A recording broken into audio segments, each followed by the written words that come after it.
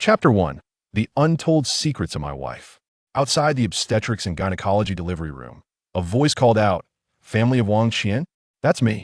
Mother and child are safe," weighing in at 9 pounds and 8 ounces. Upon seeing the doctor emerge, cradling the child, Qin Chuan leapt to his feet, eager to embrace his newborn. Yet, as he beheld the tightly swaddled infant, dark as coal, a wave of dread washed over him. "Doctor, could there be a mistake? Aren't you Wang, Qin's husband? This is indeed your child. She was the only one giving birth. How could there be any confusion?" The doctor's words struck Qin Chuan like a heavy axe, shattering his joy at the arrival of his child into a million fragments.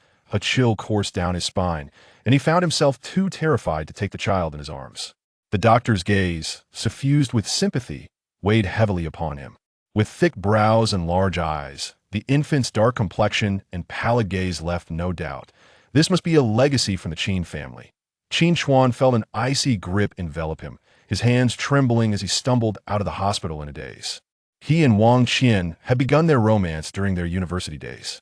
Wang Qian was stunningly beautiful, her figure exquisite, earning her the title of campus belle. Yet, upon graduation, her parents had orchestrated her departure abroad for further studies, while Qin Chuan remained in the country to build his career. 3 years apart, it was merely 9 months ago that Wang Qian returned to announce her desire to marry, leading them to swiftly obtain their marriage license. Just half a month into their marriage, Wang Qian discovered she was pregnant. The joy he felt was overwhelming, keeping him awake through countless nights. To provide a better life for his wife and child, he devoted himself to caring for his pregnant spouse while laboring tirelessly to earn a living, all in pursuit of a stable and happy existence. Yet reality dealt him a devastating blow, leaving him bereft of any hope. Wang Qian hailed from a well-to-do family, an only child, with her family owning several branches of businesses in Qingling City, rendering her a true heiress. For a man like him, who had clawed his way up from humble beginnings, to win her affection felt akin to a toad claiming a swan. He had often heard from friends that many female international students indulged in reckless behavior abroad. He had dismissed such notions confidently, declaring, "How could my Qian ever engage in such antics?" Reflecting on the vows of eternal love he had exchanged with Wang Qian felt like a resounding slap to the face. The betrayal she had inflicted upon him would forever be etched into the annals of the Qin family history. As he pondered the treachery of his wife, he realized that all his years of devotion had been squandered on a woman who had been tarnished, whom he had cherished as a precious gem, only to feel like a fool in the end. Sitting on the roadside, he finished a pack of cigarettes, his heart heavy with unexpressed resentment, casting him into a shadowy abyss. Yet, once the green cap of betrayal is donned, not even the most divine forces can alleviate the burden. The more he contemplated, the more bitterness brewed within him. Extinguishing the last cigarette, but his expression twisted in anguish as he walked into a nearby bar. In terms of appearance, Qin Chuan was undoubtedly exceptional, standing at 6 feet tall. With refined features, he was the center of attention wherever he went. During his school days, he had often been surrounded by adoring girls. Alas, his heart was blind, only able to see the flawed figure of Wang Qian as he gulped down drink after drink. The despair and desolation emanating from him stirred a flicker of pity in the hearts of the women who witnessed his plight. Before long, a woman stumbled over and plopped down beside him, clinking her glass against his. "Hey there, handsome. May I treat you to a drink?" At that moment, Qin Chuan was at a loss for an outlet for his pent-up emotions, welcoming any distraction that came his way. As he reflected upon his past, his heart brimmed with anguish and despair. All he desired was to drown himself in liquor, hoping that upon awakening, he would find it had all been a mere dream. That he paid no heed to the identity of the woman who sought to drink with him. After toasting with the woman several times, Qin Chuan succumbed to intoxication, collapsing into the booth. In his hazy state, he noticed the woman's long, flowing black hair, exuding an irresistible allure. This sight ignited memories of his wife bearing him a child of mixed heritage, and anger began to take root within him. Unable to contain his rage, he lashed out at the woman. "Wang Qian, you deceitful swindler.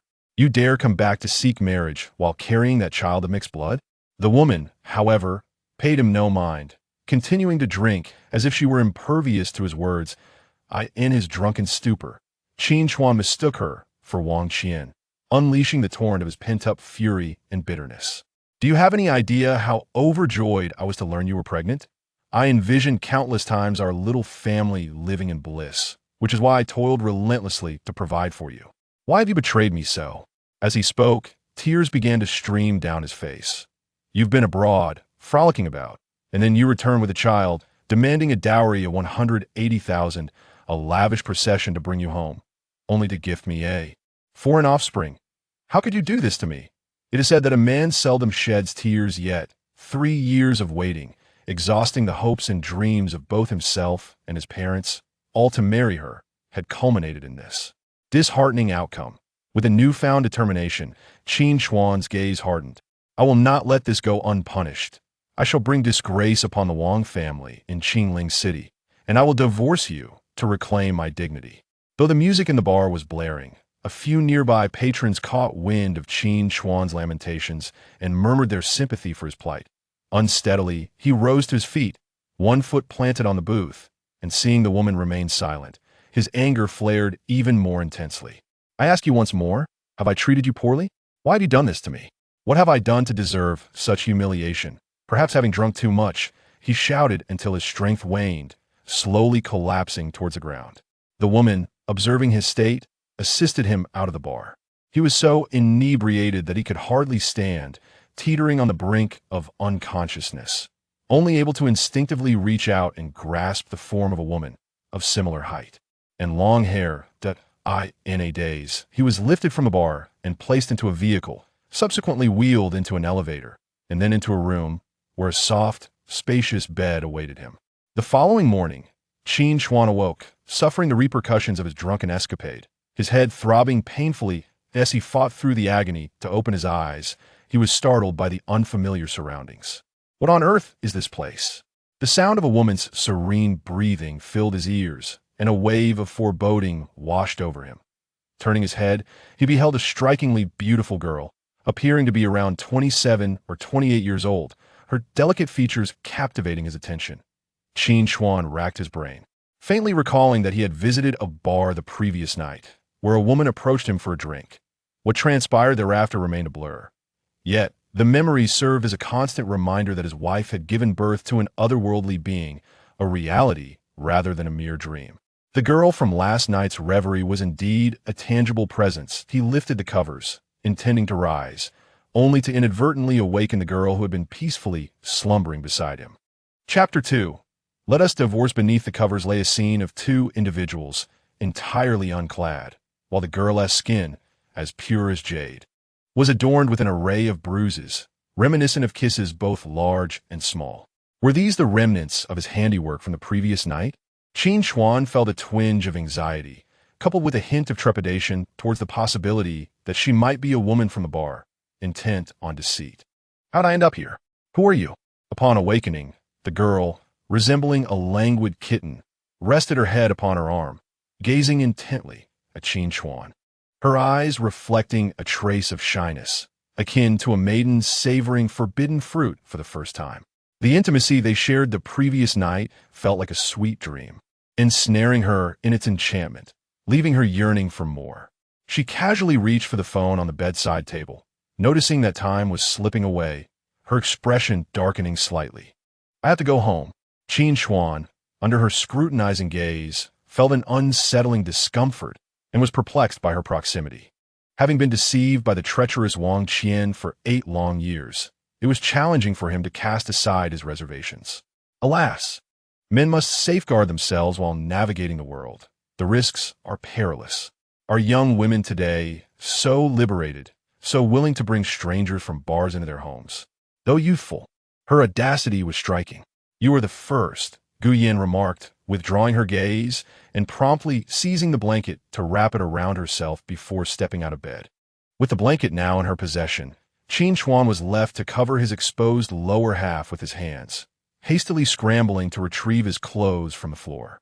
Amused by his flustered demeanor, Gu Yin chuckled softly before retrieving a garment from the wardrobe and retreating to the bathroom. What does it mean to be the first? Is it significant? Qin Chuan pondered, uncertain of the importance of such a revelation. The girl's name was Gu Yin, 28 years of age, a beauty therapist by profession. The previous night, she had attended a friend's birthday celebration, only to unexpectedly encounter her boyfriend, who was supposed to be abroad, celebrating his third wedding anniversary with his wife and their 2-year-old daughter. 7 years had passed, during which he had absconded with her savings, ultimately marrying and fathering a child with another woman behind her back. Reflecting on the love and sincerity she had invested, she had sought solace in intoxication. After leaving the hotel, she wandered the streets, and as she passed by the bar, a thought struck her. Tonight, I shall find a man to share my bed. Determined, she resolved that there must be a man in this world who would desire her. After observing the patrons for some time, she finally set her sights on Qin Chuan and approached him. Subsequently, in his inebriated state, he mistook her for his wife in a moment of emotional release. Upon hearing his story, she felt an unexpected kinship with him, sympathizing with his plight while simultaneously mocking her own foolishness. She merely sought an outlet for her frustrations. Since this man's experiences mirrored her own, it became a mutual solace. Thus, when Qin Chuan collapsed, she made her decision. He would be the one. Initially intending to check into a hotel, she found herself without his identification and ultimately brought him home. Yet, inexplicably, despite the nature of their encounter, she felt a flicker of affection for the man she had so casually chosen for her release. Was it possible that they were two of a kind? Qin Chuan sighed softly, turning to search for his phone. On the pale pink bedspread, a rose-like crimson hue pierced through his vision. Was this her first time? Goodness. He had not anticipated such a delightful surprise amidst the revelry of the bar. To think he had stumbled upon something so precious while seeking solace in drink. This revelation led Qin Chuan to perceive that Gu Yin was not a frivolous girl. Despite appearing to be around 27 or 28 years of age, she was still a virgin, a true treasure in today's hedonistic society. Yet, why did she venture into a bar in search of men? Had she been cast aside? Qin Chuan felt a surge of excitement, though it seemed of little consequence to him. One could hardly be held accountable for a fleeting night of passion. After all, they barely knew one another's character. What if their values clashed, and she turned out to be a heartbreaker? Having learned from past experiences, Qin Chuan's mind began to wander. That exquisite red rose reminded him of his own first encounter with his wife, one he could scarcely recall. He dressed quickly, and by the time he was ready, Gu Yin had emerged from her shower, dressed anew. Upon noticing the rose on the bed, she hesitated for a moment, her cheeks flushing slightly. "What is your name?" Qin Chuan couldn't help but inquire. After all, she had bestowed upon him her first time. It seemed only right to at least know her name. Gu Yin, however, dismissively replied, "You should leave." Huh? No compensation needed? This was not how he had envisioned the aftermath. Shouldn't she have demanded a hefty sum for her services? At that moment, Qin Chuan had imagined the girl would ask for money, yet instead, she urged him to depart. Unless, of course, she too was entangled in emotional turmoil. "I'm sorry. I cannot be responsible for you, but I can offer you compensation." "Not necessary," Gu Yin said, gathering the bed linens and tossing them into the bathroom, then began ushering him out. "You should go. I need to get to work." "All right then, thank you. Thank you for not leaving me on the streets, for taking me in, and most of all, for gifting me your first time." Qin Chuan, devoid of cash, would have offered some monetary appreciation, even if she hadn't mentioned it. The girl appeared youthful, yet exuded a sense of maturity and competence, unlike his wife, who seemed to be the type to ensnare men effortlessly. His wife had betrayed him. Their marriage was destined for dissolution. Yet he wasn't eager to plunge into another relationship so soon. Marriage felt like a shackle, although he had been wed to Wang for less than a year. They had been together for a solid 7 years, and he was weary. As they exited together, they took the elevator down. Gu Yin occasionally glanced at Qin Chuan, her mind in disarray. Upon reaching the underground parking garage, Gu Yin watched Qin Chuan's departing figure and felt an unexpected discomfort. Compelled by an impulse, she remarked, "Your wife does not deserve you." She refrained from voicing the thought that lingered. She was unworthy of having him. Qin Chuan was taken aback. "How do you know that?" "You were wailing like a banshee at the bar last night. Everyone there knew." "Well, now it's no longer a secret," Qin Chuan replied, disheartened. Gu Yin smiled at him. "When it's time to cut ties, do so decisively. Prolonged suffering is worse than a swift separation. You deserve better." With that, she entered her car and sped away, leaving Qin Chuan alone in the underground parking lot. A gust of wind swept by, and he noted the license plate number that fluttered away. As Qin Chuan left the community, he gazed at the bustling street, only to realize that there was no refuge for him. The home he once cherished was no longer a destination he wished to return to. Thus, upon spotting a real estate agency across the road, he approached it without hesitation. After some inquiries and discussions, an agent presented him with 3 properties that met his criteria, only to discover that one was situated in Guyan's community. Perhaps it was fortuitous. He could observe Guyan's profession. If they could not be spouses, being friends was not out of the question. Furthermore, should she require assistance due to any ailment, he could offer his help, thus redeeming his honor. Qin Chuan vowed that he bore no ill will towards Guyan. The agent guided Qin Chuan through the 3 properties, and the final one, located centrally in the community, was on the 9th floor, a spacious 2-bedroom apartment with ample natural light. The community, though modest, appeared to have aged gracefully, with mid-rise villas available at a reasonable price of $28,000 a year.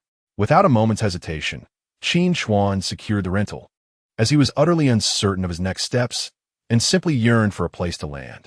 Once the lease was finalized, Qin Chuan ventured to nearby clothing stores to procure several new outfits and some essential household items before returning home for a bath. For the next 3 days, he remained indoors, indulging in a state of relaxation, alternating between eating and sleeping. On the 4th day, Wang and her father inundated him with numerous phone calls and over 100 text messages. Pressured by their urgency, Qin Chuan resolved to return and confront the situation. If he encountered Wang, he would lay everything bare. Let us get a divorce. I'm done. Upon entering, Qin Chuan wasted no time, eager to conclude the matter. The household was occupied solely by 2 nannies and Wang. The ominous presence he dreaded was conspicuously absent. It was likely that the Wong family had dealt with the matter discreetly, unwilling to allow such a disgrace to tarnish their reputation. Wang, clad in postpartum attire, bore a pale visage that reflected her recent ordeal. Why do we need a divorce? She implored. Why? You tell me what happened with the child. Qin Chuan could no longer contain his anger at her apparent lack of remorse. How could my lineage turn black? Was it my fault for not planting well? Or did it mutate within you? Husband, please don't be angry. Let me explain. Wang, spare me your feigned sympathy. I waited 3 years for you, spent $180,000 on your dowry, and carried you over the threshold in a grand procession. I toiled to provide you with a home and a car, and this is how you repay me? I've already taken care of the child. No one will ever know. We love each other so deeply. Is it worth divorcing over a child that never existed? Is this how a person speaks? Chapter 3. A grand wedding for a green hat that day. The doctor informed her that Qin Chuan had fled upon seeing the child, and after several days of silence, Wang surmised that he had discovered the truth. In reality, she too was unaware that the child was of foreign descent. Just days before returning to the country, she had been involved with a black man, and upon her return, she had been intimate with Qin Chuan, leading her to believe the child was his. Until the moment of giving birth, she remained unaware of her grave mistake. Qin Chuan's kindness was something she was reluctant to forfeit. From the onset of their romance to the present, his unwavering devotion to her desires had been nothing short of extraordinary, remaining steadfast even during the 3 years she spent studying abroad. In their married life, his attentiveness was meticulous. Ever since she became pregnant, he had transformed into a devoted knight, fearing her discontent. Each day, he endeavored to learn new culinary delights, presenting her with an array of dishes. She recognized that Qin Chuan was among the rare breed of good men. As for her escapades abroad, she deemed it entirely normal for adults to seek a touch of excitement. In her experience with female college students studying overseas, few could resist the allure of foreign companionship. He gazed at her, eyes wide in disbelief, as she calmly uttered such words as if everything were entirely natural and commonplace. I could never divorce you. I love you, and you love me. I cannot live without you. A cold laugh surged within Qin Chuan, his lips curling into a self-mocking smile. Wang Qian's words, though not deeply wounding, were highly insulting. Was this not the greatest absurdity? She professed her inability to live without him while effortlessly donning the metaphorical green hat he despised. What peculiar logic was this? Did she truly believe that her happiness could be constructed upon the suffering of others? Or was it that Wang Qian had never genuinely loved him from the outset? Regardless of the truth, it filled him with profound anger and disappointment. Such behavior was a tremendous affront. Qin Chuan clenched his fists, gritting his teeth, vowing silently, "I will not rest until this grievance is avenged. I will give you a month. After that, we shall go to the Civil Affairs Bureau to finalize our divorce. If you still refuse, I will take this matter to court.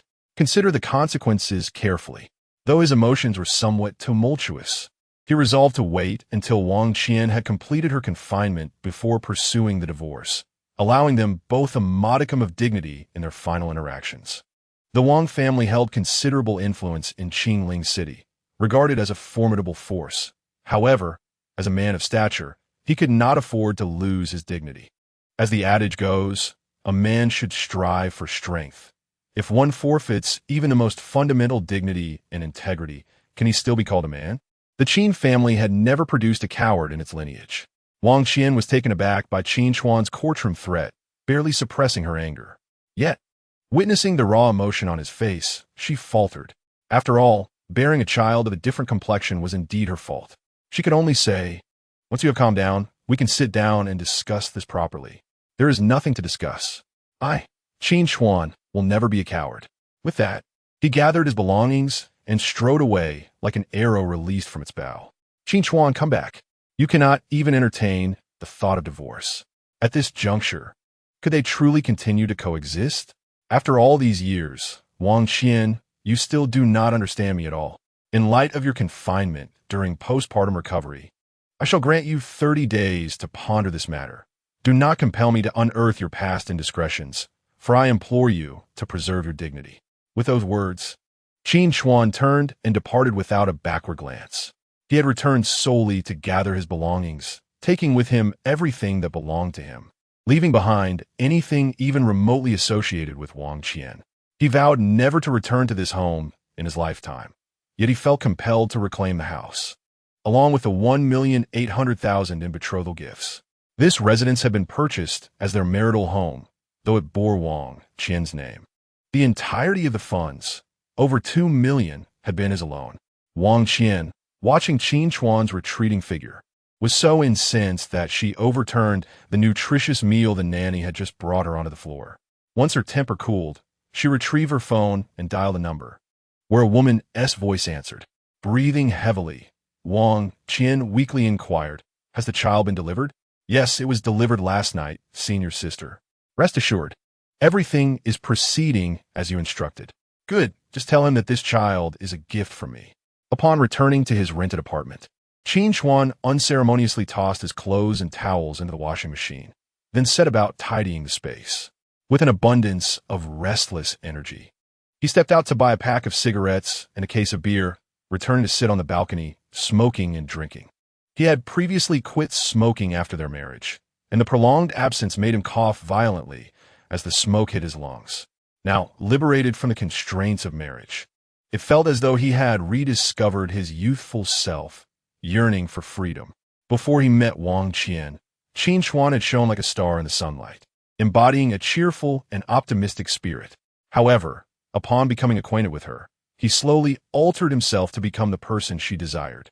He had morphed into someone entirely different, acquiescing to her every whim, changing his habits, forsaking hobbies, and distancing himself from friends, all in the pursuit of her affection. Yet in the end, what had he gained? A mere betrayal? As these thoughts plagued him, Qin Chuan's agitation grew. After a few more cigarettes, he grabbed his car keys, determined to return to his hometown. After all, he had resolved a divorce and did not wish to conceal this from his parents. The birth of a child should be a joyous occasion, yet his mother had insisted on coming to the city to care for her daughter-in-law and grandchild.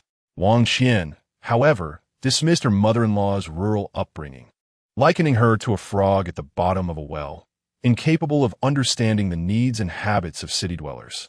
She insisted on a high-end postpartum center, refusing to allow his mother to come.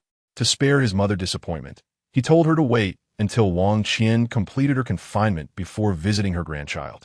In retrospect, he was grateful that his mother had not come. Otherwise, she might have been driven to despair.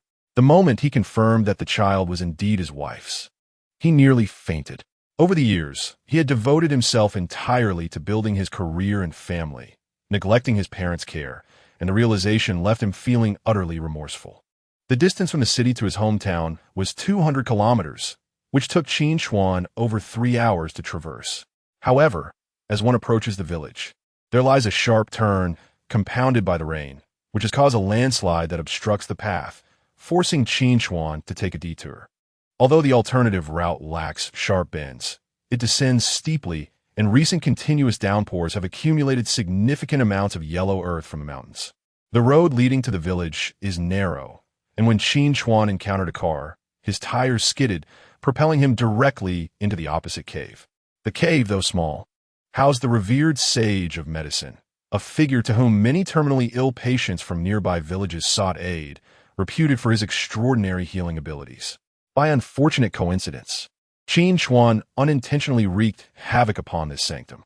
Dazed and bleeding, his consciousness remained surprisingly lucid, as if an elderly voice reverberated in his mind.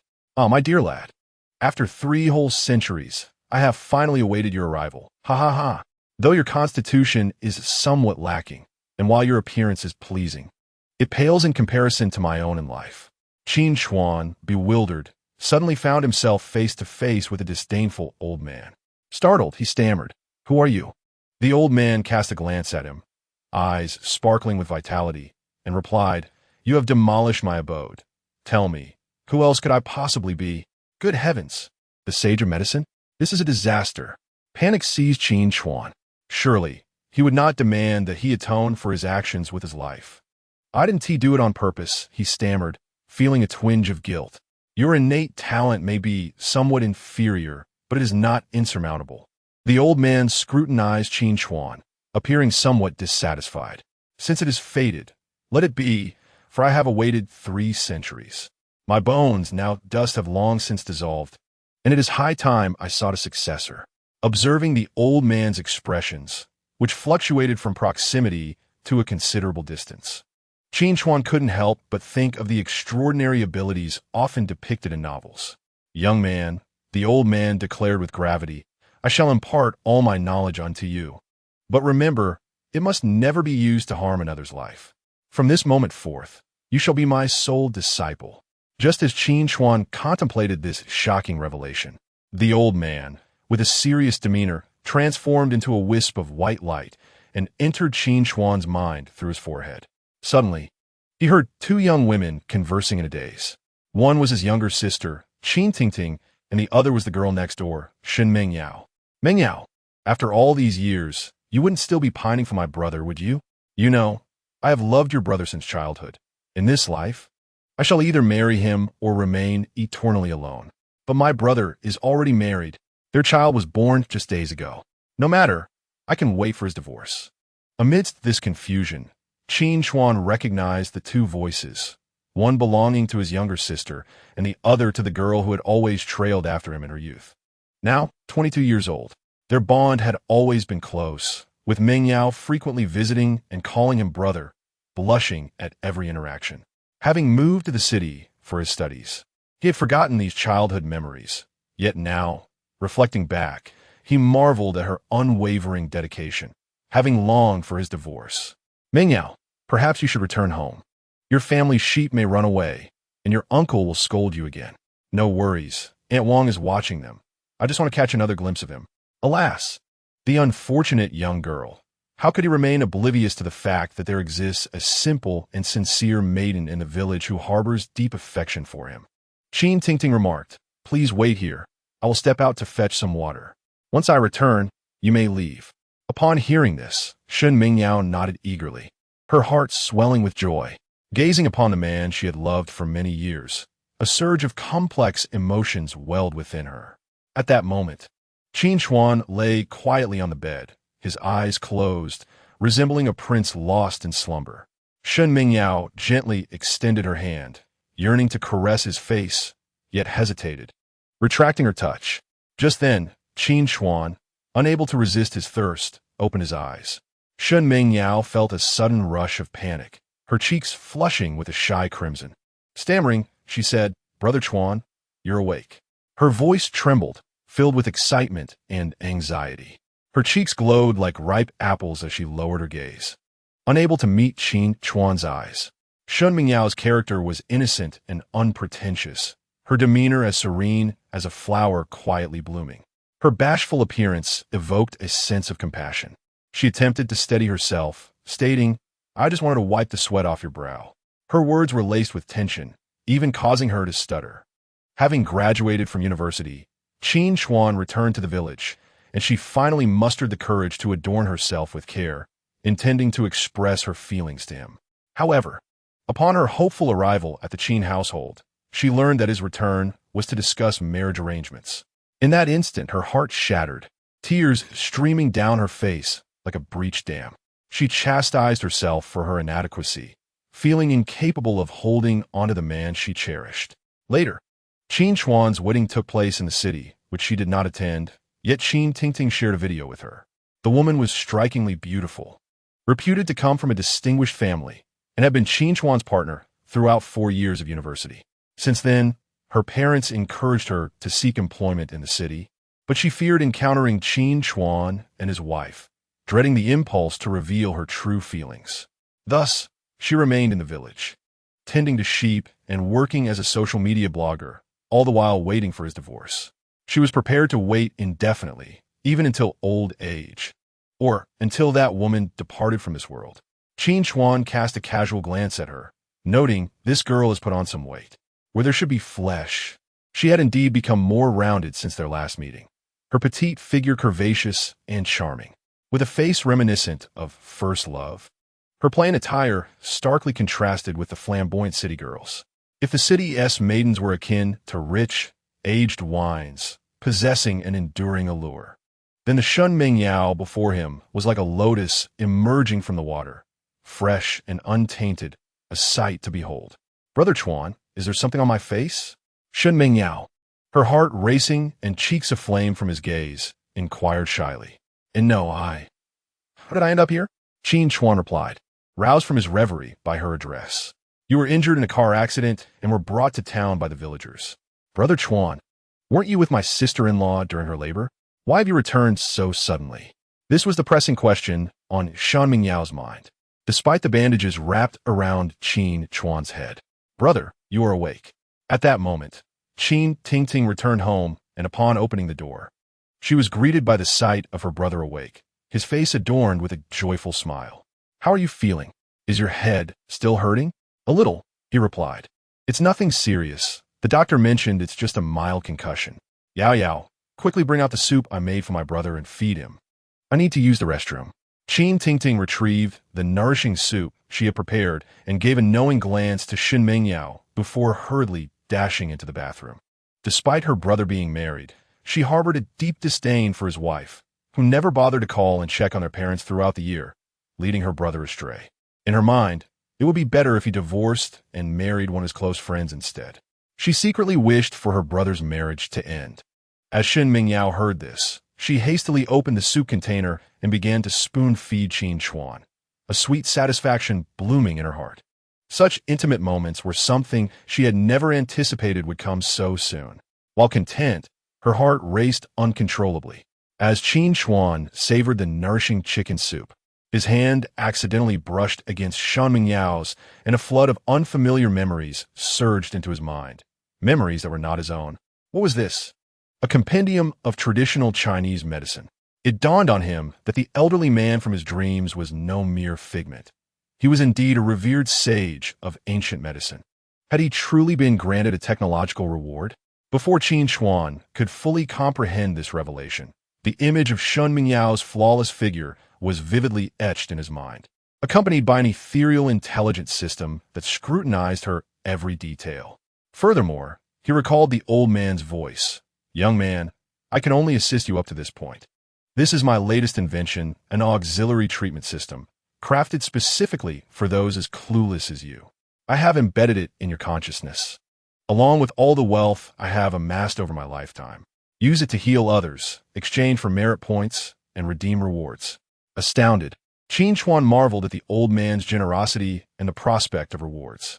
After the old man's voice faded, it was replaced by the vivid image of Shen Mingyao's perfect form, beneath which lay a line of text. Shen Mingyao, irregular menstruation, scanty flow, abdominal pain, and infertility. Below, it was a treatment plan, featuring names of remedies that Qin Chuan had never even heard of, along with instructions for massage. What? Massage the lower abdomen? Before he could fully grasp the situation, the system interface rapidly displayed a series of significant announcements. System successfully recognized, conducting diagnostics. Diagnostics complete, skills allocated, comprehensive treatment available. Selections include, for females, gynecological complications, infertility, breast atrophy, developmental issues, and skin laxity. For males, renal failure, excessive length, insufficient subcutaneous fat, and various other conditions. Male and female healers, the world is at your fingertips. Wishing my disciple a pleasant experience. After reading this, Qin Chuan found it impossible to calm his racing heart. Who would have thought that a mere visit to his hometown would lead him to become a disciple of the sage of medicine before even stepping through the door? And if what the system claimed were true, did it mean he could treat both men and women? Ha ha, what a splendid benefit. Chuange, are you all right? Oh no. Yao Yao, my brother must have suffered a severe concussion. He's gone daft. No, don't frighten yourself. Qin Tingting and Shen Mingyao lay on the bed like children, allowing the doctor to conduct examinations, while her brother, laughing like a madman, sparked an involuntary concern within them. Mingyao, have you been feeling unwell lately? Qin Chuan asked, coming back to his senses and taking Shen Mingyao's hand. Shen Mingyao gazed at the hand that clasped her own, its distinct joints and veins causing her to feel shy and at a loss for words. Indeed, she had been experiencing some discomfort recently, abdominal pain and bloating, and her menstrual cycle had been irregular for the past few months. Discussing such an embarrassing matter in front of the man she cherished was quite challenging. Your menstrual irregularities, abdominal pain, bloating, and reduced flow, am I correct? Qin Chuan inquired seriously, observing the auxiliary treatment panel. Recently equipped with newfound abilities, he was anxious that it might all be a dream and, out of curiosity, was eager to ascertain whether he could genuinely provide medical assistance. How did you know? Shen Mingyao's shyness transformed into astonishment. This was something even her close friends were unaware of. Besides herself, there should be no one else who knew. How could Qin Chuan be so familiar with her condition? It was as if a parasite had taken residence within her, capable of seeing everything. Upon hearing her question, Qin Chuan, startled, withdrew his hand and composed himself before responding. I studied traditional Chinese medicine before. Noticing your pallid complexion, it was evident you were lacking in vitality. After taking your pulse just now, I deduced it. Wow, brother, when did you become so skilled?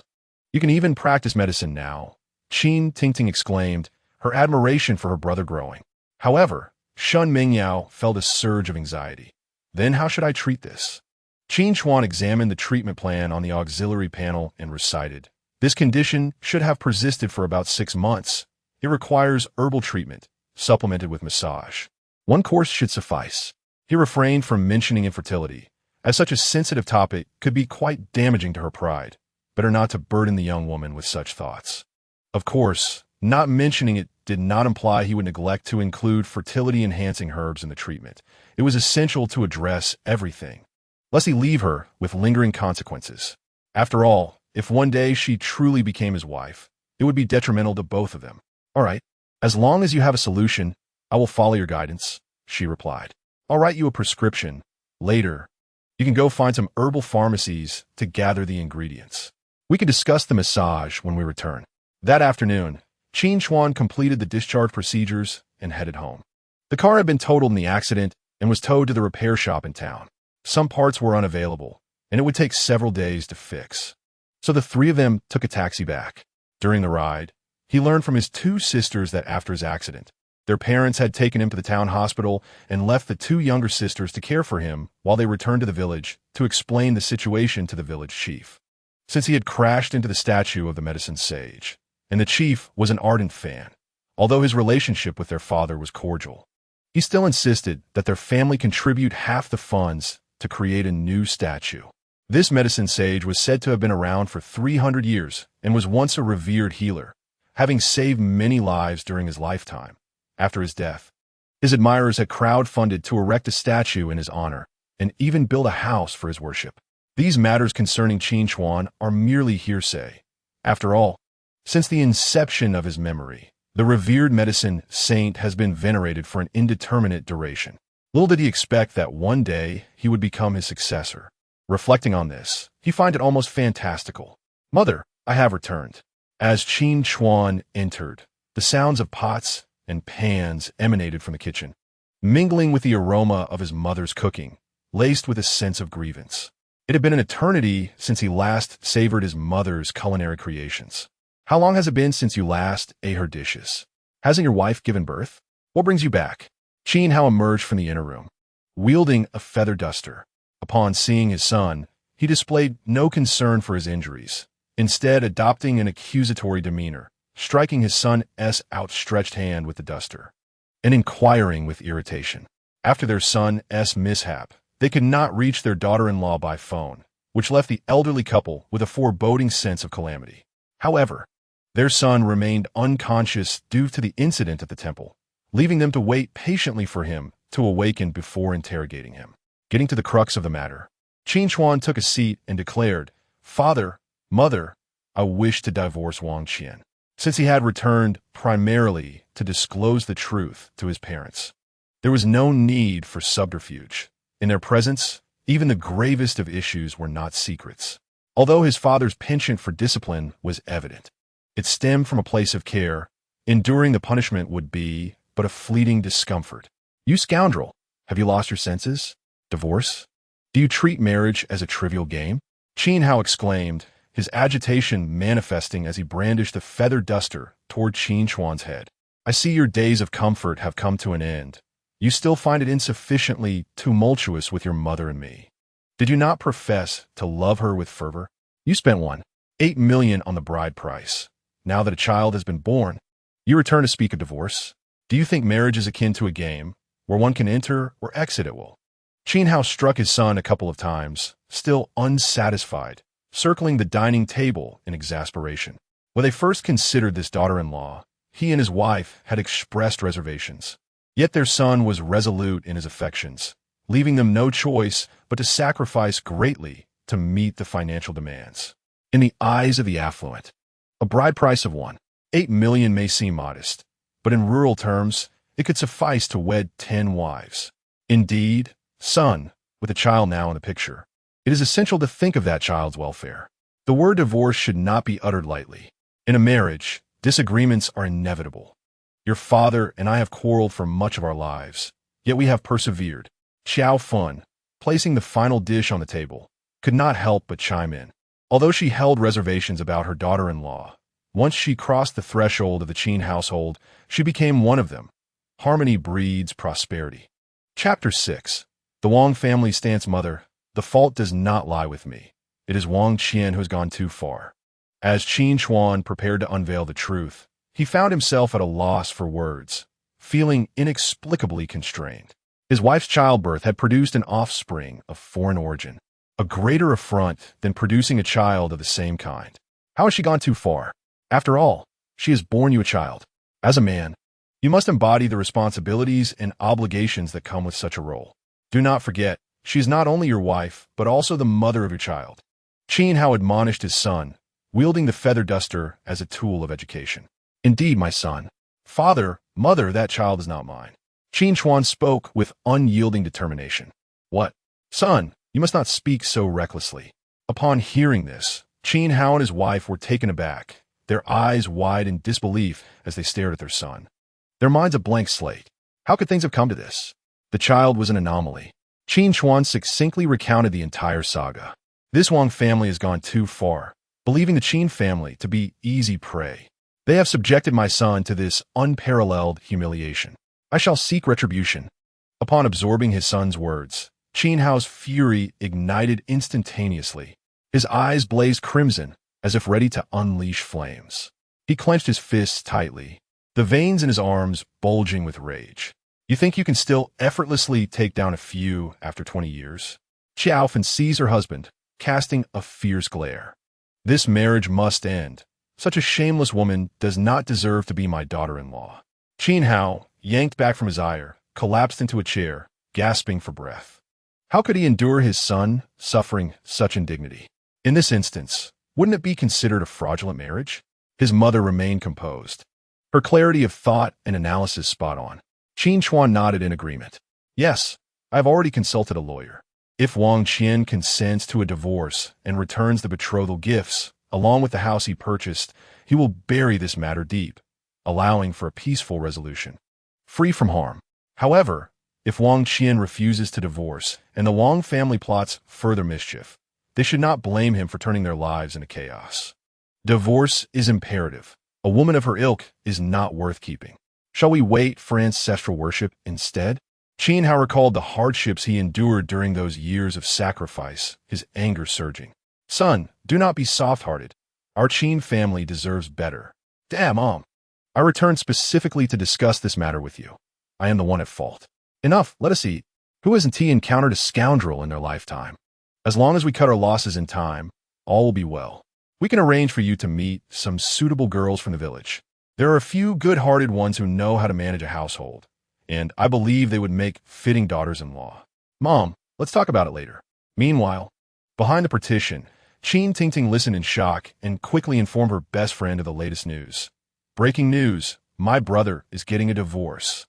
This significant revelation prompted Shunming Yao, who was returning home from her sheep-herding duties, to slaughter a sheep that very night in celebration. She had finally awaited the moment of Chuan Ji's divorce. She couldn't imagine a night of rest without indulging in lamb. In Qinglin City, at Long Jiotan apartment, Wang Qian firmly stated, Dad, Mom, I cannot possibly divorce Qin Chuan. She gazed at her stern-faced parents, resolute in her stance. Over the years, she had encountered many men, yet none compared to Qin Chuan. During their year of marriage, he had treated her like a princess, and she realized he was indeed the one most suited for her. The sensation of being cherished and held in such regard was something she never wished to lose. Look at what you've done. Wang Dong pointed accusingly at his daughter, his anger palpable. I sent you abroad for further studies, intending for you to pursue higher education. However, you left me, Wang Dong, trembling with anger. Yet I refrained from voicing the harsher words that lingered on the tip of my tongue, for you are my daughter. Enough of this. The child is still in the postpartum period. Can you not refrain from speaking so much? Zhang Shui, quick to temper her husband's emotions, interjected. The situation has already unfolded. What purpose does further discussion serve? The child has been dealt with, and what reason does Qin Chuan have to seek a divorce? As long as we all keep this matter under wraps, it will be as if nothing ever happened. We can always have another child in the future. In Zhang Shui's perspective, in today's society, her daughter had merely made mistakes that many women encounter. Qin Chuan was overreacting. Was it truly necessary to escalate the situation to divorce and threats over a mere child? It seemed rather narrow-minded. Furthermore, her husband, Wang Dong, had married their daughter, which was already a significant elevation for him. They should be grateful he had not rejected her. Wang Dong found himself in agreement with his wife. The Wang family had painstakingly evolved from a small workshop to a publicly listed company over the years. Their daughter could have allied with a wealthy family that would have bolstered their business. Yet Qin Chuan had intervened, causing potential alliances to withdraw and leading their company down a precarious path. However, from a man's perspective, he empathized with his daughter's betrayal of Qin Chuan. If he were in Qin Chuan's shoes, he too might struggle to swallow such indignation. Wang Dong had observed Qin Chuan's character throughout his years in business. He had never exploited the Wang family name for personal gain, relying solely on his own abilities. Aside from his family background, Wang Dong held a favorable view of Qin Chuan, yet he recognized that should their daughter refuse a divorce, Qin Chuan might indeed expose her indiscretions. This would tarnish the Wang family's reputation in Qinglin City, especially considering their daughter's position as vice president of the company, which would have dire repercussions for the firm. Leave this matter to me, Wang Dong declared, agitated as he sipped his tea and stood up. If you truly wish to avoid divorce, offer him an apology. Resolve this matter cleanly, and ensure he has no leverage against us." With that, he left the room. "Take care of your health, and once you're out of confinement, find an opportunity to approach Qin Chuan for a child. If he won't consider you, he will certainly think of the child. The issue will resolve itself naturally." Zhang Shui comforted her daughter after Wang Dong exited. Though she had opposed Qin Chuan from the beginning, she felt powerless against her daughter's affections. "Mother, please return home. I wish for a moment of solitude." These past few days, she had been uncertain of Qin Chuan's whereabouts. His phone was unreachable, and his messages remained unanswered. The fear of losing him gripped her heart. Chapter 7. Brother Chuan, I adore you, Annie. I've just slaughtered a sheep. Here is some fresh lamb for you. Around 8 in the evening, Shen Mingyao arrived at the Qin residence, eagerly carrying a rack of lamb and a leg, yearning to see her beloved brother Chuan.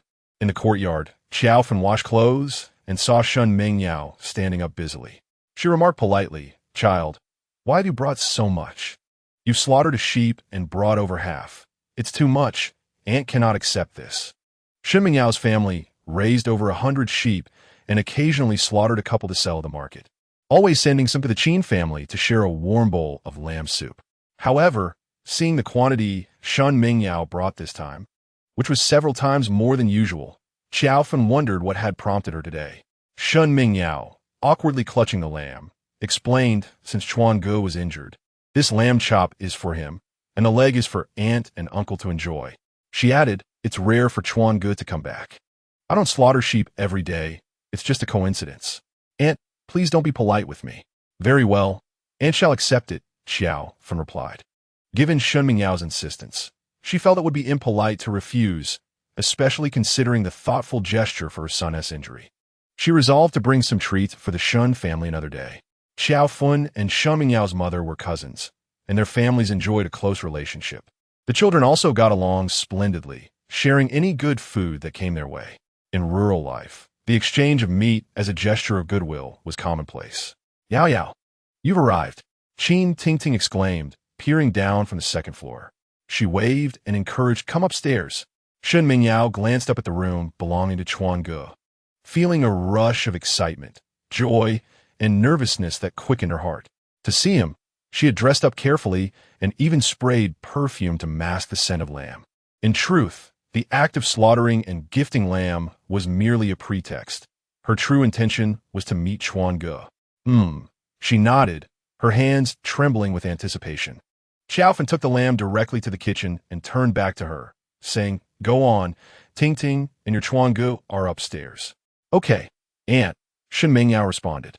Observing the elegantly simple attire of Shen Mingyao, Qiaofan felt a pang of regret. She genuinely appreciated this girl, who was diligent and filial at home, never shying away from hard work, sometimes even helping with chores. She was a practical young woman, yet regrettably, a 6-year age gap between her and her son, coupled with her son's status as a remarried man, made it unlikely for her sister and brother-in-law to approve of such a match. Qiaofan couldn't help but feel troubled. Upon reaching the second floor, Shen Mingyao found only her best friend in Chuan Ji's room, feeling a tinge of disappointment. She quietly inquired, "Where's Chuan Ge?" After hearing her friend explain the reason for Chuan Ge's divorce, she felt an urge to unleash her fury upon that woman. Chuan Ge, with his handsome looks, talent, and capability, was the only young man in their village who could truly earn a living. Yet that woman had failed to cherish him. Qin Tingting informed her, "He is in the restroom. I'll find an excuse to step out, giving you a chance. You must seize it. All right, I just want you to be my sister-in-law, so we would never have to part ways." Qin Tingting felt an overwhelming joy as she recalled her budding relationship with her best friend's brother. The thought of becoming her friend's sister-in-law filled her with delight. Meanwhile, Qin Chuan, suffering from an unfortunate bout of constipation, found himself utterly oblivious to the schemes of the two young ladies, sweating profusely in the restroom. Upon his emergence, he was met with the sight of the two girls seated on his bed, and an acute sense of embarrassment washed over him as he awkwardly covered his backside. "What are you doing here?" he inquired, confusion evident in his voice. "Brother, I came to ask you to fix my watch. Yao Yao brought us some lamb, so I asked her to come up with me," Qin Tingting quickly explained, presenting a lady's watch she had prepared. I accidentally broke this while working in the fields the other day. It was a birthday gift from Shenzhou. Could you see if it can be repaired? I'll take a look, he replied. Oh dear, my stomach hurts so much. It must be from eating too many spicy peppers last night. I need to use the restroom. With a playful wink at her friend, Qin clutched her stomach and turned to leave. Brother, you mentioned giving me a massage for my ailment this afternoon. Is it still possible? Shun Mingyao summoned her courage to ask, her fingers nervously digging into her flesh. Upon hearing her words, Qin Chuan turned to glance at Shun Mingyao, noting her evident efforts to present herself attractively that evening, the strong scent of her perfume almost overwhelming. However, her youthful, round face and exquisite figure stirred a sense of restlessness within him. Since the opportunity presents itself, how can I refuse? He mused. Yes, but the massage will take place here. Although a physician typically disregards gender distinctions, he felt it prudent to inform her that he would be working on her lower abdomen, seeking her consent beforehand. Shun Mingyao, interpreting his intentions as flirtatious, felt a mix of excitement and apprehension. It was a rather conservative girl's dream to have the man she had adored for over a decade tending to her in such an intimate manner. She nodded, her cheeks flushed. All right, it's fine. Very well, let us begin. This may take around 20 minutes, Qin Chuan stated earnestly, ensuring the door was closed behind him. As he secured the door, Shun Mingyao's heart raced with anticipation. She had resolved to win him over that night. Lie back, lift your shirt, and expose your abdomen, he instructed. Obliging, Shun Mingyao revealed her midriff, clad in low-rise pants for the occasion. When Qin Chuan turned around, he was met with the sight of her smooth, delicate skin and a well-defined abdominal line, igniting a fire within him. Following the system's prescribed technique, he began the massage, his warm hands gliding across her abdomen. Shun Mingyao, particularly sensitive to tickling, couldn't suppress her husky laughter, which only fueled Qin Chuan's imagination further. Upon returning from the restroom, Qin noticed her brother's door was locked. Pressing her ear against it, she was startled by the muffled sounds of her friend's suppressed laughter. Her face flushing with shock and her heart racing as she hastily descended the stairs. Mom, brother is already asleep. Perhaps it's best not to disturb him, she suggested. And Yao Yao? Her mother inquired. She has gone home. Upon witnessing her mother heading upstairs to find her brother, Qin hurriedly pulled her back. Meanwhile, in the room on the second floor, the atmosphere was fraught with tension as the massage session unfolded. Shun Mingyao, initially managing to maintain her composure, felt her cheeks flush deeper and her body begin to tremble with each passing moment. Finally, as the session neared its conclusion, Shun Mingyao seemed to summon a surge of determination. With newfound courage, she wrapped her arms around Qin Chuan's neck, pulling him towards her. Taken by surprise, Qin Chuan found himself pressed intimately against her. Their breaths mingled, and the ambience grew palpably suggestive. Shun Mingyao's heart raced, as if it might leap from her chest. Qin Chuan, momentarily stunned by her boldness, quickly regained his composure and quietly inquired, Sister, what are you trying to do? Shun Mingyao offered no reply but clung tightly to Qin Chuan, absorbing the warmth radiating from him. After a brief pause, she lifted her gaze to meet his, her eyes resolute, and softly confessed, Brother Chuan, I like you. Chapter 8. A million to dismiss him after Shun Mingyao departed, Qin Chuan found himself unable to sleep. He picked up his phone and noticed that his father-in-law had called him 3 times, a rare occurrence. Upon reviewing the call log and checking the timestamps, he realized these calls had come while he was massaging Shun Mingyao. His thoughts had been entirely consumed by her alluring physique, leaving him oblivious to the ringing phone. Unable to reach him, his father-in-law had sent a WeChat message, stating, Qin Chuan, I have a general understanding of the situation between you and Qian. My daughter has indeed wronged you. We are willing to offer 1 million as compensation for your emotional distress. As for the divorce, I hope you will consider it carefully. 1 million to simply dismiss him? Did they truly believe he was a beggar? While she wore the shame of infidelity, what humiliation did Qin Chuan bear? It was an upgraded version of betrayal. In that moment, upon reading the message, he felt an urge to reply with a flippant wish of good luck. However, after some contemplation, he decided to succinctly respond with 4 resolute words. Refusal of settlement. 1 million was certainly not a trifling sum for Qin Chuan. But for the Wong family, it was but a drop in the ocean. To brush him off so easily, as if he were a mere beggar, was an affront he would not tolerate. He was not so foolish as to suppress his indignation for a paltry sum, allowing others to mock him for a lifetime. On WeChat, friends, colleagues, and relatives from the Wong family inundated him with messages, not of congratulations, but of condolences. Qin Chuan chose not to respond to any of these messages. Instead, he clicked on Wang Qian's moments and came across a post from 4 days prior, reading, "Baby, I'm sorry. Mommy couldn't keep you. I hope to be your mother in the next life," accompanied by a picture of her in tears. Damn it, what a wretched woman. Let her act to her heart's content. I shall be the longest-standing audience, bearing witness to her grand finale. Once this post was made, anyone connected to them on WeChat began to send him messages of concern, sympathy, and various other sentiments. However, he couldn't help but wonder, had that little black boy, Wong Qian, really gone and killed himself? How could she possibly take such action after carrying the child for 10 months? In the following days, Qin Chuan diligently provided massage therapy to Shen Mingyao, and life in the village was peaceful and joyous. However, this tranquility was short-lived. Just a few days into their leisurely days, Qin Chuan received a phone call from the company. "Qin Chuan, we just held a seminar, and the higher-ups have decided to promote you to general manager. You need to come to the office immediately." "Mr. Hua, I'm on paternity leave.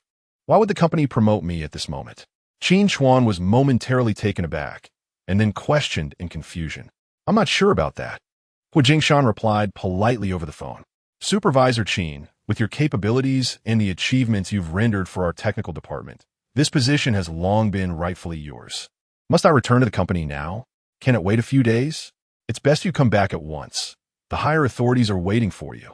"Well, I'm in my hometown, and it will take me more than 2 hours to get back. What do you think?" "No worries, I finish work at 5. You'll make it in time." After hanging up, Qin Chuan felt an indescribable excitement. Was this truly a stroke of good fortune?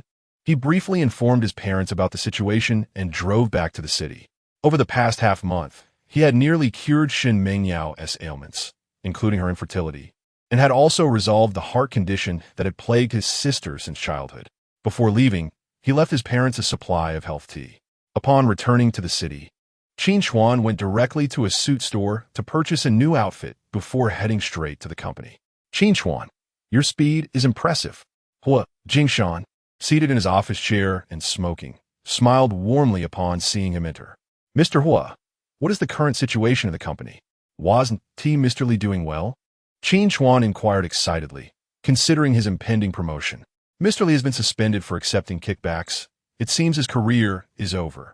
Therefore, after a shareholders' meeting and voting, you have been recommended for the position of general manager. You've certainly hit the jackpot."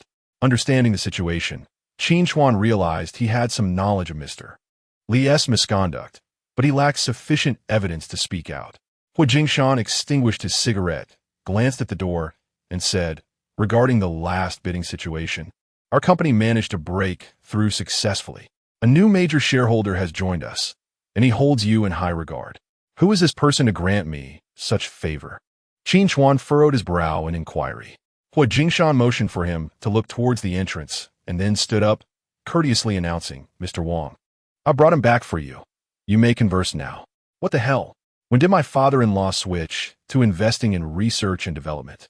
Wang Dong, dressed impeccably in a suit, entered, nodded at Hua Jingshan, and sat down opposite Qin Chuan, crossing his legs while staring at him.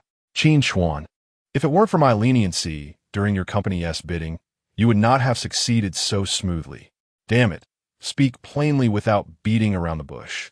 I don't have time for idle chatter. So what exactly do you and your daughter have concealed?" As Qin Chuan contemplated his current relationship with the Wong family, the reverence he once held for Wang Dong dissipated entirely, leaving him without any reservations in his speech. After all, they had once been in-laws. There was no need to speak in such harsh terms. Upon hearing this, Wang Dong's countenance instantly turned frigid. "I am now the largest shareholder of your company. If you agree to continue your life with Qian and assure me that you will never wrong her, I guarantee that the position of general manager will be yours. Ah, what a clever ruse. In essence, he wished to use my hands to handle company affairs, expecting me to toil for the Wong family without a hint of complaint. Qin Chuan scoffed. Wang Dong, your tactics are indeed impressive. You rightfully belong among the 4 commercial titans of Qinlin City. Regrettably, you have chosen the wrong person. Rising from his seat, he brushed off non-existent dust and declared, since you have asserted control over this company, it appears our paths are fated to diverge. Seeing that Qin Chuan was unyielding, Wang Dong, frowning, attempted to depart, cautioning Qin Chuan, youthful impulsiveness is not a virtue. With a cold laugh, Qin Chuan strode out of the company, his mood tumultuous. Driving aimlessly through the illuminated streets, he inadvertently found himself in the outskirts, where he stumbled upon the old neighborhood he once shared with friends, stirring memories of a carefree and reckless youth. Just as Qin Chuan parked his car and was about to enter, a sudden, thunderous crash echoed, accompanied by screams and the vibration of the ground. A naked man plummeted from the heavens, knocking the cigarette from Qin Chuan's hand and crashing violently to the ground. The shocking sight of blood spread forth, staining his polished shoes. Chapter 9. Not yet dead. There is hope. The scene before him nearly sent Qin Chuan's mind into disarray. Who the hell was cursing him? And who was watching over him? It was a mere few centimeters. He had narrowly avoided being turned to pulp. He looked up in shock to see the 5th floor above him, indicating that this unfortunate soul had fallen from that height. It appeared he had been caught in an extramarital affair and, in a desperate attempt to escape, had met this unfortunate fate. Yet, why not spend a little money on someone unattached instead of pursuing a married woman? Alas, he brought it upon himself, Qin Chuan murmured, attempting to calm his racing heart as he performed a gesture of prayer. Unfortunately, he was too far from the onlookers for them to hear his words. Young man, are you all right? An elderly gentleman approached, peering down at Qin Chuan's feet, concerned that he might have been rendered numb with shock. Qin Chuan remained still, for the fallen man had landed on his toes, the pain sharpening his senses. Moreover, as his foot made contact with the man's body, a system interface displayed multiple injuries and treatment options, which he swiftly processed. Not yet dead. There is hope, Qin Chuan stated, as security personnel quickly cordoned off the area. The man had shown no prior indications of distress before his leap. Thus, the crowd had only gathered after the incident unfolded. Young man, this is the 5th floor. Even if you had 9 lives, it wouldn't be enough to survive such a fall. My goodness, how did this person tumble down? It seems they may not make it. I truly fail to comprehend those who indulge in infidelity. Risking one's life for mere seconds of pleasure, does it truly hold any value? Today's youth seem enamored with novelty. Alas, both men and women are alike, often desiring what belongs to others. And now, it appears that a life has been lost here. One cannot place all the blame on him. If women did not flirt, what would men have to pursue? The fault lies with the women who disregard their marital duties, relying on their looks to flaunt themselves and engage in flirtations. It is nothing short of laziness. I have seldom witnessed diligent women who rely on seducing men for a living, merely for a pittance. It is a perilous gamble that endangers both wealth and life. Onlookers gathered, buzzing with speculation, elderly men and women, young adults whispering among themselves. Nevertheless, Qin Chuan found himself in agreement with the several aunties' remarks. If women adhered to their roles, men wouldn't be so brazen. Young man, do not move him until the ambulance arrives. Upon reviewing the information presented on the system panel, Qin Chuan realized that if this person did not stop the bleeding soon, they might not survive until help arrived. Just as he contemplated crouching down to examine the individual, he was halted by a nearby security guard. He understood the necessity of not moving an injured person without proper medical knowledge, yet he felt compelled to try. Perhaps his intervention could offer a glimmer of hope. If he did not attempt to assist, the chances would dwindle to nothing. Sir, I have medical knowledge. I wish to help him stop the bleeding. This person appears to still have a chance, but the blood is flowing too rapidly. If we do not act swiftly, they may not last until the ambulance arrives. The crowd gasped collectively, realizing the gravity of the situation. The nearest hospital was a half-hour away, and given the rush hour, it could take even longer. furrowing his brow. Qin Chuan carefully considered the system's warning and declared, "Whatever the circumstances, I will take responsibility. Perhaps this encounter is a test from a system. I possess the ability to save him, and I cannot turn a blind eye. If the heavens have chosen me to be the new master of medicine, it is my duty to save lives. If he were to neglect this individual, what would that say about him, bearing the title of a healer?" Upon learning of Qin Chuan's medical expertise, the crowd ceased their objections. Recognizing the urgency of the situation, the bloodied figure on the ground appeared to be rapidly losing vitality. The individual had fallen with their back facing the ground, their legs grotesquely contorted. The system indicated severe injuries. Both legs were shattered, the kidneys were hemorrhaging. 5 ribs were fractured, the pelvis was crushed, and the skull was torn, with the brain beginning to bleed. The person lay convulsing on the ground. Qin Chuan felt fortunate that this individual had landed on their lower body first. Had their head struck the ground, even divine intervention might be futile. Following the system's guidance, he located the pressure points to staunch the bleeding. Just as he finished stabilizing the injuries, the ambulance arrived. Although his foot had been injured in the chaos, he was also escorted onto the ambulance, en route to the 3rd Orthopedic Hospital in Qinglin City. In the hospital, the doctors were already waiting at the entrance. As Qin Chuan was wheeled away for examination, it was revealed that he had only injured his foot. The diagnosis indicated a dislocation of the big toe joint. After the doctor performed a reduction and applied medication, he advised Qin Chuan to rest for a few days, assuring him that he would recover. As Qin Chuan limped out, he noticed a crowd rushing towards the operating room. Curiosity piqued, he followed them. "Directorly, please save my son. He is my only child. If I lose him, I cannot bear to live."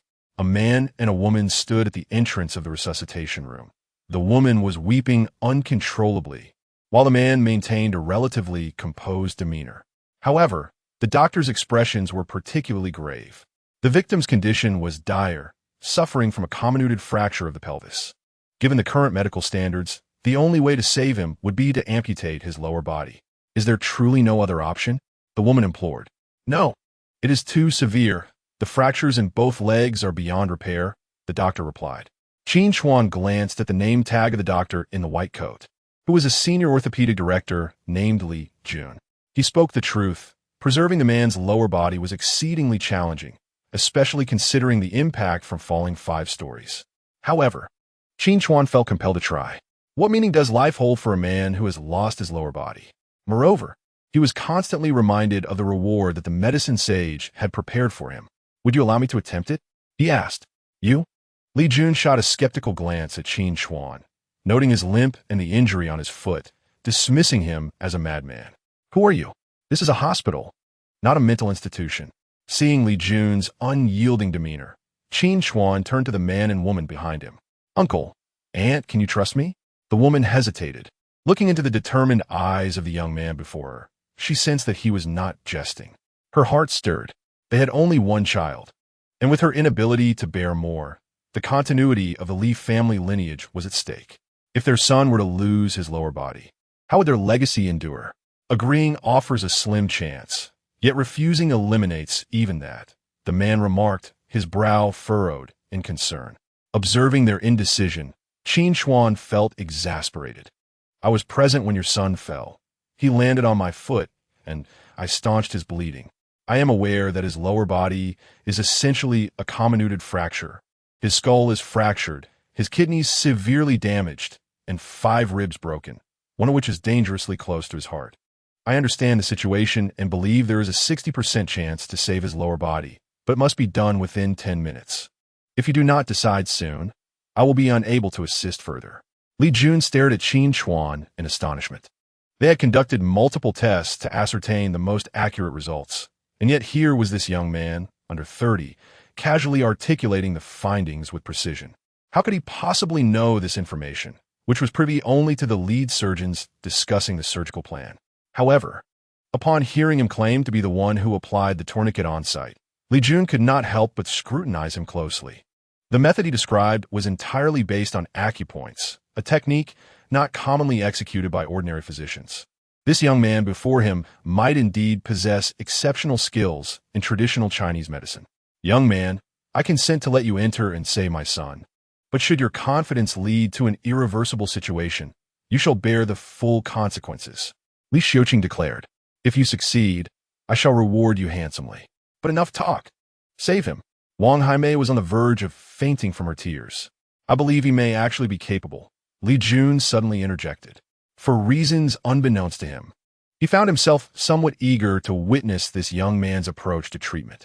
After all, within the realm of their medical expertise, amputation of the lower body was often deemed a primary option for preserving life. Well then, assist me. Qin Chuan shot a glance at Li Jun before limping swiftly toward the operating room. Li Jun's eyes widened. As a head orthopedic surgeon, he was being asked to serve as an assistant by an unknown individual.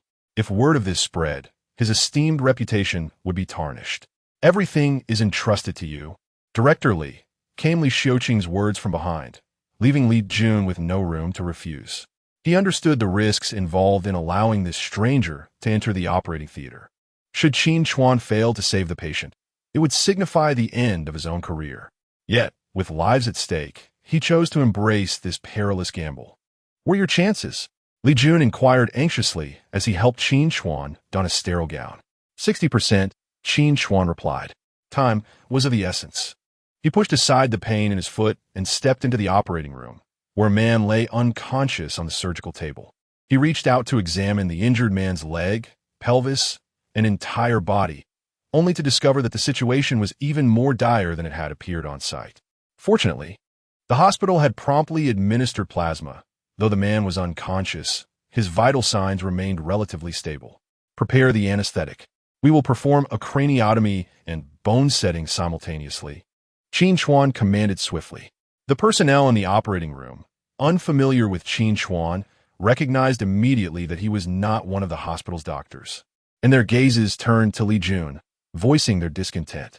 Director Li, who is he? When did we start allowing strangers into the operating room? The surgical team, comprised of 7 or 8 of the hospital's finest orthopedic surgeons, had gathered to save this man on the brink of demise from a fall. As the highest authority present, Li Jun explained, he has been permitted by the patient's family to enter and save him. He believes he can preserve the lower half of the patient's body. Preposterous. Even a deity could not save this man, exclaimed one short, balding individual in his 50s. Indeed, to attempt a simultaneous craniotomy and bone setting, are we truly trying to save him or merely hastening his demise? If he dies, the blame rests with me. Qin Chuan interjected, sensing their disapproval of his plan. 2 hours have elapsed since the incident, and a craniotomy would require at least another 2. The most critical issue now is the rib fragment perilously close to the heart. Are you certain you wish to delay further? Upon hearing this, a profound silence enveloped the room. Concurrent procedures are not out of the question, yet there is an apprehension regarding the shattered bones, potentially severing capillaries, which could lead to uncontrollable hemorrhaging. If that occurs, it would far exceed our capability to manage. Isn't it merely a matter of staunching the flow of blood? Why does it seem to terrify you all so? Director Li, look at him. He asked the one who applied pressure to the wound at the scene. If there are no objections, we should follow his lead, Li Jun stated with unerring clarity. Should complications arise, I shall accept full responsibility. Once Li Jun articulated this, any dissent was swallowed, for within the hospital, he held the most authority and prowess. Given Director Li's assertion, let us prioritize saving the patient. I may not be familiar with your team, but I shall entrust you with the head. I will handle the bones of the lower body, Qin Chuan declared. Very well. Let us proceed with general anesthesia without delay. Each person assumed their role, and Qin Chuan spared not a moment, even as he conversed, his mind rapidly assimilating the fastest techniques for bone setting provided by the system. With a gentle touch, as if caressing a delicate flower, Qin Chuan meticulously examined every area without neglecting a single detail. The system's bone-setting technique had been activated, and he felt no trepidation regarding the man's injuries. If the system assured a chance of recovery, then recovery was assured. He commenced with the ribs, noting a fractured rib had dislodged due to the impact, dangerously close to the heart. He deftly maneuvered, pulling and pushing, pressing and kneading, swiftly achieving the realignment of that rib. With each successful connection, the system interface signaled completion at that site, enabling Qin Chuan to precisely ascertain the success of his efforts. Should the realignment deviate even slightly, the system would not register it. One must concede that ingenious contraption devised by that old coot is remarkably effective. Once the first rib was secured, Qin Chuan found his rhythm, rapidly honing his skill. After he successfully rejoined several fractured ribs, he entrusted the subsequent stabilization to Li Jun while he proceeded to address the leg fractures. In the operating room, each individual was keenly focused, racing against time, with no one daring to glance at another. Despite it being his inaugural experience in bone setting, Qin Chuan's hands moved with dexterity, executing the task with effortless grace. As he kneaded, pushed, pulled, and pressed upon the man's body, his technique was both precise and ingenious, akin to crafting a flawless work of art. With each area his hands traversed, the previously jagged contours gradually returned to a state of smoothness. Soon, he had seamlessly reassembled one leg, the process flowing like a gentle stream, while Li Jun assisted, utterly captivated by the display before him. In just over 20 minutes, the 48 shattered fragments of the left leg had been flawlessly realigned. At that moment, Li Jun genuinely recognized Qin Chuan's remarkable skill, his gaze transforming into one of admiration. After Qin Chuan completed the procedure, he was tasked with utilizing various instruments to assist in examining the status of the realignment.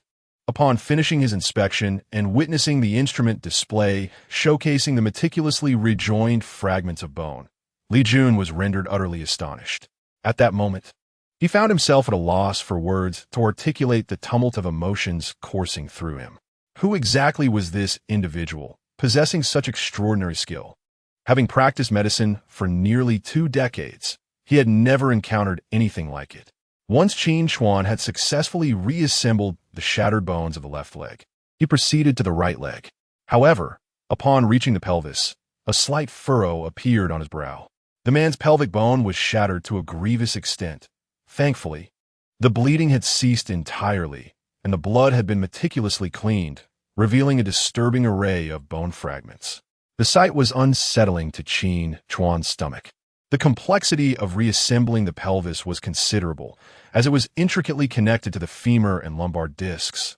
The density of the bone connections involved was multifaceted, making it susceptible to complications. Even the slightest error could severely compromise the recovery process, potentially leaving irreversible consequences. Though the situation posed little challenge for someone of his caliber, Qin Chuan could not help but break into a sweat. He maintained unwavering focus, channeling all his energy into his hands and eyes.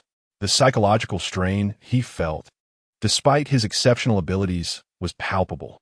Taking a deep breath, he steeled himself for the laborious task ahead. One hand rested on the man's gluteus, while the other hovered over his pelvis, gently pushing and kneading as he meticulously felt for each scattered fragment of bone, reassembling them piece by piece. After an hour of diligent effort, Qin Chuan not only restored the man's skeletal structure, but also rectified his inability to engage in intimate relations. Chapter 11. I am not a doctor puzzled. He wondered how a man unable to perform such acts could engage in infidelity. Wasn't infidelity merely a pursuit of that very act? The man's impotence was, in fact, a result of a blockage in the acupoints, impeding blood circulation and leading to insufficient engorgement. By simply unblocking these points, blood flow would resume its natural course, reinstating the body's inherent and indescribable desire for the opposite sex, thus facilitating the return of function. In a way, he had indirectly helped to unblock the meridians, ensuring that the man would excel in that regard compared to others in the future. Gazing at the lower half of the man's body, he had painstakingly restored. Qin Chuan finally exhaled in relief. It was fortunate for this individual that he had crossed paths with him. Had he been subjected to conventional medical treatment, the likely outcome would have been the amputation of his lower body to save his life. Moreover, the risks associated with such a procedure were considerable. In today's medical climate, no physician could have managed to piece together such dense fragments of bone within the human body. Even if they succeeded in reattachment, there was no guarantee against subsequent misalignment. While reattachment was feasible, achieving seamless healing of the bones was a formidable challenge. Yet, Qin Chuan was different. He was the heir of the Medicine King. Equipped with a divine artifact system, every bone he meticulously rejoined would gradually heal and restore itself. Observing the beads of sweat dotting Qin Chuan's forehead, Li Jun cautiously wiped his brow, offering a silent commendation for his remarkable skill. He has come to a profound understanding of Qin Chuan's capabilities. Managing to preserve the man's lower body under such dire circumstances is nothing short of a miracle in the realm of medicine. As Qin Chuan completed the final arm reconstruction, the lead surgeons indirectly finished the craniotomy. When the surgeons set down their scalpels and beheld the most recent imaging of the injured man's lower body, their eyes widened in disbelief, staring at Qin Chuan in astonishment. They had prepared a host of criticisms, eager to chastise this audacious individual once the operation concluded. But what they encountered instead was an impeccable and remarkable technique for bone setting, one they had never witnessed before. However, now was not the time to inquire how Qin Chuan achieved such feats. A multitude of tasks awaited their attention, and their curiosity would have to be postponed. Qin Chuan observed the data displayed on the instruments and the vitality indicated by the system, unable to suppress his admiration for the man's indomitable spirit. His will to survive was strong, as if proclaiming to all that he yearned to live. Once everything was managed, the patient would need to remain in the operating room for observation for an additional 2 hours before being transferred to the intensive care unit. Outside, the anxious family awaited news. Wang had already fainted and was taken to another resuscitation room, leaving only Li Xiuqing and the hospital director at the entrance. "How is my son?" Li Yun inquired. "Thanks to Dr. Qin, your son's lower body has been preserved. The surgery was very successful. However, he remains in a comatose state, and whether he awakens depends solely on him." Li Jun cast a respectful glance at Qin Chuan, acknowledging his skill. At this moment, the anxious hospital director, upon hearing this, quickly extended his hand to greet Qin Chuan. "Dr. Qin, I cannot thank you enough. You have created a medical miracle for our hospital." He had rushed back upon hearing reports of Li Jun bringing an outsider into the operating room for an emergency. Fearing the worst for the hospital, to his dismay, he found the family had become quite irrational, preventing him from entering to intervene. During the 2-hour wait, his heart raced, and he was unable to sit still. To his surprise, the young man was indeed not making empty boasts. Was this the latest trend of ostentation? In response to the director's fervent gratitude, Qin Chuan replied coolly, "You are welcome." Yet, internally, he felt a sense of fulfillment swell within him. Li Jun added, "I apologize. Director, the situation was too urgent, and with you absent, I acted independently." "Ha ha, your decision was commendable. However, you must inform me in advance next time." "Understood." Li Xiuqing felt relieved about his earlier decision.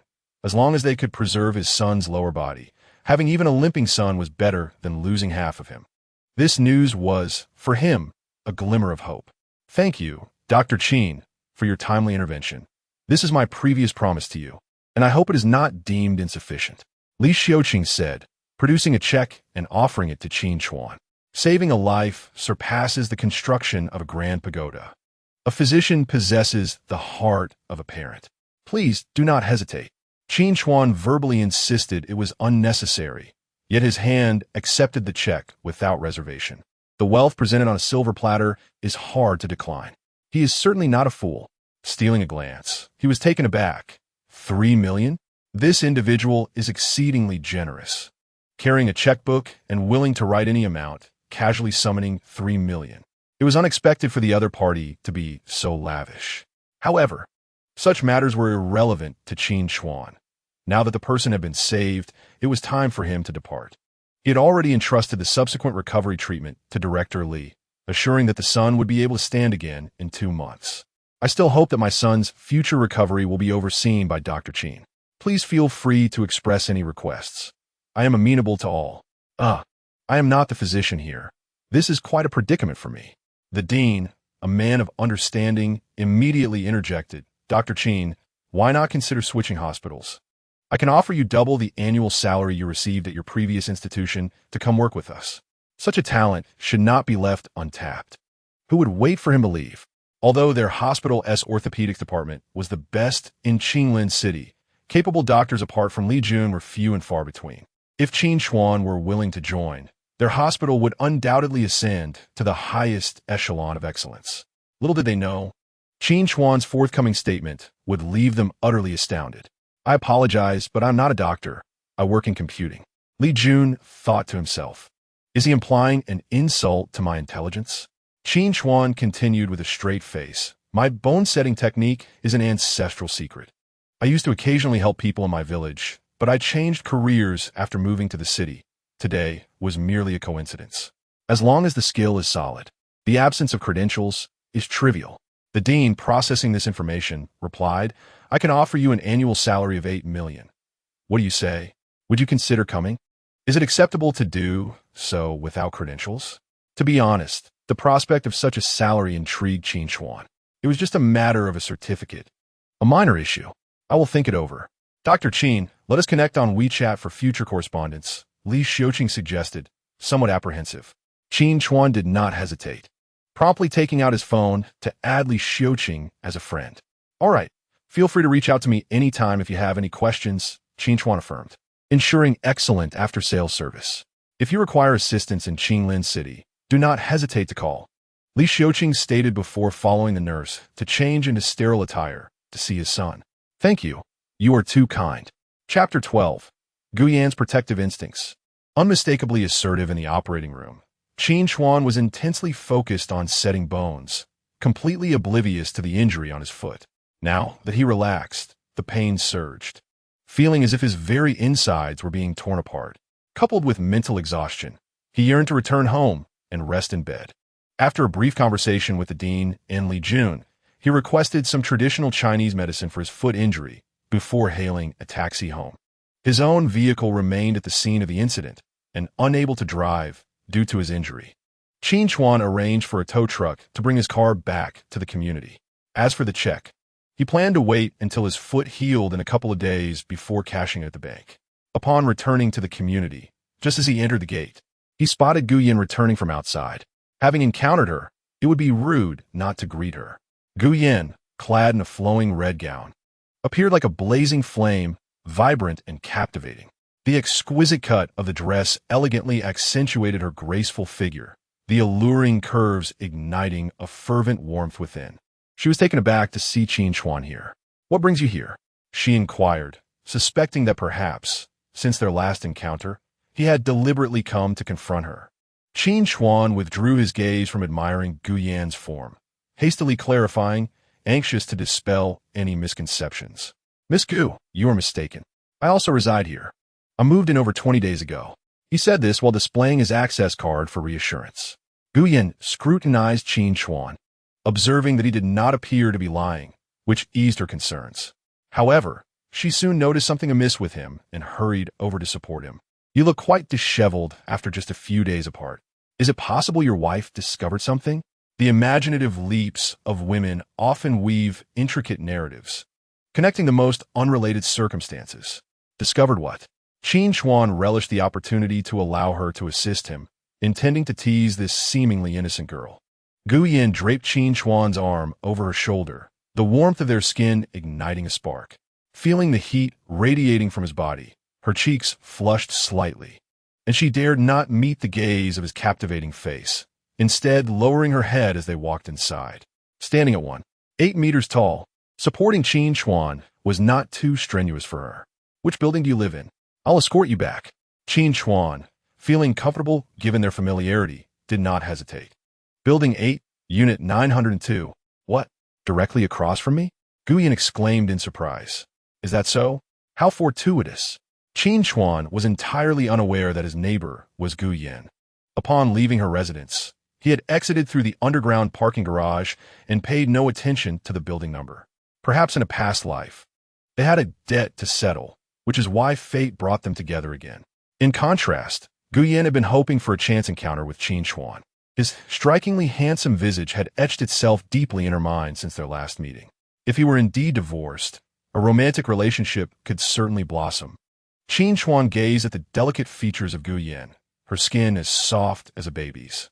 tempting him to squeeze it if not for the throbbing pain in his foot that rendered him disinterested. Yet, he was curious about how she maintained such flawless skin. At 25, many women of her age already bore the marks of time, such as crow's feet. Meanwhile, in a Porsche parked nearby, Wang Qian observed a beautiful, statuesque woman assisting Qin Chuan into the community, their gestures intimate and laughter shared. Frustrated, she turned off her phone camera, disembarked, and followed them. Upon seeing the elevator stop at the 9th floor, she could not resist taking the elevator up, knocking on the door of 902. Qin Chuan answered, with Guyan assisting him in removing his shoes. Wang Qian felt an indescribable discomfort as she recorded the scene, confronting Qin Chuan. Qin Chuan, did you divorce me for her? Qin Chuan had been missing for over half a month. After much effort, she finally persuaded her father to use his connections to secure a promotion and raise for Qin Chuan at the company. To her astonishment, Qin Chuan willingly relinquished this opportunity to facilitate their divorce. She could not fathom why, after years of unconditional love and trust, he was now so resolute, denying her even a chance to explain. It turned out he had found someone else. When Wang Qian suddenly appeared at the door, Qin Chuan displayed no emotion. This woman, unwilling to face divorce, had even forsaken her postpartum confinement. She was indeed formidable. Delete the video. Qin Chuan seethed at the thought of his wife's infidelity. Now brazenly confronting him with her phone, a surge of anger rushing through him. Were it not for the consequences of murder, he would have relished the thought of throttling Wang Qian. Wang Qian, brandishing her phone aggressively, taunted, "Looks like I was right? You've cheated too. What gives you the right to discuss divorce with me? And you," she turned to Guyan, "you're quite attractive. How much has Qin Chuan given you to engage in such disgraceful conduct?" Guyan, having helped Qin Chuan with his shoes, rose to her full height and cast a contemptuous glance at Wang Qian, feeling an even deeper sympathy for Qin Chuan. With a cold smile, she leaned closer to Wang Qian and whispered, "Would you like to know? Let me enlighten you. Your husband is quite proficient, and I am thoroughly satisfied. Therefore, I have invested in him for a lifetime." You. Wang Qian's face contorted in rage as she realized the implications of their closeness. Fearful that Wang Qian, unwilling to divorce, might harm Guyan, Qin Chuan instinctively pulled Guyan behind him for protection. Witnessing this, Wang Qian belatedly grasped that Qin Chuan's willingness to divorce was no idle threat. "You orchestrated the company matters too, didn't you?" Qin Chuan demanded, his gaze fixed on Wang Qian. "I underestimated you. But mark my words, what's owed will eventually be repaid. Qin Chuan, we've been together for 7 years. Do you truly believe a mistress who has spent a few nights with you can replace that? I'm still in my confinement, and you're pushing for a divorce. So eager to be with her?" In truth, during the earlier recording, she had been too far to hear the specifics of Qin Chuan's conversation with Guyan. To retain Qin Chuan, she felt compelled to tarnish his image before this woman, hoping Guyan would see the truth and leave willingly. "We can always have more children. I have loved you for so many years, giving you the prime of my youth. You cannot be so cruel to me." Qin Chuan was thoroughly incensed by Wang Qian's provocations, sensing she believed he had no evidence against her. They could script their drama however they wished. No one had witnessed that little black child except him. As long as the Wang family did not acknowledge it, he would be the one vilified. Chapter 13. All just a game? Why take it seriously? Huh. Wang Qian, the child you bore, I have the video, and I possess evidence of your past indiscretions.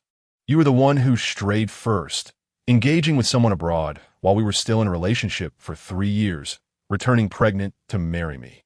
What right do you have to claim victimhood? Upon hearing Wang Qian's words, the tears that had once brimmed her eyes in a state of grievance vanished in an instant. She could scarcely believe that the ever-gentle Qin Chuan would publicly expose her. Her face transformed like a chameleon, shifting to a vivid array of colors, revealing her discomposure. Yet, upon reflection, she pondered that perhaps he was deliberately threatening her to achieve the goal of divorce. "Husband, I have devoted myself to you wholeheartedly. Why would you slander me so?" She lamented. "Out of regard for our past, I granted you a grace period of 30 days. Allowing you to wait until the child's 1-month milestone before proceeding with the divorce. It seems your health is quite robust. Hence, There is no need to delay any further. Let us go to the Civil Affairs Bureau tomorrow to finalize our separation." After uttering these words, Qin Chuan brusquely pushed Wang Qian out and decisively shut the door, leaving her to cry out in vain at the threshold. Before long, their commotion attracted the attention of neighbors from above and below, who came to witness the unfolding drama.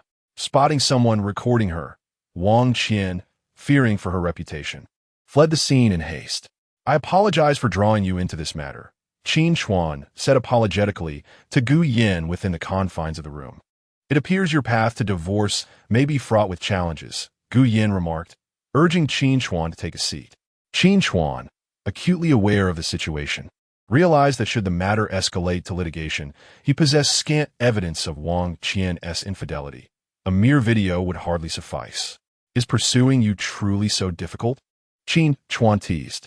Gu Yin countered with a question of her own. "She recorded a video today. Are you not concerned she might use it as leverage against you?" Though she was unaware of Qin Chuan's profession, it was evident to her, as a woman, that the lavish custom-made attire Wang Qian donned hinted at her formidable status. "Do I appear to be someone easily intimidated?" Qin Chuan retorted, having deduced that Wang Qian's presence here was the result of meticulous investigation. Given Wang Qian's current capabilities, it was not surprising that she would seek him out. However, he was taken aback by her willingness to forego the crucial postpartum period in her quest to avoid divorce, a decision that could profoundly impact a woman's life. The ferocity of a woman scorned was indeed a fearsome force. What left Qin Chuan further bewildered was Wang Qian's subsequent visit to an upscale apartment.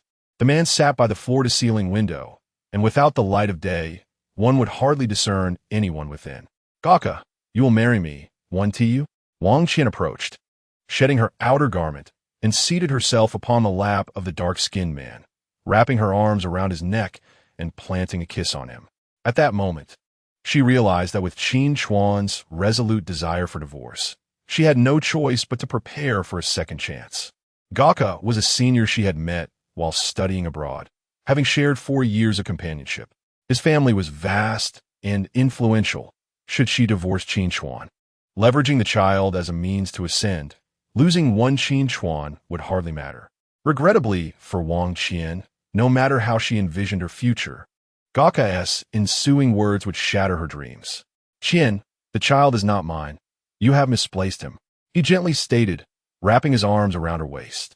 The very next day after Wang Qian entrusted the child to him, he had conducted a paternity test, which revealed no genetic link. In that moment, he could not help but laugh at his own folly. Wang Qian was merely one among the many women he had dallied with. Certainly, he does not deny that Wang Qian is his favorite. After Gaka spoke, he noticed Wang Qian's bewildered expression and burst into laughter, then immediately pulled her aside. "There is no need to be so astonished. Perhaps you should ponder further who is more likely to be the father of the child." Upon hearing this, Wang Qian thought Gaka was deceiving her and exclaimed in agitation, "That is impossible. I had relations with you at that time. The child cannot possibly not be yours." Still in a fragile state from childbirth, her excitement left her feeling lightheaded and unsteady on her feet. Fortunately, Gaka, ever the gentleman, helped her to sit on the sofa. "I know you've always wanted to marry me. You're attracted to my family's wealth, but I must tell you, this is all just for fun. Why take it seriously? Besides, you're not the only woman in my life. If every woman I've slept with brought back a child claiming me as the father, I would be unable to count them all. Wang Qian, it's all a game. Taking it to heart is simply inappropriate." The implication was clear. She was overthinking. Even if the child were his, Gaka would not acknowledge it. If every woman he had been with sought to claim a share of his wealth by presenting him with children, his family would be overrun. "I've returned the child to you. I hope we won't cross paths again. If you're still uncertain, feel free to undergo a paternity test." As Gaka spoke, he plucked a few strands of hair and placed them on the table before leaving the room without a backward glance. His intent was to sever all ties with Wang Qian, leaving her in disarray on the floor, bewildered by the situation. Who could the child possibly belong to? Meanwhile, on another side, "Ouch, your foot injury is quite severe. I should take you to the hospital." Gu Yin observed Qin Chuan unwrapping the bandage from his toes. Though she was unsure how he had come to such a state, her heart ached for him. Qin Chuan gritted his teeth, saying, I just returned from the hospital. It was a dislocation before, but now it's a fracture. Gu Yan replied, You just came back from the hospital? No, this is a broken bone. You must go to the hospital. If this continues, your foot will be ruined. Seeing Gu Yan's anxious demeanor brought Qin Chuan a sense of comfort, warming his heart. I'm a doctor. I can handle it myself. Just bring me some warm water.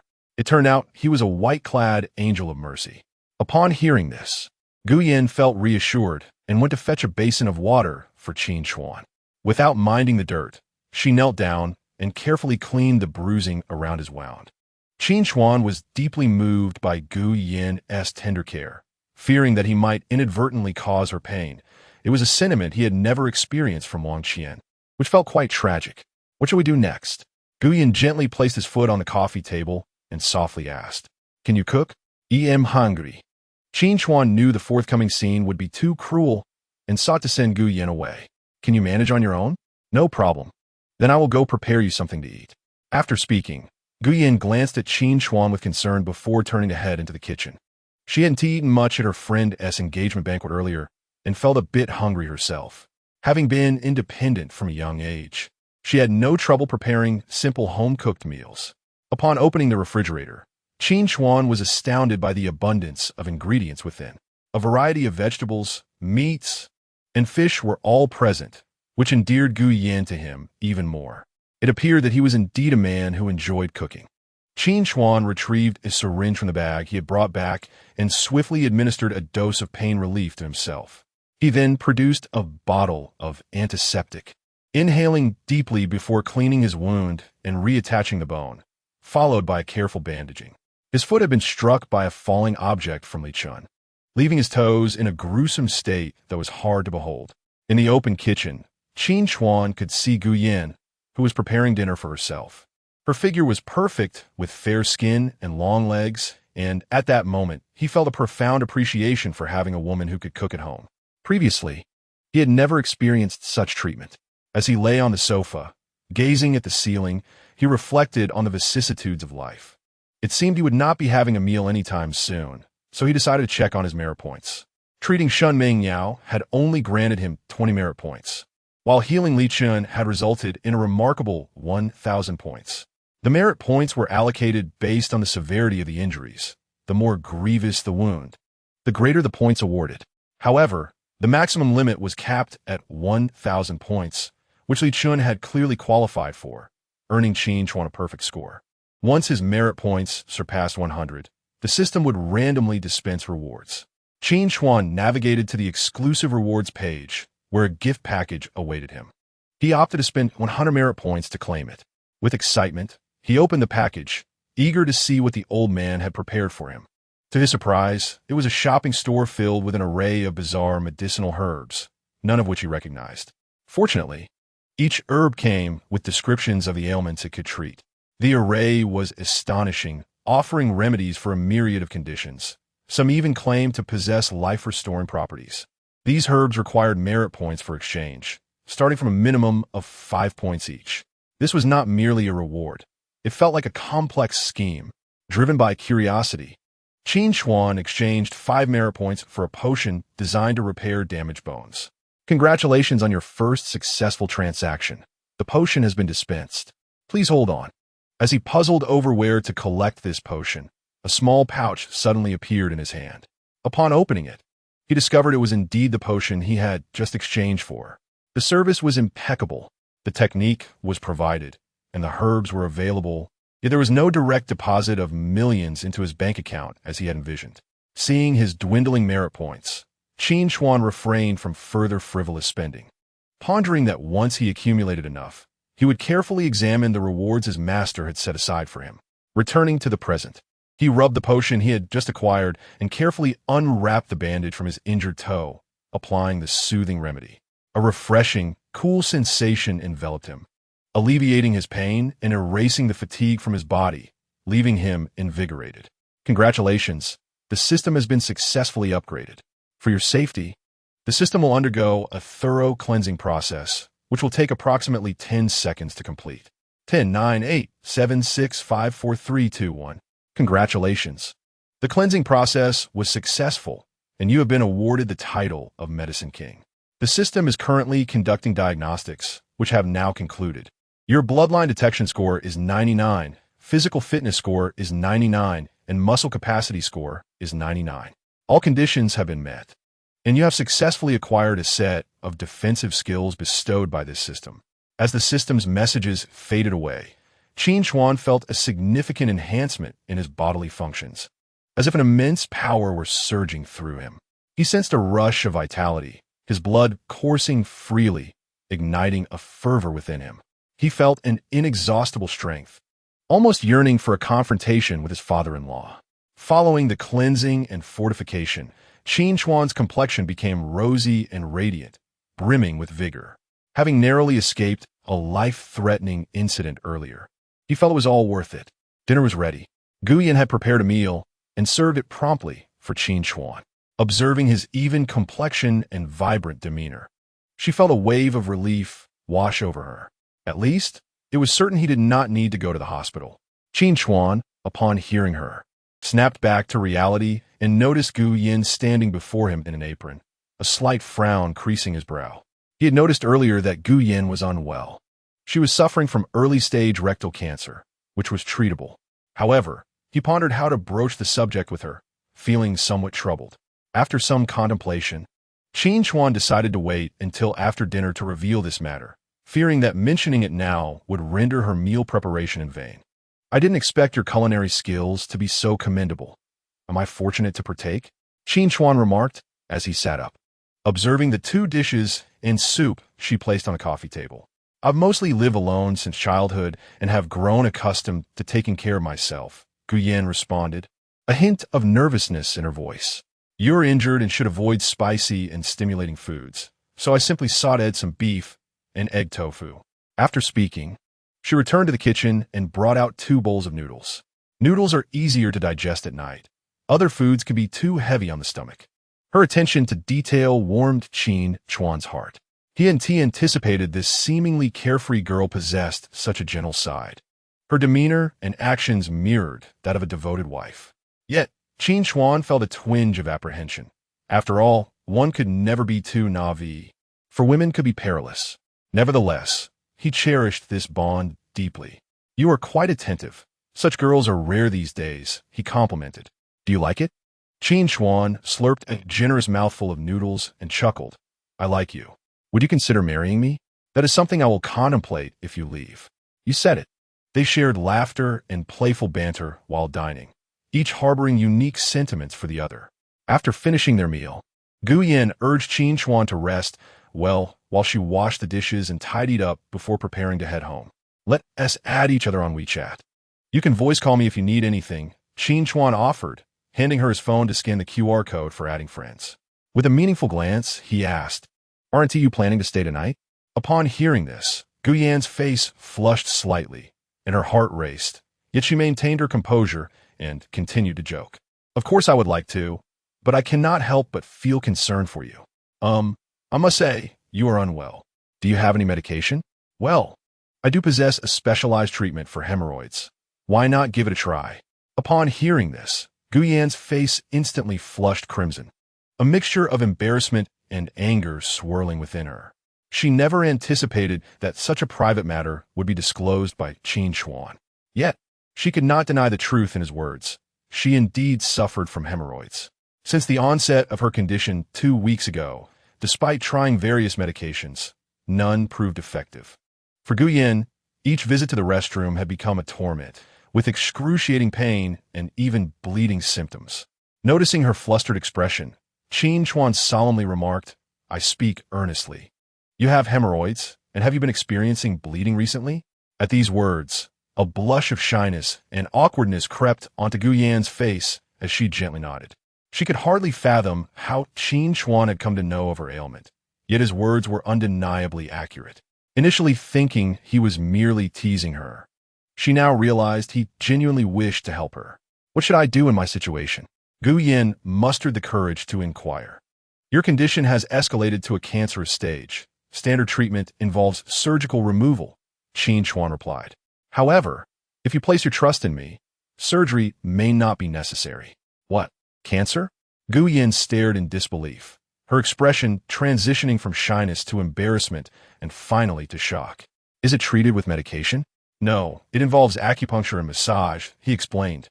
Gu Yin, hemorrhoid massage therapy. Chapter 15. Wang Qian's apology.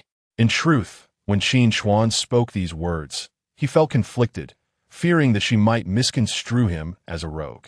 It became evident that Gu Yin indeed perceived him as such. Alas, this treatment method seemed bizarre even to him, yet it was taught by his master, leaving him without grounds to contest it. Gu Yin returned home, her heart heavy with apprehension, resolved to visit the hospital for an examination the following day. Meanwhile, at the Wong residence, chaos reigned as if they were ants on a hot skillet. Wang Dong, observing the return of his daughter with the child, darkly raised his hand and struck her face with force. Were it not for the fact that she was his only daughter, he might have considered taking her life. When Wang Qian mentioned the child belonged to Jacker, he had entertained a flicker of hope. Perhaps a connection with Jacker could elevate the Wong family's prospects. Now, however, the child had not been delivered, infuriating Jacker and resulting in the loss of a 50 million contract, just as the Wong family sought a revival. This was undoubtedly a lethal blow. Wang Dong, she is my only daughter. Do you wish to drive her to despair? Zhang Chui shielded her daughter, angrily rebuking her husband. Isn't it merely a 50 million contract? What storms have you not weathered? How could you strike her so, especially as she is still in confinement? Look at how you have spoiled her. Now that the child is born, she doesn't even know who the father is. I am utterly humiliated. Father, I will handle the child properly. I won't trouble you. Wang Qian wept, covering her face. If Qin Chuan were still here, she knew she would not have to endure such humiliation. Why not find an orphanage and send the child there? It's not a monumental issue. Wang Dong glared at his wife and daughter with a mix of frustration and disappointment before turning away to make a phone call. Hello, Lao Wang, are you free? I need you to come over. Though he expressed his anger, he could not simply ignore the situation.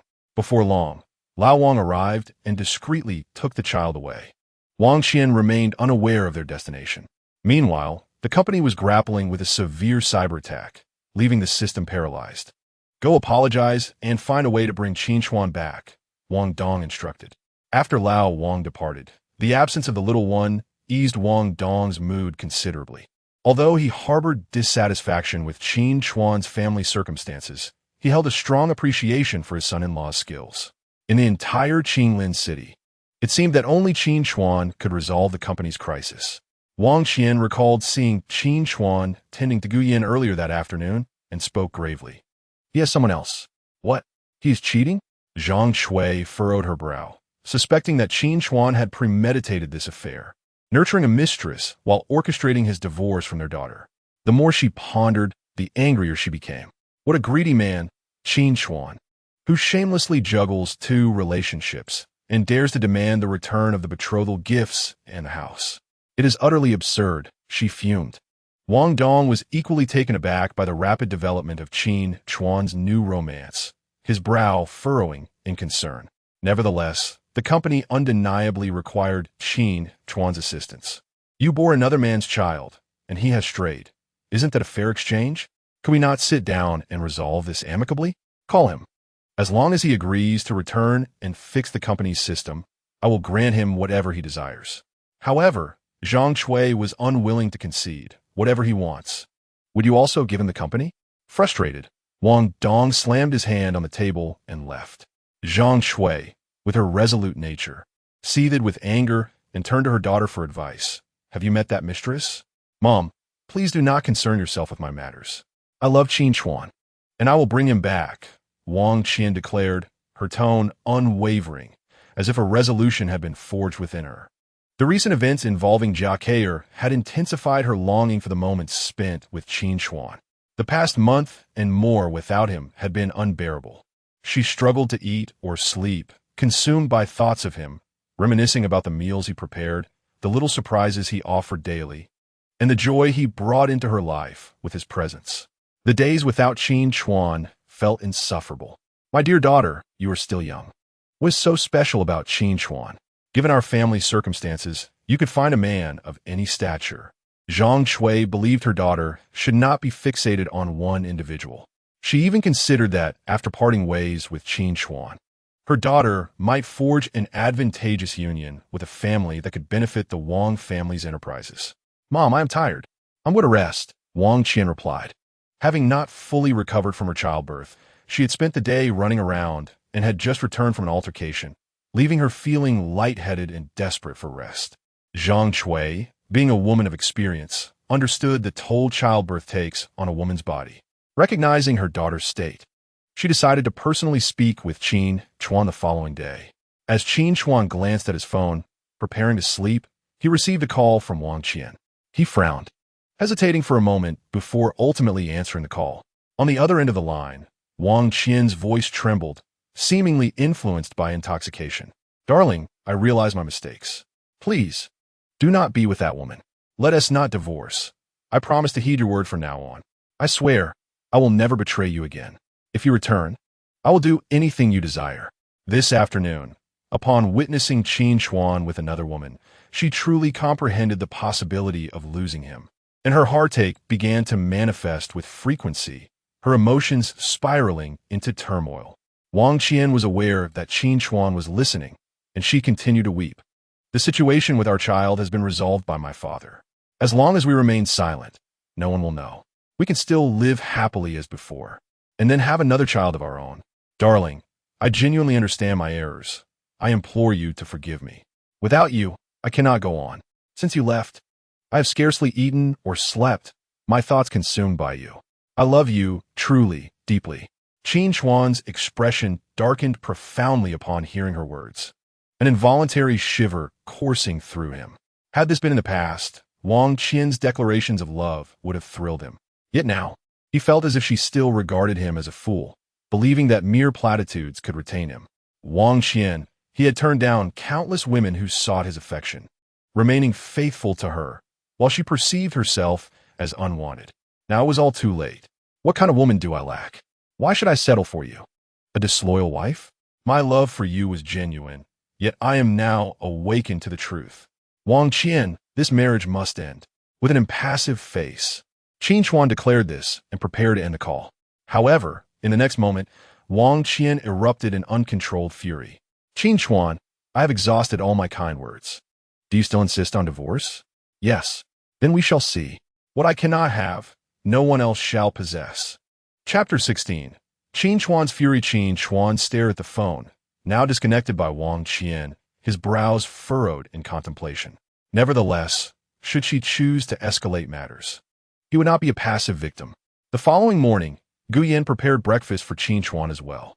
Before heading to work, she delivered the meal to his doorstep and sent him a WeChat message. Shortly after 8, Qin Chuan was awakened by a WeChat voice call from Li Xiuqing. "Hello, doctor." "Qin, good morning. Are you awake?" Upon answering, Li Xiuqing inquired. Qin Chuan opened his eyes, still feeling somewhat disoriented, and pressed his forehead, replying, "I'm still in bed." "Why is Mr. Li seeking me so early? Has your young master awakened?" Li Xiuqing cheerfully responded, "My son awoke at dawn. Dr. Qin, your medical skills are indeed remarkable. However, today's purpose for contacting you is unrelated to my son. A close friend of mine has been plagued by illness for many years, and I would like to invite you to examine him.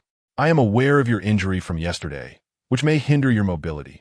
Let us schedule a time, and I will arrange for someone to pick you up." In just one day, Li Xiuqing had begun to regard Qin Chuan with renewed respect, his tone exceedingly courteous. With clients arriving, Qin Chuan felt a sense of satisfaction, for in the realm of the affluent, each transaction signified substantial profit. Contemplating, Qin Chuan feigned profundity and remarked, "No problem. I'm always available. It's up to you to arrange the details." Nevertheless, he intended to visit the hospital in the morning to check on Li Chen's recovery. "All right, let us meet at 3 in the afternoon. I will arrange for someone to pick you up then." How splendid! With Qin Chuan's assistance, his elder brother's leg would surely regain its strength. After concluding the conversation with Li Xiuqing, Qin Chuan noticed a WeChat message from Gu Yin sent that morning. To receive breakfast delivered personally by a beautiful woman was indeed a source of immense happiness. He rose to open the door, and there it lay, a lovely insulated box. In consideration of his need for rest, Gu Yin had placed the breakfast inside the box and set it atop the shoe cabinet. waiting for him to retrieve it upon waking. She was a thoughtful girl, always considering his needs. He was determined to help her with her condition, and later that evening, he would seek out Gu Yin to discuss matters with her. After a night of restful slumber, Qin Chuan's foot no longer ached, and he felt no discomfort while walking. The breakfast comprised a bowl of lean meat porridge, 2 pork buns, a flour roll, and a tea egg. The insulated box had kept it pleasantly warm. Such is the simplicity of a happy life. That which had once seemed unattainable now appeared effortlessly within reach. Following the system's cleansing of his meridians, his bodily functions had significantly improved, including enhanced gastric capabilities. After his meal, Qin Chuan realized he had only eaten to about 70% fullness. Upon finishing his breakfast, he made his way to the bathroom to freshen up, and, while inspecting the wound on his toe, was astonished to discover that it had completely healed overnight. This miraculous occurrence made him realize he was no longer an ordinary person. His recovery speed was exponentially faster than that of an average individual. In high spirits, Qin Chuan remained unfazed by the threats from Wang Qian the previous night. Dressed and gazing at his reflection, he noticed his hair had grown long and his beard had thickened. He decided to get a haircut and shave before heading to the hospital to see Li Chun. Just as he prepared to leave, a series of knocks resounded at the door. Peering through the peephole, he was taken aback to find his mother-in-law, Zhang Cui. What did she want? Regardless, Qin Chuan opened the door and invited her inside.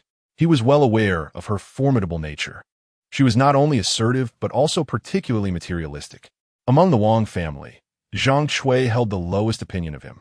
Qin Chuan, I'm not criticizing you, but why must you endure such hardships when you have a perfectly good life? This house looks rather old and is filled with cobwebs and the like. It's quite frightening. Zhang Cui entered the room, carrying a 200,000 yuan handbag, and disdainfully surveyed the decor, her tone dripping with condescension. Auntie, my mother is not here. If you have something to discuss, please be straightforward, as I have matters to attend to, Qin Chuan replied, effectively distancing himself. Zhang Cui, slightly displeased by his response, soon remembered the purpose of her visit and produced a bank card, sliding it across the table towards Qin Chuan. Here is 1 million yuan. If you agree to help our company restore the system, it will be yours. Upon hearing this, the corners of Qin Chuan's mouth turned upward as he chuckled lightly. To think 1 million yuan could persuade him to return to servitude. It was nothing short of an international joke. Zhang Cui continued, of course, you are aware that I have never liked you. Regarding the divorce, I shall persuade Qian for you. As for the matter of the house and the betrothal gifts, we can discuss that once you resolve the issues with the company. Ah, so she intends for him to return to work first, with the payment still uncertain. Qin Chuan scoffed. Auntie, you remain as cunning as ever. Unfortunately, I am no longer the person I once was. Do not think that I would assist you even for 1 million, let alone 10 million. Qin Chuan, do not be ungrateful. Offering you 1 million is a sign of respect. Do you think so highly of yourself? You are correct. I am indeed not worth much. Take your filthy money and leave. I do not welcome you here. Zhang Cui was taken aback. The once obedient Qin Chuan dared to speak to her in such a manner and even expelled her from the room. Staring at the abruptly closed door, she nearly banged her nose, her face contorted in fury, hurling curses as she left. Once Zhang Cui departed, Qin Chuan made his way to a friend's barber shop. Grandson, business is thriving. Brother Chuan, long time no see, please have a seat. What hairstyle do you wish to try today? A short side cut, something different. Brother Chuan is embracing individuality, I see. People do change. In the early hours, with few customers in the shop, Sun Haiyang decided to personally wash Qin Chuan's hair, providing full service. Brother Chuan, have you recently angered your wife? Your question is rather profound. Do you think I'm the sort to stir up trouble? Well, it's normal for a man to seek variety, but just don't take it too far. Your wife treats you quite well. What do you mean by that? Sun Haiyang? Upon hearing this, an ominous premonition struck Qin Chuan, prompting him to spring up and seize Sun Haiyang's arm. Sun Haiyang, a year younger than Qin Chuan, had known him for 7 or 8 years, and their relationship had always been strong, with no secrets between them. Sun Haiyang looked at Qin Chuan, somewhat perplexed. Brother Chuan, stop pretending. The internet is flooded with rumors about you keeping a mistress. You must have seen it, right? When did you see that? This morning. It's about to trend. Qin Chuan recalled the phone call from Wang Qian last night. He immediately opened a social media app, and indeed, as Sun Haiyang had said, he discovered that Wang Qian had used some means to make a video go viral, which had been posted at dawn and had quickly gained traction. The headline read, Wang Group Vice President Wang Qian's husband, a senior executive at a certain company, a son-in-law with an affair and supporting an unknown mistress. The accompanying images captured him and Gu Yin supporting each other at the community entrance, their gestures appearing quite intimate. There were 5 or 6 photos in total, with the last 2 taken in his home, showing Gu Yin changing her shoes. The images were unedited, exposing Gu Yin's innocent face to the public eye. The comment section erupted with disparaging remarks directed at Gu Yin, with some even revealing her workplace and residence. Wang Qian, you're courting death. Chapter 17. Qin Chuan's counterattack. Brother Chuan. U1T really? Sun Haiyang noticed the sudden tension on Qin Chuan's forehead, a murderous aura emanating from him, and cautiously inquired about the unfolding situation. Am I truly that kind of person, Brother Chuan? The matter at hand is exceedingly intricate. I shall convey more later. Brother, are you not getting a haircut? I will do so another day. I've already washed half of it. It matters not. In his frustration, Qin Chuan disregarded his partially washed hair and strode out of the barber shop, driving home with purpose. Upon arriving, he opened his computer and began to copy all the videos related to Wang Qian's past that were stored within, determined to confront the Wang family. Qin Chuan? What? Have you already decided to seek out Qin Chu? Zhang Chui, upon seeing Qin Chuan return unexpectedly, assumed that her morning's bait of 1 million had worked and spoke with unearned pride. However, Qin Chuan had no time to entertain her.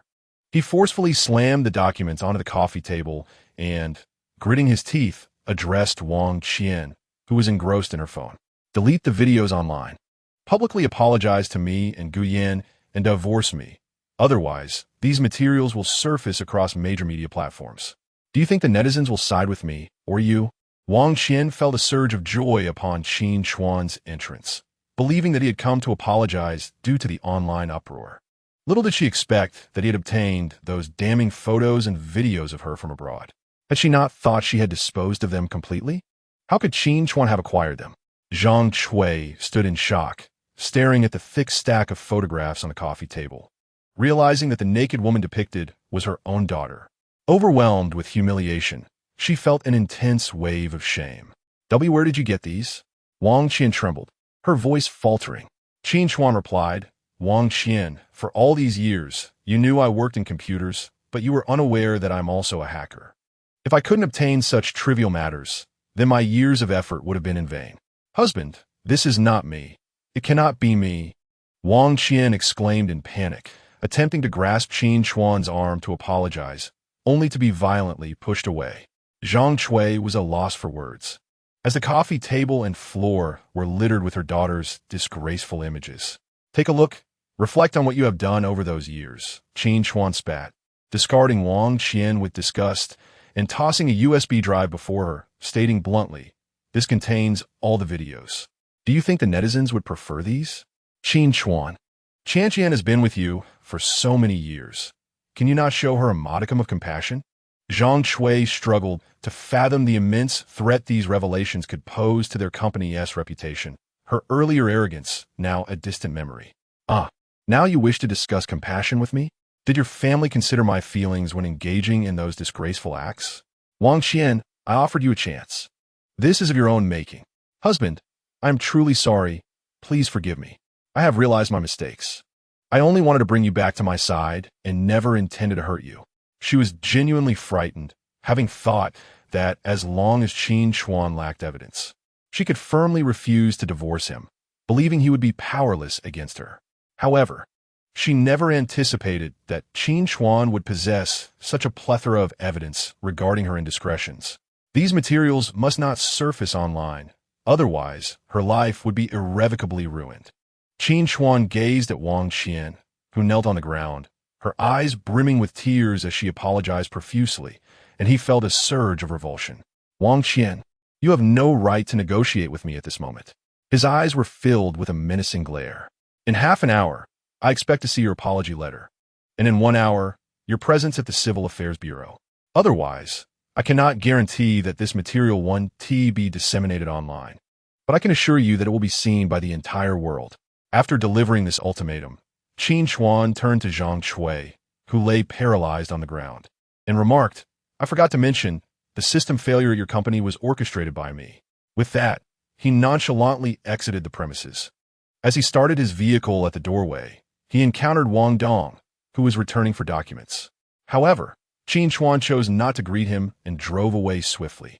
The priority now was to locate Gu Yan. Wang Qian was also an active user of a certain platform, possessing a modest following. Should an irrational fan find Gu Yan, it could lead to disastrous consequences.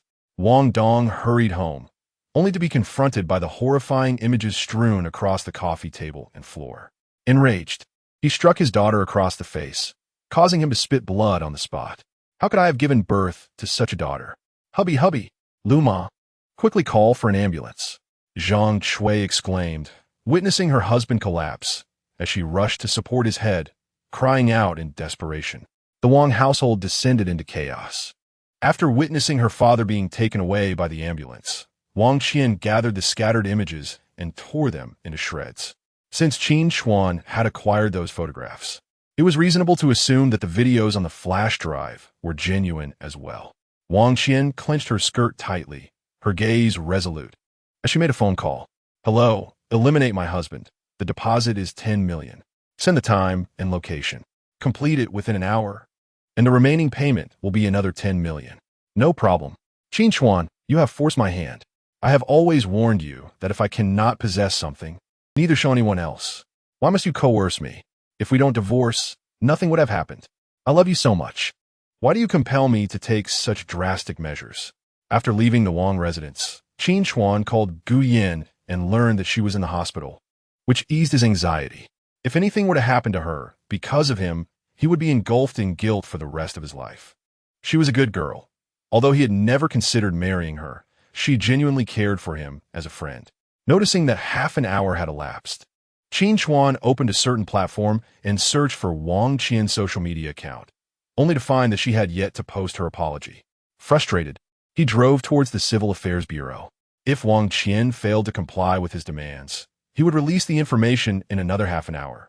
10 days prior, he had received a package, which unexpectedly contained evidence of Wang Qian's escapades with African individuals during her years studying abroad. The sender of this package was none other than Wang Qian's close friend, Han Jiejia.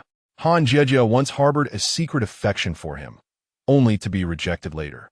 After graduation, she went abroad to study with Wang Qian. However, unbeknownst to him, upon returning to the country, the camaraderie between Han Jiejia and Wang Qian had deteriorated significantly. The root of the issue lay in their mutual desire for a man named Jacker. Han Jiejia was on the verge of marrying Jacker, but unexpectedly, Wang Qian had delivered a child, completely disrupting Han Jiejia's plans to be with him. Enraged, Han Jiejia sought to retaliate against Wang Qian, thus sending her evidence of past misdeeds. Chapter 18. The freshly minted divorce certificate. Qin Chuan drove his Cadillac toward the Civil Affairs Bureau, his heart in turmoil. This vehicle was his first, laden with countless memories shared with Wang Qian. Even after all these years, he had been reluctant to part with it. Yet, Qin Chuan resolved that once the divorce formalities were completed, he would sell the car, severing ties with the past and starting anew. This car symbolized not only his hard-earned success, but also bore witness to his past heartbreak. Upon arriving at the Civil Affairs Bureau, he discovered that Wang Qian had already arrived, accompanied by Zhang Shui. Both women were masked and donned sunglasses, concealing their identities thoroughly. Where's the apology letter? Qin Chuan inquired, stopping 2 meters from Wang Qian, narrowing his eyes as he spoke. I have instructed the PR department to issue a statement. Wang Qian replied coolly. I'm already here. What more do you worry about? You better keep your word. Qin Chuan shot her a glance, his expression devoid of warmth. With that, he strode into the Civil Affairs Bureau. Seeing the long queue at the divorce window, Qin Chuan positioned himself at the end of the line. He had never imagined his marriage would reach such a juncture. Yet, as he gazed at the words on the divorce registration window, he felt little sorrow. Instead, There was a sense of relief that the child had revealed Wang Qian's true nature, prompting him to cut his losses in time. Before long, it was their turn. The staff presented a divorce agreement, briefly discussing the division of assets. I can give you the house, but I cannot refund the bride price, Wang Qian stated as she examined the documents required for the divorce proceedings. Despite her transgressions against Qin Chuan, she believed he had shared her bed, and thus her youth had a price. Observing her resolute demeanor, Qin Chuan returned the agreement to the staff and replied decisively, "Very well, let it be as she says." Rather than being magnanimous, he considered that time was on his side. The Wang family wouldn't be able to laugh for long. He had ample means to reclaim what was rightfully his. For now, it was imperative to sever ties with the unworthy woman. Each day spent bearing the title of her husband was another day of distaste. The staff exchanged a grave glance between the two, but proceeded to ask a few simple questions before processing the divorce. Is this a voluntary divorce? Are there any children involved? Yes, it is a voluntary divorce, and there are no children, Wang Qian affirmed. Qin Chuan echoed, yes, it is a voluntary divorce, and there are no children. Very well, let us proceed to sign. After signing, the staff affixed the proud divorce stamp onto the certificate. From now on, you shall walk your sunny path, while I traverse my solitary journey.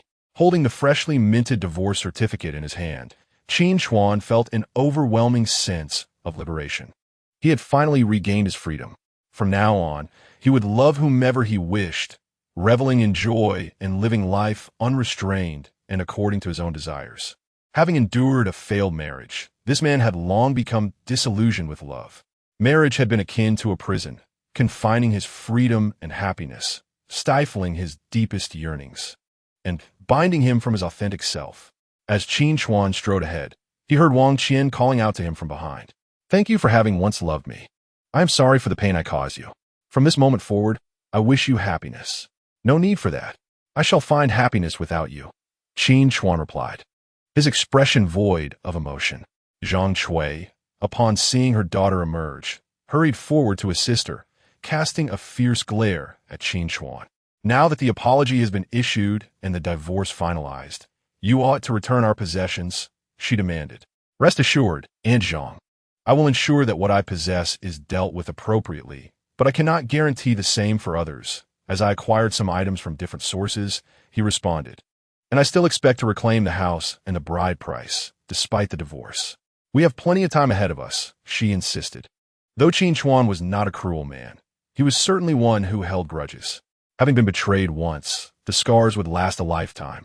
Qian, look at Qin Chuan. Initially, when I told you that he was only after our family's wealth, you refused to believe me. Now you see the truth. You've squandered, and only the stigma of a second marriage remains. Zhang Shui glared at Qin Chuan's retreating figure, her eyes brimming with fury and resentment. Mom, let us go to the hospital to see Dad. Ah, the hospital informed me that your father's heart condition has flared up again. We must contact the best doctor. He cannot suffer any more misfortune. I'm in the process of reaching out. I heard that there's an exceptional orthopedic surgeon at the third hospital who once saved a patient with a catastrophic lower body fracture. I have already asked someone to make the necessary connections, she replied. Good, Qin Chuan said as he entered his car and immediately opened a popular social media app. True enough, the public relations department of the Wong Group had issued a statement. Title: A stern statement regarding the rumors concerning the infidelity of the husband of our vice president, Wang Qian. Vice President Wang Qian divorced her husband a month ago. We kindly ask that this matter not be conflated with the image of our company to avoid unnecessary public discourse. Shortly thereafter, Wang Qian's social media account shared a video displaying the divorce certificate they had just obtained. Happy divorce. As for the content of the video, Qin Chuan preferred not to dwell on it. It merely consisted of grievances about life's disappointments and incompatible values. Upon the release of the statement, the comment section seemed to take an unexpected turn.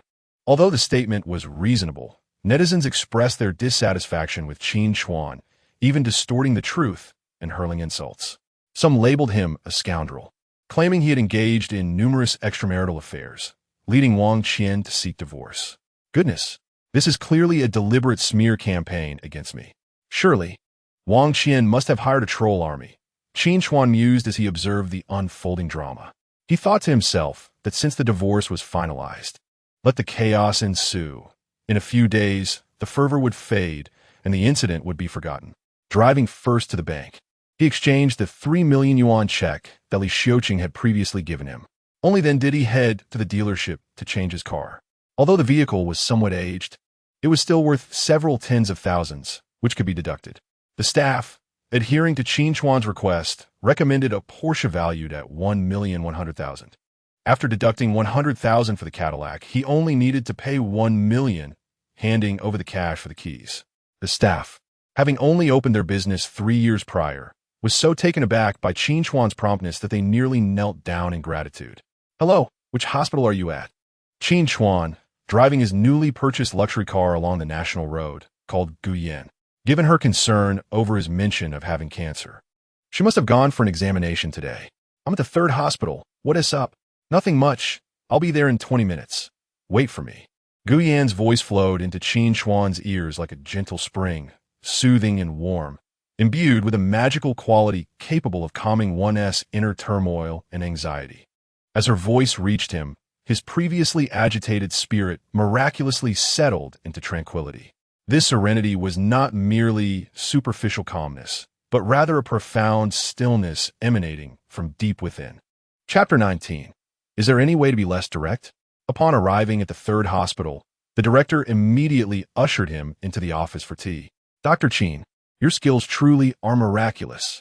In just 1 day, not only has the patient regained consciousness, but all vital signs have returned to normal. Furthermore, the newly taken x-rays indicate that the bones that were reattached are healing remarkably well." The director personally brewed a cup of tea for Qin Chuan, giving him a thumbs up. "As I expected, if all goes well, the patient should be able to get out of bed in 10 days and fully recover within 2 months. Qin Chuan, showing no modesty, savored the tea. "Excellent tea, director. Have you given any thought to the possibility of joining our hospital?" The director paused, raising his teacup, his expression filled with hopeful anticipation. He had witnessed what true skill looked like. Whether or not one possessed a medical license was irrelevant as long as they could heal patients and bring profit to the hospital. Such was the ultimate qualification. Sensing the director's expectations, Qin Chuan furrowed his brow slightly, then set down his teacup and reclined, replying, "Director, I fear I must disappoint your kindness.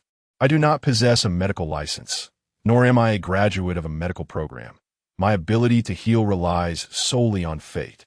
Dr. Qin, perhaps you could reconsider?" The director's expression dimmed slightly upon hearing this. "If it's a salary issue, how about I increase it by 200,000, with an additional 200,000? That would amount to 1 million a year." While it was disingenuous to say he was not tempted, he now felt a greater fear of facing an endless stream of patients daily, risking burnout before ever reaping the financial rewards.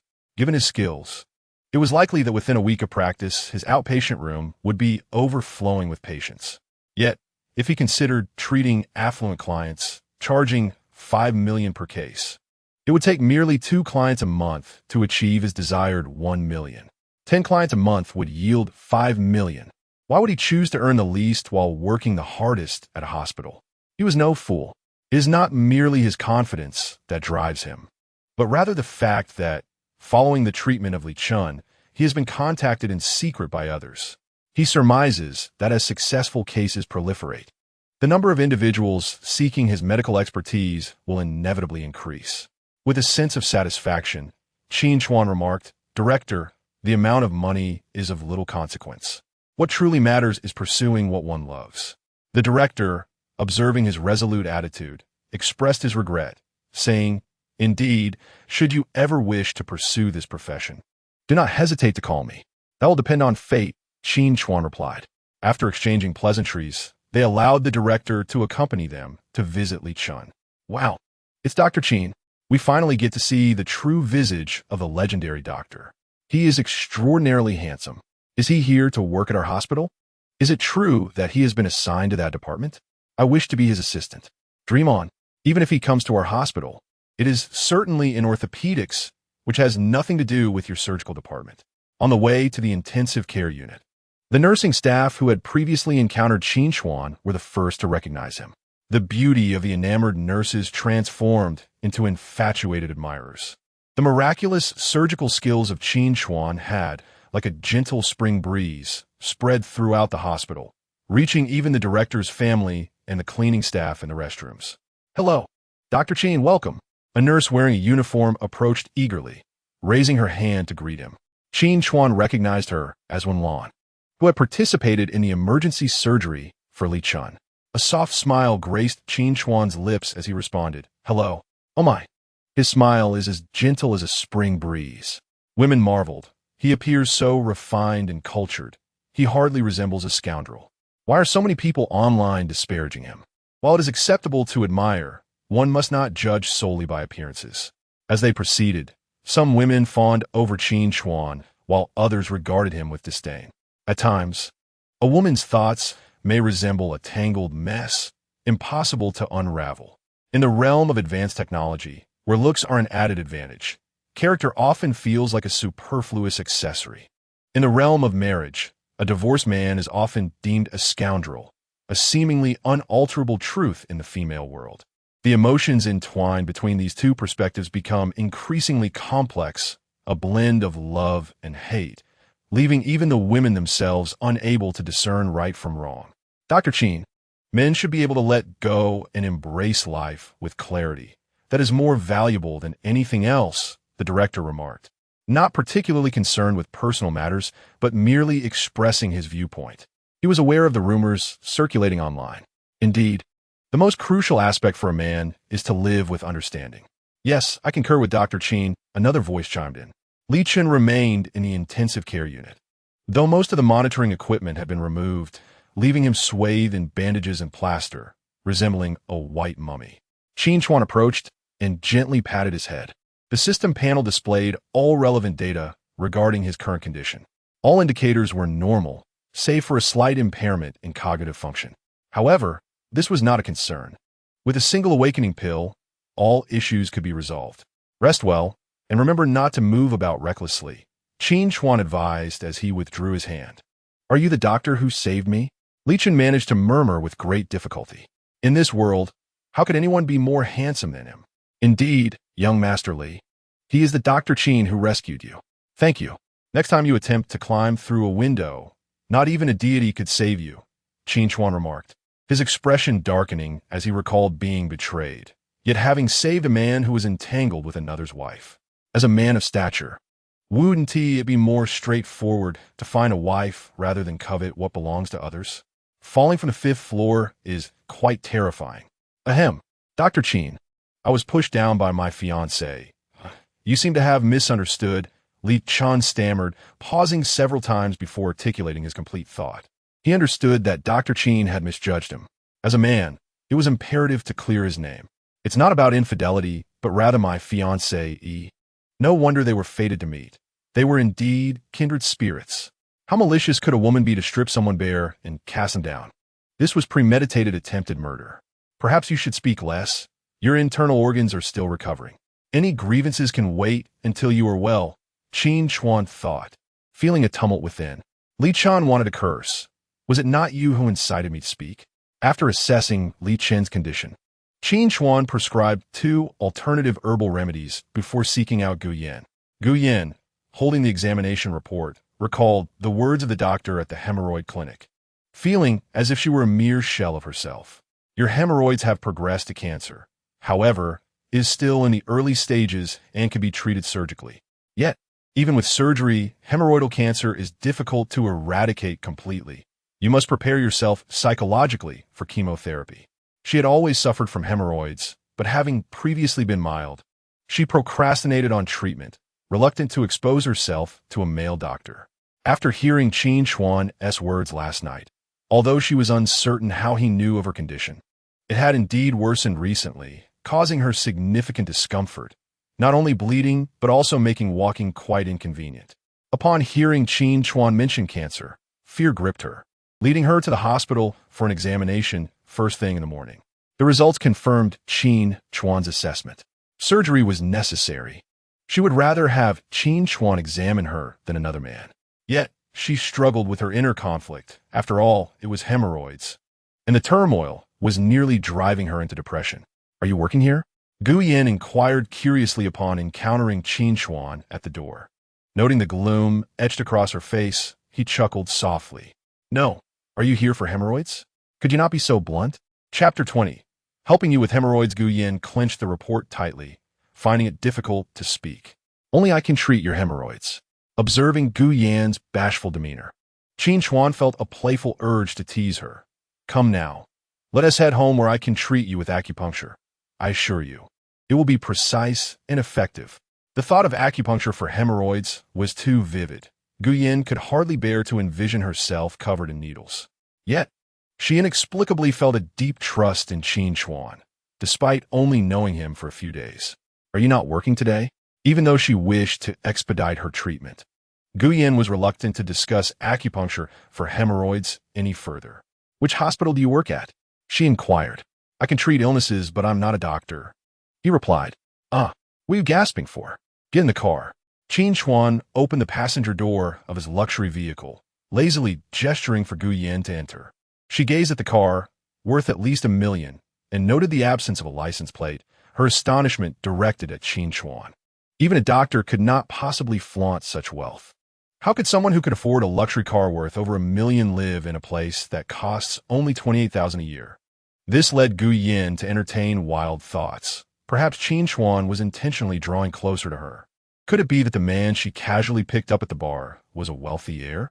Qin Chuan observed the girl before him, nearly of equal height, with a myriad of expressions flickering across his face. He reached out and gently patted her head. "Isn't this car as handsome as I am?" he teased. "If you can afford such a fine vehicle, why not rent a better apartment?" Gu Yin asked anxiously, curious about whether Qin Chuan harbored romantic feelings for her. Taking his place in the driver's seat, he presented her with a freshly minted divorce certificate, stating, "Divorce celebration, a new life, a new car." As for Gu Yan's question regarding his choice of residence, he shrugged, suggesting it might simply be fate. "You're divorced?"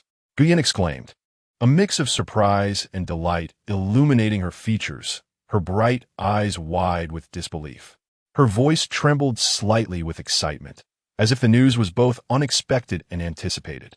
"Yes, just finalized," he replied, his tone calm, yet resolute, though his eyes betrayed a hint of weariness and relief. Gu Yin felt a surge of joy, accompanied by a flicker of confusion, knowing that his wife had always opposed the divorce and had intentionally made things difficult for him. Didn't she object to the divorce? Didn't she make things hard for you? Qin Chuan shook his head, a slight smile playing on his lips, as if attempting to mask his inner turmoil. "I left with nothing, so she had no reason to refuse." Gu Yan's heart tightened, a pang of sympathy washing over her. "What do you plan to do next?" she asked, taking a deep breath to steady her voice. "I'll help you with your hemorrhoids." Sighing, she realized that the conversation had once again veered into the realm of hemorrhoids, causing her cheeks to flush crimson. The fact that Qin Chuan was divorced filled Gu Yin with genuine happiness, as it meant she could pursue a relationship with him without reservations. They were of similar age, and as long as he had no vices, she would not mind if it were his second marriage. Contemplating this, she suggested, "Let us go have a meal. It's my treat. Let us head home first. I have matters to attend to this afternoon. We can discuss it another day." As the clock inched toward midnight, he recalled his appointment with Li Xiuqing at 1. He had come to the hospital not only to check on Li Qin's recovery, but also to ensure Gu Yin returned home safely. He worried that the online rumors might adversely affect her. After all, this situation had arisen because of him. Upon hearing this, Gu Yin felt a weight settle in her heart. However, when she saw a message from her friend on WeChat, alerting her that they were being surrounded at the store, she lost her appetite for dinner altogether. Qin Chuan noticed her sudden change in expression and furrowed his brows, asking, "Is something wrong? Something happened at the shop. Can you take me there?" Wang still sought to cast blame on Gu Yin, perpetually believing that Qin Chuan's divorce from her stemmed from Gu Yan's presence. Even though a clarifying statement had been issued, she intentionally hired internet trolls to redirect public opinion towards Gu Yin. Observing Qin Chuan's abrupt shift in demeanor, Gu Yin remained oblivious to the unfolding events, sensing only the man's fluctuating emotions. "Sit tight," Qin Chuan instructed before pressing down on the accelerator, racing towards the beauty salon where Guyen worked. To avoid waiting at traffic lights, he maneuvered the car into a narrow alley. As they approached a three-way intersection, an out-of-control truck suddenly surged from the left. The view was obscured by several buildings, and by the time Qin Chuan perceived the danger, it was already too late to evade.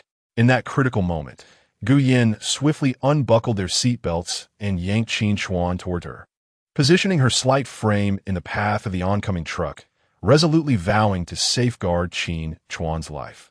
Guyen, a heart-wrenching cry echoed, mingling with the deafening crash as the luxury car was hurled dozens of meters by the truck, rolling violently before crashing into a nearby factory.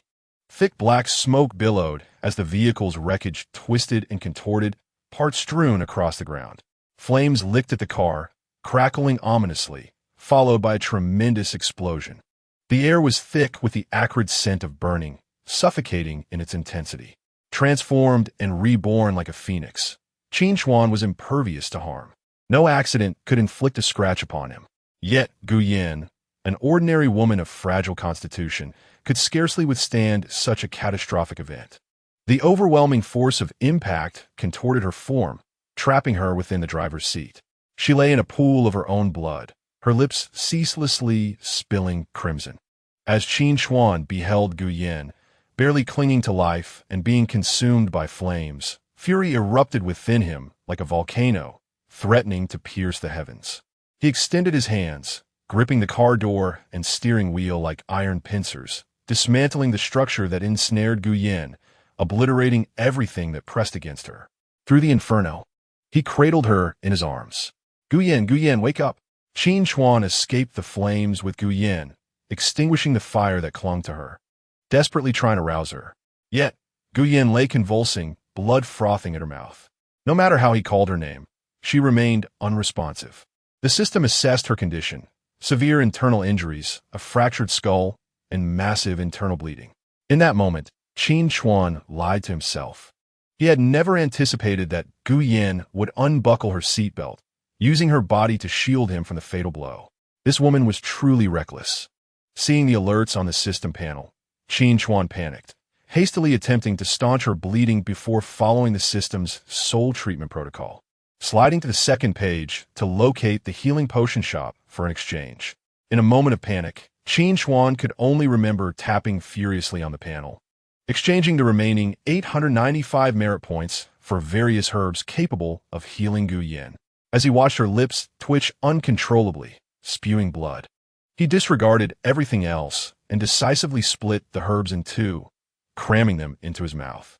Leaning down, he pressed his lips against Guyen's, feeding her the chewed herbal concoction, then pinched her nose to force her to swallow. How could she still be alive? Such resilience. What should he do now? Chapter 21. Is Qin Chuan really that impressive? The car careened into the ironworks, igniting a conflagration, chaos erupting in the vicinity. People fled in panic, their cries mingling with the wails of the distressed. The accident drew a crowd of onlookers. Some called 119 for fire assistance. Others dialed 120 for medical help, while a few, seeking attention, recorded videos narrating the unfolding drama. It was truly bizarre. Such a massive fire, and yet he appeared unscathed. What would be done?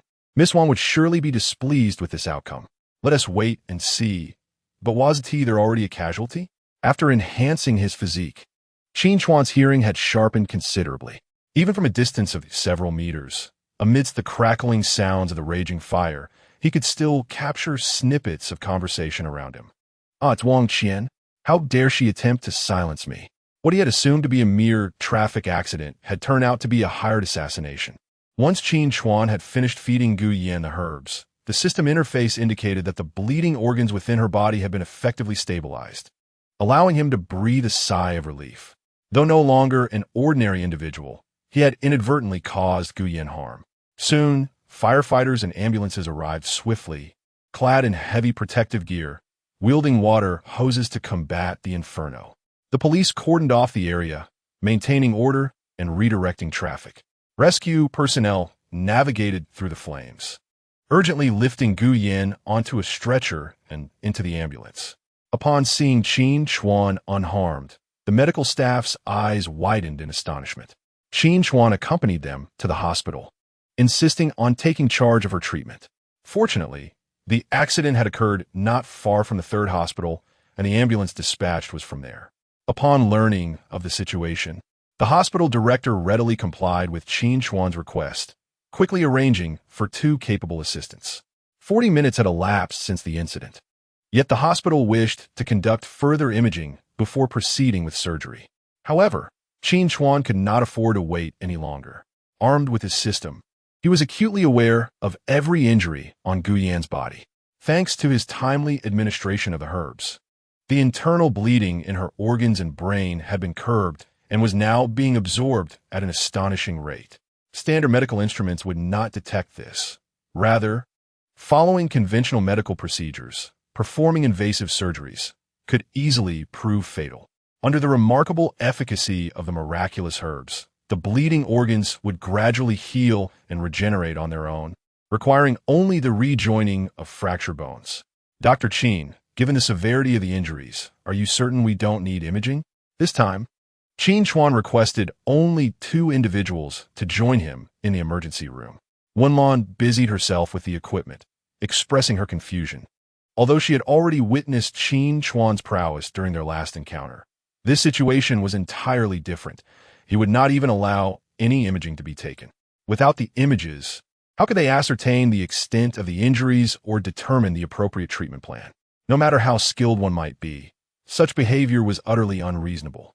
You both need to leave, Qin Chuan stated, somewhat impatiently, as he found the noise distracting. Li Jun, believing Qin Chuan was merely upset due to emotional distress, gently advised. I understand that this situation has profoundly affected you, but saving a life is paramount. Who will assist you if we step outside? Get out immediately, Qin Chuan retorted sharply. But she hasn't had her imaging done yet. He protested. Do you want to examine my wife's body? He blurted out without a second thought. Am I not a doctor? Don't I know how to handle this? Li Jun instantly grasped the implication behind Qin Chuan's insistence on their departure. It was a matter concerning a couple. This he could comprehend, and he promptly signaled to Wenlan. Very well, we'll wait outside. Just call for us if you need anything. Li Yun, wary of offending this formidable figure, recalled the director's explicit instructions to heed Qin Chuan's every directive.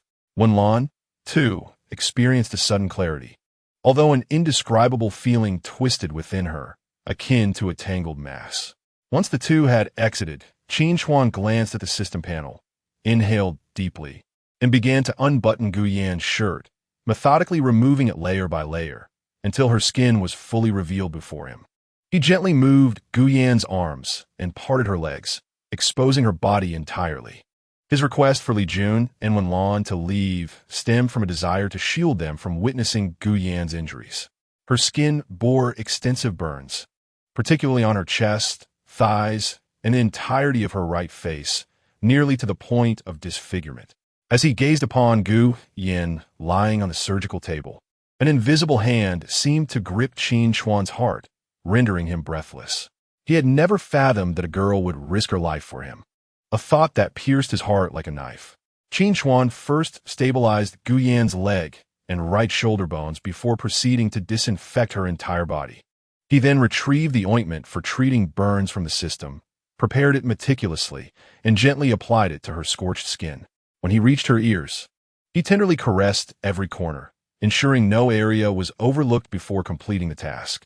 If this had been any other time, witnessing such a scene would have overwhelmed Qin Chuan. But at that moment, he was consumed solely by anguish, devoid of any other thoughts. Once he completed the treatment, he delicately covered Gu Yan with a thin blanket and called for Li Jun to transfer her to the intensive care unit. Hello, Mr. Li.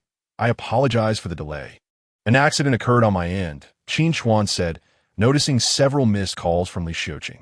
Now past their scheduled time, he returned the call. Is it convenient for me to come over now? Absolutely. Shall I arrange a vehicle to pick you up? Li Xiuqing replied, his excitement palpable as he observed his brother seated in a wheelchair. Sure, I am at the third hospital, Qin Chuan confirmed without pretense. All right, we shall meet shortly. Gu Yan has been injured, and he only has a little over 3 million left. Today, He spent $1 million on a new car, which has now been rendered useless.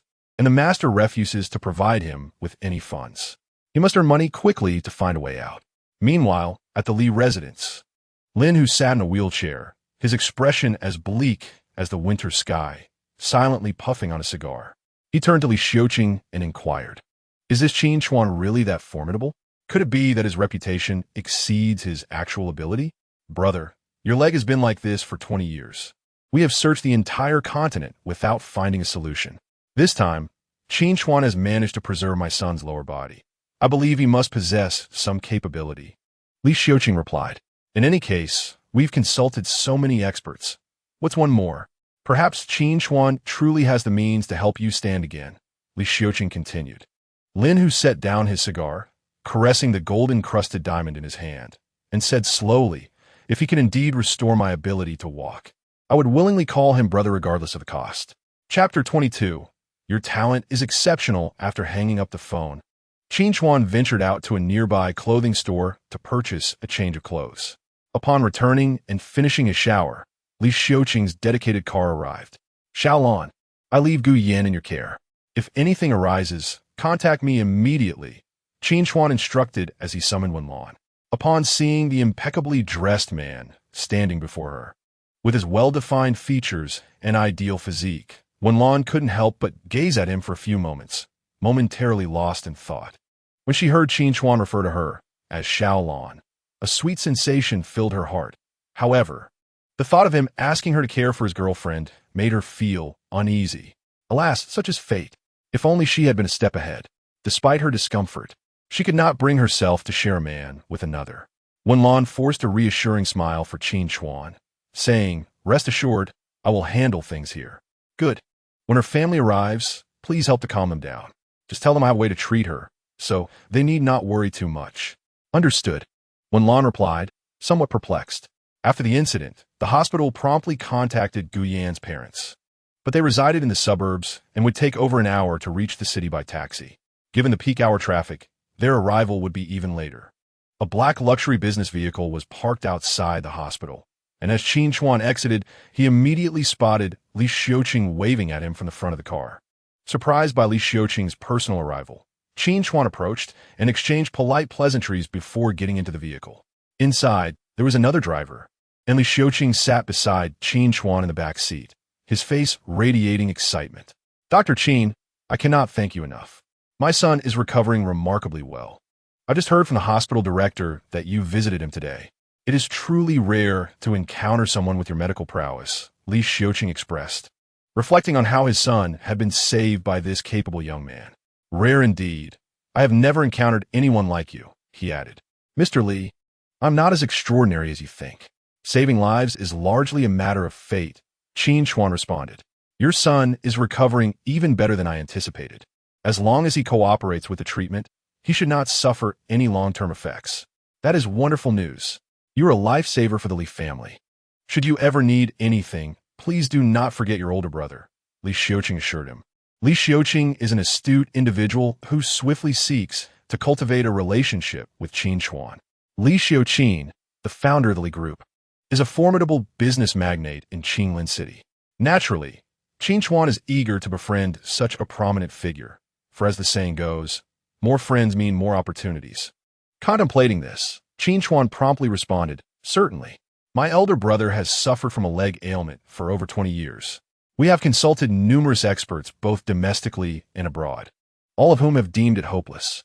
If you possess a method to enable him to stand, feel free to stipulate any conditions you desire." Li Xiuqing readily agreed, expressing his intention to show goodwill to Qin Chuan's elder brother.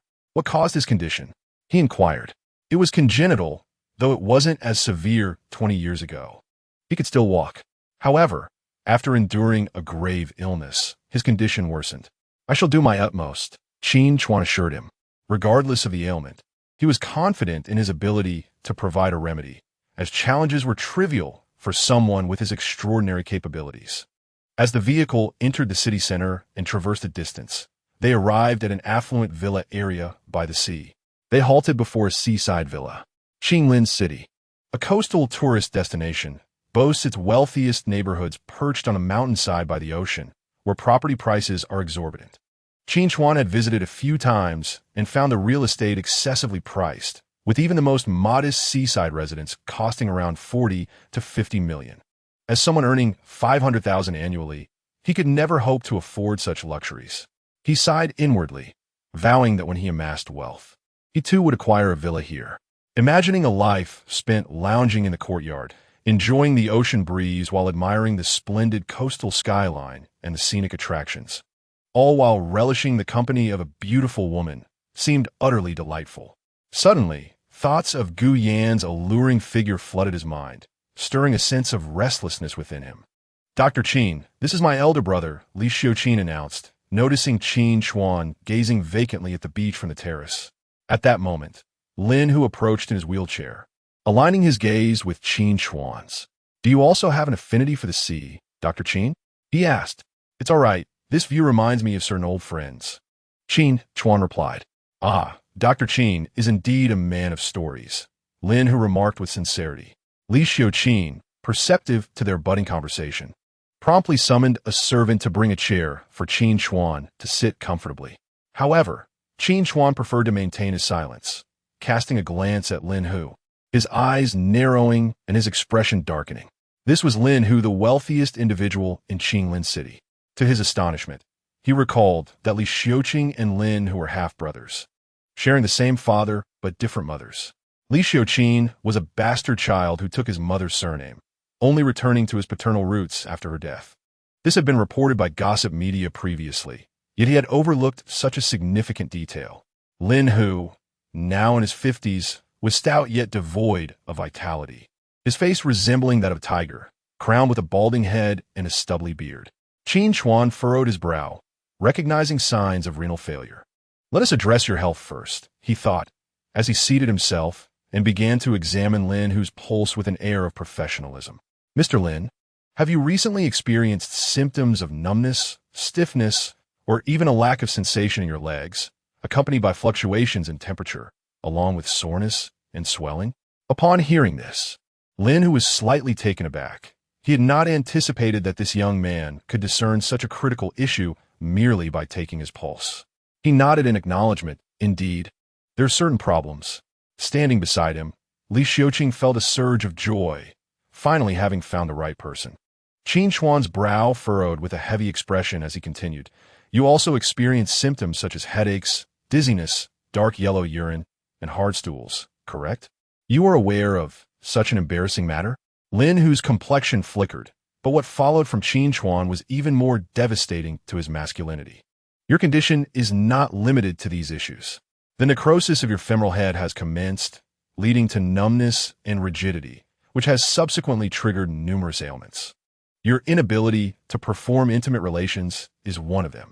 Li Xiuqing, along with the housekeeper who was wiping the table nearby, was left in stunned silence. His elder brother was incapable in that regard.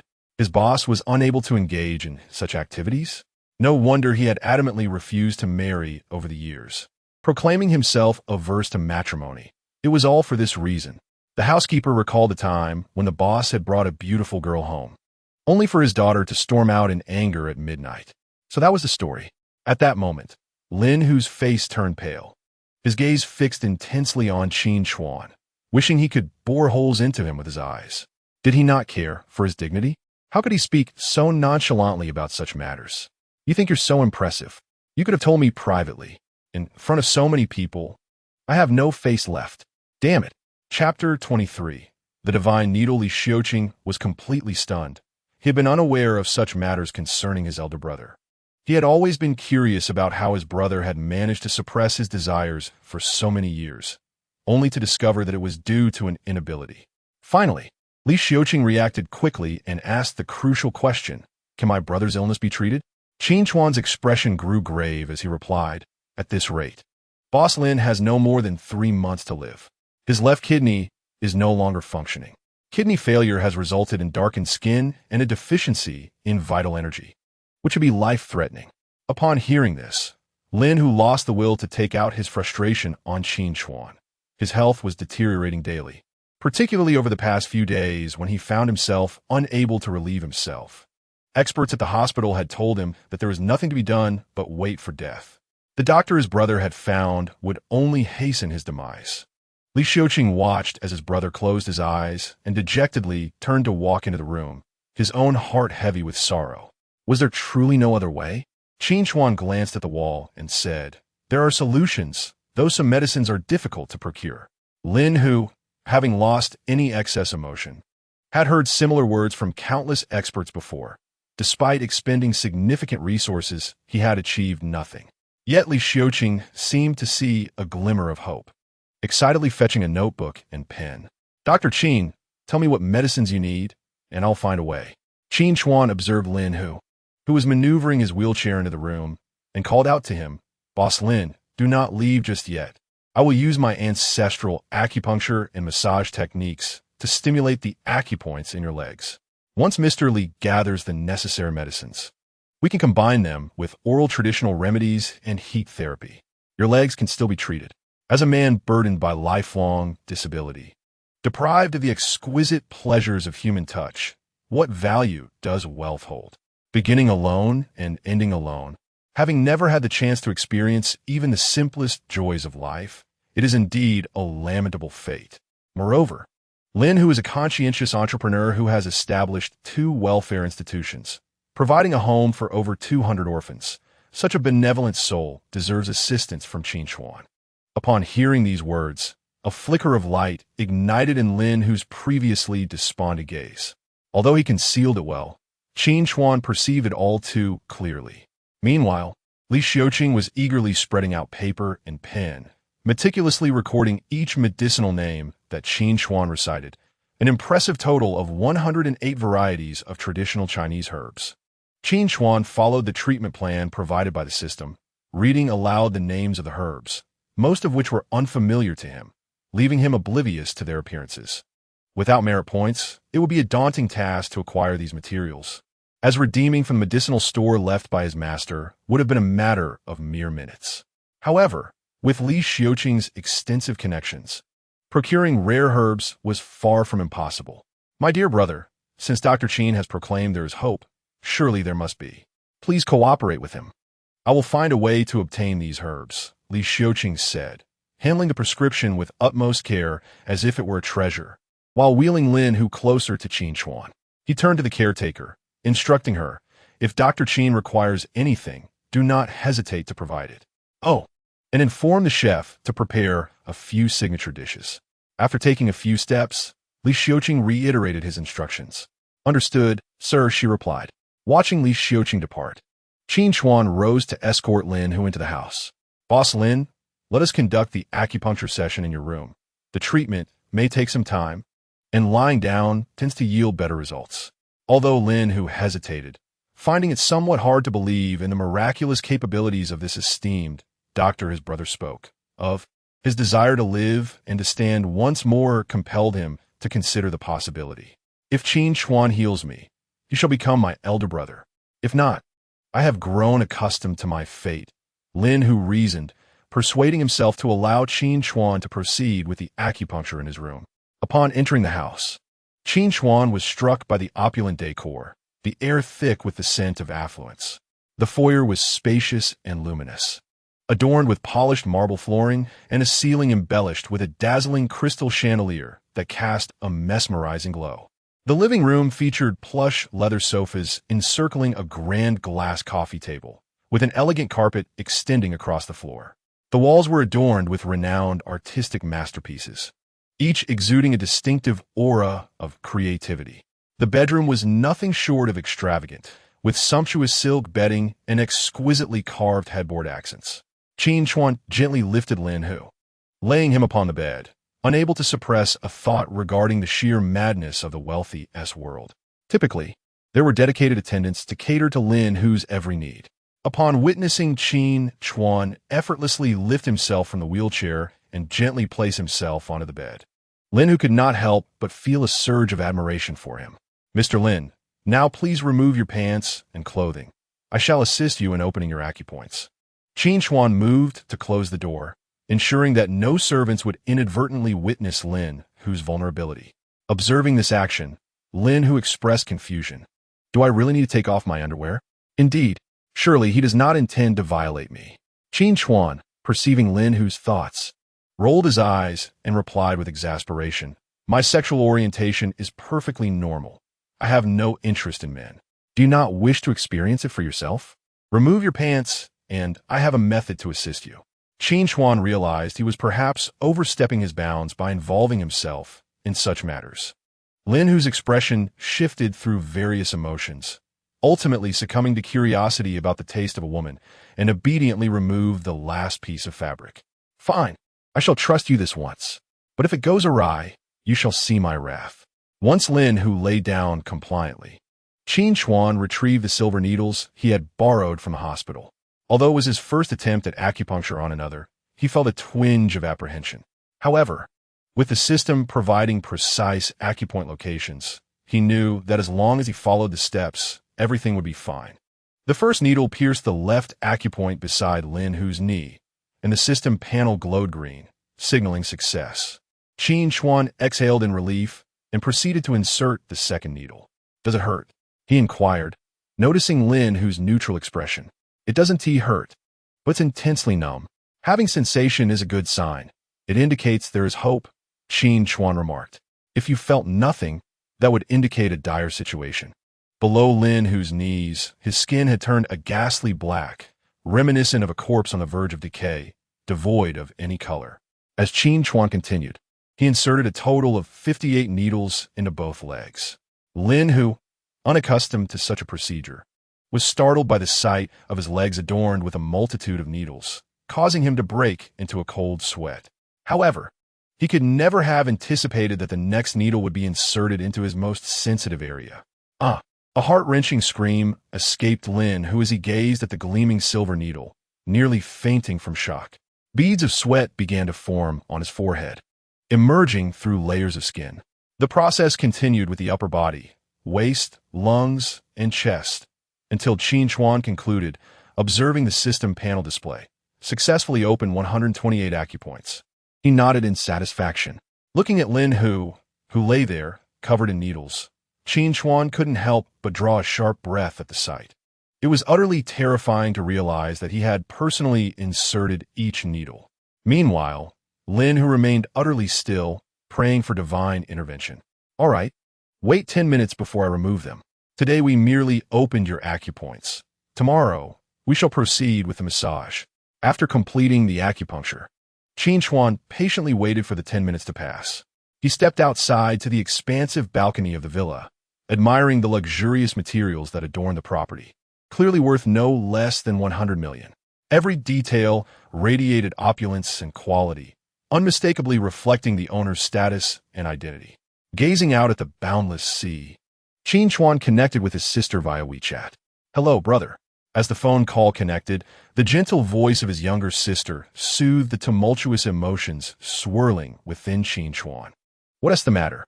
Yao Yao and I have come to the city. Can you pick us up at the station? We'll arrive in half an hour. What brings you to the city? Qin Chuan inquired, recalling the few nights spent with Shen Mengyao back in his hometown. An unsettling flutter gripped his heart. He was acutely aware of the girl's steadfastness.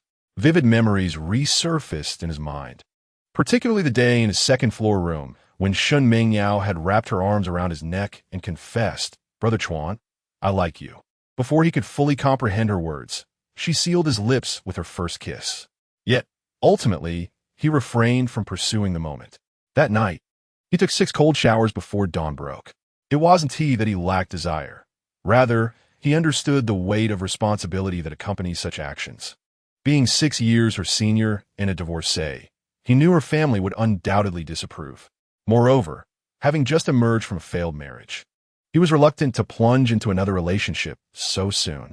He yearned for a period of freedom, a chance to thoughtfully plan his future and rediscover his former self. Thus, he declined her advances that night, assuring Shen Mengyao that he would contemplate the matter and provide her with an answer post-divorce. Now, freshly divorced, he was taken aback by Shen Mengyao's swift arrival. Qin Tingting, hearing her brother's voice laced with unease, asked with confusion, Is she here for you, brother? I saw a video of that woman saying you're divorced. Mom sent me to keep you company. Congratulations, brother. Happy divorce. I can't pick you up right now. It's fine. Just send me your location. We'll take a taxi once we arrive. You're not planning to stay with me, are you? Of course. Didn't you rent a 2-bedroom apartment? There is plenty of space. Why spend extra? While her reasoning was sound, Qin Chuan hesitated. He recalled how Shan Mengyao had acted so freely back in his hometown. What if she slipped into his rental in the dead of night to share his bed? That seemingly demure girl possessed a surprising boldness. Yet, the thought of leaving the two young ladies to fend for themselves was equally troubling. Considering he would be at the hospital caring for Gu Yin and Wuden TB home, he decided to send his sister the location. Brother, come home early. We don't have the keys. Okay. Qin Tingting, upon receiving the location, excitedly showed it to Shen Mengyao. Yao Yao, this is where I can assist you. The rest is up to you. Yes, Brother Chuan is now divorced and single. There are no reservations on my part. The conviction in her voice was palpable. Once we arrive, we'll set our plan in motion. If Qin Chuan were to discover that the two girls had devised a scheme against him, he would surely descend into despair. The two young women, buoyed by the location, hummed an unknown tune, laughing and chatting as they boarded the bus to Qingling City. Meanwhile, Qin Chuan, after ending the call, found himself in a state of agitation. Confronted with Shan Mingyao's affections, he found himself in a dilemma. To assert that he harbored no feelings for Shen Mingyao would be disingenuous. Yet, he was acutely aware of Gu Yan's feelings for him as she lay in the hospital, teetering on the brink of life and death for his sake. Though Gu Yan had never openly confessed her love, her actions, sacrificing her innocence and risking her life, spoke volumes about her devotion. Dr. Qin, the time has come, Lin, who urged, his gaze fixed on the clock, counting down each second. As 10 minutes elapsed, he could no longer contain himself, exclaiming in distress. The discomfort was overwhelming, as if his body were on the verge of bursting. Hearing Lin Hu's restrained cries, Qin Chuan stepped into the room. He observed Lin Hu's lower body, the skin gradually regaining its luster, indicating that the blockage had been cleared. Quickly, pull out the needle. I need to use the restroom, Lin Hu struggled to articulate, beads of sweat soaking his slightly graying forehead. Qin Chuan remained unperturbed, inquiring, how do you feel? Upon reflection, Lin Hu's face brightened with realization. It feels as though my blood has been liberated, flowing freely throughout my body. Precisely, Qin Chuan affirmed, nodding in satisfaction at the information displayed on the system panel.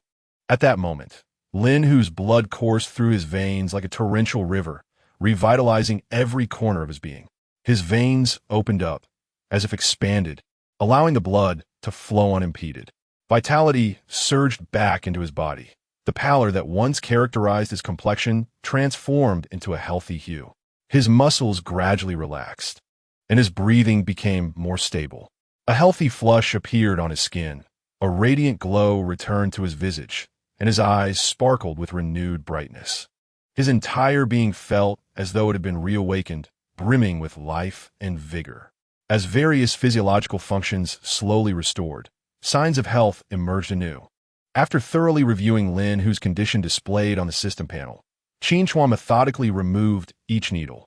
The results are promising. Have Mr. Li gather the necessary medications by tomorrow morning. Once the blood flow in your legs is restored, with the addition of massage therapy, timely medication, and both hot and cold compresses, you should be able to stand within half a month. Is that truly the case?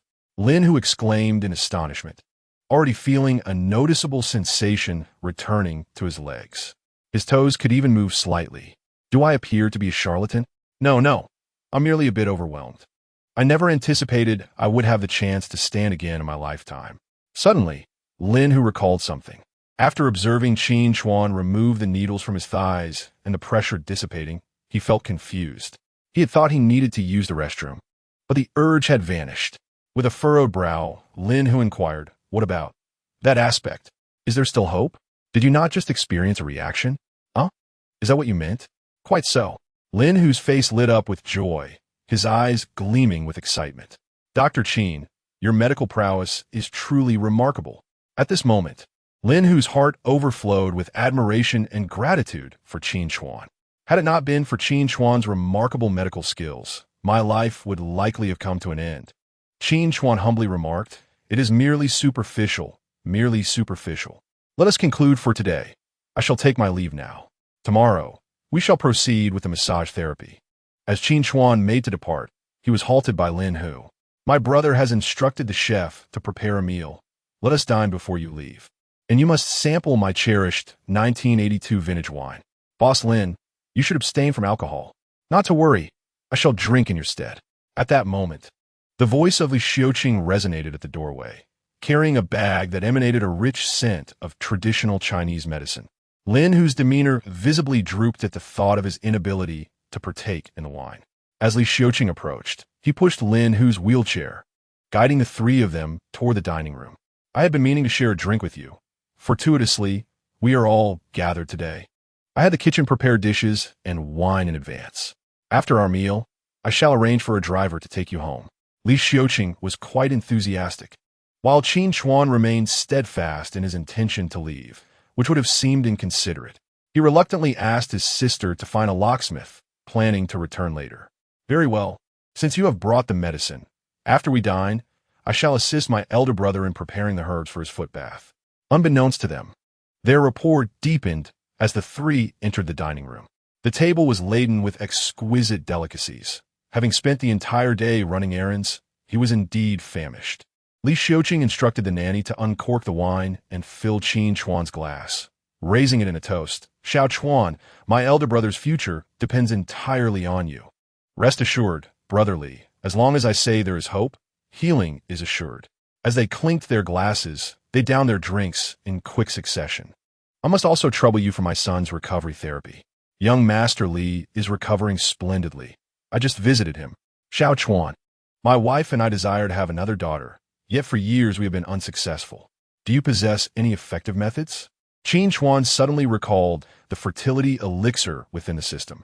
However, redeeming even a single dose required 699 merit points, which seemed rather extravagant. Without practical experience, he was uncertain of its efficacy. There's a method. How about this, brotherly? Let me first examine your wife's health when she has the time. All right, I shall inquire. How long until I can stand again? Lin Hu, seeing his brother's enthusiasm, couldn't help but ask.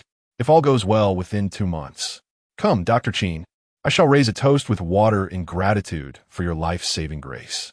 After consuming 2 bottles of the 1982 vintage wine, Li Xiuqing felt somewhat lightheaded.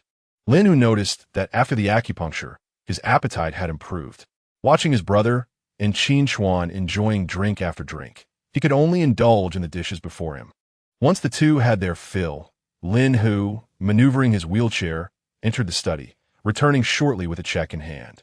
This is a token of my appreciation. Once the treatment concludes, I shall reward you handsomely. Qin Chuan looked down at the check Lin Hu offered, 10 million. Wow, I anticipated you would compensate me, but I never imagined it would be such a substantial amount. The sum was so considerable that Qin Chuan felt embarrassed to discuss any transactions further. 10 million. It was quite overwhelming. Boss Lin, this sum is truly excessive. If you genuinely wish to express your gratitude, might I request a favor? Despite having consumed a fair amount of alcohol, Qin Chuan retained his clarity of mind.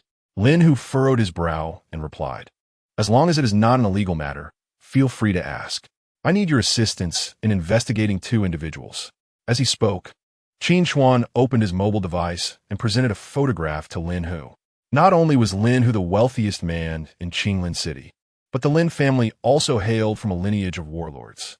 The fact that Wang Qian could afford to hire an assassin for 20 million suggested a protective umbrella behind her. Otherwise, it would be inconceivable for her to orchestrate such a blatant act of murder through a staged traffic accident. It was not that he desired to meddle in others' affairs. Rather, he aimed to uproot that band of miscreants entirely. He intended to bring disgrace upon the Wong family. Lin Hu cast a heavy glance at the photograph and promptly requested Qin Chuan to add him on WeChat, subsequently transferring the image to his phone. This small favor is but a trifling effort, Lin Hu remarked as he pocketed his device. You must accept this money.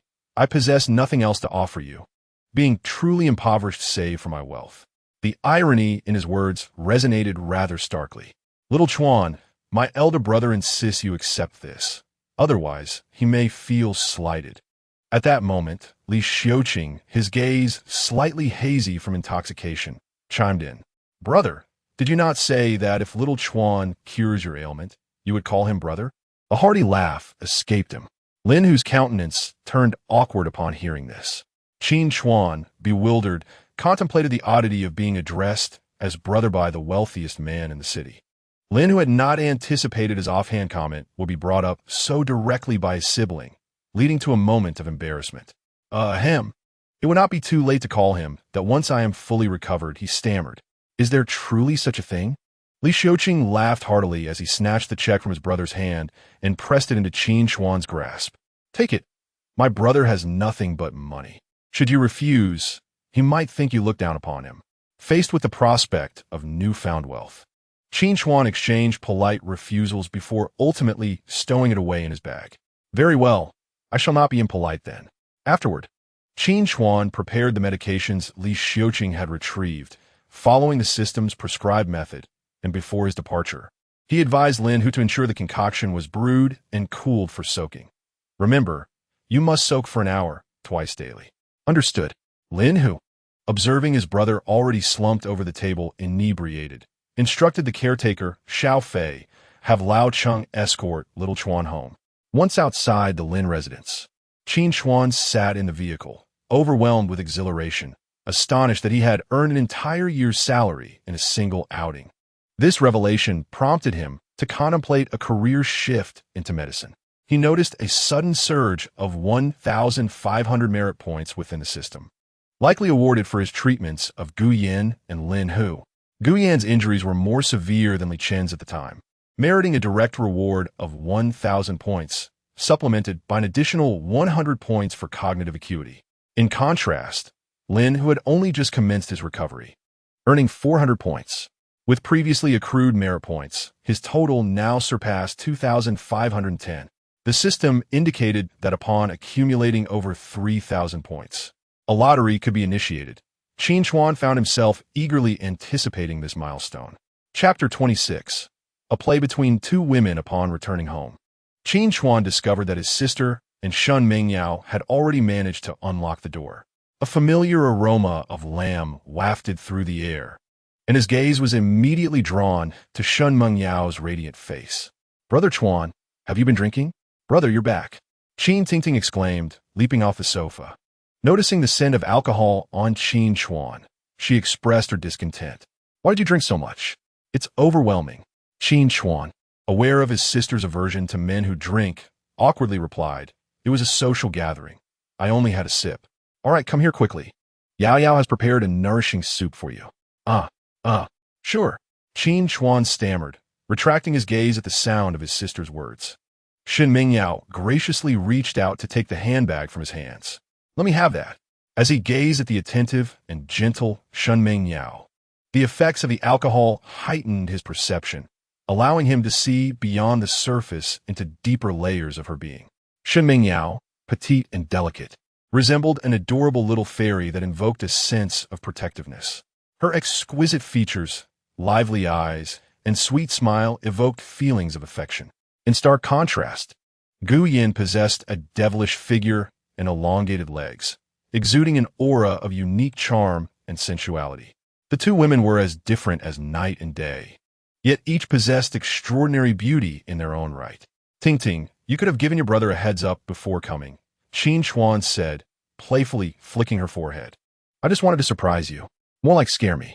Qin Chuan drank a glass of water and inquired, how long do you plan to stay in the city? We're not here for leisure. We have work to do. Work? Qin Chuan thought, sensing something amiss. What kind of work? Yao Yao already has over 1 million fans, and many manufacturers have approached her to help sell products. She asked me to be her assistant. Wow, that's impressive. Selling products can be quite lucrative. Yao Yao is on her way to becoming a little wealthy. As Qin Chuan observed Shen Mengyao bringing over 2 large bowls of beef soup, he feigned nonchalance. So, you two want to be returning home? What about your performances? Dancing. Yao Yao and I have been practicing recently. Her fans want to see her dance every day. Tingting, how many fans have you gained? 690,000. That's remarkable. I have 2 internet celebrity sisters. Shen Mengyao added, Tingting's growth in followers is much faster than mine. I only gained 1 fan a day when I started. You both need to wear masks when you go out. all right? Qin Chuan expressed his concerns for their safety. Two blossoming young ladies, both internet sensations, surely had countless admirers watching them. That's why we plan to stay with you. If we go out at night, you'll have to act as our bodyguard. Qin Tingting exchanged knowing glances with Shun Mengyao. Qin Chuan was taken aback, nearly choking on the nourishing soup. You two? Live with me? Continuously? Of course. What other option is there? Are you really comfortable letting two young girls run off to rent a place? Are you not worried about us being followed? And no, not at all. I was merely pondering if my two-room apartment might feel a bit cramped. 2 rooms will suffice, brother. What are you afraid of? Qin Chuan found himself unable to argue with his younger sister and stole a glance at Shun Mengyao, only to meet her gaze. The unmasked threat in her eyes seemed to convey a message. Chuan Gu, there's no escape for you. I'll share a room with Tingting, and you can take the other room. Your presence makes us feel secure, Shun Mengyao stated. With both sisters expressing such sentiments, he felt he could hardly leave them out in the open. He was well aware of how many men were enchanted by a girl like Shun Mengyao.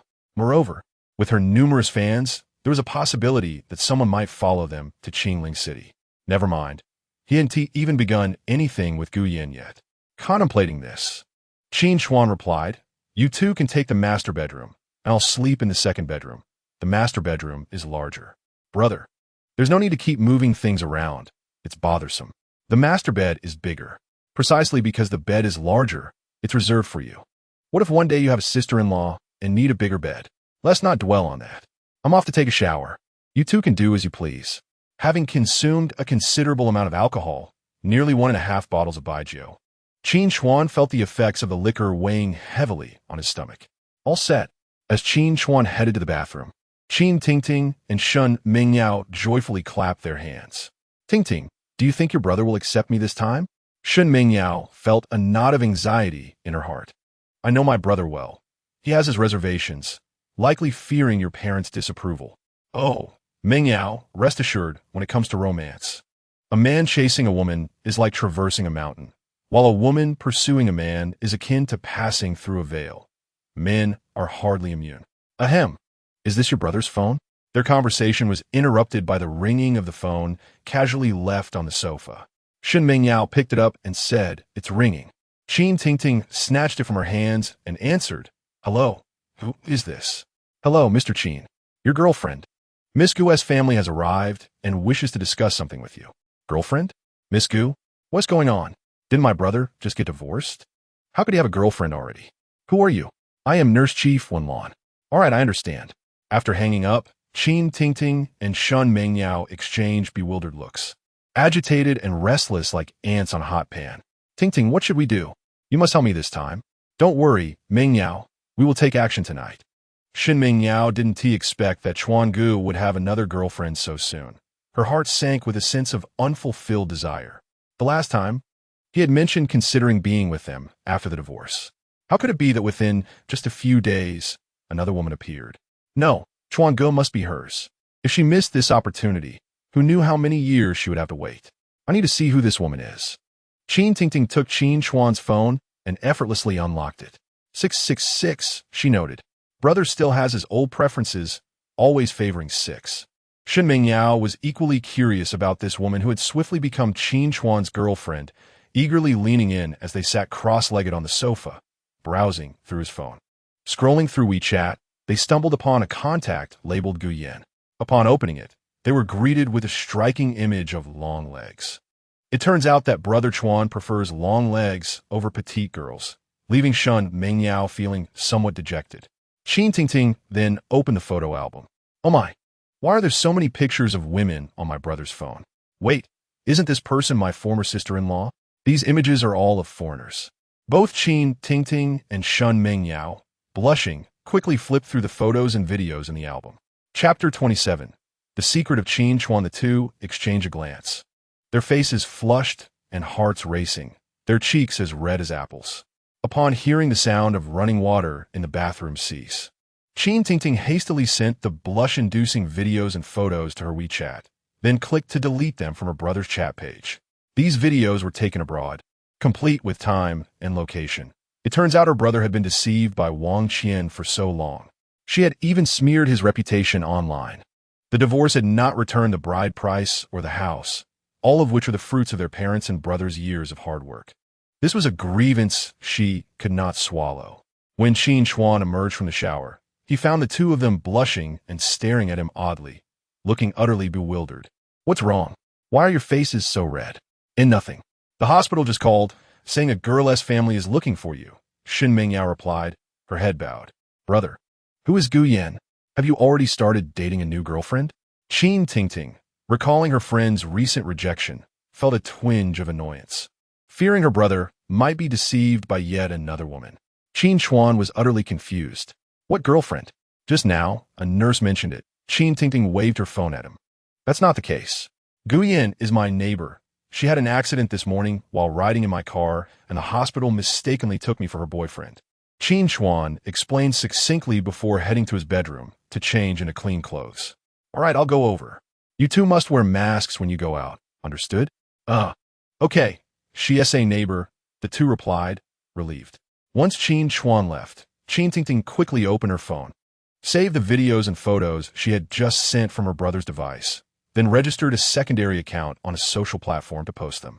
Shin Mingyao, feeling sympathy for Brother Chuan, joined in as well. The two swiftly edited the content and uploaded the finished video online, subsequently submitting it to various gossip media outlets. Meanwhile, Qin Chuan remained oblivious to his sister and cousin's antics, preoccupied with how to face Gu Yan's family at the hospital. As two internet celebrities skillfully executed their plan, the video quickly stirred up a considerable uproar online. At the hospital, upon learning of their daughter's accident, Gu Yan's parents immediately booked flights to return from afar. Seeing their daughter lying unconscious in the intensive care unit, Chen Tong was nearly overcome with grief. They never anticipated that their obedient and understanding daughter would suddenly suffer a car accident, ending up in such a state. According to the information they received, she had been in a car with someone named Qin Chuan at the time of the accident. The traffic police reported that the crash was caused by an out-of-control truck. With further investigations pending, the head nurse informed them that their daughter had sustained extensive burns, nearly disfiguring her, and suffered a severe brain hemorrhage, leaving her condition uncertain. Once a blissful family of four, tragedy struck unexpectedly, leaving them to grapple with the burden of exorbitant medical expenses, which the perpetrator failed to cover. How could this be? Why has my daughter ended up like this? My dear girl, how am I to endure this? Why did the person who was in the accident with my daughter escape unscathed? Were they not in the same vehicle? Mr. Gu, I'm also uncertain about this, replied Wen, trembling in response to the frantic inquiries from Gu Yan's family. She could only strive to soothe Chen Tong's distress. Li Yun Insa Shikdal Menuskop Tien.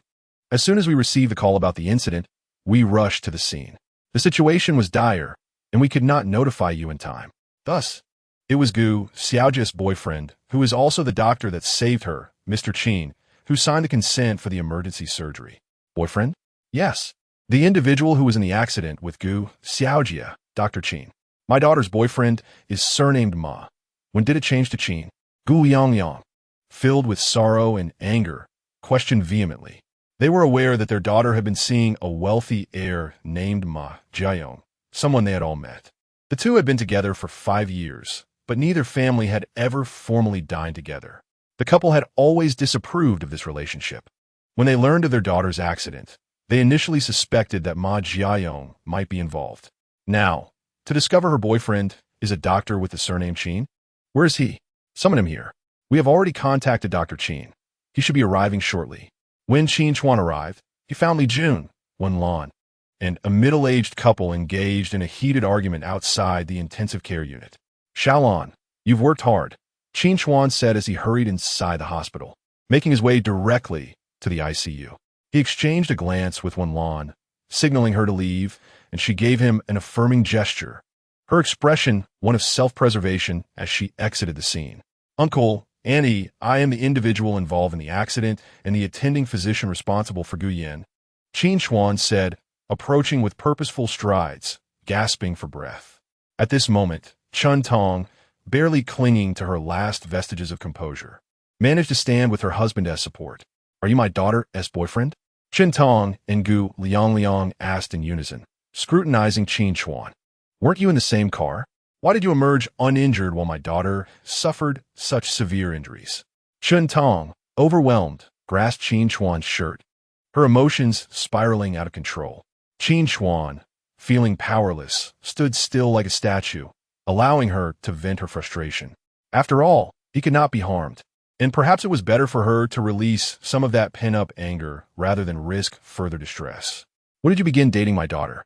Why were we not informed? Now, with her in such critical condition, you remain completely unscathed. Don't you feel the need to explain?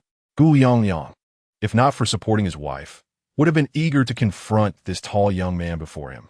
Two individuals shared a vehicle, and the scene of the incident was engulfed in thick smoke, with flames reaching towards the heavens. From the footage captured at the site, the luxurious car, worth a considerable sum, appeared to be reduced to little more than a skeletal frame. Remarkably, the man emerged unscathed, without a single scratch, which inevitably aroused suspicions about his potential involvement in the calamity. Qin Chuan, upon hearing this, was taken aback. When had he ever entered into a romantic relationship with Gu Yan? Had she perhaps mentioned him to her family? Furrowing his brow in contemplation, he resigned himself to the fact that he had indeed referred to Gu Yan as his girlfriend on that occasion. However, such details paled in comparison to the pressing issue at hand. Qin Chuan swiftly organized his thoughts and spoke. Uncle, and this situation is rather intricate, but I implore you to remain calm and allow me to explain fully, if you would be so kind. As for why I sustained no injuries, feel free to reprimand or strike me once I finish my explanation. I assure you, I shall not retaliate. Chapter 28. This is what I must clarify. Qin Chuan spoke with conviction. After all, he had undergone a transformation. Even the sharpest blade could not pierce his skin now, let alone a mere fist. If a beating would alleviate their anger, he would not oppose it, considering the gravity of the situation that had arisen partly due to him. As Gu Yan had been entangled in this predicament because of him. You speak so lightly. Does hitting you restore my daughter to her former self? Qin Tong cried, her voice trembling with anguish. Gu Yangliang retorted angrily, you better provide a satisfactory explanation. Otherwise, I will go to any lengths, even selling a kidney, to uncover the truth. Qin Chuan understood the feelings of a parent and promptly urged Li Jun to step aside before he proceeded with his explanation. The perpetrator was hired by my ex-wife. Upon hearing this revelation, the elderly couple's expressions turned blank, and Qin Tong quickly collected herself. They were seething with a desire to confront Qin Chuan. Their daughter, still an innocent young lady, had been sullied by this man in a second marriage. How dare you, a man of twice-married status, deceive my sister? Suddenly, at the end of the corridor, a young, handsome man, clad in a suit and carrying a leather bag, approached. Enraged by the remark, he threw his bag to the ground and charged at Qin Chuan, delivering a powerful punch to his face. The impact was loud, yet Qin Chuan felt neither pain nor the sensation of the fist striking his skin, let alone any distortion of his head. At that moment, he realized the true meaning of the system's defensive capabilities. Son, allow your father to handle this. You are a lawyer and cannot jeopardize your career over this matter. Gu Yangliang restrained her son, who then landed another punch on Qin Chuan. After the blow, both father and son were struck by a startling revelation. Their fists felt as though they had collided with stone, sending sharp pangs of pain through their hands, while Qin Chuan remained unfazed, his head steady. Seeing the astonished expressions on their faces, Qin Chuan sighed. This is also what I need to explain. Sigh. Do you believe me when I say I have an extraordinary ability? Gu Yangliang and Gu Qingze exchanged glances, suppressing the pain radiating from their fists, refraining from further aggression. This Qin Chuan had an exceptionally tough exterior. Was he made of iron? At this juncture, Qin Chuan no longer felt the need to conceal the truth. He was prepared to unveil the entirety of the matter. What he did not anticipate was that his sister had already accomplished everything he had long desired but dared not pursue. He took out his phone and opened a video, patiently explaining, firstly, Miss Gu is my neighbor. My ex-wife gave birth to a child of mixed descent, and she refused to agree to a divorce. Consequently, I moved out. On that day, I had just injured my foot and encountered Miss Gu at the entrance of the community. Out of kindness, she assisted me home, but my ex-wife, having followed us, mistakenly assumed that Miss Gu was my mistress and subsequently posted a video online to tarnish our reputation. Naturally, Qin Chuan omitted 100 words detailing the night he met Gu Yin and got straight to the point. Upon seeing this, I insisted she issue a public apology to clear the air. After our divorce, she, unwilling to accept the outcome, resorted to hiring someone to orchestrate a car accident in an attempt to kill me. The three listeners stood in stunned silence. Recently, they had not been active on social media and had not encountered any discussions regarding Gu Yin online. However, they caught a crucial keyword. This man was not only cuckolded by his wife, but was also being hunted down. At that moment, Gu Liangliang, as a man, found himself feeling a twinge of sympathy for Qin Chuan. Gu Qingze, still single, could not fathom the feelings associated with such betrayal, let alone murder. That woman is truly venomous. I'm sorry, I have implicated Miss Gu. Then how did my daughter end up in your car? Shin Tong inquired. Your daughter suffers from hemorrhoids. After my ex-wife video was released, some misguided fans caused a ruckus at Miss Gu's store. On our way back, we were involved in a car accident. Qin Chuan explained earnestly and assuredly. Her medical records from the hospital will corroborate this. Qin Chuan added, as for why I was unscathed, it was Miss Gu who, in a moment of crisis, shielded me from the oncoming truck's impact with her own body. Additionally, I have been practicing a mysterious technique recently, which both your uncle and this young man likely sense as well. Indeed, facts speak for themselves. They are swiftly convincing. After listening, the urge to further assault Qin Chuan dissipated, for he was undeniably resilient. Shin Tong's eyes were already swollen beyond recognition. I was unaware of my daughter's condition regarding hemorrhoids. How did you know? Gu Liangliang asked, stunned. Shin Tong murmured, my daughter has suffered from hemorrhoids for many years. I'm aware of it. Qin Chuan replied, I am a doctor. She is my patient. Is this reason not sufficient? My sister is in this state because of you. Gu Qingze thought of his beloved sister lying in the adjacent room, her fate uncertain, and his heart ached unbearably. Rest assured, I will provide you with a satisfactory outcome. And how will you do that? Even if my daughter awakens, she will likely be left paralyzed for life. You have ruined her existence. Apologies for my tardiness. I was caught up with urgent matters. At that moment, Director Han hurried in to vouch for Qin Chuan. Good day to you both. I am the director of this hospital, Director Han said courteously. I fully understand your current emotions, but I can assure you on behalf of our hospital that Dr. Qin will certainly return your daughter to you unharmed. He brought forth the miraculous case of Qin Chuan healing Li Chun to fill the wound. A patient such as this. Not only did Dr. Qin preserve his lower limbs, but he also cured congenital erectile dysfunction, creating a marvel in the medical field. Therefore, please trust him just this once. Director Han earnestly implored on behalf of the hospital. He too anticipated Qin Chuan's performance. Should he truly restore Gu Yin to health, their hospital would become the birthplace of miracles in the entire Qinglin city. At that point, he would go to great lengths to retain Qin Chuan's presence at the hospital. Qin Chuan quickly added, Uncle and Aunt, I assure you, Miss Gu will not only avoid paralysis, but will also regain her former beauty.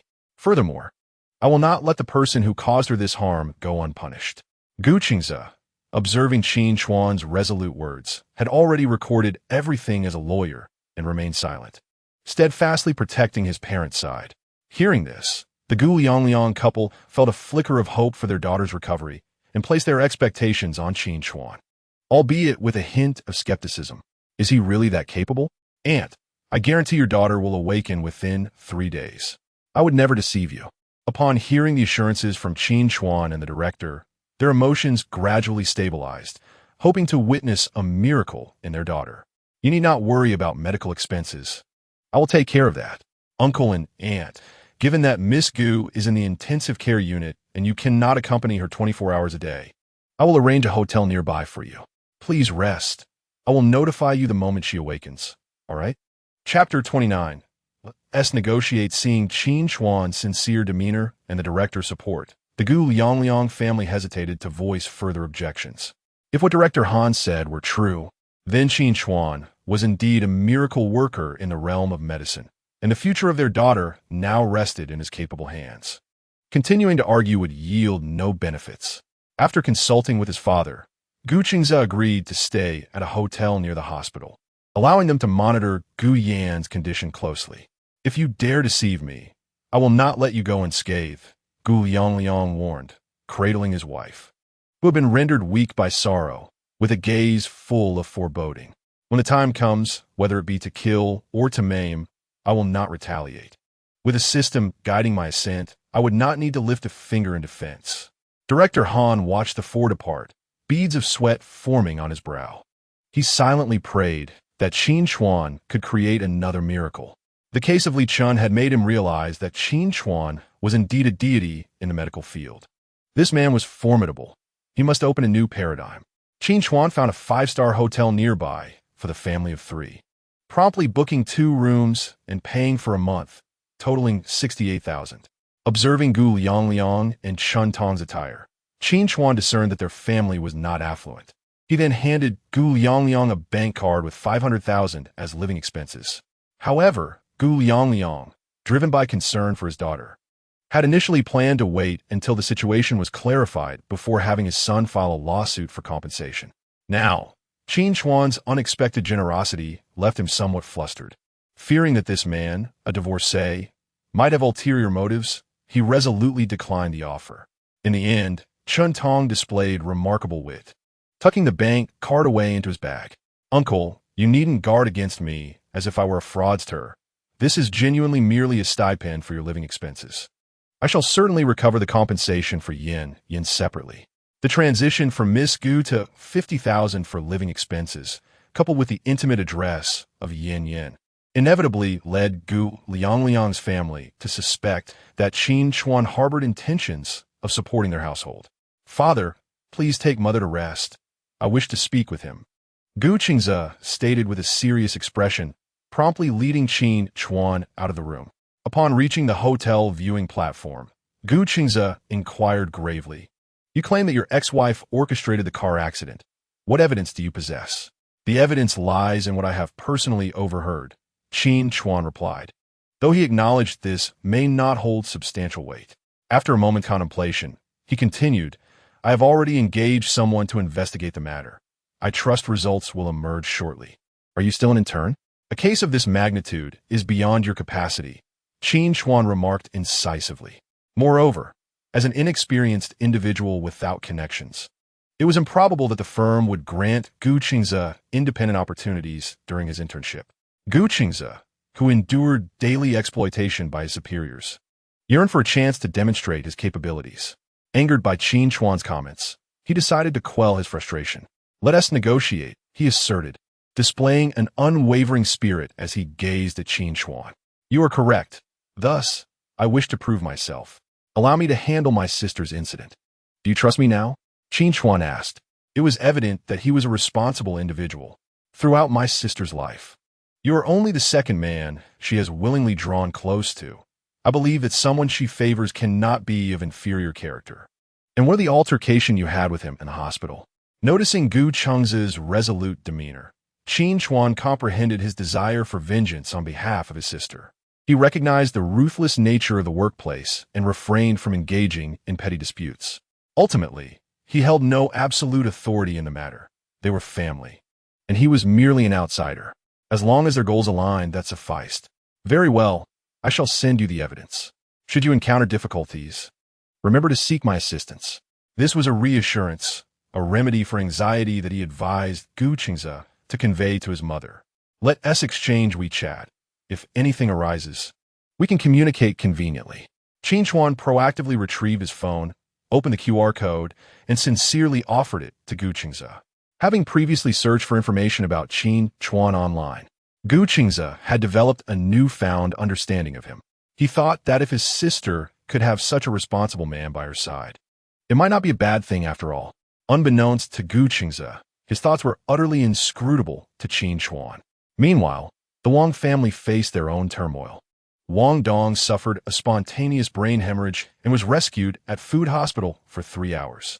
Fortunately, timely intervention meant that only half of his brain was affected. Zhang Shui remained by her husband's side in the hospital, while their daughter traversed the path of eliminating her ex-husband, ultimately leading to her own demise. Wang Qian never anticipated that Qin Chuan would prove so resilient. He survived the car accident and the subsequent fire.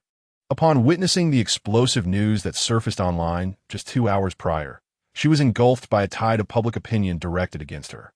In a mere 2 hours, her social media account surged by 1 million followers, with 320,000 comments on her posts and 160,000 private messages flooding in. This is far more rapid than her usual method of gaining followers through meticulously crafted beauty and lifestyle videos. However, this sudden influx of traffic is overwhelming, potentially leading to her immediate downfall. Please investigate the entities behind these accounts. Very well, Vice President Wang.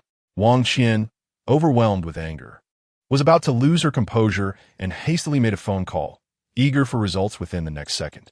After disconnecting, she attempted to reach Qin Chuan, but regrettably, the call did not go through. She dialed another number, and it was quickly answered. You are to leave for abroad immediately, and all expenses are negotiable. Wang Qian insisted urgently. If Qin Chuan were to uncover the hired assassin she had engaged, the ramifications would extend beyond imprisonment. It could jeopardize the hard-earned Wang Group, potentially leading to its bankruptcy. The terrifying nature of online public opinion was a thought she dared not entertain. To her astonishment, the other party began to negotiate. Miss Wang, how much are you willing to offer? 50 million. Apologies, but we are currently enjoying tea at the home of the wealthiest Lin boss, and have no time to flee. The line went dead. Staring at her shattered phone, Wang Qian recognized the gravity of the situation. This was clearly retaliation from Qin Chuan, who had come prepared. Despair washed over her in an instant, leaving her crumpled on the floor. Should Qin Chuan discover the identities of her hired hands, even if Guyen were unharmed, she would face a lifetime of imprisonment. Meanwhile, the videos circulating online continued to unveil revelations. Shifting from doubts about their authenticity to netizens uncovering Wang Qian's blissful study abroad days, detailing her passionate encounters at various locations. In mere hours, public opinion thrust the Wang Group into the spotlight. Qin Chuan's account, initially used for casual video browsing, also attracted an influx of followers, with numerous female users expressing sympathy for him and sending comforting messages. Handsome, I'm a virgin, and I would marry you. What do you think of me? Accompanied by a picture of a graceful beauty. I just turned 18 and have a lowly voice. I'm hoping to find a devoted boyfriend like you. Don't be sad over someone who doesn't cherish you. Your happiness awaits you ahead. Hugs. Cut your losses and leave the toxic woman. You will discover a better world. You will encounter someone who truly understands and loves you, providing the happiness you seek. But, her actions only prove she does not deserve you. Be grateful for your liberation. Do not let a toxic woman affect your life and mood. Believe in yourself, and you will find your happiness. Her betrayal is a test of your life, granting you the opportunity to meet the right person. You are an exceptional man. Let go of the past and start anew. Do not despair. You deserve better, like me. These heartfelt messages were only revealed to Qin Chuan after Sun Haiyang informed him through a phone call. Upon opening a certain social media platform, Qin Chuan discovered an overwhelming influx of private messages, amounting to tens of thousands, predominantly from alluring women offering him words of comfort. Never in his wildest dreams did he anticipate transforming into a prominent internet celebrity in such an unexpected manner.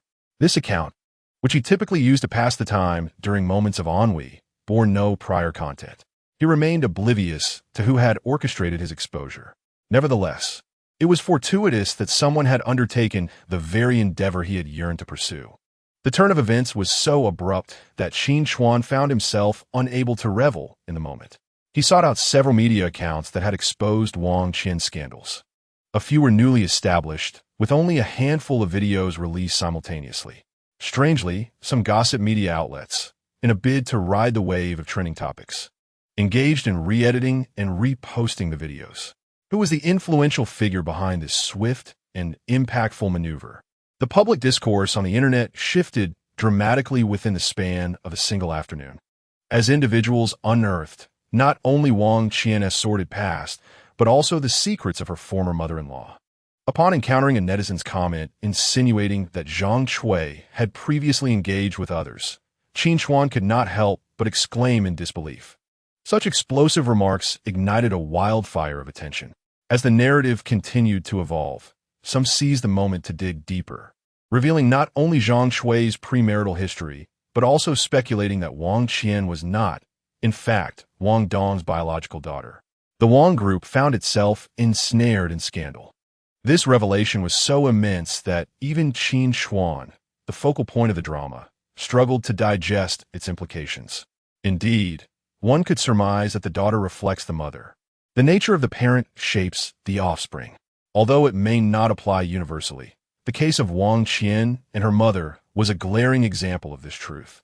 The unfortunate Wang Dong, who had devoted nearly 30 years to raising his daughter, now faced the bitter reality of her being the product of another man's lineage. The wife he had cherished for a lifetime turned out to be a relic of someone else's past. Suddenly, Qin Chuan felt his own narrative paled in comparison to this unfolding saga. It was a lamentable irony that Wang Dong, in his relentless pursuit of happiness, found himself ensnared in such a disheartening fate. Meanwhile, at the Ren hospital, Zhang Shui had just obtained the contact information for the renowned Dr. Qin, hoping to reach out for assistance in saving her husband. However, upon terminating her daughter's call and witnessing the deluge of online discourse, she abandoned the idea of calling altogether. Fully aware that the cat was out of the bag, she decided to flee the hospital, realizing that even if she managed to rescue Wang Dong, he would certainly not forgive her. It seemed futile to expend any further resources. In a moment of desperation, she dialed her lover. Xiaofeng, the truth cannot remain hidden. Qian is our daughter. Regardless of the circumstances, you must protect her. Li Feng, Wang Dong's childhood friend, felt a chill wash over him at her words. For the greatest tragedy in life is when one considers another a brother, while the latter views them as a fool. Not only had he betrayed his trust by seducing his woman, but he also expected him to help raise their child. At that moment, Li Feng was preoccupied with his wife's birthday celebration, and his expression turned icy. "I am busy right now. I will come to see you shortly. Then I shall wait for you at home." "Very well." Fearful, Zhang Shui found herself at a loss. She could not remain in the hospital, nor dare to return to her company or her own home. Instead, she sought refuge in the residence she shared with her lover. After marrying Wang Dong, she and he had co-founded a processing factory where Wang Dong had invited Li Feng to work. With Li Feng's tall and slender stature complemented by his handsome looks, and given that Wang Dong frequently traveled for business, the management of the factory fell to her and Li Feng. Over time, an undeniable bond had developed between them. Later, there came a time when Wang Dong was away on a business trip for a month. During this period, Li Feng celebrated his birthday and indulged in excessive drinking, which led to an intimate encounter between the two. Initially, she contemplated confessing to Wang Dong and ending their relationship. But when Wang Dong returned with a contract worth 10 million, she realized that revealing the truth would leave her with nothing. After 2 arduous years of effort, the factory was finally beginning to thrive, and she was unwilling to lose it all. Thus, she chose to conceal the affair.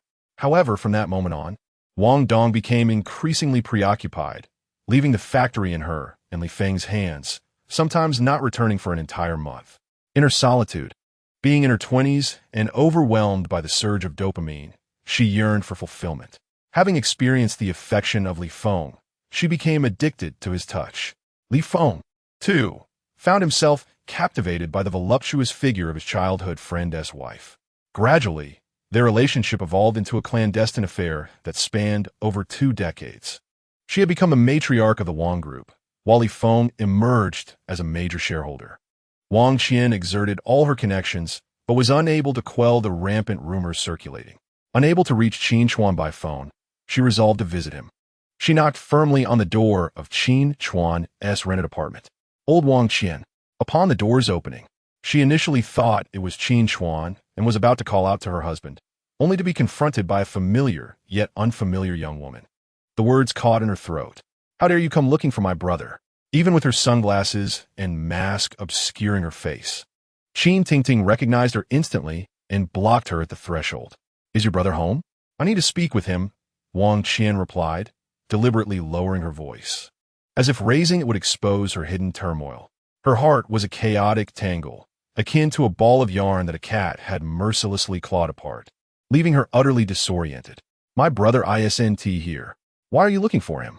Qin Tingting feigned ignorance, though she had already surmised Wang Qian's intentions. Shen Mingyao stood behind Qin Tingting, interjecting, "Haven't you two divorced? Why are you still seeking him out?" Wang Qian froze upon seeing Shen Mingyao, a stranger she had never met yet recognized immediately. "Is this online matter something you two orchestrated?" Wang Qian suddenly inquired. Qin Tingting and Shen Mingyao feigned innocence. "What online matter? I'm just looking for your brother," Wang Qian began, attempting to step inside. It was unceremoniously halted by Qin Tingting wielding a broom. "I'll say it again, my brother is not home, and you are not welcome here." Chapter 31. Grant me one chance. Wang Qian barged into the room, only to find Qin Chuan absent, and was ruthlessly expelled by Qin Tingting.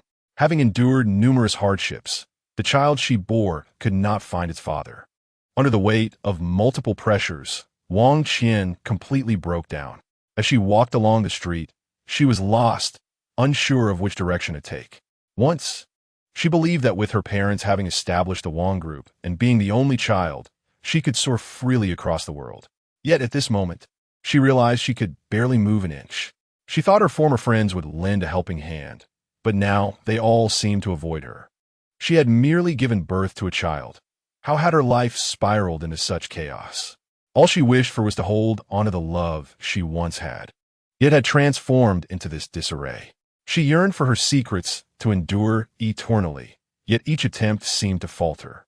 With her father collapsing dramatically, Qin Chuan embarked on a frenzied quest for revenge against her. In a mere span of time, the company descended into chaos, as those who had once persevered alongside her father now sought to protect their own interests in the wake of the incident. Online, there were even unfounded rumors circulating, claiming she was not her father's biological daughter. All she desired was to live the life she envisioned. Why was it so challenging? After meticulously assessing Gu Yan's condition, Qin Chuan received a call from Lin Hu on his way home. "Hello, young brother. I've located the individuals you were seeking and have gathered the pertinent details. They are members of an underground organization, but I've already handed them over to the police. When you have the time, please go and provide a statement. To dare harm his subordinate is simply courting death." Qin Chuan was taken aback by Lin Hu's swift actions and the fact that he had directly turned them over to the police. However, this was beneficial as it spared him from unnecessary exertion. Efficiency, swift, decisive, and precise, is an essential trait of a man. "Thank you, Brother Hu." Qin Chuan expressed his gratitude before adding, "I'll head over now. Don't mention it. Just remember to come by tomorrow to help me with a massage," Lin Hu replied. After completing his acupuncture session today and following Qin Chuan's prescribed bathing regimen, his leg had begun to show signs of improvement. "Rest assured, Brother Hu, I will be there on time," Qin Chuan assured him. After hanging up, he instructed the driver to turn around and seek out Gu Qingze. The two of them headed straight to the police station. By the time they finished their statements and returned home, it was already past 9. Shen Mingyao sat sulkily on the sofa, contemplating whether to call Qin Chuan. Just then, the door was unlocked from the outside, and in walked the handsome face she had longed for. Upon seeing Qin Chuan return, Shen Mingyao joyfully approached him, taking the bag from his hands and hanging it up before inquiring, "Have you eaten yet?" This simple question warmed Qin Chuan's heart. "Yes, I have." He scanned the living room, but did not see his sister. At that moment, Shen Mingyao, clad in sleepwear, looked enticingly delicate, stirring a sense of restlessness within him. "Where's Tingting?" Qin Chuan asked, diverting his gaze. "She's live streaming," she replied.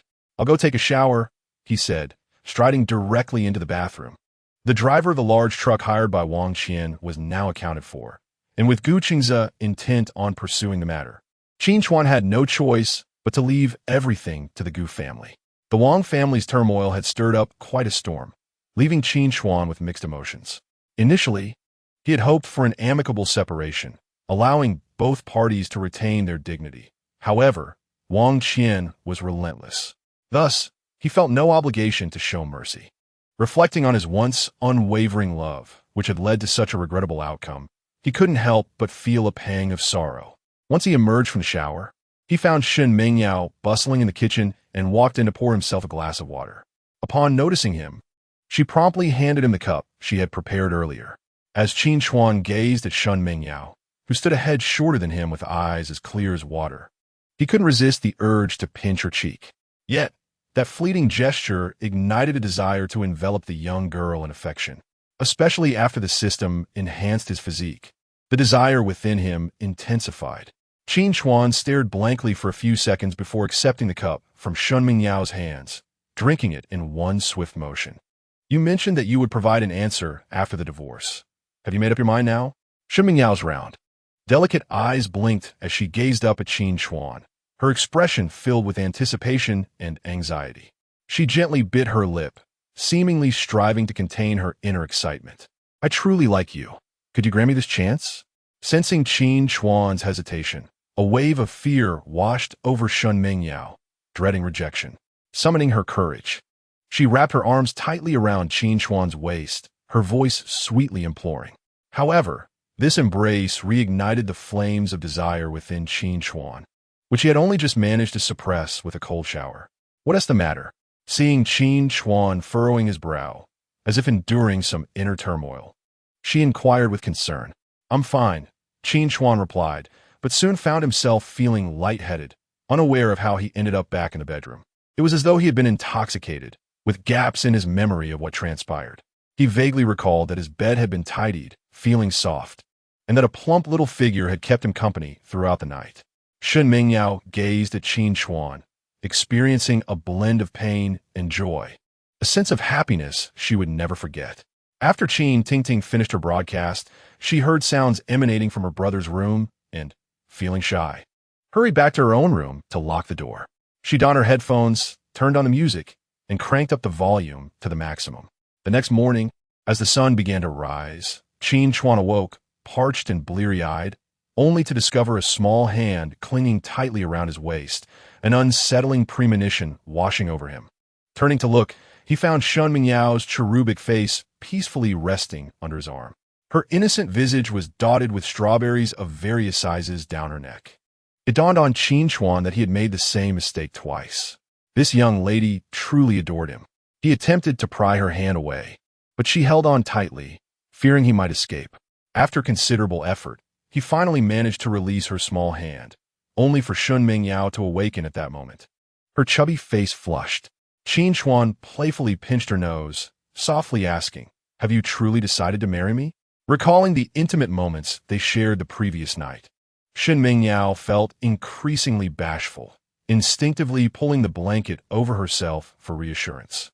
She seemed to believe that only this cocoon of softness could provide her with a semblance of security. Despite being enveloped in the comforting fabric, she could still distinctly feel the surges of warmth rising within her, her cheeks involuntarily flushing. She nodded affirmatively. "All right then, from now on, this shall be your bedroom. You cannot sleep with my sister." Chapter 32. How wonderful it is to have you. So, you agree to be with me? Shen Mingyao looked at Qin Chuan with wide, innocent eyes, as if lost in a dream, scarcely able to believe it was real. Her hand, hidden beneath the blanket, discreetly pinched her thigh to confirm the truth of the moment. The tangible sensation of pain confirmed to her that this was no dream. She had truly obtained the man of her desires. Given the circumstances, could she still retract her decision? No. Qin Chuan pondered that since events had unfolded this way, he must take responsibility. Shen Mingyao was indeed a good girl, and marrying her would be quite splendid. Shen Mingyao, upon witnessing Qin Chuan's chiseled six-pack and his robust, alluring physique, felt a mixture of anxiety and excitement. Qin Chuan observed the crimson roses blooming on the sheets, reminiscent of petals. He gently caressed her cheek. In the morning, Qin Tingting arose early to prepare breakfast, noting the time was nearly 9 o'clock. Hearing voices from her brother's room, she assumed they must be awake and called out, "Brother, sister-in-law, breakfast is ready."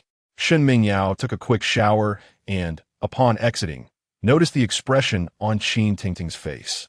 Reminded of the events from the previous night, her cheeks flushed with embarrassment, feeling a sense of guilt akin to that of a thief. It was Qin Chuan who broke the peculiar silence. "How much do you earn from a live stream nowadays?" 1800 why? She replied, "Do you sing and dance? Or is there more to it?" Qin Chuan, concerned that many female streamers engaged in suggestive behaviors to captivate male viewers, inquired anxiously, "Brother, are you overthinking this? Ting and I follow a wholesome path, so we perform folk dances without any posing," Shun Mingyao clarified, understanding his misinterpretation. That's reassuring. After breakfast, remembering that today was the final day to sign the labor contract with the company, Qin Chuan planned to return to complete his resignation procedures. Previously, Wang Dong had coerced him to return and work like a servant, but he had refused. Strangely, Wang Dong had not made any further attempts. Did he truly believe Qin Chuan was deliberating? Did he really think Qin Chuan was so naive as to be easily deceived? After giving his two sisters a few words of advice, he headed out towards the company. Once her brother departed, Qin Ting teased Shun Mingyao, sister-in-law, "Congratulations. You've acquired a handsome man. Ting, please allow me to indulge today and catch up on the sleep I lost last night," Shin Mingyao replied. My dear sister-in-law, feel free to rest. I'll take care of everything else," Qin Ting said, rubbing Shun Mingyao's cheeks playfully. Shun Mingyao made an adorable expression. "It's wonderful to have you." Meanwhile, in the Wang family, after receiving a call from the police station, Wang Qian was taken by Zhang Shui to the house purchased with Li Feng. Seeing Li Feng sitting beside her mother, her heart felt like a chaotic mixture of emotions. The uncle she had called for over 20 years had suddenly become her biological father, a truth she found difficult to accept. She knew well that Li Feng had always maintained a close relationship with her father, caring for her and her mother during her father's absence, often accompanying her mother. Yet, she had never imagined that Li Feng was her mother's clandestine lover. At this moment, she yearned to condemn her mother's actions, but recalling her own unspeakable deeds left her at a loss on how to confront her mother. A once harmonious family had become irreparably fragmented. The tumult began with the birth of her little black child.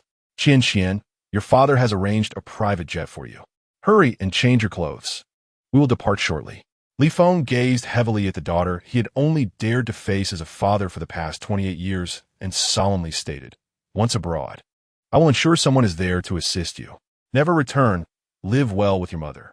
"Qian, this is the share transfer agreement. Your Uncle Feng is truly your father, and we are the family. Your father will find a way to resolve the company matters." Zhang Shui pushed a shared transfer document in front of Wang Qian, urging her to sign. Once she did, the Wang group would be severed from her. Wang Qian, like a soulless being, looked at her mother and this suddenly appeared father and coldly retorted, "Mom, he has a family. To him, you're merely a mistress. And I am but an illegitimate child. My real father lies in the hospital. For over 20 years, he has suffered for you. You would hand over the company to a married man? Do you not feel anything amiss?" Slap! Zhang Shui struck Wang Qian across the face, furiously exclaiming, "Who do you think your father is? Wake up! Do you believe Wang Dong would want you as his daughter upon awakening? Would he choose to continue life with me? If it weren't for you, would our situation have been exposed?" Wang Qian covered her face, her eyes ablaze with anger directed at her mother. Yet she could not muster a single retort. "Enough. The plane arrives in an hour. Those who wish to survive must decide quickly," Li Feng said, exasperation evident as he stood. He feared the revelation of their circumstances would tarnish his current blissful family. Sending these two women abroad seemed the safest resolution. Wang Qian pointed accusingly at Li Feng. "Mom, you want me to relinquish my shares to him? Has he promised to divorce and marry you? Will he accept me as his legitimate daughter? It is impossible." Li Feng would never abandon his own children for Zhang Shui. Wang Qian, astutely weighing the pros and cons, realized Li Feng merely sought to usurp power at this moment, even aspiring to eliminate her and her mother as obstacles. Yet Zhang Shui remained unfazed. Eager to escape the city, she could not endure for another moment. "Does this matter? Can it secure your life and provide for us? Is that not sufficient? So, you will leave with me? Qian, be obedient. Sign the documents. Your father taking over the Wong group will afford us a life abroad." Seeing her daughter's stubbornness, Zhang Shui's voice softened in urgency. "Let me think." Wang Qian glanced at both individuals before turning to exit. "I promise. Once I obtain the shares in your hands and secure my position in the Wong group, I will ensure you and your mother are well taken care of. Li Feng dreamily declared as Wang Qian walked out. Zhang Cui had been thoroughly brainwashed by Li Feng's impressive performance the previous night. I trust you.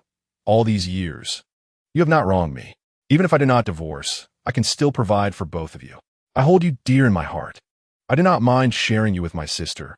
I can only lament that I can no longer bear you a son. If she could bear a son for Li Feng, he would no longer be preoccupied with the son at home and would undoubtedly divorce to be with her. Chapter 33. Coming and going in a rush. You should have a good talk with our daughter. If she doesn't trust me enough, I can sign a confidentiality agreement with her. Li Feng planted a kiss on Zhang Chui's forehead, then released her.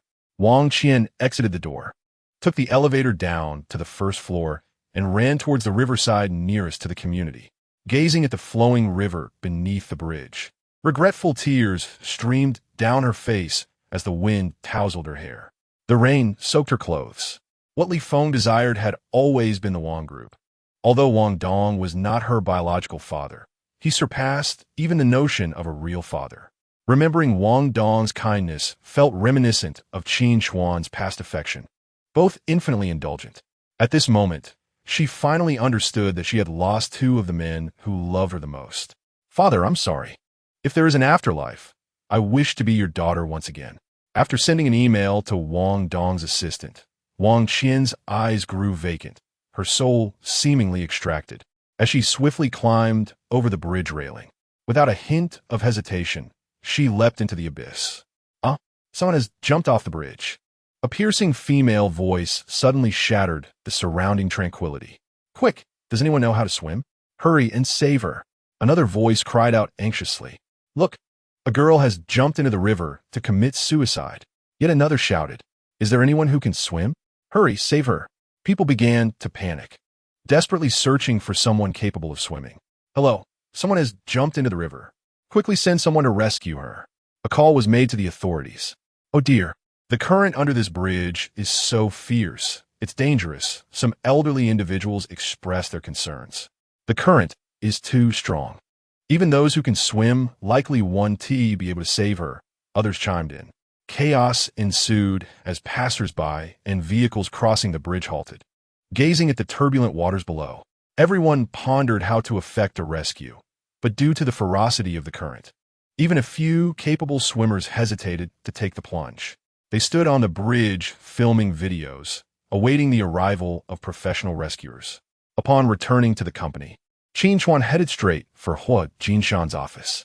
I never would have guessed you'd become quite the internet sensation, Hua Jinshan remarked, surprised by Qin Chuan's sudden return, assuming he had come to a realization. However, with all the news about you circulating the city, it seems impossible for you to come back. Qin Chuan smirked, a cold laugh escaping him as he cut to the chase. President Hua, I am here today to process my resignation. Hua Jinshan was utterly taken aback, never anticipating that Qin Chuan would indeed reject Wang Dong's settlement terms. He paused in disbelief. You're here to resign? If I recall correctly, the labor contract I signed was with you, right? Qin Chuan calmly took a seat and stated, the 3-year contract expired yesterday. My resignation today does not violate any agreement. Does it? Hua Jinshan scrutinized Qin Chuan, noting the seriousness in his demeanor, furrowing his brow. You genuinely intend to resign? From which aspect do you perceive that I am jesting? Qin Chuan retorted. Theoretically speaking, it indeed does not breach the contract. Upon its expiration, you are entitled to exercise your freedom of choice, Jinshan continued, observing Qin Chuan. Wang Dong has bestowed upon you such considerable advantages. It would indeed be a pity to let them slip away. Nonetheless, he expresses a genuine admiration for Qin Chuan, recognizing him as a man of integrity. Faced with such overwhelming temptation, he still manages to make a rational decision. Should you wish to sit, I harbor no objections. Come now. Do you truly believe I am that sort of person?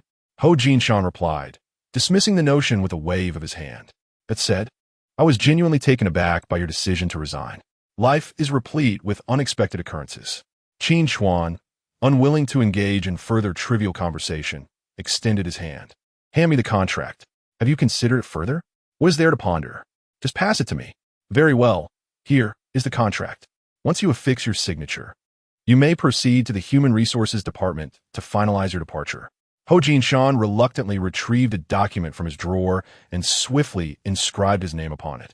With a look of regret, he added, "However, after you leave, I can assist in scouting other companies for suitable positions and offer recommendations. Do not be too disheartened." Qin Chuan nonchalantly replied, "I appreciate your kindness, but I do not intend to remain in this industry any longer." "You are leaving?" Qin Chuan exclaimed, his eyes nearly popping from their sockets in astonishment. "Do not act impulsively. With your capabilities, if you apply yourself, securing a vice presidential position in the future is all but guaranteed." Yet, Qin Chuan remained unmoved. A vice presidential role is merely that. Nothing remarkable. "Have you lost your senses over a divorce?" A smirk appeared on Qin Chuan's lips. "Truth be told, had it not been for the contract I signed initially, I would have departed this company long ago. Today's youth is ever so restless," Qin Chuan mused as he observed Qin Chuan's carefree departure. "Qin Chuan, you are a promising talent. I wish you well." Qin Chuan proceeded to the Human Resources Department to complete his resignation formalities, then made his way to his workstation to gather his belongings. Upon seeing him, the receptionist, Xiaoming, greeted him with uncontained joy. "Qin Chuan, you're back." Xiaoming was the most amiable of all the employees towards Qin Chuan, often bringing him drinks and accompanying him during late hours at work. He had always cherished her kindness and consideration. At that moment, hearing her voice rekindled fond memories, prompting him to approach her with a smile. "Xiaoming, it's been a while." As he approached, Xiaoming's heart raced and her nerves intensified. "Aren't you supposed to have 3 more days of vacation? Why are you back so soon?" She had already learned of Qin Chuan's situation and wondered if this could be her opportunity, especially with the thought of him returning to work as a single man igniting her excitement. With one arm resting on the reception desk, he waved the contract in his other hand. "I'm here to finalize my resignation." "What? You're leaving?" Her face, once brimming with surprise, now reflected sheer shock. "You were doing so well here. Why would you want to resign?" It appeared they were unaware of the circumstances surrounding his departure. "Why not resign if you don't wish to continue?" Qin Chuan gently ruffled her hair. "Well then, let us strive to do well here from now on, and perhaps fate will bring us together again." "Qin Chuan, must you truly leave?" Upon witnessing Qin Chuan turn away, Xiaoming felt an overwhelming urge to weep. "I wish I could stay, but the company has no need for me any longer." Qin Chuan shrugged nonchalantly, a carefree smile gracing his lips as he quipped, "Are you suggesting that you've fallen for me?" His tone carried a hint of jest and mockery, as if he were unfazed by the unfortunate circumstance of his dismissal. Such a forlorn expression was rather unsettling to behold. Xiaoming replied, "All right then, should you miss me, feel free to reach out via WeChat." After finishing his words, Qin Chuan gathered his belongings, exchanged farewells with his colleagues, and departed from that ancient place. This was where he awaited Wang Qian, and also where their story came to an end. Upon exiting the company, Qin Chuan hailed a taxi and headed straight to the hospital. It was time for Gu Yan's dressing change. Chapter 34. Challenging limits with precision and adeptness. Qin Chuan removed all the bandages from Gu Yan's body. Entering the system, he sought to assess Gu Yan's current condition. Suddenly, he received a notification. "Congratulations, Master. You have successfully surpassed and accrued 3,000 merit points. The system has upgraded to level 2, and you shall receive an upgrade reward." The rewards were as follows. 3,000 merit points designated for purchasing medicinal herbs for healing. A blessing spell intended for reciprocating the goodwill of the community, applicable for both new and returning patrons, and a set of self-defense techniques to enhance the host's physical capabilities, safeguarding against the machinations of scheming women. By the heavens, the master truly thought of everything. As the rewards were bestowed, Qin Chuan felt an extraordinary influx of energy surging through his body, invigorating every organ and meridian. Within mere minutes, his physical prowess experienced a remarkable enhancement. The fatigue that had lingered vanished instantaneously, replaced by a vibrant vitality, as if he possessed an inexhaustible reservoir of energy. At that moment, Qin Chuan felt as though he could lift a bull and circle the earth thrice. With the merit points having reached a full 3,000, he He was also eligible for a lottery draw. However, pressing matters awaited him, and Qin Chuan resolved to explore the lottery function later that evening. The treatment page indicated Gu Yan's recovery status. She had yet to awaken, but the efficacy of the herbs had swiftly restored her internal injuries to 30%. The burns on her skin were gradually healing and forming scabs after a day's time, with over 6,000 merit points remaining. There was no need for meticulous calculation regarding the expenditure of hundreds of points on medicinal products. Without hesitation, he exchanged for a second repair membrane ointment from the system's apothecary. Donning medical latex gloves, he meticulously applied the ointment to every inch of Gu Yan's body, just as he had previously, ensuring thorough coverage from head to toe, leaving no pore unattended. However, as he reached her posterior and adjusted her legs, it suddenly occurred to him that she was also suffering from hemorrhoids, and he resolved to treat that as well. Thus, he procured a set of silver needles and proceeded with acupuncture therapy as per the system's guidance. After completing the acupuncture, he needed to wait 5 minutes. During this time, he continued to apply the ointment. Gu Yan, being tall, possessed skin that was notably more resilient than Shen Mingyao's. It seemed she had a better understanding of skincare, likely due to her background in beauty treatments. This ointment not only facilitated the healing of burned skin, but also offered a whitening effect. This is precisely why he engaged his entire being in the task at hand. After attending to the patient, dubbed Big White Rabbit, for 5 minutes, Qin Chuan withdrew the silver needle, proceeding to the next phase of massage. He vowed that his sole intention was to heal Gu Yan, not to take advantage of her. In such circumstances, had it been another doctor, they would have acted similarly. As he gently kneaded her, his precise movements elicited a response from Gu Yan after 5 minutes. She began to murmur softly, instinctively producing sweet sounds. Her complexion flushed. She appeared to struggle against the darkness that enveloped her. Qin Chuan attempted to rouse her with a few gentle calls, yet his efforts were in vain. The system's response indicated that her brain's recovery was incomplete, and forcing her awake could undo all progress. Upon seeing this reminder, all of Qin Chuan's hopes dissipated. After completing the massage therapy, he repeated the bandaging process from the previous day. By the time he finished, it was already noon. Upon exiting, he encountered the couple, Gu Liang and his wife, sitting outside the ward. It turned out they had arrived shortly after his entry. "Dr. Qin, how is my daughter doing now?" Chen Tong inquired with concern. "Yin is recovering quite well. Please rest assured." "Auntie," Qin Chuan replied. After taking the reassuring pill from Qin Chuan yesterday, Chen Tong found relief from her long-standing asthma, feeling significantly rejuvenated. This only deepened her trust in Qin Chuan. It was worth noting that prior to this, she had consulted numerous doctors, and although the medications provided temporary relief, none had offered an effective cure. To her astonishment, one pill from Qin Chuan had alleviated all her ailments. He truly was a miraculous physician. "Dr. Qin, we have a patient in the emergency department suffering from ectopic pregnancy with severe hemorrhaging." The director asked if you could assist. The situation was dire, akin to a sword of Damocles hanging overhead. Any misstep in handling this emergency could prove fatal for the pregnant woman. Recalling that the system had granted him formidable skills in gynecology, Qin Chuan promptly agreed. "Uncle, Auntie, I must take my leave," he said, exchanging quick farewells with Gu Liang and his wife before hastening away with Wen Lan to the gynecological operating room. "Are you Dr. Qin?" the head of gynecology inquired. Her brow furrowed as she regarded the young man, seemingly in his 20s, who had recently been hailed as a miraculous healer at their hospital. Being a seasoned doctor herself in her 50s, she found it difficult to accept this reality. However, considering the hospital director's high regard for him, she suppressed her reservations. Qin Chuan nodded solemnly. "What is the current situation?" In a brief yet urgent manner, Han Min explained, "The patient is in a state of fainting, and the bleeding has yet to cease. We plan to proceed with the removal of the uterus and fallopian tubes to save her life." "Doctor, you cannot remove the uterus and fallopian tubes. My wife and I do not yet have children. I beg you, please preserve her uterus," a man in his 30s pleaded, anxiously grasping the doctor's arm. "The situation is critical. If we do not act swiftly to perform the removal, the patient's life is at risk." Han Min responded with grave seriousness. I understand, but if you remove them, my wife will never be able to bear children again.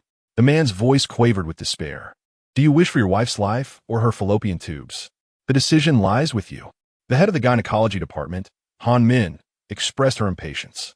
Doctors, when faced with the potential threat to their expertise, often force family members to make the most agonizing choices, revealing their most unsightly facets.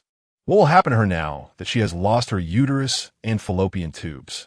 The man's eyes were filled with despair and helplessness. Sir, I can preserve your wife's uterus and fallopian tubes, but you must sign immediately. Otherwise, I am powerless to help. Qin Chuan hurriedly interjected. Can you really save her? The man looked at Qin Chuan as if clinging to the last straw of hope. I have studied such cases and can attempt a new surgical approach. However, you must sign right away. Time is of the essence, and any delay could jeopardize her chances of survival. Qin Chuan asserted firmly, striving to stabilize the family's emotions. Hesitating for a moment, the man ultimately gritted his teeth and quickly signed the consent form. All right, prepare for surgery, Qin Chuan instructed as he promptly entered the operating room. In the emergency room lay a woman approximately 27 years old, currently in a state of unconsciousness, her vital signs precariously close to shock. Her lower body was completely exposed, and blood continued to pour out, resembling an endless cascade of crimson. Qin Chuan noted with concern that the amount of blood flowing in was less than that which had already escaped. Dr. Qin, ectopic pregnancy is no joking matter.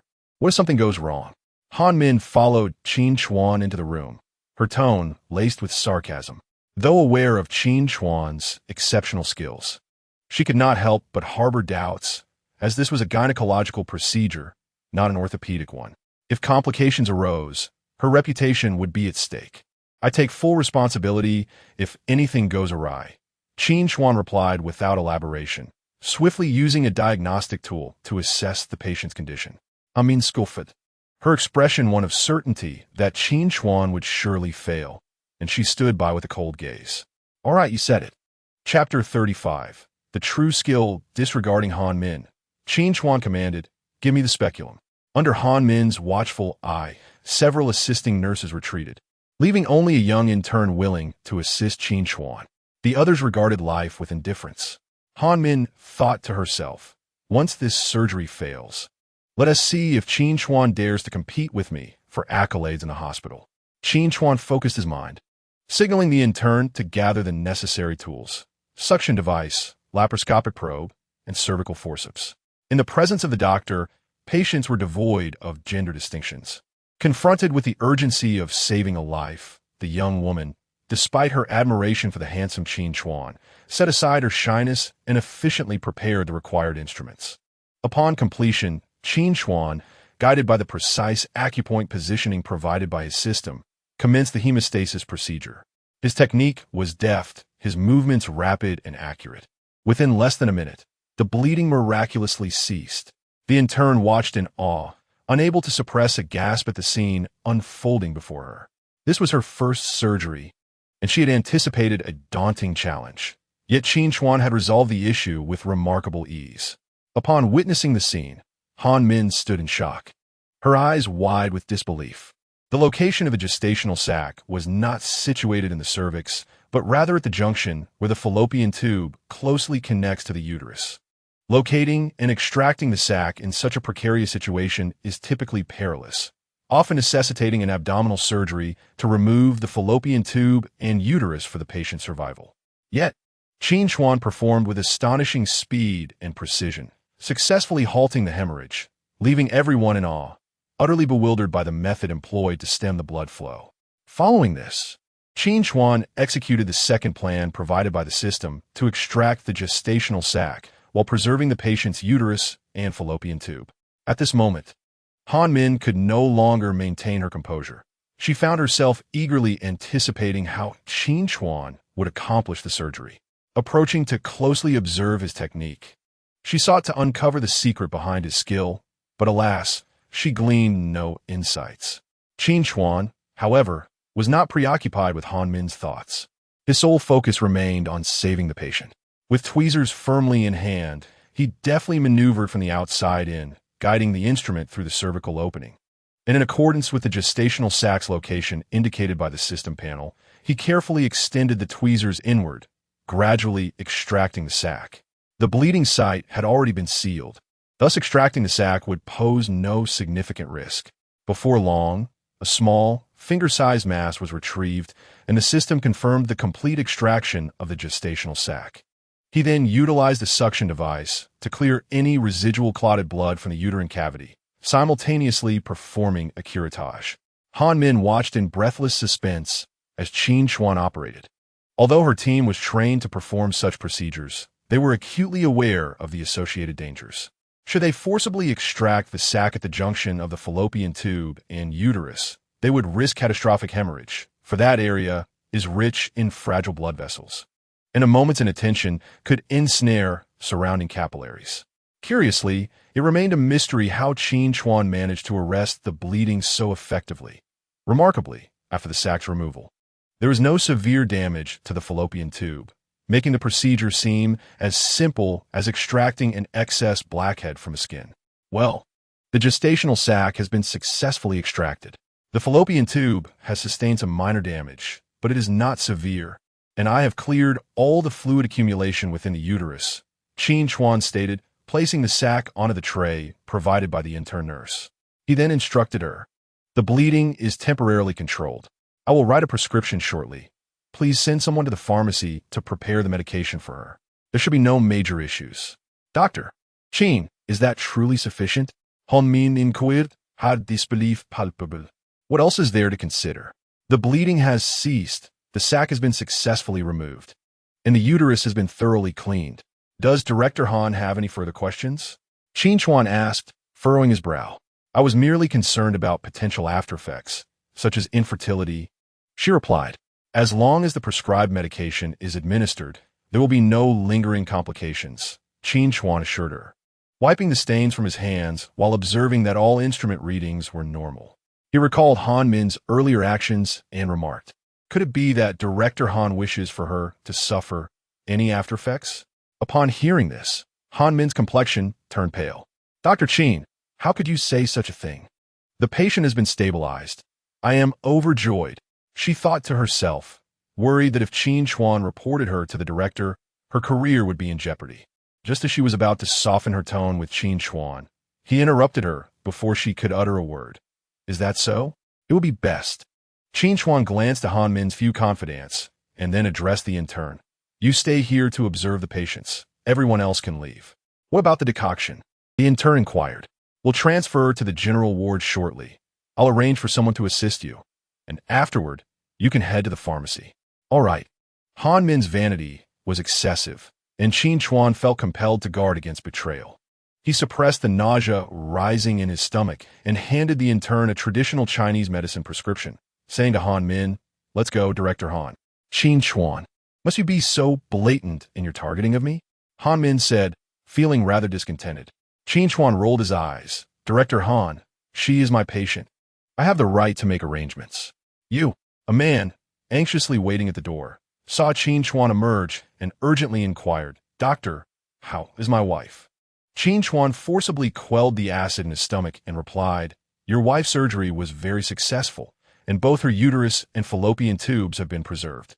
As long as she takes her medication on time and stays for a few days, she will recover." "Really? That's wonderful." The man was overwhelmed with joy, immediately grasping Qin Chuan's hand and sincerely expressing, "I cannot thank you enough. You are a benefactor to both my wife and me." Qin Chuan advised, "Yes. Take good care of your wife." "Doctor, what is your name?" the man asked, thinking he had come in such haste today that he must personally express his gratitude another time. "I am Qin Chuan." "Well, I have to go now. Your wife will be observed for a while longer before being brought out. Please wait here." "All right, thank you, thank you." Qin Chuan glanced at the time and quickly sent a WeChat message to the dean. It was nearly noon, and Lin, who was still waiting at home for him to give a massage, he needed to hurry over. With time pressing, Qin Chuan had no chance to eat lunch. Having just finished a gynecological surgery, he lacked appetite and directly took a taxi to Lin Hu's residence. On the way, Qin Chuan took a deep breath, feeling he could finally enjoy a moment of peace and rest. Just then, A WeChat call from a friend fortuitously came through.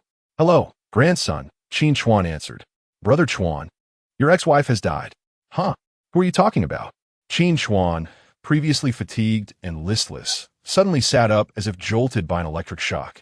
"Don't you know? Your ex-wife committed suicide by jumping into the river this morning." "Who told you that?" "It's all over the news. You can't possibly not know." Indeed, Qin Chuan was unaware of this news. He'd been exceedingly busy in recent days, with hardly any time to check the news. However, he felt little emotional response to Wang Qian's suicide, as she was someone who had sought her own demise.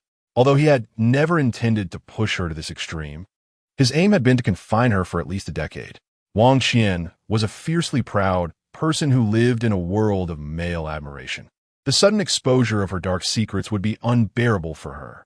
Qin Chuan surmised that Wang Qian might very well escape abroad to seek out her former boyfriends, and he had never anticipated that she would choose this path.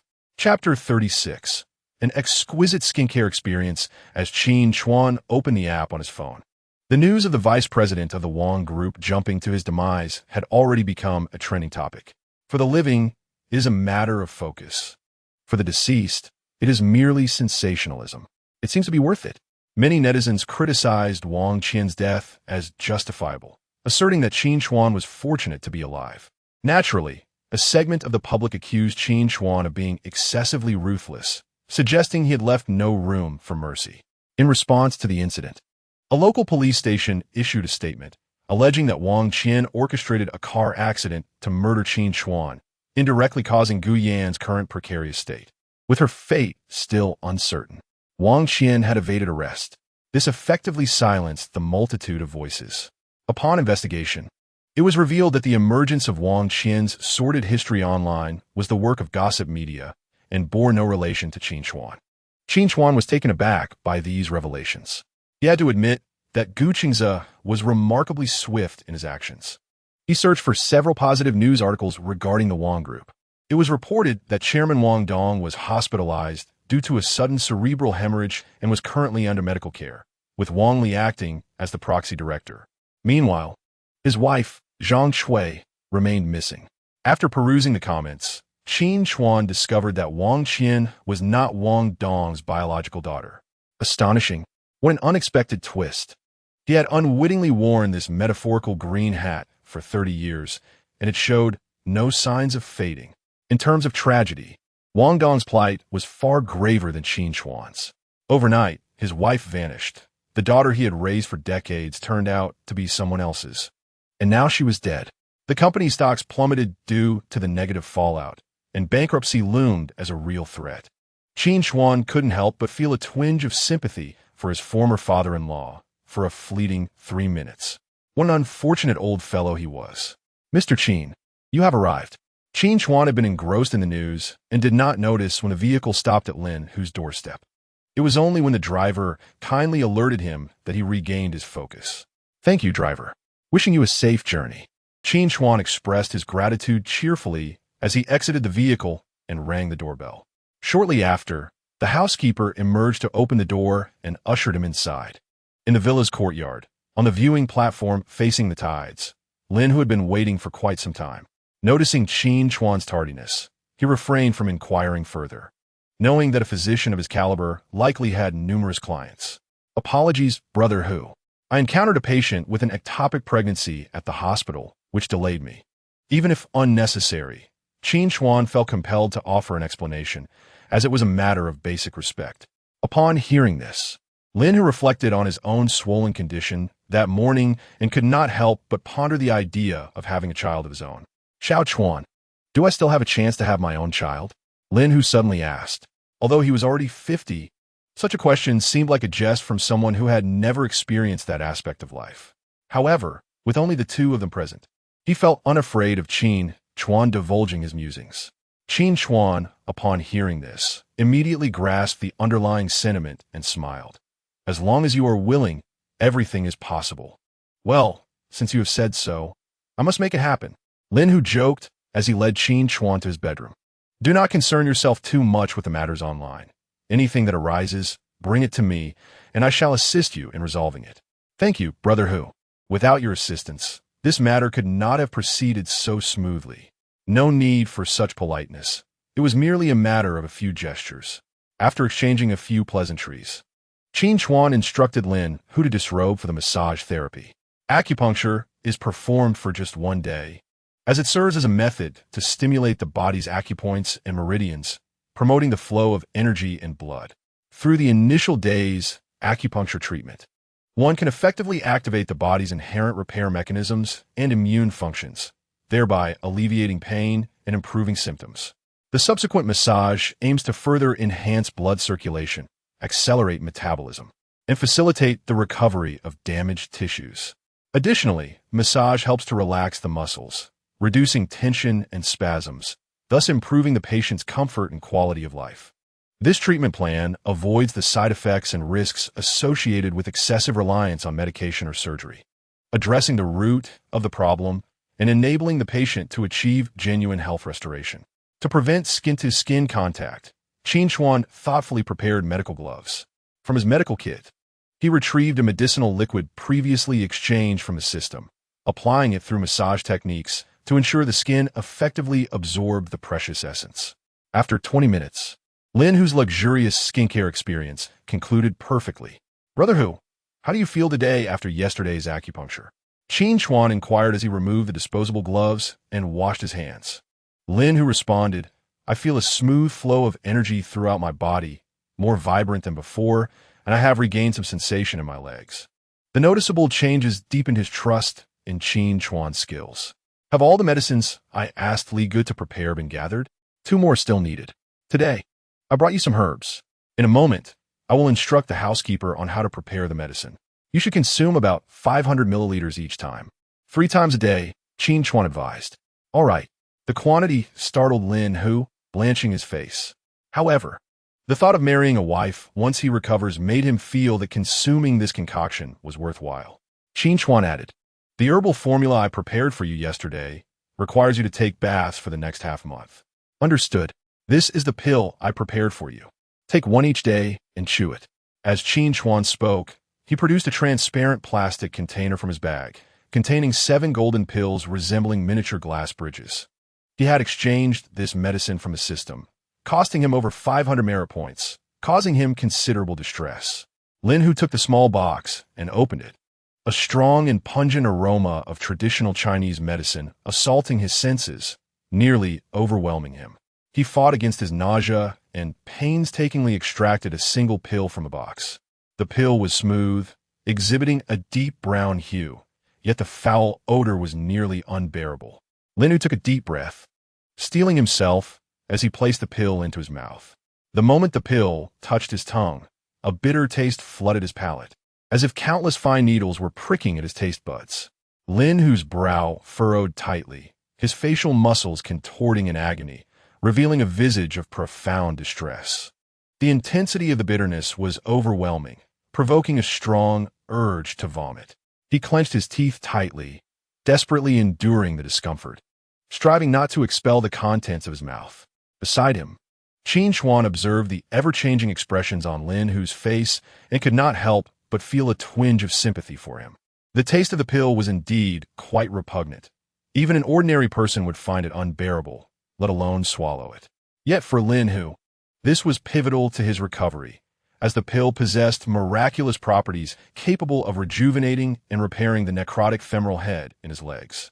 Thus, despite its bitter taste and the difficulty of ingestion, he had no choice but to persevere. It was imperative not to consume water within half an hour after taking the medicine. When Qin Chuan saw Lin Hu holding his breath to swallow the pill, he quickly intervened before Lin Hu could reach for water. Lin Hu suspected that Qin Chuan was doing this intentionally, though he had no evidence to support his suspicion. "All right, if there's nothing else, I shall take my leave. Xiao Chuan, what should I do about my kidney? Should I consider a transplant?" Lin Hu's brow furrowed, his eyes brimming with concern and unease. He understood, well, that the kidneys were as crucial to the body as the foundation is to a house.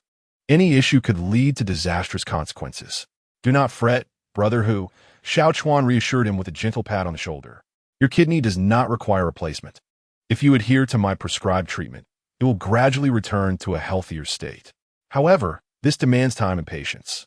Upon hearing this, Lin Hu felt a sense of relief, yet he queried with some confusion, "But isn't my kidney nearly gone? Can it truly recover?" Qin Chuan replied, "As long as you remain consistent with the medication and make some lifestyle adjustments, it can indeed regain its functionality. Moreover, it is essential to continue the treatment without interruption." "Very well, I shall follow your guidance," Lin Hu conceded, instructing the driver to take Qin Chuan home. Afterward, Qin Chuan asked to be dropped off at the bank before the driver departed. He needed to convert the 10 million Lin Hu had given him into cash to purchase a new vehicle for transportation. Entering the bank with a hefty sum, he was taken aback to discover that his account manager was none other than his ex-girlfriend, Yuan Xiaoping. "I'm Yuan Xiaoping, your ex-girlfriend." "Qin Chuan?"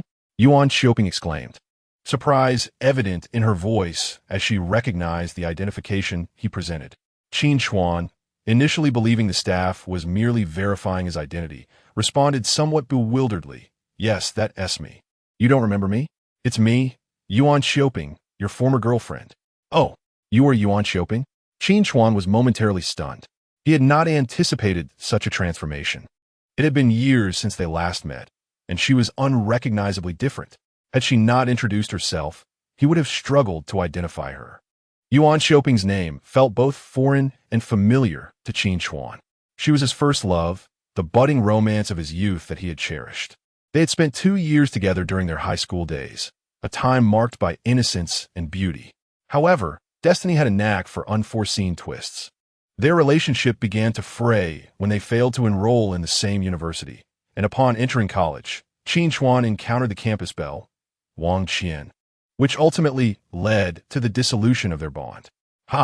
Indeed, so many years have passed, and I had thought you would be thriving, Yuan Xiaoping remarked, her heart swelling with unfulfilled resentment and anger upon unexpectedly encountering Qin Chuan during work hours. She cast a disdainful glance at Qin Chuan, her eyes revealing a discontent and resentment towards the past.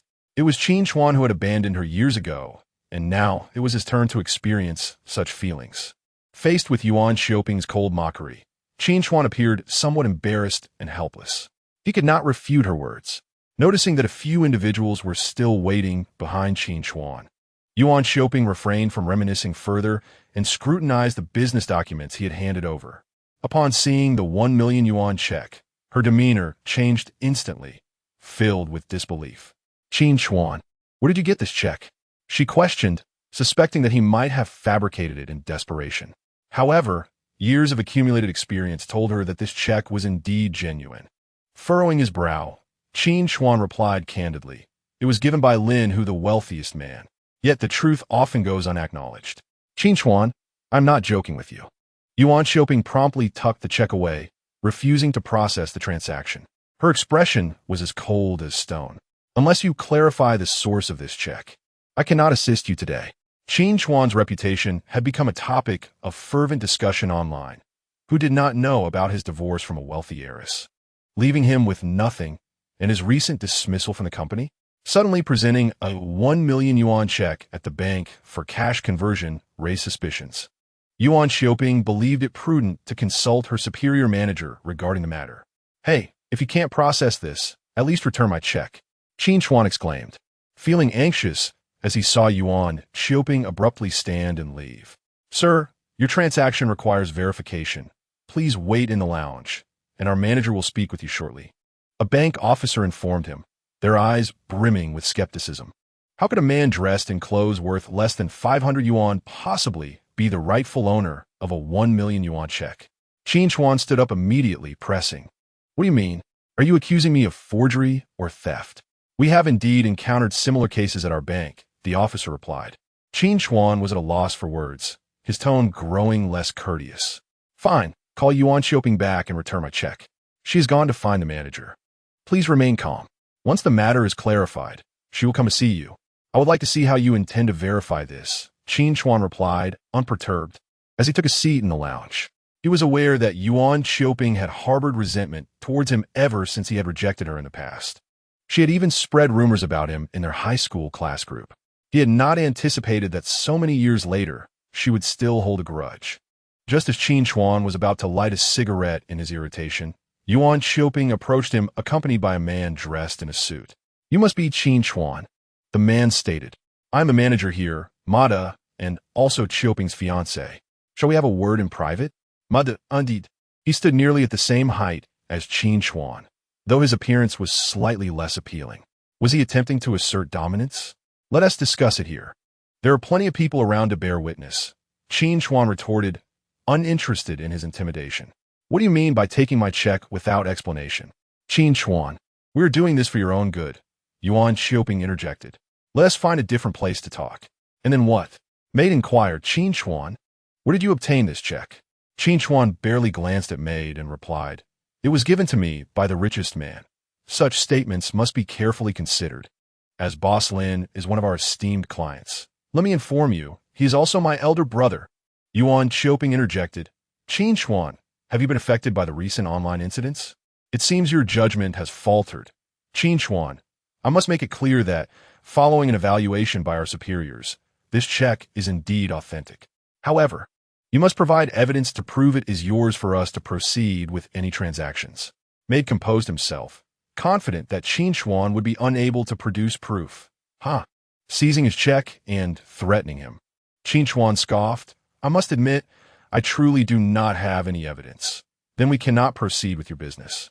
Without evidence, it is assumed you have forged it or acquired it through illicit means. Qin Chuan, I understand you are undergoing a tumultuous time. If you are truly in distress, we will certainly consider assisting you in any way we can.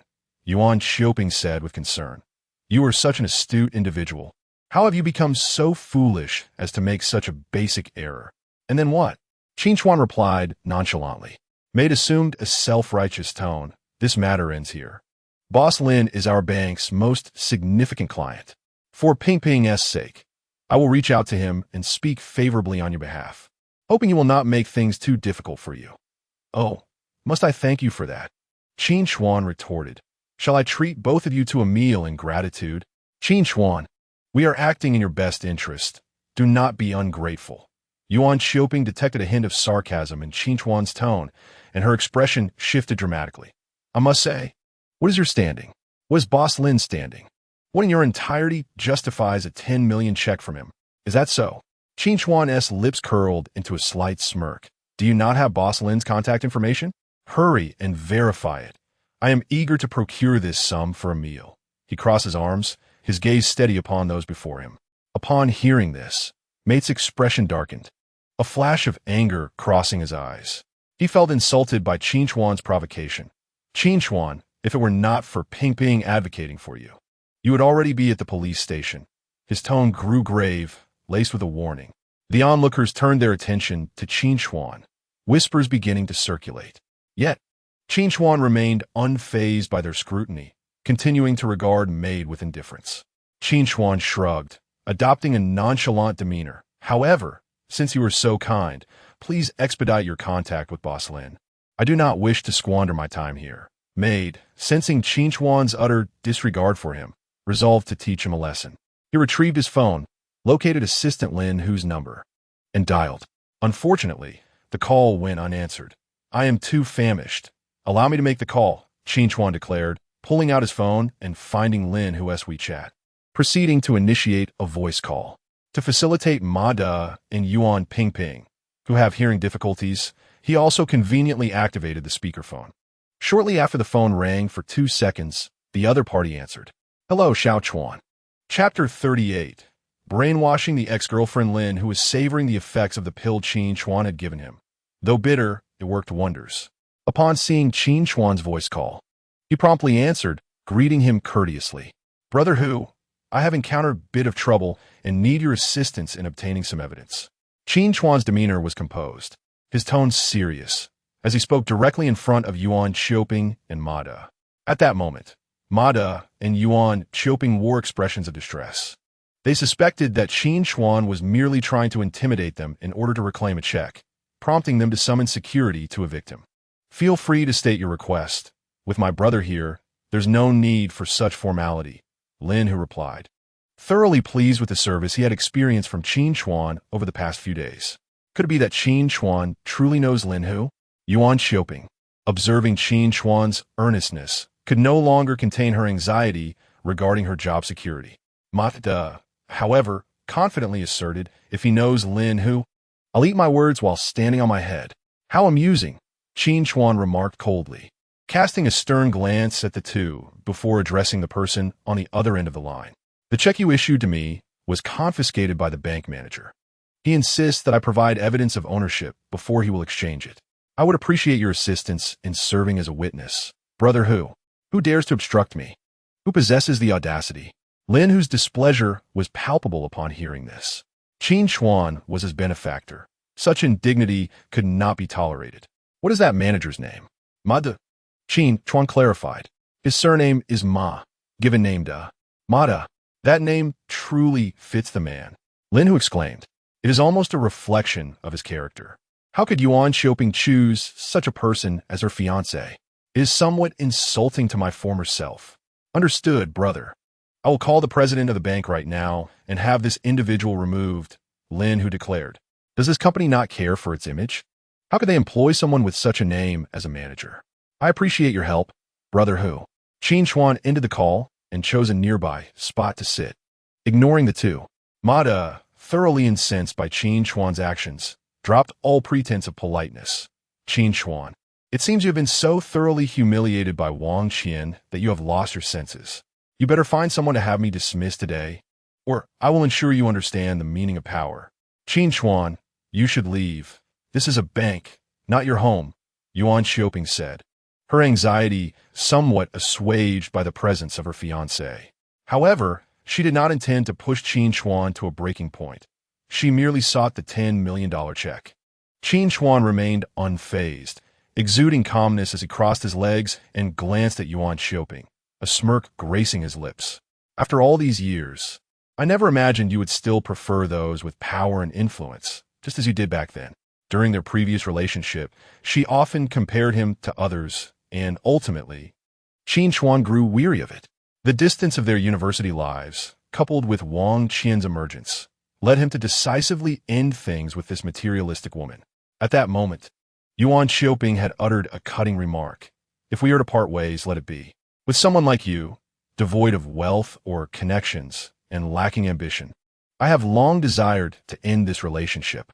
He had thought perhaps her words stemmed from an inability to accept the breakup he had initiated. After all, despite frequently comparing herself to the privileged offspring at school, she had genuinely been with him for 2 years. He had always believed that Yuan Xiaoping had once harbored feelings for him, merely caught in a web of conflicting thoughts. However, it has now become apparent that neither of his former partners possessed admirable qualities. Qin Chuan, I am genuinely trying to help you. Do not be ungrateful, Yuan Xiaoping exclaimed, her demeanor akin to a cat whose tail had been stepped on. What is the point of conversing with him? Ma interrupted, beckoning the security personnel. Come and remove this person. No sooner had he spoken than his phone rang. Upon recognizing the vice president's number, he hastily answered, speaking with utmost respect. Hello, Vice President. What? Vice President? No. Please allow me to explain. This matter involves Yuan, Ma stammered, his complexion growing increasingly pale. However, standing some distance away, Qin Chuan could not discern the words exchanged on the other end of the line. What is wrong, my dear? Yuan Xiaoping inquired, noticing Ma's sudden change in expression and displaying concern. Suddenly, a resounding slap struck her face. You cursed creature! This is all your fault. What have you done to me, Ma? Yuan Xiaoping exclaimed, now on the ground, covering her face in disbelief, her eyes reddening. Yet, Ma disregarded her and approached Qin Chuan instead. The earlier arrogance that had adorned Ma's face had vanished, replaced by a visage of trepidation. Mr. Qin, I sincerely apologize. Initially, it was she who claimed there was an issue with your check. It appears she has harbored resentment over your parting ways 8 years ago, wishing to cause you trouble and dram me down with her. Ma stood before Qin Chuan, bowing earnestly, resembling a docile creature, murmuring his apologies. He reflected on how fortunate Qin Chuan seemed, not only acquainted with Lin Hu, but also being his close ally. The thought of the vice president's call, threatening to terminate his position over this incident, ignited a desire to tear Yuan Xiaoping to shreds in his mind. It is all her fault. a harbinger of disaster, incapable of accomplishing anything. Qin Chuan cast a glance at Mata and remarked, "What sort of man strikes a woman?" Mata was taken aback. "Just moments ago, she claimed the check was problematic, which is why I asked you for evidence. I'm truly sorry that our oversight impeded your process. I will comply with any form of compensation you desire. Please do not allow Boss Lin to dismiss me." Qin Chuan stood up. "I recall you stating that if I were indeed acquainted with Boss Lin, you would eat excrement while standing on your head. If you can fulfill that promise, I might consider it." Yuan Xiaoping was utterly captivated by Qin Chuan's assertion regarding a man who strikes women, her gaze reflecting a nostalgia reminiscent of 8 years prior, when Qin Chuan had offered her protection. "Mata, what nonsense are you spouting?" Yuan Xiaoping clumsily rose from the ground, pointing an accusatory finger at him, berating, "You wanted to claim a check for yourself. You claimed you could alter it and urged me to assist you. Do not assume that I am unaware of the substantial bribes you have accepted from the bank, or the numerous kickbacks you have received. Do not think for a moment that I would hesitate to expose you." Is it truly this captivating? Qin Chuan was utterly astonished. They truly are a match made in heaven, meticulously managing their lives. Silence. Mata was thoroughly provoked by Yuan Xiaoping and immediately slapped her on the other side of her face. "You are a harbinger of misfortune. Engaging with you has been the gravest misfortune of my life." In the hall, patrons came to conduct their business, gathering around to record the spectacle, murmuring amongst themselves, with not a soul stepping forward to mediate. Some even initiated full withdrawals, declaring, "I shall transfer my funds to the neighboring bank." As Mata prepared to strike Yuan Xiaoping again, Qin Chuan swiftly intervened, stating, "While disputes may ensue, first return my check." Mata, regaining his senses, noticed the deputy president hurrying towards him, his complexion growing increasingly pallid. His career was at stake. The deputy president, a bespectacled man with a crew cut, urged others to calm the clients, and then addressed Mata. "Mata, not only will the president terminate your employment, but I shall also pursue your criminal liability. And you, a young woman with such cunning thoughts, from this day forth, you need not return to work." Chapter 39. Qin Chuan's intentions. "Mr. Qin, I sincerely apologize on behalf of our bank staff." The deputy president, Yi Sun, greeted with a smile, courteously addressing Qin Chuan. "Allow me to escort you to the VIP lounge to facilitate your transaction." Although unsure of Qin Chuan's significance, as he bore no possessions of value, the fact that he was a friend of Boss Lin suggested he was no ordinary individual. Have younger generations adopted a trend of subtlety? Surprised by Yi Sun's respectful demeanor, Qin Chuan cast a fleeting glance at Yuan Xiaoping before following him. Mata trailed into the VIP lounge, dutifully retrieving the 10 million check and returning it to Qin Chuan. He then departed, tail between his legs. Akin to a dejected dog, Yi Sun promptly arranged for Qin Chuan to receive a VIP gold card, effortlessly transferring 10 million into his account. Once the formalities were concluded, Qin Chuan, holding the card with 10 million, entered a nearby ramen shop. He had yet to eat lunch and was genuinely hungry. "Qin Chuan, may I sit here?" As Qin Chuan slurped a large mouthful of noodles, he looked up to find Yuan Xiaoping's swollen face before him. One must admit, Mata's strikes were indeed ruthless. "Feel free," Qin Chuan replied nonchalantly, continuing to enjoy his noodles. Yuan Xiaoping ordered a bowl for herself, but had lost all appetite. "Qin Chuan, I intend to break up with Mata." "What? Your relationship with him is of no concern to me. Why come here to tell me? Are you hoping for my 10 million? Not a chance." Qin Chuan paused mid-slurp, staring at Yuan Xiaoping. A man who strikes women should be left behind as soon as possible. "Qin Chuan, I apologize. Today, I misjudged you," Yuan Xiaoping said, her voice tinged with remorse.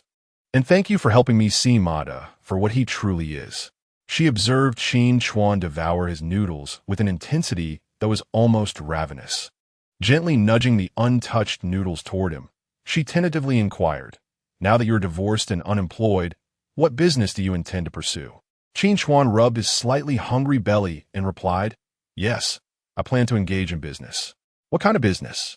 Yuan Xiaoping's eyes sparkled at the prospect, as if she had grasped the golden opportunity. "Selling medicine. 1 million for a pill. Would you like to buy?" After saying this, Qin Chuan did not touch the noodles Yuan Xiaoping had pushed over. Instead, he swiftly took a napkin, wiped his mouth, and decisively tossed it into the trash before departing. Qin Chuan, do you need assistance? I can help sell it. No salary needed, just provide meals, Yuan Xiaoping insisted, pursuing him and grasping his arm. The current Qin Chuan was a far cry from before. If she could seize this chance to rekindle their relationship and become a wealthy lady. What was a little bowing down in humility? Qin Chuan chuckled at her. What? Are you also offering share a bed? I have been fired from my job. No bank in Qinglin City will hire me. I'm at a loss for what to do next, he lamented. Yuan Xiaoping softly pleaded, considering our past love. Could you grant me a chance to survive? I'm afraid you still have 2 people ahead of you. You must wait your turn. Qin Chuan replied before getting into his car and driving away, leaving Yuan Xiaoping in disarray. What kind of valuable medicine was Qin Chuan selling? This matter seemed to have become a source of anxiety for her. As Qin Chuan got into the car, he noticed a call from his mother, filling his heart with warmth. Upon answering, he greeted her gently. However, on the other end, Xiao Fen's tone turned serious. Son, are you with Shen Mingyao? Recently, rumors about her son had spread like wildfire online, and the villagers were abuzz with gossip. Now, he was involved with his cousin's daughter. If the townsfolk found out, they would surely criticize him. Qin Chuan had initially planned to disclose his relationship with Shen Mingyao to his parents at an opportune moment, but he had not anticipated that they would learn of it so soon, causing him to furrow his brow. This must be the work of his sister. Patiently, Qin Chuan reassured, Yes, Mom, you need not worry about this. In a few days, I will bring Mingyao home to clarify matters with uncle and aunt, and then we will hold a wedding for her. I am indeed pleased that Mingyao will be my daughter-in-law. I have watched her grow up. She's a fine girl. Xiaofan remained somewhat apprehensive. However, your affairs have spread online, and the whole village knows. I fear that uncle and aunt may put you in a difficult position. Mom, do not concern yourself with this matter. I will handle it well. Then I shall rest easy, she replied. After hanging up, Xiaofan saw her husband returning from the fields, and after a moment of contemplation, she decided to inform him. Dear, our son is involved with Mingyao, the daughter of our sister S family. What? Qin Hao paused for 2 seconds, then, realizing the implication, exclaimed excitedly, Our son has been with Shun Qinglia's daughter? Yes. Ha ha. Splendid. He has inherited my charm from when I pursued you. You should consider how to explain this to your sister and her husband, she suggested. Explain what? He could just bring her home. Qin Hao replied joyfully. I think we should find a suitable day, hire a matchmaker, and propose the marriage to the Shun family. Just moments ago, my son mentioned that in a couple of days, he would bring Yao Yao back home to hold a wedding in our hometown. This is certainly a given. After all, Yao Yao is still a young maiden, and we must observe all the necessary customs without exception. My dear wife, please check how much money we have left. If it's insufficient, I will find a way to make up the difference. Qin Hao pondered the issue of the bride price. Feeling troubled, when he married Wang Qian, they had spent a staggering $8 million. Although marrying into a wealthy family might entail some variation in the bride price. Yao Yao is a fine young lady, and we cannot offer her a meager amount. Xiaofan reflected on the earnings from this past year and said, I currently have only 100,000 yuan on hand. If I sell the gold bracelet our son gifted me for my birthday tomorrow, I should be able to gather an additional 20,000. No, that was a gift from our son, Qin Hao exclaimed. If it comes to that for our son's sake, I shall swallow my pride and borrow some money. The bride price cannot be less than what other daughters in our village receive. Taking a puff from his cigarette, Qin Hao decided to seek help from a few trustworthy friends. Meanwhile, Qin Chuan was en route to a car dealership, entirely oblivious to his parents' concerns. He planned to visit Sun Haiyang after purchasing a car to get a haircut, having endured a series of twists and turns with his hair. Unlike last time, when he extravagantly bought a car worth over $1 million, this time he opted for an Audi priced at just above 300,000. With a total of just over 11 million yuan to his name, he intended to buy Yao Yao a wedding house in the city, purchase another car, and still manage to handle the bride price for the wedding back in their hometown. His parents had already strained themselves financially when he married Wang Qian, and he refused to burden them further. Grandson, give me something truly unique, Qin Chuan declared as he entered Sun Haiyang's barbershop, noticing the lack of customers. Oh, Brother Chuan. Impressive. Another new car? Sun Haiyang exclaimed. Did the last one meet its end? Over 1 million, I felt the pain. Resurrected from the ashes, Brother Chuan. You must have good fortune ahead. What hairstyle do you desire today? It's on me. Just make me look handsome, Qin Chuan replied. All right then. Do you have any plans for the future? If things don't go well, you could always come work in my shop washing hair. I'll ensure you have enough to eat. Get out of here. You wouldn't believe how many times I have to reincarnate to earn what I make in a year. Huh, you speak so highly of it. Yet look at you now, wandering the streets like a lost soul. Grandson, to be frank, I am planning something big. Just don't get involved in any illegal activities. Otherwise, I'll be the first to report you. You're really something. Report me? Do you believe I could snap my fingers and your little shop would vanish? Enough of that. Mature a bit, would you? The age of boasting has long passed. Come on, grandson, call me grandpa. Welcome. Our specialty here is great haircuts. May I ask if you'd like a wash, a cut, or perhaps a perm or dye? As the two bantered, a tall woman, around 30, entered the shop, dressed in a blue floral lace halter dress and transparent high heels. Wow, they both thought. The woman was Lin Yu, recently returned to the country, and upon searching for salons in the vicinity, she discovered this one had the highest ratings, leading her to follow the navigation here. I have reserved a premium care package at your establishment online, and as for what you mentioned, I have no need for it. Lin Yu's voice was enchanting and melodious, imbued with a captivating charm. Very well, please follow me, she said. Upon seeing the beautiful woman arriving, Sun Haiyang unceremoniously handed Qin Chuan over to his apprentice and led Lin Yu towards the washroom. What a scoundrel, forgetting his friends for the sake of beauty. Qin Chuan, witnessing this, felt a pang of bitterness.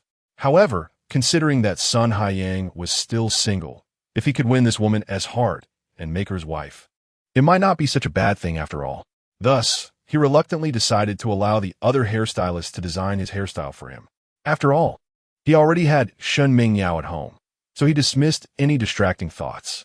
Yet, contrary to his intentions, he found himself gravitating closer to Lin Yu.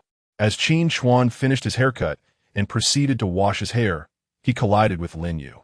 Noticing her pallor and the tremors coursing through her body, he instinctively accessed the system and confirmed his suspicions. This woman was unwell, suffering from a heart condition that was currently exacerbating.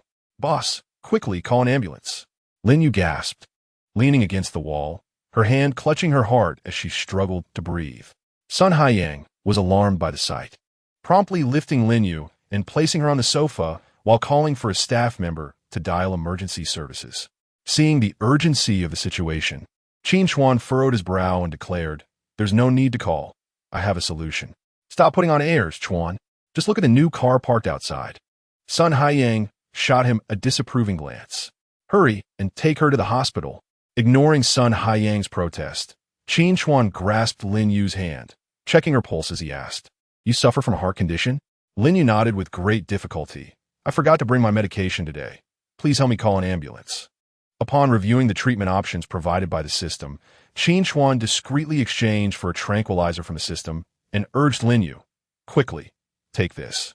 Lin Yu, uncertain of his intentions, but recognizing that he had diagnosed her heart condition merely by feeling her pulse, assumed he must be a doctor. Thus she opened her mouth and swallowed the remedy without hesitation. "Qin Chuan, this is a heart condition. Are you out of your mind?"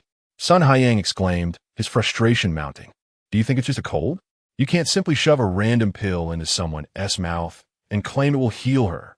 It wasn't that he was enamored with the young lady. Rather, he was concerned about the potential repercussions for his shop should Qin Chuan's arrogance lead to a tragic outcome. "I trust him," Lin Yu said, enduring the bitterness of the remedy. After swallowing it, she immediately felt an improvement. Her breathing became significantly more manageable. Qin Chuan stood up, speaking earnestly, "I possess medical knowledge. Your heart condition is congenital, and you likely won't live past 30. Have your symptoms been occurring more frequently as of late? And has your condition worsened?" Lin Yu widened her eyes in shock at his words. This seemingly young man had discerned all of her ailments merely through pulse diagnosis, almost like a divine being. "You are quite accurate. May I inquire as to who you are?" Lin Yu asked in astonishment. Sun Haiyang had initially intended to chastise Qin Chuan and was preparing to send her to the hospital. However, upon witnessing Qin Chuan's serious demeanor and the precise manner in which he articulated her condition, Lin Yu stood there, stunned, confirming the reality of her situation. When had Qin Chuan learned medicine? How was he unaware of this? Could it be that this fellow truly embodies the adage, "I shall toil in secrecy and astonish everyone"? Qin Chuan remarked, "I am Qin Chuan, a practitioner of traditional Chinese medicine. Though I possess no formal medical title, I rely solely on fate in my practice. Yet, you must place your trust in me. I can cure your ailment." This notion of relying on fate thoroughly captivated Lin Yu. She believed it might be divine intervention sent to rescue her, a reward for her years of devotion and prayer abroad. "Qin Chuan, you mustn't jest about such matters." Sun Haiyang interjected with concern. After taking the medicine, Lin Yu felt her angina gradually subside, her palpitations, shortness of breath, fatigue, and tremors effectively controlled. This confirmed her belief that Qin Chuan was extraordinary. The medications prescribed by specialists abroad had not yielded such rapid results. She would typically require at least 2 hours of rest for any relief. With a faint smile towards Sun Haiyang, she replied, "It's fine. I would like to give him a chance." Sun Haiyang, hearing her words, refrained from further protest. Though Qin Chuan enjoyed posturing, he would not likely be reckless with matters of life and death. Very well. Qin Chuan, aware of the quick efficacy of his calming remedy, noted that the discomfort in Lin Yu's body should have subsided by now. After receiving her consent, he furrowed his brow. "I have 2 treatment plans. The first relies on medication, which, though effective, may take approximately 45 days for a complete cure." He glanced at the system and continued. "The second plan involves a combination of massage therapy and medication, promising to alleviate your heart condition in about 15 days. Which of these options would you prefer?" Upon hearing this, everyone in the shop regarded Qin Chuan as if he were a rogue, though they lacked any evidence. Lin Yu, after contemplating, found herself torn between the 2 options, 45 days versus 15. Her return abroad was scheduled for 30 days hence. Thus, time was of the essence. After a brief moment of hesitation, she ultimately chose the second option. "I will go with the second plan. I must return abroad in 30 days. Implicit in her choice was the notion that the first plan was unfeasible. "Excellent.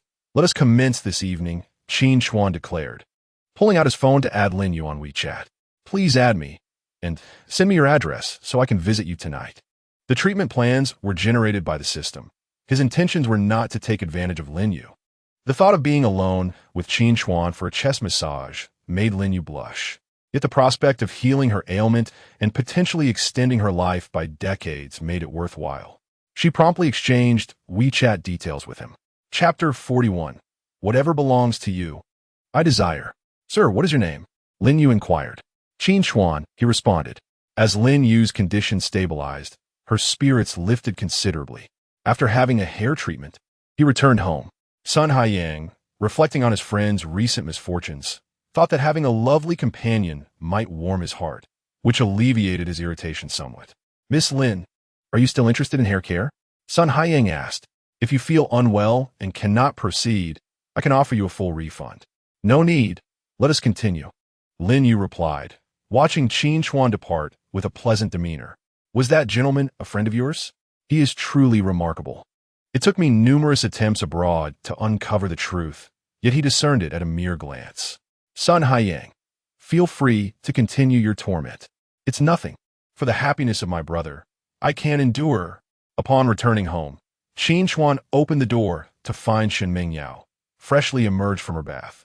Resembling a soft and adorable kitten, clad in a seductive black lace nightgown, she eagerly greeted him upon hearing the door. Earlier at the barber shop, Shen Mingyao had sent him a photograph, her round face adorned with blush, reminiscent of a ripe peach, inciting an irresistible urge to take a bite. Her long hair cascaded over her shoulders, and she lay on the soft bed in a sheer nightgown, revealing her youthful waist, akin to a well-behaved little fox, igniting a fervent heat within him. This little girl truly had grown bolder, clearly aware that such attire was meant to entice him. "How do I look, darling?" Shen Mingyao asked, gazing up at Qin Chuan with a shy smile. Their eyes met, and unable to contain himself any longer. Qin Chuan wrapped his arms around her waist and lifted her, heading towards the bedroom. It seems last night didn't tea satisfy you, did it? I don't. Tiklish. Although they had already shared a bed, the usually demure Shun Mengyao found it challenging to respond to Qin Chuan's ardor. Her face flushed with a mix of nervousness and excitement. However, now that Qin Chuan had tasted the sweetness of their intimacy, he had no intention of letting her off the hook.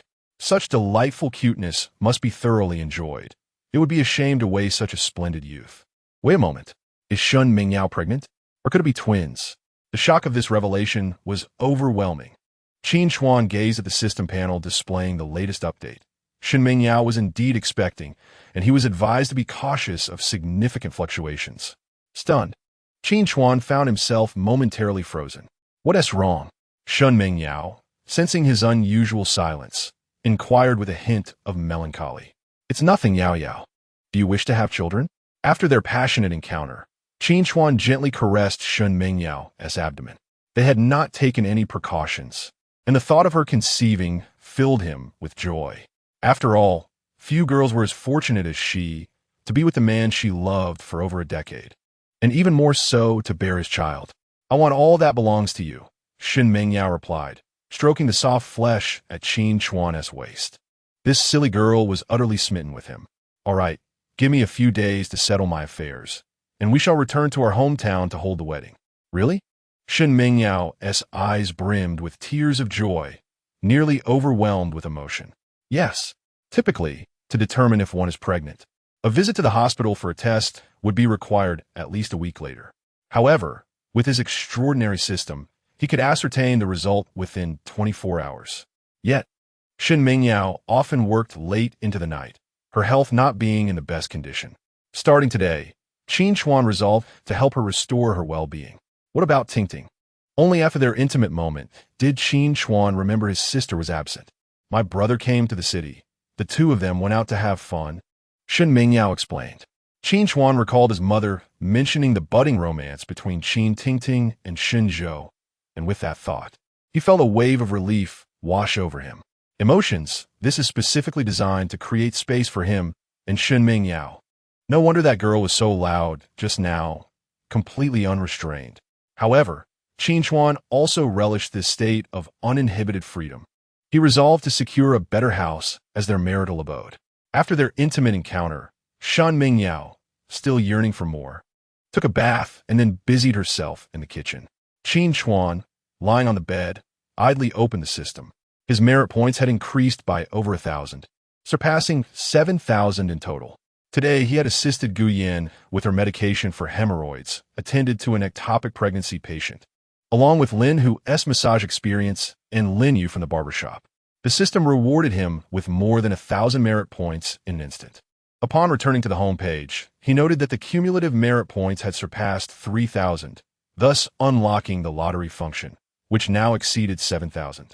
Previously, he had been too busy to explore it thoroughly. Now relaxed, he decided to try his luck. However, each lottery ticket required the deduction of 1,000 merit points, which pained him greatly. These merit points were the foundation of his earnings. His knowledge repository depended on merit points for its operation. After reviewing his remaining merit points of 4,100, he resolved to try his fortune. Congratulations! You have successfully consumed 1,000 merit points for your first lottery draw. As the notification appeared, the panel displayed the lottery results. Congratulations! You have won a prescription for fertility-enhancing medicine. Why do all the rewards seem to be these? Is it not a chance for some gold, silver, or property? Alas, such a fate. Qin Chuan clicked to view the reward, and the system displayed. Reward is pending distribution. Please be patient. Meanwhile, Shun Mengyao had prepared dinner. Standing at the bedroom door, blinking her eyes and gently calling, "Darling, dinner is ready." Upon hearing this, Qin Chuan noticed Shun Mengyao had changed out of her enticing lace nightwear into a comfortable home outfit, adorned with an apron and holding a spatula. This scene filled him with warmth and happiness, evoking a profound sense of belonging. "Thank you, my dear. You've worked hard tonight preparing such a delicious meal. I shall wash the dishes afterward," Qin Chuan said as he approached the dining table, admiring the spread of home-cooked dishes and soup. "Of course, that sounds perfect." Shen Mingyao replied, her happiness evident as she nodded. From now on, I shall cook, and you will wash the dishes. It's settled then. Suddenly, she recalled something she had seen online and hesitated momentarily before asking softly. By the way, there are rumors circulating that you were fired from your company. What are your plans moving forward? I will heal and save lives. Perhaps I shall consider becoming a doctor. Shen Mingyao's eyes widened in shock. But soon her expression shifted to confusion. You can't seriously be thinking of changing careers to practice medicine, can you? But you don't have a medical license. How can you treat patients? True expertise does not rely solely on certificates. As long as one can heal, who cares for that piece of paper? Shen Mingyao fell into contemplation. She understood that Qin Chuan had a point, yet in this country, practicing medicine requires legitimate qualifications for recognition. Without a medical license, Qin Chuan could face legal risks. But what if someone reports you for practicing medicine illegally? That could not only tarnish your reputation, but might also land you in prison. Rest assured, there will always be those who recognize my medical skills. Certainly, I shall support you in all your decisions. Chapter 42. I have no boyfriend. I find myself rather curious. When did you first develop feelings for me? Allow me to speculate. Was it during that incident with the rooster chasing you? Upon hearing Qin Chuan mention her past infatuation with him, Shen Mingyao's cheeks flushed a vivid crimson. Qin Chuan continued, or was it the time you peeked at me while I was bathing? I did not peek at you while you were bathing. Shen Mingyao, caught off guard by Qin Chuan's remark, exclaimed in a flustered manner, akin to a cat whose tail has been stepped on. At the age of 15, she had gone to visit Qin Tingting after school and noticed that the door to Qin Chuan's room was ajar, mistakenly thinking it was Qin Tingting inside. The moment she pushed the door open, she was met with the sight of a bare Qin Chuan standing before her, and her eyes widened in disbelief. Even with the heavy steam surrounding them, she could vividly recall his perfect physique, an image that has lingered in her mind ever since. From that day onward, the seeds of youthful affection took root within her, replaying that moment in her mind every night. Gradually, she realized that no boy could compare to Qin Chuan. Observing her fluster, Qin Chuan smirked, seems like it. This little girl is just as adorable as she was back then when she spied on him. It was a sweltering day, and he had returned home from school, eager to take a refreshing shower. Little did he know that midway through, the door would be pushed open by the small girl who frequently visited his sister. After that incident, Shen Mingyao, resembling a startled rabbit, never visited them again and avoided him whenever they crossed paths. I admit it was from that moment that I began to like you, but I truly did not intend to spy on you bathing. Shen Mingyao summoned her courage to declare. Well, I believe you. But it was also because you didn't lock the door. Am I to blame? The two shared playful banter, their laughter filling the air, creating an exceptionally warm atmosphere. After dinner, Qin Chuan took the initiative to wash the dishes and tidy up the house. Shen Mingyao watched him, a tall figure at 185 meters, donning an apron while washing dishes in the kitchen, her heart swelling with happiness. Qin, you truly are a good man. Once Qin Chuan had finished his chores, Shen Mingyao had also completed her makeup. Her petite and delicate figure, combined with her gentle demeanor, made her even more endearing. However, glancing at the time, she realized she was running late and decided to forego any further preparations. He escorted Shen Mingyao to her live-streaming destination, heading directly to the upscale Longhu apartment. Lin U.S. residence. Ding dong. Standing before room 1012, Qin Chuan took a deep breath and pressed the doorbell. He stepped back a couple of paces, allowing his arms to fall naturally by his sides, standing straight as an arrow. This was his first time providing such a service. His appearance would significantly influence future business, making it crucial. Moments later, Lin Yu opened the door, clad in a silk loungewear set. Upon seeing Qin Chuan standing upright at the entrance, she offered a slight smile and invited him into the living room. Qin Chuan scanned the room, relieved to find no one else present. This made things much simpler. Lin Yu prepared a cup of tea for Qin Chuan and placed it before him. Dr. Qin, is there anything specific I need to prepare for the massage therapy? Though nearing 30, she had never experienced love, and the thought of Qin Chuan providing her with a massage made her somewhat uneasy. Qin Chuan, with utmost seriousness, inquired of Lin Yu, do you have any moisturizing cream? Lin Yu, slightly puzzled, nonetheless responded, yes, I do. Qin Chuan nodded and, with a grave expression, explained. Using moisturizing cream for the massage can enhance skin hydration, thereby preventing discomfort caused by dryness. Unbeknownst to him, this explanation was merely a facade. His own internal tension compelled him to seek conversation to alleviate the awkward atmosphere. Lin Yu nodded in understanding and promptly retrieved a bottle of moisturizing cream, handing it to Qin Chuan with a smile, saying, "This cream has excellent hydrating properties. Let us use this." Very well. Qin Chuan scanned the room, noticing the absence of typical masculine belongings, and asked, "Miss Lin, do you live alone?" "Yes," Lin Yu replied softly. "I spend most of my time abroad. This apartment is merely a temporary residence. Does your boyfriend not accompany you?" "I do not have a boyfriend." Since learning of her congenital heart condition, she had never contemplated finding a partner. In her mind, men were an unattainable luxury. Despite her charm and professional success, she had turned away numerous suitors, whether their affections were genuine or motivated by her status and wealth. Many experts had asserted that she would not live past 30, leading her to believe it unnecessary to invite complications into her life. Upon hearing this, Qin Chuan was momentarily taken aback. He had not anticipated that this soon-to-be 30-year-old Lin Yu was, in fact, still single. Yet, from her words, he sensed an underlying insecurity. Nevertheless, Lin Yu maintained an optimistic demeanor, exuding an extroverted and cheerful personality. Observing Qin Chuan's astonished expression, she smiled gently and remarked, "If you truly can cure my heart condition, perhaps I will consider seeking a partner. Miss Lin, your heart condition is not beyond remedy. By employing massage techniques to stimulate specific acupoints, along with appropriate medicinal support to promote cellular regeneration, your health will gradually improve, and those so-called deficiencies will cease to exist," Qin Chuan assured her confidently. Upon hearing this, joy blossomed within Lin Yu, her lips curving into a subtle smile. Having dealt with her heart condition since childhood had rendered her more frail and pale than her peers. Yet she faced everything with a smile and an optimistic spirit, projecting an image of strength. Only she knew the fragility that lay beneath. Qin Chuan's words struck her like a bolt of lightning, illuminating a glimmer of hope. She wished for Qin Chuan to fulfill his promise. After all, he had not asked for payment for the medication he provided earlier, nor had he mentioned fees now. If he were a fraud, his true nature would have surely revealed itself by now.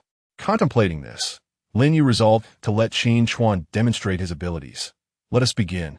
If you truly can heal me, feel free to name your price." Qin Chuan instructed Lin Yu to prepare for the massage. He retrieved a pair of latex gloves from his bag and donned them, followed by a black cloth to blindfold himself. He slowly navigated toward the bedroom. Standing at a height of 1.6 meters, Lin Yu's appearance could not be described as conventionally beautiful, yet she possessed a charm that was undeniably captivating. Slightly slender, her complexion left much to be desired, which Qin Chuan suspected was linked to her congenital heart condition. After a moment of hesitation, Lin Yu mustered the courage to remove her top and lie down. Just as she was shyly comforting herself, she noticed Qin Chuan approaching her with his eyes covered and gloves on, a mischievous expression adorning his face that evoked both laughter and embarrassment in her. The awkward atmosphere shifted dramatically. "Miss Lin, where are you?"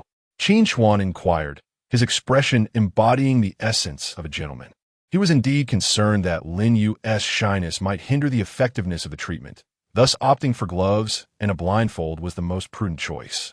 At this moment, Lin Yu felt less bashful and her emotions began to relax. She invited Qin Chuan to sit on the prepared stool. "Dr. Qin, I have already applied the moisturizer. You may proceed with the massage," she instructed. "Very well, Miss Lin." Chapter 43. Lin Yu seized this opportunity with Lin Yu's assistance. Qin Chuan gently placed his hand on her chest. In the next moment, he could feel the texture through the latex glove, prompting him to exclaim internally, "What a delightful sensation!" Although blindfolded, Qin Chuan could sense the instinctive tension that enveloped Lin Yu's entire being as his hand made contact, igniting a warmth within him that was both exhilarating and frustrating. Lin Yu, too, was experiencing an unfamiliar sensation under Qin Chuan's gentle touch, leading her to feel an intense yearning for more, having never encountered such intimacy with a man. Two unfamiliar souls lay on the expansive bed, each harboring their own dreams.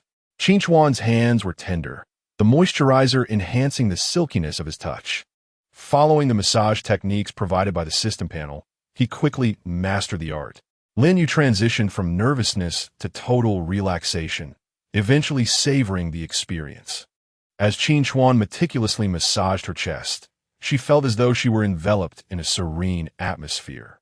She gazed at him, her eyes shimmering with tenderness. His hands glided over her skin, imparting a comforting warmth. Each caress felt like a gentle breeze, enveloping her in unparalleled ease. Her gaze gradually shifted to Qin Chuan's face. Captivated by his concentrated demeanor, his focus was unwavering, as if he had dedicated all his attention solely to her. This delicate emotion caused her heart to race uncontrollably, leading her thoughts to wander. A man of his character must surely make his wife very happy. "All right, Miss Lin," Qin Chuan finally said, retracting his hand after approximately 5 minutes. "Is it really over so soon? Will it be effective?" Lin Yu questioned, glancing at the clock, surprised that only 5 minutes had passed. Qin Chuan stood up, turning his back to Lin Yu, and with a gentlemanly gesture, he removed the black cloth from his eyes. "Today is merely the first session. We only needed to open the acupoints. 5 minutes is entirely sufficient. Tomorrow, it will require merely 10 minutes and, subsequently, an additional 5 minutes each day to facilitate the replenishment of deficient cells, primarily relying on pharmacological treatment." "Very well, Dr. Qin, your efforts are commendable." Upon hearing this, Lin Yu felt that there was merit in his words. The two exited the bedroom, and Qin Chuan advised, "Remember to take your medication daily, and feel free to call me if you encounter any issues." "Understood." Watching Qin Chuan depart, Lin Yu felt an unexpected pang of reluctance. In her 30 years of life, apart from her father, Qin Chuan was the first man to whom she felt a close connection. After emerging from a shower, she absent-mindedly caressed her chest where Qin Chuan had touched, her mood turning distinctly despondent. She retrieved her phone and initiated a voice call to her father. "Hello, Dad. Is the person you mentioned earlier named Qin Chuan?" "Indeed. Shall you? Do you agree to return?" Lin, who became particularly animated whenever he heard the name Qin Chuan. In his mind, Qin Chuan was akin to a divine healer. Lin Yu continued, "Can you confirm if this is the same individual?" Lin, who exited the voice call interface and located the chat window, where he was astounded to see the photo Lin Yu had sent. "Do you know him?" "Dad, I have returned to the country. He saved me today at the barber's." Lin Yu recounted the events of the day to her father. "He claims he can treat my illness. Daughter, be sure to cooperate with him. My leg has begun to improve under his care." Of course, Lin Yu did not disclose to Lin Yu that he had already been completely healed of his functional impairment by Qin Chuan. "Is that true, Dad?" Lin Yu's eyes sparkled upon hearing this. "When has your father ever deceived you?" "The doctor I mentioned is indeed him." Lin Yu frowned, contemplating before advising, "Daughter, now that Qin Chuan is assisting with your treatment, do not reveal your identity to him just yet. I believe this young man possesses commendable qualities. Seize this opportunity to foster a genuine connection with him." "Dad, do you know much about him?" "I have gathered sufficient information, aside from having been married once. This young man's character undoubtedly merits him as my son-in-law." "He has been married?" Lin Yu inquired, astonished. She harbored no fondness for men with a history of divorce, believing that a failed marriage could not solely be attributed to one party's shortcomings. Lin Yu furrowed his brow, yet shared what he knew. Alas, this unfortunate child has been wronged by the Wong family. Upon hearing this, Lin Yu felt her mind whirl. It turned out the recent uproar surrounding the Wong family involved Qin Chuan. She had never cared for gossip or melodramatic narratives, having merely glanced at them in passing. But hearing her father recount the incident firsthand, she could not help but feel a sense of sympathy for Qin Chuan. "Your father was hoping to have him assist you upon your return. This now seems to be a relief." Lin Yu smiled broadly. "If that is the case, there is no need to return. Remain here and focus on your treatment." "But Dad, what about over there?" "I will find someone to take your place." After ending the call, Lin Yu opened the photograph she had discreetly taken earlier, examining it intently for some time. Recalling the image of Qin Chuan blindfolded as he massaged her, she felt a renewed fondness for him. just as Qin Chuan prepared to leave after starting his car. A call from Gu Qingze came through. "Hello, Qin Chuan, my sister has awakened. Please come quickly," Gu Qingze said urgently over the phone. "All right. Do not let the doctors at the hospital disturb Yin Yin. I will be there shortly." With that, Qin Chuan pressed down on the accelerator, driving at a speed of 120 kilometers per hour, heading straight for the third hospital. 20 minutes later, Qin Chuan arrived at the hospital, where the Gu family had long been waiting at the door of the ward. Upon seeing him hurriedly approaching from the end of the corridor, the expressions on the faces of the Gu family members brightened, as if a ray of light had pierced through the entrance of their home. "Qin Chuan," Gu Qingze called out first. "Can we go in to see my sister?" Furrowing his brows, Qin Chuan replied, "You all wait here. I will check on Yin Yan's condition first. I fear that seeing you might cause her emotional upheaval, which could adversely affect her recovery." Upon hearing this, Gu Liang and his wife lowered their gazes. However, realizing that Qin Chuan did not intentionally bring harm to their daughter and was indeed striving to save her, they refrained from causing a scene as they had previously. Qin Chuan nodded to the three of them, donned a sterile gown, and then entered the ward. Inside, only Wen Lan was present. Wen Lan was the nurse designated by Qin Chuan to care for Gu Yin. "Dr. Qin, you have arrived," Wen Lan said with a hint of fatigue as she looked up, her face lighting up with joy upon seeing him. "Yes, thank you for your hard work," Qin Chuan replied with a slight nod, his expression serious. "All right, you may leave now," he said, turning to Wen Lan with a calm tone. Wen Lan gomli silenti, stepping out of the room and gently closing the door behind her. At that moment, Gu Yin had awakened, her eyes wide open, staring motionlessly at the ceiling as if devoid of vitality. However, upon hearing the sound of the door opening, her previously dull eyes instantly sparkled with anticipation and excitement. Her body was swathed in thick layers of gauze, resembling a fragile porcelain doll. Chapter 44. "Dr. Qin, you have another client visiting." Qin Chuan approached the bedside, lowering his gaze to meet Gu Yan's lively eyes, and an indescribable pang of sorrow surged within him. He extended his hand, gently caressing her forehead, and softly reassured her. "It's all right, do not be afraid. I am here for you." After saying this, he began to examine Gu Yan's physical condition. The monitor displayed various data clearly, all appearing normal. Although the fractured femoral head had not fully healed, it was a relief that the brain tissue injury had completed its repair. With the data reviewed, the heavy weight in Qin Chuan's heart finally lifted, allowing him to breathe a sigh of relief. At that moment, Gu Yin emitted a faint sound, so subtle it was nearly inaudible. Yet, Qin Chuan keenly detected her calling for him. "Thankfully, there is no memory loss," he thought to himself with relief. "I am here." Qin Chuan responded gently, his voice imbued with a comforting magic. "Yin Yin, you must listen. You are severely injured and cannot move about recklessly," he said with an affectionate tone. Gu Yin blinked her eyelashes, tears shimmering in her eyes as she whispered, "It's so good that you are safe." Upon awakening, Gu Yan's first concern was not her own health, but rather the well-being of others, which deeply moved Qin Chuan, yet left him somewhat perplexed.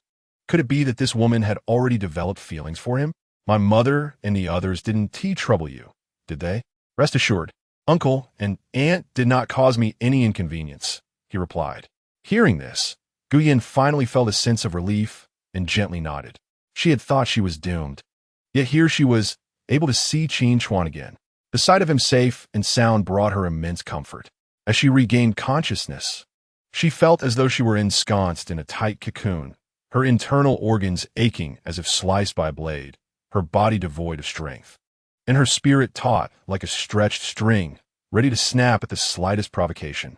She was unaware of the extent of her injuries, but she perceived pain in every part of her body.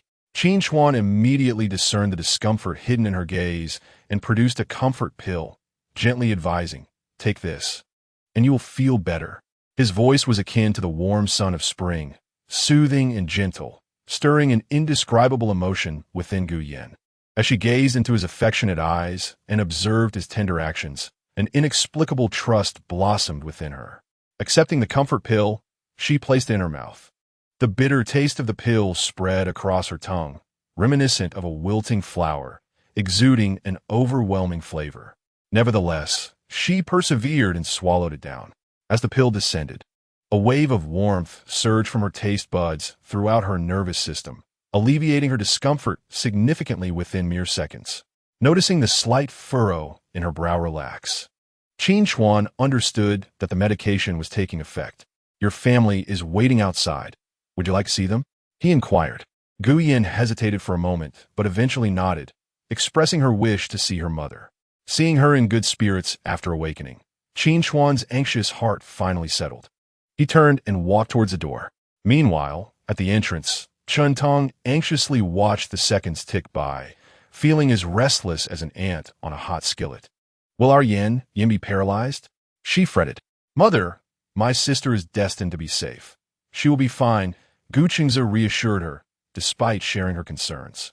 Gu Yongliang sat at the door of the hospital room, her fingers intertwined tightly on her lap with nervousness. As the door swung open inward, she took a deep breath, stood up, and was the first to inquire, "How is my daughter?" Qin Chuan replied calmly, "Yin Yin has awakened, her mind is clear, and she is not facing any major issues." That's wonderful, Chun Tong murmured in relief. Gu Yongliang and Gu Qingze also breathed a sigh of relief. In an unnoticed moment, Qin Chuan discreetly caught sight of the traces of tears left by a father's love for his daughter. "Can we go in to see her now?" Gu Yongliang asked eagerly. Qin Chuan explained, "Yin Yin has just awakened and is quite weak. She needs rest and should not be disturbed excessively. Please make your visit brief, and once she is transferred to a regular ward, family members will be allowed to accompany her." "All right, thank you, Dr. Qin," they responded gratefully. After giving his instructions, Qin Chuan led Gu Yongliang and her husband to change into sterile clothing before allowing them to see Gu Yin. Gu Qingze refrained from entering the venue, concerned that the crowd might disturb his sister. The two made their way to the smoking area, where Qin Chuan produced a pack of cigarettes and offered one to Gu Qingze. "Care for a smoke?"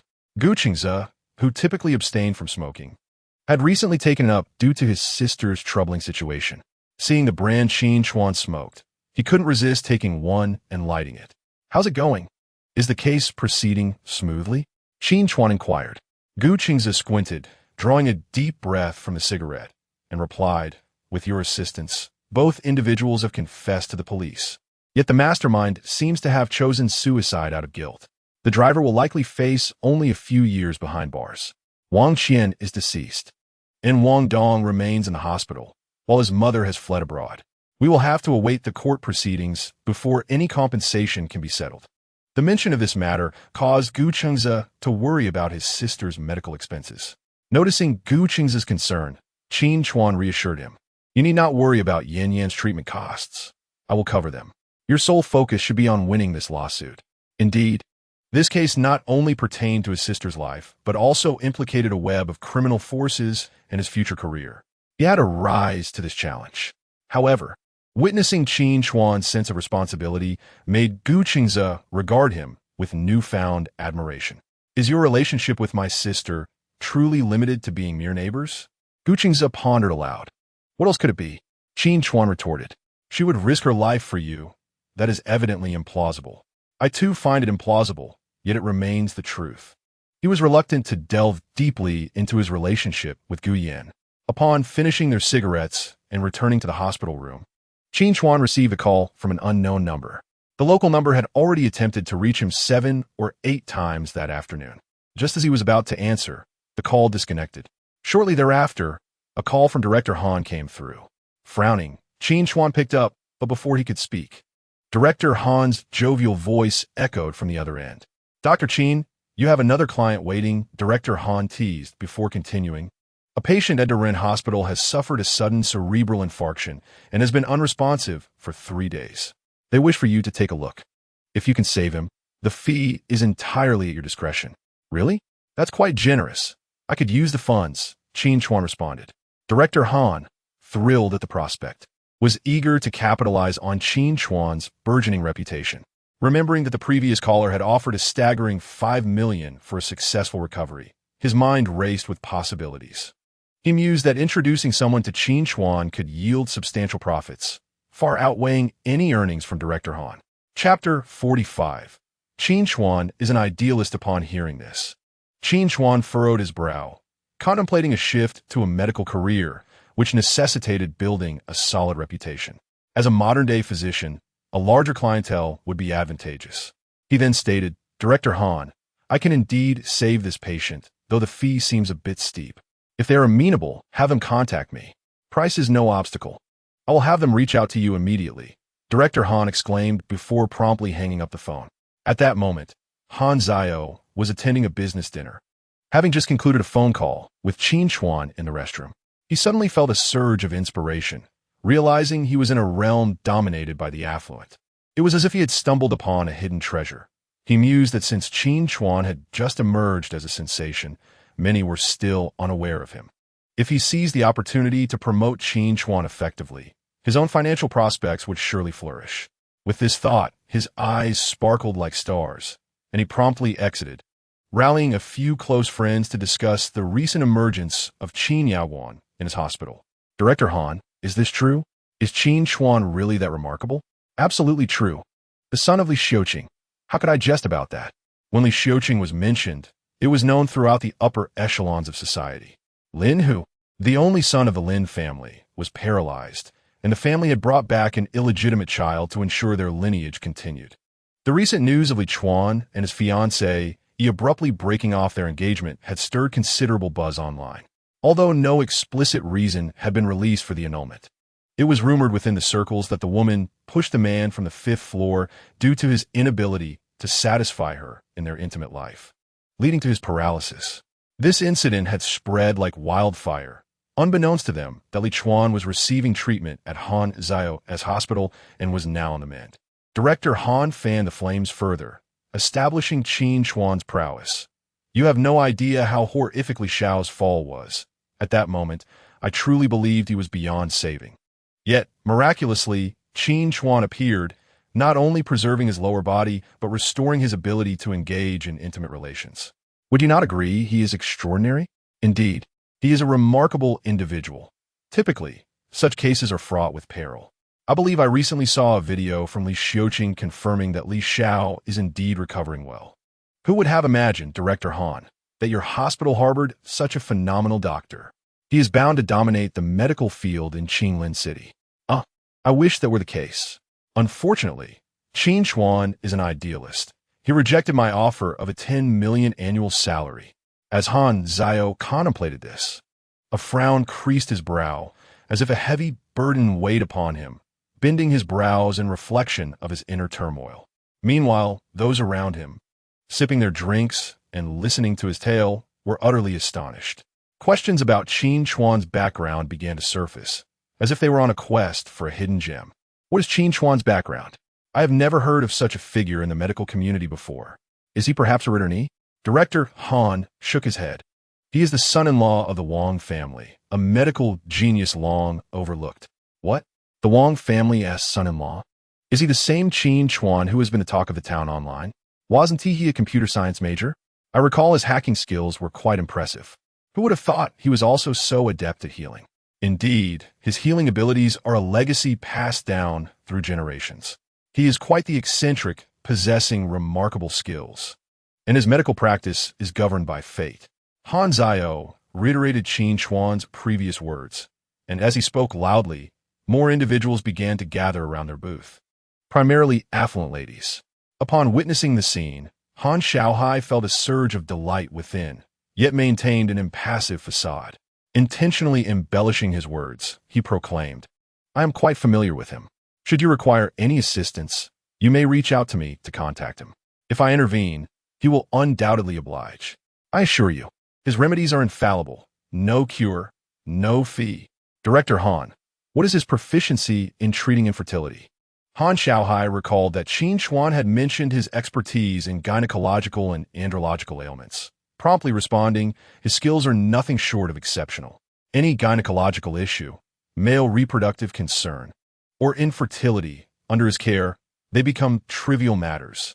As he spoke, he remembered that Director Li had just messaged to inform him that Guyan had regained consciousness, and continued to elaborate on her condition, rendering the audience even more convinced. Moreover, he excels in scar removal and skin rejuvenation.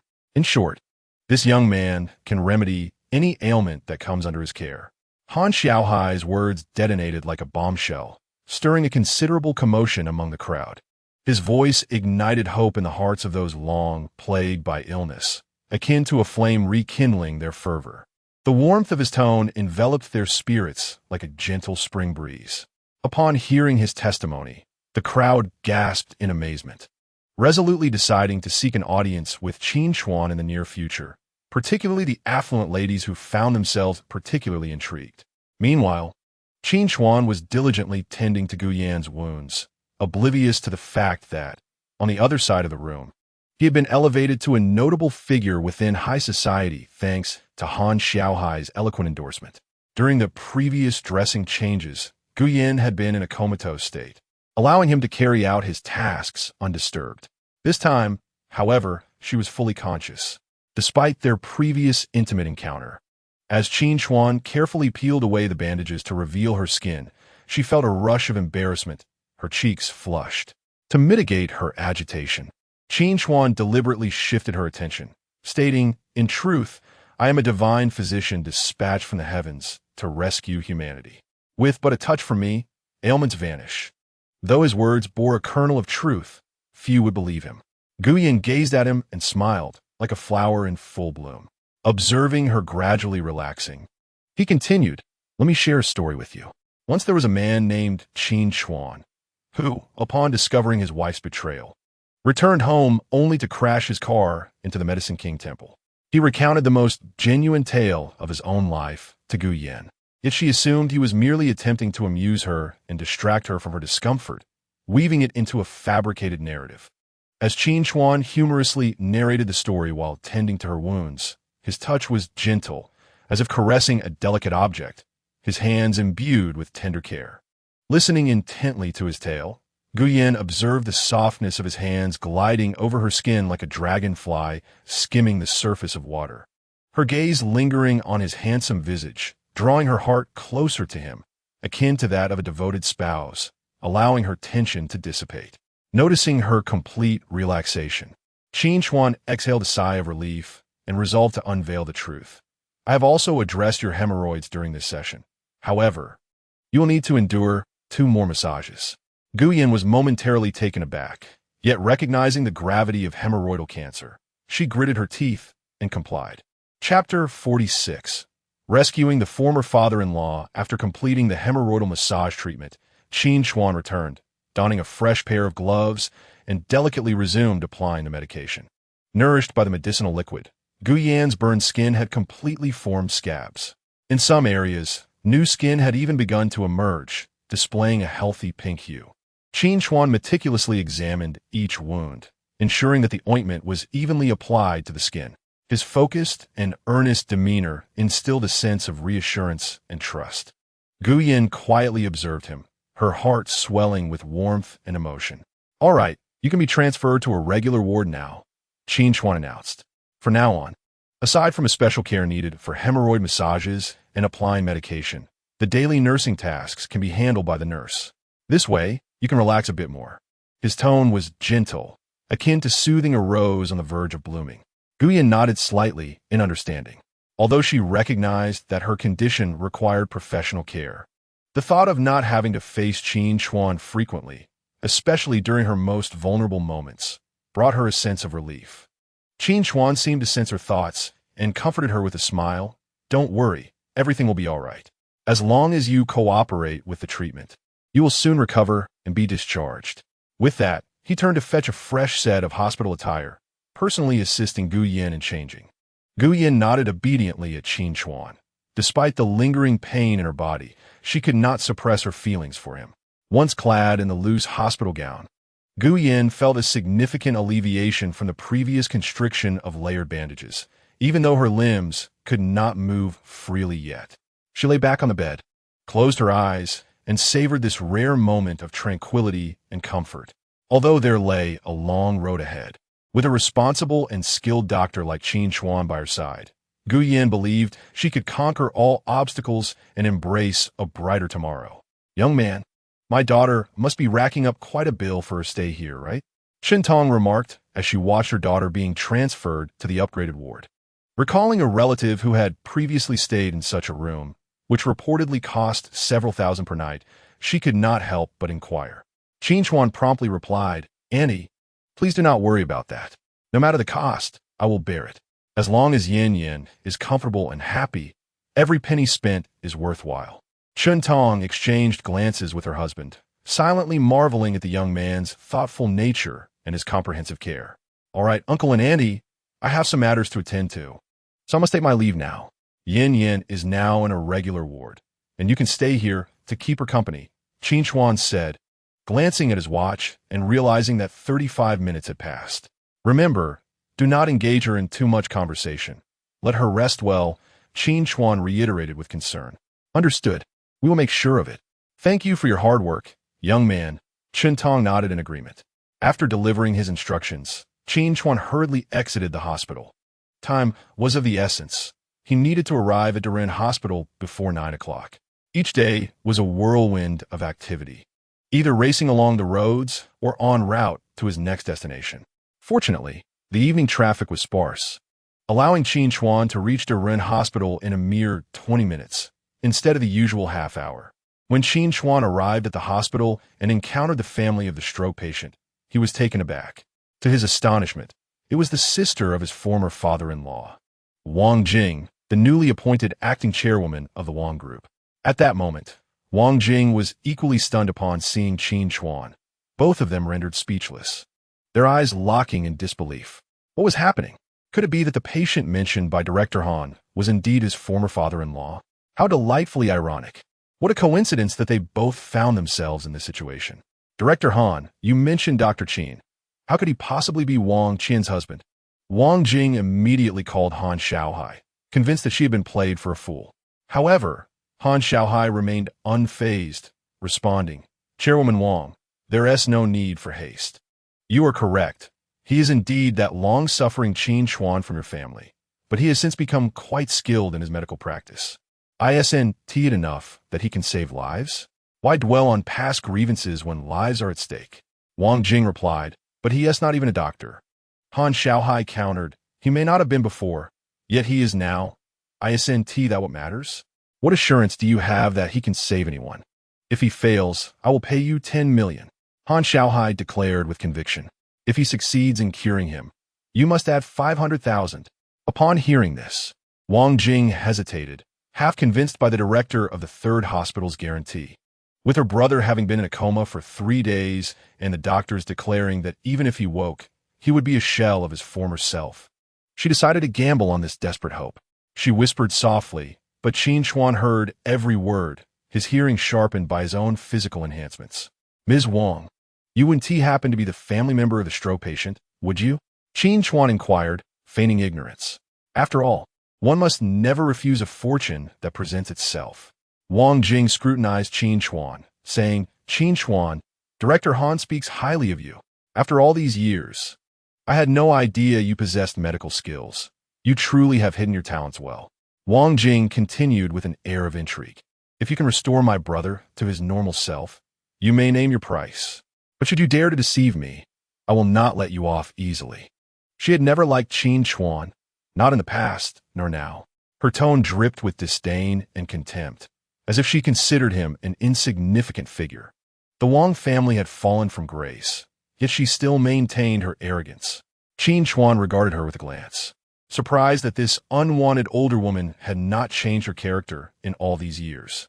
Chapter 47. Prescriptions given are often bitter, yet beneficial. Qin Chuan exhibited no signs of fear or retreat. On the contrary, he spoke with unwavering confidence. "Ms. Wang, rest assured, I will do my utmost. However, before we proceed, I kindly request that you settle my consultation fee." Wang Jing was taken aback that Qin Chuan would demand his fee before even entering the ward, her expression shifting dramatically. "You truly are one who insists on a reward before the hunt." With a slight smile, Qin Chuan replied solemnly, "Ms. Wang, this is my principle. Of course, you're free to refuse." Wang Jing, realizing her urgent need to save her brother, reluctantly inquired, "How much?" "Not much," just 25 million. Qin Chuan replied leisurely, a smirk of amusement playing on his lips. What? You actually dare to say that? Wang Jing exclaimed, her eyes widening in disbelief. Like a startled hen taking flight, Wang Jing, in a state of urgency, exclaimed, this is merely the consultation fee. The elixir is an additional charge, at 25 million per pill.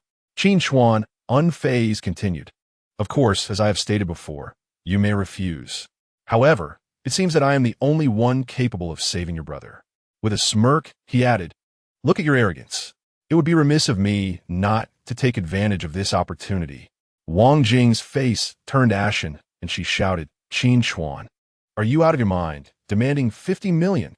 Give it to him, let him see, she said, just as tensions escalated. A frail, yet clear voice resonated from the end of the corridor. Upon hearing the voice, Qin Chuan turned to see an elderly lady in a black qipao, petite and graceful, approaching with steady and authoritative steps. This lady was Qi Huashu, Wang Dong's mother. Though nearing 80, Qi Huashu maintained her health diligently, exhibiting remarkable vitality. Her skin was fair and delicate, her demeanor kind and gentle, exuding warmth and approachability. Previously, during his visits to the Wang family, only this elderly lady had shown him a modicum of kindness, leaving Qin Chuan with a favorable impression. Upon hearing her mother's words, Wang Jing immediately interjected, Mother, please don't be deceived. He is clearly attempting to extort us. He may merely be here to swindle money. Silence. Qi Huashu shot her daughter a fierce glare, admonishing, as the chairwoman of the Wang group, is it appropriate for you to raise your voice in such a public setting? Realizing her current status, Wang Jing fell silent. Understanding the gravity of her position as the acting chairwoman, a role not easily attained. After Wang Qian's tragic leap into the river, all her shares have been transferred to Wang Jing, granting her the opportunity to secure the position during the shareholders' meeting. After reprimanding Wang Jing, Qi Huashu turned to Qin Chuan and stated, 50 million, this is what our family owes you. In truth, Qi Huashu had been aware of the situation for some time, having inquired about various medical experts and eventually learning of a recent medical miracle at the hospital. After considerable effort, she managed to obtain Qin Chuan's phone number. Initially, she was filled with hope, believing she had finally found a remedy for her son. However, after making 7 or 8 calls without any response, she discovered through investigation that this young man was Wang Qian's husband. His current status was indeed significant, as the fate of the Wang family rested upon him, necessitating a broader perspective. With this realization, Qi Huashu politely addressed Qin Chuan. Xiao Chuan, please forgive Jingjing's earlier indiscretion. Do not hold it against her. We, the Wang family, have wronged you in the past. However, I sincerely thank you for coming today to help my son despite previous grievances. As long as you can restore him to a normal state, I assure you that no price is too great. Upon hearing these words, Qin Chuan smiled faintly and replied, Grandmother, rest assured, I would never stoop to the level of those uncouth women. At this, Wang Jing's countenance darkened instantly, in the presence of the elderly lady. She dared not unleash her fury and could only suppress the anger boiling within her. Subsequently, she retrieved her phone from her bag, requesting Qin Chuan to provide his bank account number, after which she transferred the funds to him. Having received the consultation fee, Qin Chuan nodded with satisfaction and promptly followed Qi Huashu into the intensive care unit.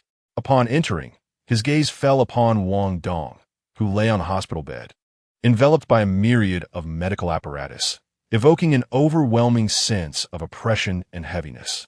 Qin Chuan approached the bedside, meticulously studying the data displayed on the monitors. Through his recent experiences in the hospital and the medical techniques bestowed upon him by the system, he had become exceedingly familiar with these metrics, possessing an intimate understanding of them. He then extended his finger, gently lifting Wang Dong's eyelid to conduct a thorough examination. Afterward, he utilized the system to assess Wang Dong's physical condition. Upon observing residual hematomas in both the cerebral and cerebellar regions, a frown creased his brow. Was the surgeon merely an intern? Such evident bruising made it a wonder if he could awaken at all. How is my son? Qi Huashu inquired anxiously, her eyes fixed intently on Qin Chuan. He retracted his hand and replied calmly, "The situation is not optimistic, but do not worry. I have a solution." Upon hearing this, Qi Huashu let out a sigh of relief, a flicker of joy illuminating her face. "That is wonderful," she expressed gratefully. With that, Qin Chuan promptly retrieved a set of silver needles and a small bottle of verdant medicinal liquid from his bag. He applied the liquid to the needle tips and deftly inserted them into the acupoints on Wang Dong's head. Qi Huashu, having researched Qin Chuan, found no surprise in his adept needlework. However, Wang Jing was taken aback, her eyes widening in terror at the sight of Wang Dong's head adorned with silver needles. As Qin Chuan continued his acupuncture, Wang Dong's pallid complexion gradually regained color, and his breathing became markedly smoother, eliciting an expression of astonishment directed at Qin Chuan. Observing that all necessary acupoints had been needled, Qin Chuan felt a significant sense of relief as the brain tissue appeared to reactivate. After completing the acupuncture session, he also took the liberty of easing his former father-in-law's joints and muscles. 5 minutes later, he withdrew the needles. The severity of the cerebral hematomas had already compromised normal brain function, with the cerebellar bruising nearly engulfing the core.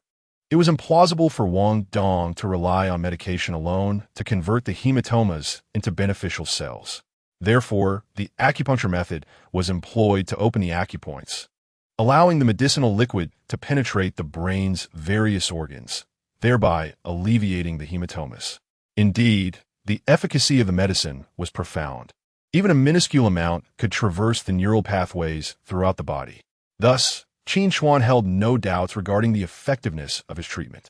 Qi Huashu observed her son's complexion, which had initially been as pale as parchment, gradually restoring its hue to a healthy, vibrant red within mere minutes. Her emotions surged with excitement, her eyes brimming with hope and anticipation. Wang Jing was utterly astonished that this loathsome pauper possessed such miraculous medical skills that restored her brother's vitality in an instant. At this moment, the arrogance within her dissipated, replaced by profound admiration and astonishment for Qin Chuan. After completing a series of procedures, Qin Chuan retrieved a black pill resembling a bulging eye from his bag and handed it to Qi Huashu, stating, "The patient will awaken in 3 hours. When that time comes, administer this pill to him, and he shall recover."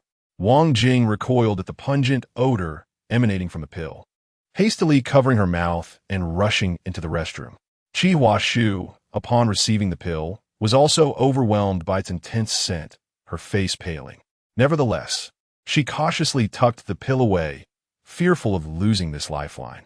Qin Chuan remarked, "The medications provided by the system are indeed bitter yet effective.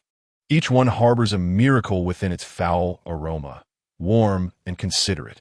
Hearing this, Qi Huashu's eyes filled with gratitude. "I truly thank you, dear child." "You're welcome, but I would appreciate it if you could settle the remaining balance," Qin Chuan replied, his expression serious and demeanor earnest, assuring top-notch service. Qi Huashu found a box to safely store the precious pill and called out to Wang Jing in the restroom. "Jing, please settle Dr. Qin's remaining balance." "Mother, is this really medicine? Are you sure it's not some sort of excrement?" Wang Jing emerged, her face reflecting despair, having stuffed her nostrils with tissue.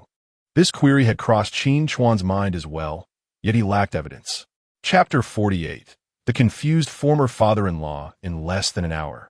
Qin Chuan glanced at the text notification on his phone, noting the deposit of 50 million to his golden card, combined with the 10 million already in his account, eliciting a wave of elation. Such wealth was unprecedented, seemingly inexhaustible. Meanwhile, at Darun Hospital, after Qin Chuan's departure, Qi Huashu and Wang Jing anxiously watched the seconds tick by, nearing 3 hours without any sign of Wang Dong awakening, their restlessness palpable.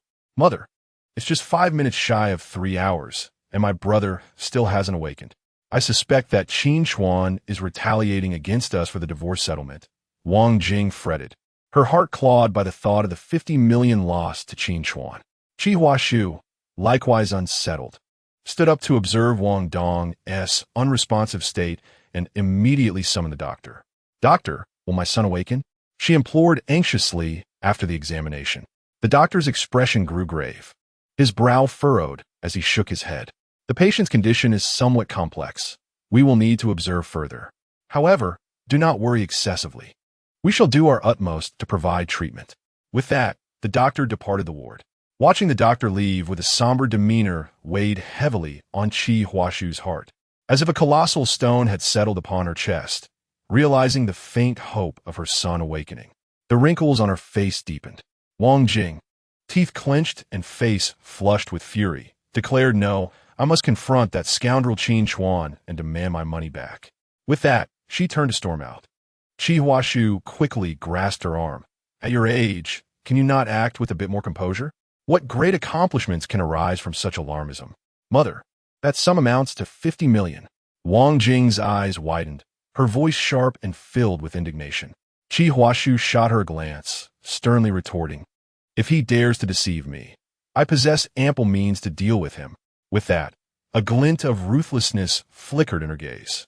At that moment, Wang Dong, lying on a hospital bed, suddenly emitted a faint groan. Qi Huashu and Wang Jing turned abruptly, their eyes landing on him, astonished to witness his fingers twitch slightly, followed by his eyelids slowly fluttering open, revealing a pair of bewildered eyes. "Son, you truly have awakened," Qi Huashu exclaimed, her words tumbling over themselves in her excitement, tears cascading down her cheeks and landing upon Wang Dong's hand. Wang Jing stood nearby, gazing at her brother in disbelief, as if witnessing the most extraordinary phenomenon in the world. She pinched her thigh with force, and upon feeling the sharp sting, she began to believe in the reality of the moment. Elated, she approached and grasped Wang Dong's hand tightly, nervously stating, "Mother, it has been precisely 3 hours. How miraculous!" Qi Huashu glanced at the clock and confirmed the time. Indeed, it was exactly 3 hours. Overwhelmed with astonishment, she could hardly fathom that this Qin Chuan possessed such remarkable prowess, even calculating time with such precision. "Quickly, bring the medicine for your brother." Qi Huashu recalled the medication Qin Chuan had left before departing and urgently instructed Wang Jing. She then fixed her anxious gaze upon Wang Dong, fearing that he might slip back into unconsciousness with the slightest distraction. Observing the vacant expression in Wang Dong's eyes, Qi Huashu tentatively inquired, "Son, do you recognize me?" "Mother," Wang Dong murmured, his cracked lips stirring ever so slightly. At that moment, he was besieged by excruciating pain, as though countless insects were crawling through his mind, relentlessly gnawing at his brain. "How wonderful! How wonderful!" Qi Huashu whispered to herself, feeling an immense sense of comfort and fulfillment. The money could be spent. As long as her son returned, that sum paled in significance.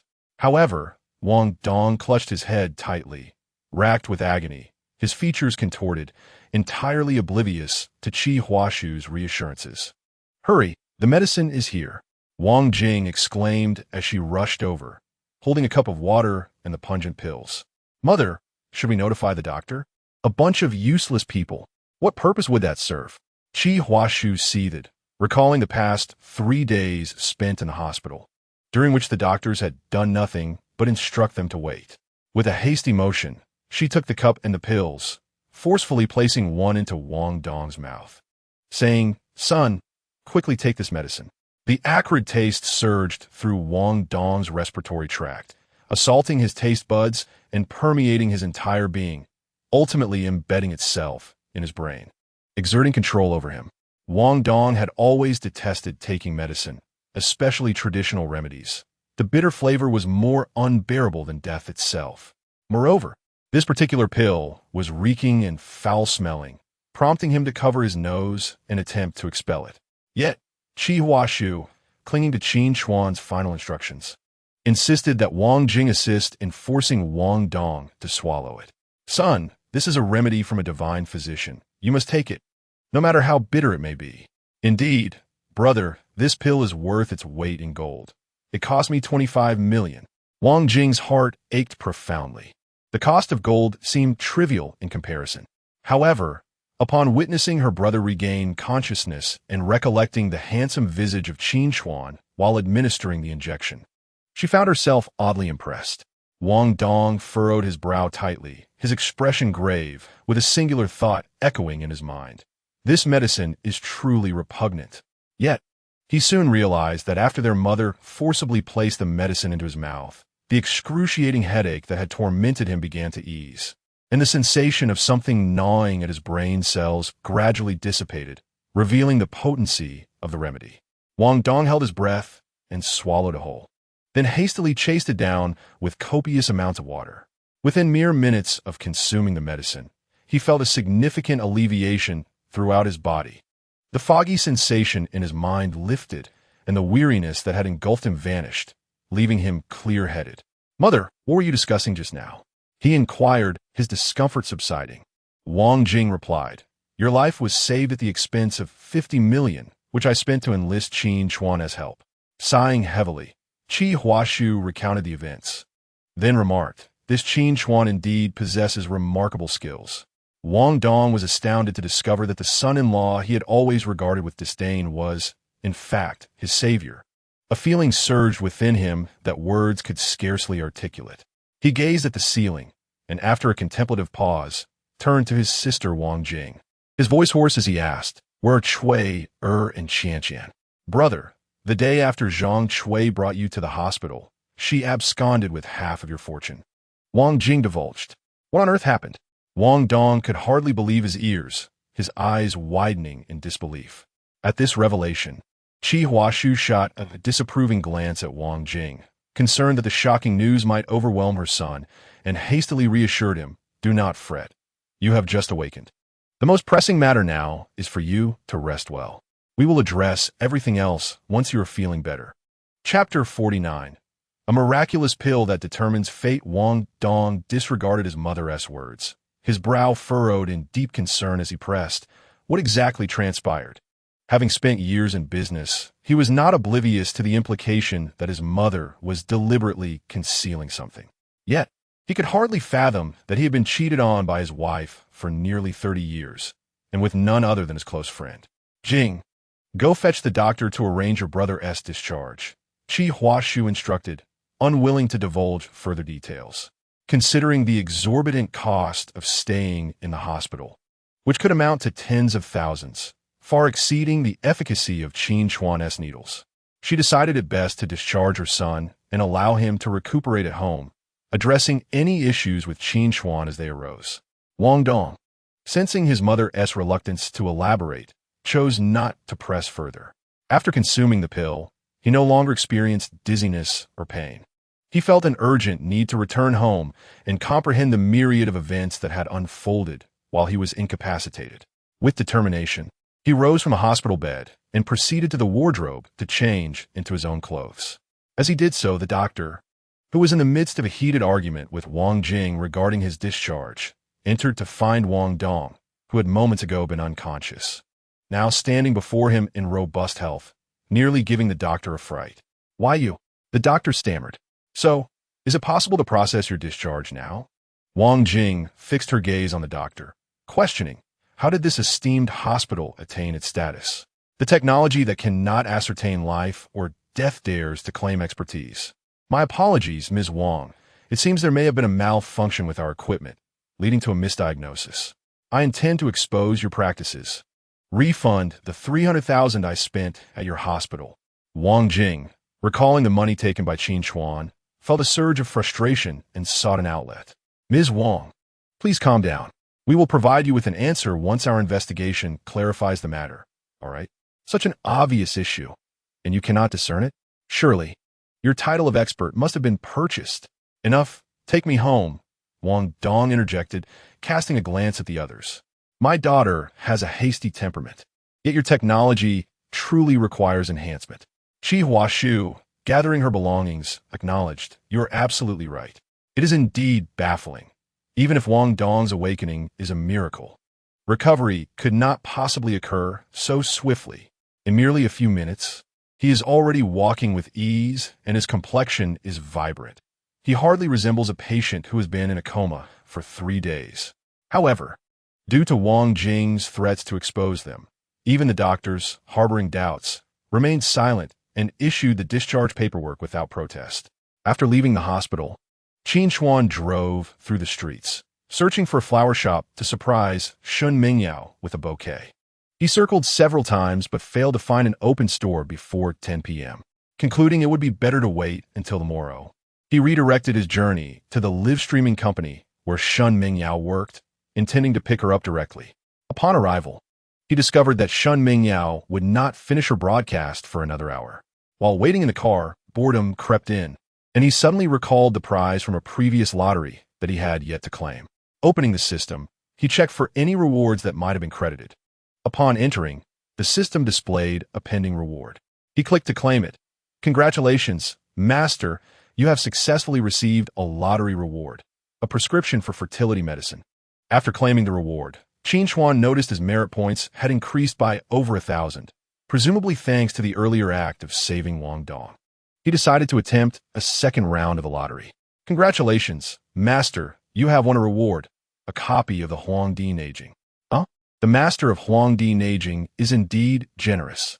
Having read numerous novels featuring the Huangdi Neijing, Qin Chuan was well aware of its purpose.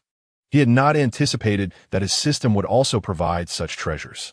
Rewards successfully distributed. Please check your inventory. Overwhelmed with delight, before Qin Chuan could fully process the news, the Huangdi Neijing was forcibly integrated into his body, flooding him with warmth in his lower abdomen, enhancing his physical constitution to a new level. After claiming the reward, Qin Chuan contemplated another attempt at the lottery, but noticed his merit points had dwindled to just over 3,000, sufficient for only 2 more medicinal exchanges. He resolved to accumulate more merit points before proceeding.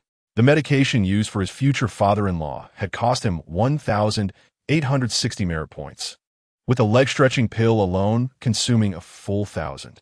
It must be said, while the system's medicines are effective, they do exhaust merit points considerably. Thus, when considering the 5 million from the Wang family, Qin Chuan felt he had shortchanged himself. He planned to procure remedies for minor ailments from the market in the future, rather than relying solely on the system's provisions. The medicine intended for Wang Dong transcends the mere realm of elixirs. It possesses the extraordinary ability to restore life, exhibiting miraculous effects that are unparalleled by any other remedy. Hence, the worth of this medicine is incomparable, its exorbitance astounding. Nonetheless, Wang Dong's potential for revival indicates that his life is not yet extinguished. However, had the Wang family not discovered him, the duration of Wang Dong's awakening would have been prolonged, and even upon regaining consciousness, he may not necessarily return to a state of normalcy. After all, despite the system's immense power to conjure miracles, it remains incapable of altering the fate of one who is on the brink of death. "Brother, why are you in a daze?" At that moment, a sharp knock interrupted Qin Chuan's reverie. He regained his focus and saw his sister, Qin Tingting, standing outside the car, accompanied by a boy named Shenzhou, who stood at a mere 1.60 meters. The sight immediately furrowed Qin Chuan's brow. He promptly lowered the car window and inquired of Shenzhou, "Where will you be staying tonight?" The implication was clear: "Do not think of coming to my home. You're not welcome. As long as at ISNT my house, you're free to go wherever you please." He had already informed his mother about his situation with Shun Mingyao, but Shun uncle and his family were still unaware. He could not allow Shenzhou to jeopardize matters. Sensing her brother's troubled expression, Qin Tingting swiftly remarked, "Brother, Xiaozhou has already booked a hotel. He will be moving to the company directly after his interview tomorrow afternoon." Shenzhou quickly added, "Brother, please look after my sister." It seemed that Qin Tingting had not let anything slip. Qin Chuan nodded, maintaining his composure. "As siblings, it is my duty." He then recalled something. "Tingting, you will return home tonight." Shenzhou observed Qin Tingting's pout and murmured, "Stingy brother." Seeing the reluctance on their faces, Qin Chuan adopted an expression akin to that of an adult imparting wisdom to children and chose not to say more. After all, a man of integrity and responsibility like himself was a rarity. He certainly did not wish for his sister to be led astray before marriage. "What are you all discussing?" At that moment, Shun Mingyao emerged from the office building, her curiosity piqued by the trio's peculiar expressions. Chapter 50, Dean Han, indeed fine Ti Qin Tingting. Quick on her feet, opened the front passenger door for Shun Mingyao, exclaiming, "Yao Yao, you've worked hard. please get in and sit in front. This was not only to facilitate her brother's matchmaking efforts, but also to ensure she could sit beside Shenzhou. Upon witnessing Qin Tingting's gesture, Shenzhou, who could sit in the back with Tingting, did not ponder further and climbed into the rear seat. Sister, how was tonight? How many orders did you sell? Once inside, Shenzhou inquired with curiosity. Shun Mingyao, looking dejected, replied, there were only a little over 6,000 viewers online, and after 4 hours of streaming, I sold merely 500 orders. Shenzhou reassured her, that's still quite good. You've earned over 10,000 in commission. She sighed, the competition is fierce. Being a streamer is challenging. Yet I noticed orders were continuously coming in. The order count was constantly rising. It couldn't possibly be so few. Qin Tingting questioned, puzzled. All of it is fabricated. The company pays for fake orders to boost the numbers, Qin Chuan remarked as he started the car, listening to their conversation. He gave a thumbs up to Shun Mingyao, who was sitting in the passenger seat, and comforted her, saying, you are already remarkable. One live stream can earn you the equivalent of 2 months' salary for an average person. Do you realize how many people strive tirelessly yet fail to earn over 10,000 a month? And you managed to earn so much in just one night. More than my entire month's salary from before. Upon hearing Qin Chuan's praise, Shun Mingyao's initially despondent mood lifted considerably, a faint smile gracing her lips. I just want to earn more money to provide a better life for myself and my family. This aspiration is commendable, but we must allow things to unfold naturally. Qin Chuan replied gently, his voice akin to a soft spring breeze, caressing Shun Mingyao's heart.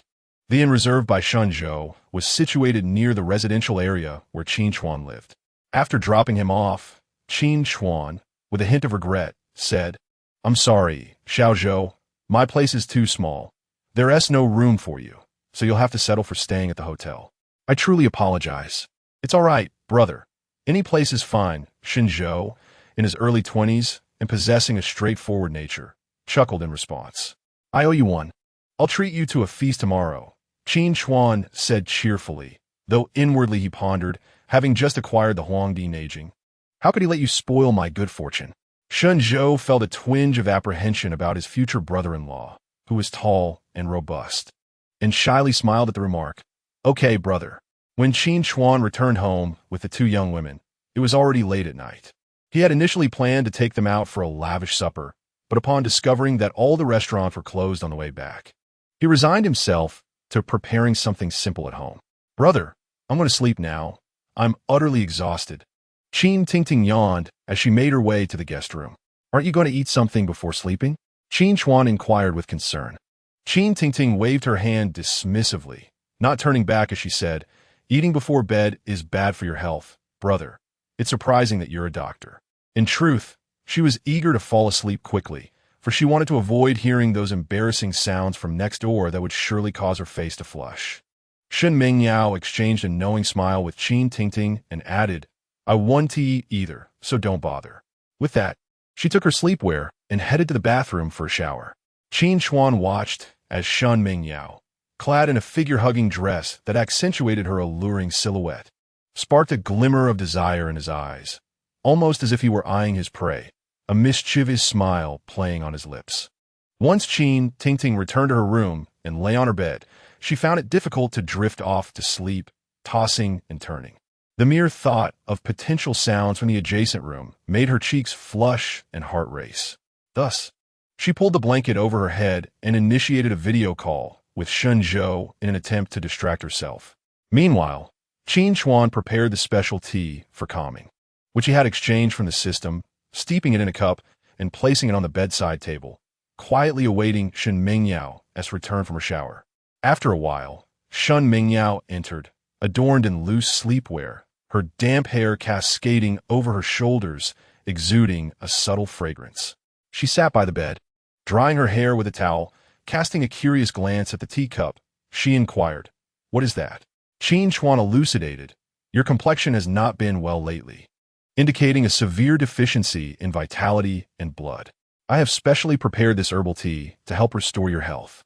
Upon hearing this, Shun Mingyao felt a surge of affection for him, thinking Chuan Gu is indeed a good man, and promptly consumed the tea in one gulp.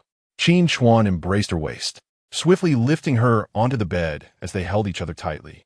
Their lips met in a fervent kiss, their breaths entwined, both overwhelmed by an impatient longing. Their hands explored each other's bodies, savoring the warmth and softness they found. With the midnight hour casting its spell, sleep was destined to elude them. Since acquiring the knowledge from the Huangdi aging, Qin Chuan had experienced a significant enhancement in his physical prowess. What once left him exhausted after an hour now invigorated him for two. The following day, Qin Chuan awoke parched. Opening his eyes, he noticed the sun perch high in the sky, and remembering that Gu Yin required a change of dressings and a massage, he glanced at the woman still soundly asleep beside him. Gently, he extricated her small hand from his waist, rising to wash up and prepare breakfast. With his sister still asleep, he finished preparing breakfast and, recalling that Shun Zhou and his sister had only just departed, stepped outside. Arriving at the third hospital, he followed the familiar routine, employing the same methods and maintaining the same level of service while changing Gu Yan's dressings, only to be summoned to the office by Director Han. Once again, he found himself sipping high-quality tea. "Dr. Qin, this tea is this year's premium spring tea." To give a taste, Han Xiaohua beamed. Having won 1,000,000 yuan from a bet with Wang Jing the previous night, Han was in high spirits and had eagerly awaited Qin Chuan's arrival that morning. Upon hearing from the head nurse that Qin Chuan had arrived, he promptly called him into the office. Observing Han's uncontainable joy, Qin Chuan felt a twinge of curiosity, uncertain whether the director had won a lottery or if there was another matter at hand. "Director Han, this is indeed fine tea," Qin Chuan remarked, taking a delicate sip. "Of course. I had someone procure it for me. Quite delightful. I assenti it," Han replied, his pride evident. "We owe much of our recent success with challenging cases to your assistance. This is merely a token of my appreciation." As he spoke, Han rose and retrieved a check from his desk drawer, extending it toward Qin Chuan. Qin Chuan's brow furrowed slightly as he accepted the check, his eyes widening at the sum. 3,000,000? Was Director Han truly awaiting his arrival merely to present him with money? A sense of confusion stirred within him. Yet he maintained a composed exterior, pondering Han's true intentions. Could it be that a weasel was visiting a chicken, harboring ill intentions? Chapter 51. As long as life is not short-lived. All is well, however, there is no need to be overly polite, Qin Chuan said, regarding the check Han had offered. "Although I declined your generous salary invitation, should your esteemed hospital require my assistance with any patients in the future, do not hesitate to reach out." Hearing this, Han's smile broadened, reaching his ears. Even without your prompting, I would seek you out. I have already prepared private advertisements for you. It will be impossible to overlook your talents." Eager to gauge Qin Chuan's future plans, he inquired, "So, what are your intentions moving forward?" Qin Chuan languidly reclined in his chair, his hands resting casually on his knees, and nonchalantly remarked, "I haven't given it much thought. I'll just let things unfold naturally." Han Xiaohua responded with a tone of regret. "Well, I believe you should seriously consider taking a position at our hospital. After all, with your extraordinary skills, it would be a disservice not to practice medicine." Qin Chuan furrowed his brow and replied, "Not working at a hospital does not preclude me from healing others. I am merely a seeker of freedom. If I were to work in a hospital with his expertise, I would inevitably be overworked, exhausted to the bone. That lifestyle is one I endured for 4 years, and now that I finally have the opportunity to enjoy some freedom while also earning a decent living, I refuse to subject myself to the grind once more." Hearing this, Han Xiaohua spoke earnestly indeed. "If a client approaches me, I hope not to disturb your leisure. As long as it is a referral from Director Han, I have no objections," Qin Chuan replied, fully aware of Han Xiaohua's underlying intentions. They both sought to benefit from one another in a mutually advantageous relationship. Qin Chuan was indifferent to how Han Xiaohua profited from their arrangement, knowing he would never compromise his prices. Han Xiaohua, visibly excited, responded, "Then I can rest easy." With the 3,000,000 yuan check sponsored by Director Han in hand, Qin Chuan left the office, recalling the message he received that morning from Li Xiuqing. He decided to visit Li Chun, intending to bring him a special remedy. After days of recovery, the medical devices on Li Chun had mostly been removed, though his lower body remained encased in a cast, rendering him immobile. Dr. Qin, you've arrived. Zhang Haimei greeted with a smile, her demeanor polite and respectful. Qin Chuan nodded in acknowledgement, approached the bedside, and after carefully assessing Li Chen's condition, he nodded in satisfaction. The recovery is progressing well. With proper cooperation and treatment, he should be discharged soon. Zhang Haimei gazed at the young man before her, who was nearly the same age as her son, filled with admiration. This is all thanks to you. If you hadn't appeared in time with your miraculous skills, my son wouldn't have recovered so swiftly. It seems that fate has intertwined our paths, Qin Chuan replied with a smile, producing a golden pill from his bag and handing it to Zhang Haimei. Have your son take this. It will expedite his recovery. Zhang Haimei accepted the pill, inhaling the rich medicinal aroma that instantly invigorated her. She cradled it as if it were a rare treasure, her eyes brimming with gratitude as she exclaimed, "Thank you so much, Dr. Qin. I will administer it to Chun Chun right away." Having heard from her husband about the troubles faced by Brother Lin, she was astonished to discover that Qin Chuan was not only adept in bone setting, but also skilled in pharmacology. After advising Li Chun to rest well, Qin Chuan exited the room. Once he was gone, Zhang Haimei swiftly captured a photograph and sent it to her husband. "Is this what he looks like?" "Yes." "Quickly get it to our son." "All right. Come, son, take this medicine." After confirming with her husband, Zhang Haimei approached her son with the medicine, urging him to open his mouth and take it. Li Chun, enticed by the fragrant aroma of the medicine, complied without hesitation, only to be overwhelmed by its bitterness the very next moment. "Mom, is this really meant for human consumption?" He grimaced, struggling to suppress his nausea, his brows knitting together in distaste. Had it not been for Qin Chuan's remarkable skills clearly demonstrated before him, he might have succumbed to the urge to vomit. Seeing her son in discomfort, Zhang Haimei felt at a loss, only able to coax him to endure it, assuring him it would soon pass. After Qin Chuan departed, he made his way directly to the opulent villa of Lin Hu, the top contender on the leaderboard. He had promised his younger sister to treat them to dinner that afternoon, thus he needed to wrap up all matters before midday. Upon arrival, he noticed a change from his last visit. The housekeeper who greeted him was not the same as before. This one appeared to be in her 30s, strikingly beautiful, and bore a closer resemblance to the lady of the house. The lovely housekeeper greeted him with polite gestures, which left Qin Chuan somewhat disconcerted. As he entered the courtyard, he found Lin Hu seated in a wheelchair, wielding a large pair of shears to prune the greenery. Upon seeing Qin Chuan, Lin Hu's eyes sparkled with enthusiasm. "Brother Hu, how are you feeling today?" Qin Chuan inquired, feeling uneasy under Lin Hu's peculiar gaze, yet hesitant to pry further. Lin Hu passed the pruning shears to the housekeeper, responding, "I feel much better than yesterday. However, the herbal concoction you prescribed is rather potent. After my bath, the scent lingers despite my efforts to mask it with perfume. This indicates that my prescription is indeed authentic." Qin Chuan chuckled. "Ever since you began treating me, I feel more invigorated than before." As they conversed, they made their way inside the house. "Xiao Jing, please fetch the assortment of herbs collected by my brother for Dr. Qin to examine," Lin Hu instructed. "Of course, sir," she replied. Upon reaching the living room, the housekeeper handed Qin Chuan a bag filled with a diverse array of traditional Chinese herbs. He glanced at the contents and remarked, "I don't recognize any of these." Qin Chuan suddenly realized that to procure minor medicinal herbs from the market, he ought to first acquire a comprehensive guide on herbal medicine to thoroughly educate himself. Otherwise, the path of healing would be long and arduous, and he would be ill-prepared for the challenges ahead. Indeed, these are the ones he feigned profundity, instructing the housekeeper to divide the herbs into 3 portions and detailing the preparation process along with necessary precautions. Each portion was to be simmered for 3 hours over low heat with an ample amount of water, ensuring no additional cold water was added during the process. "Take 3 doses a day and rest for 2 days after a week of treatment," he added. "Understood," the housekeeper noted diligently in her notepad. After conveying his instructions, Qin Chuan invited Lin Hu to join him for a massage session. "Brother Hu, shall we begin?"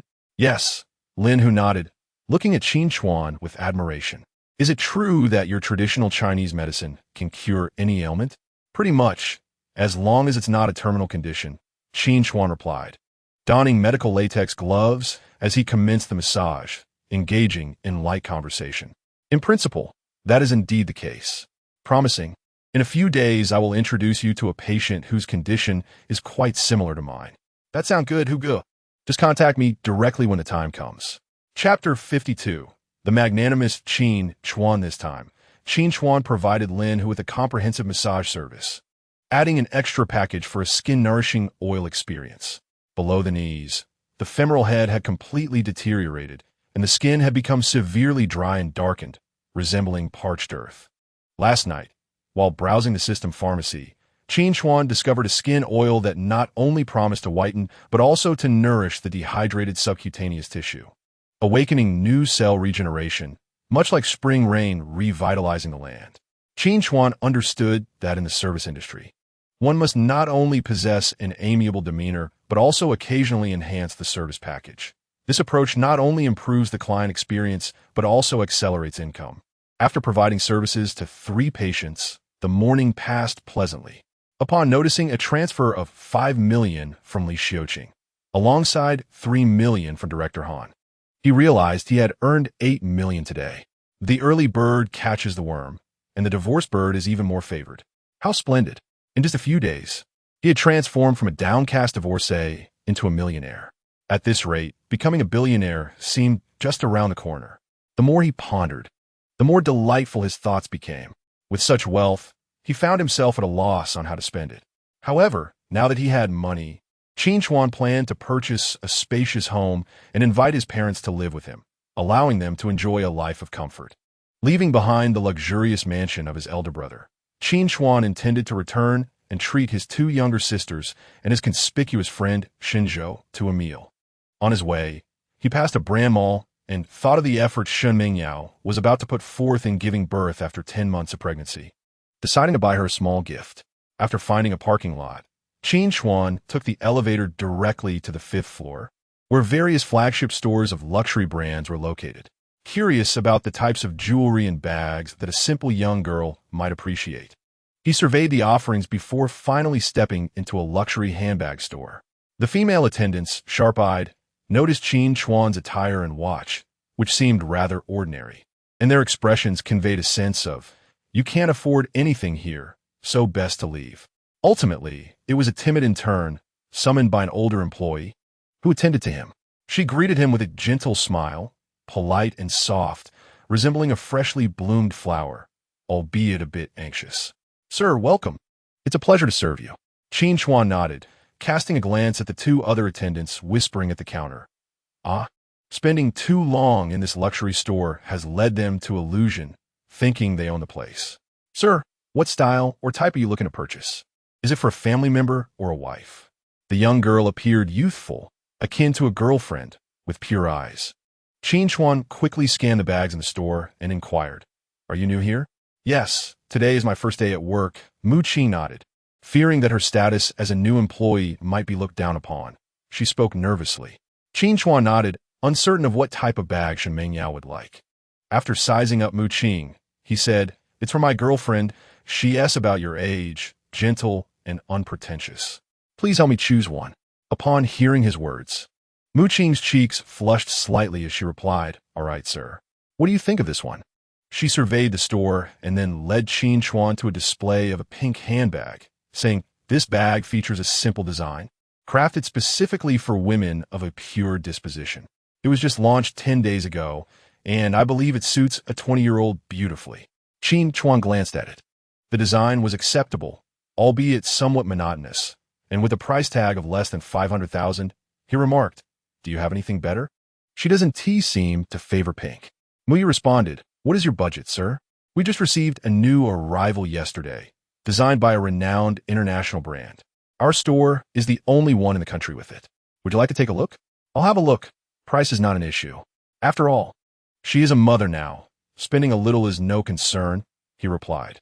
Mu Qing, however, recalled the store manager's strict instructions regarding that particular bag, which could not be shown to just anyone, lest it be damaged by someone who couldn't afford it. Indeed, Let him confirm his interest first before we present it. We wouldn't want to be held accountable for any mishaps, the other two female sales associates remarked, their expressions indicating their lack of familiarity with affluent customers. Despite her trepidation about potential damage, Qin understood that a salesperson's attitude directly influences sales. Ultimately, she responded, "All right, I understand," and without further regard for the two women, she went underneath the counter to retrieve the bag for Qin Chuan. The handbag was exquisitely designed, featuring a retro cream color with tassels and diamond-like textures. Simple, yet elegant. Qin Chuan immediately took a liking to it and inquired, "I'll take this one. Please wrap it up." Qin was taken aback, momentarily thinking she was hallucinating. Her expression shifted through various stages of joy. She had not anticipated such a significant sale on her first day. She realized that if the transaction succeeded, her commission alone would amount to several tens of thousands. "Please, use your card," she urged. Noticing her excitement, Qin Chuan smiled slightly, producing a gold card to hand her. The other two sales associates, their eyes nearly blinded by the gleam of the card, hurried over, saying, "Sir, we apologize, but she's a new intern and a bit clumsy. Allow me to assist you with the packaging." Seeing the older employees attempting to undermine her, Qin felt uncertain. Yet, Qin Chuan was not oblivious to their intentions. He swiftly quashed their hopes with a single statement, "It's fine, I'm not in a hurry. Let her handle the packaging." Ecstatic like a child, Qin promptly began the packaging process, albeit with trembling hands, a result of her inexperience and nerves. "Thank you, sir," she said, once she had completed the transaction and wrapped the bag. After finishing, she warmly escorted Qin Chuan to the entrance, expressing her gratitude. He smiled at her. "No need for thanks." Having purchased the bag, Qin Chuan's gaze fell upon a jewelry store ahead. Remembering the price that Guyan had paid for him, he thought to himself that since she had regained consciousness, he might as well bring her a gift today. The staff at the store displayed remarkable perceptiveness. Upon noticing the luxurious six-figure handbag he held, they eagerly rushed to attend to him. "Sir, are you purchasing for your girlfriend, sister, or perhaps your mother? We have a plethora of newly released styles for you to peruse." Qin Chuan glanced around, uncertain of Guyan's preferences in terms of style and design. Guyan was a girl of gentle exterior yet resilient character, possessing a depth of thought. After a moment's contemplation, he replied, "For my girlfriend, please. She is around 28 years old, with a mature and composed demeanor. Something understated would be appropriate." Indeed, having shared a past, referring to her as a girlfriend seemed quite fitting. Chapter 53, A Serendipitous Encounter. "Very well, sir. How about this piece?" The sales associate, drawing upon her extensive experience, presented Qin Chuan with a pearl and seashell diamond necklace, crafted from rose gold and adorned with a POV diamond design. The necklace measured 16 to 17 inches, 41 to 43 centimeters, in length, with a pendant size of 1.5. Upon glancing at the price, which was 880,000, Qin Chuan furrowed his brow, appearing somewhat dissatisfied. He instructed the attendant, "Please, select other styles for me. I seek something more refined and elegant." The associate inquired, "Sir, what is your budget?" She mentioned that a new shipment had just arrived that might align perfectly with his criteria, but Qin Chuan interjected, "Price is not an issue. Do not be misled by my attire. I am not short of funds." "Understood, sir. I shall retrieve some options for you. Please hold on," she replied before swiftly heading to the stockroom. Seizing the opportunity, Qin Chuan wandered the store, his gaze landing on a bracelet priced at 6,880,000. The intricate, three-dimensional peony engravings adorned the piece, featuring an inner inscription of the Heart Sutra. Subtle yet undeniably elegant, the peony symbolizes wealth and auspiciousness, while the Heart Sutra signifies safety and smooth sailing. This bracelet seemed perfectly suited for Guyan. "Please wrap this up for me." "I'll take it," Qin Chuan said as he noticed the returning sales associate. The other staff members exchanged incredulous glances upon realizing the price of the bracelet he had chosen. Selling such a piece would suffice for 3 years of living expenses. "Certainly, sir. I shall wrap it immediately," the associate responded, momentarily stunned before hurriedly complying. She had not anticipated that Qin Chuan would select this bracelet, having previously debated whether to recommend this prized possession of the store. Despite his modest attire, one could never discern the true value of the contents within the luxury bag he carried from the neighboring store. After all, handbags costing hundreds of thousands were not uncommon these days.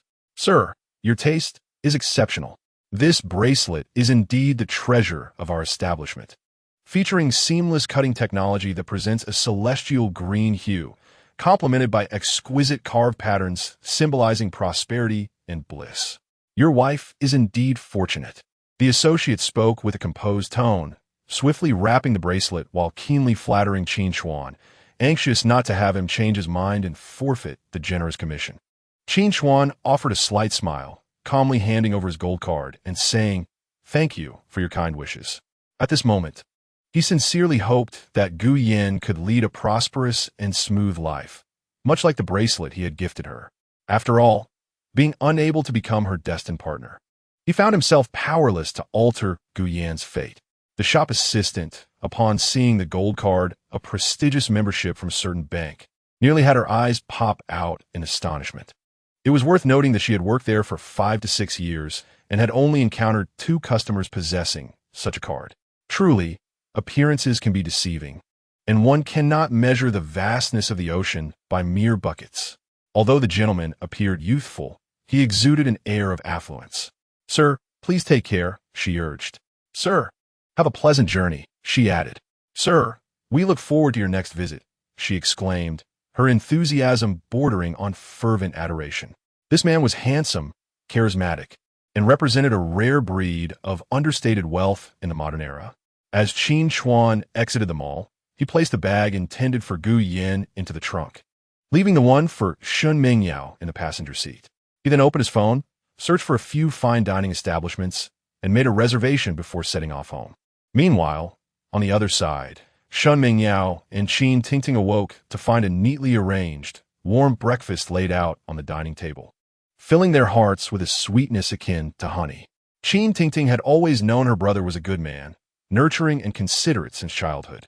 Shun Mingyao was overwhelmed with joy at this unexpected scene, reflecting that the best decision she had ever made in life was to wait for Brother Chuan to divorce. With little to do in the morning, the two took Shenzhou out to play for the entire morning. By noon, Qin Chuan arrived to take the 3 of them to the Sanxian restaurant.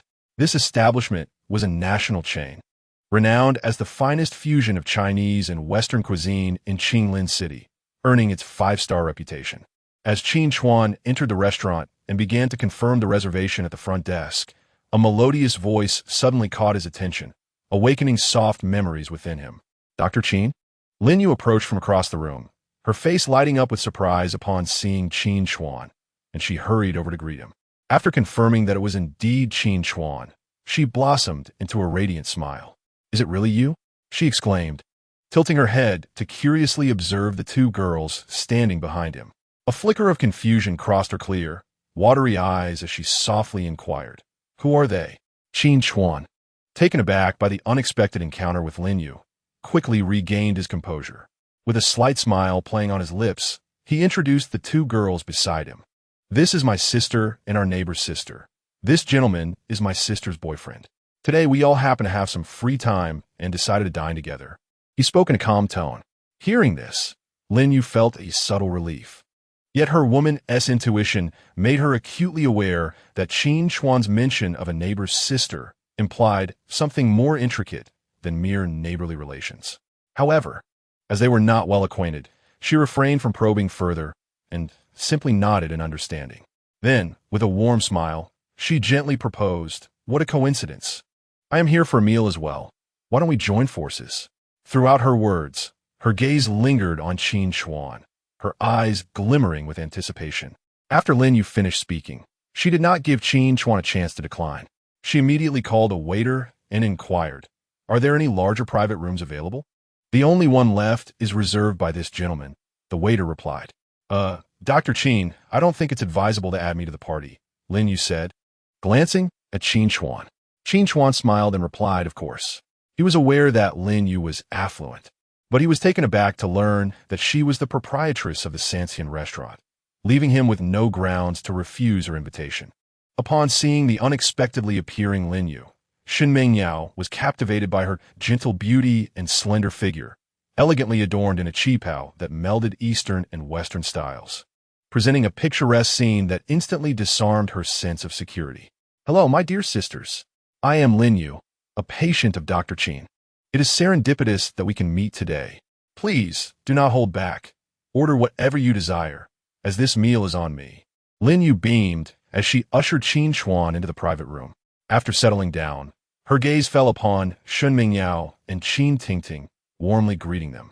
Before turning to the side where Shun Zhou sat, her tone amiable. And you, dear brother, feel free to order whatever you like. Do not be shy. Then, she busily arranged the seating, ultimately sitting to the right of Qin Chuan. Picking up the menu, she gently inquired, Dr. Qin, what dishes do you enjoy? Qin Chuan replied leisurely, since the esteemed Lin is so generous, let us begin with a few signature dishes from your restaurant. Let us proceed, as Mr. Qin suggests.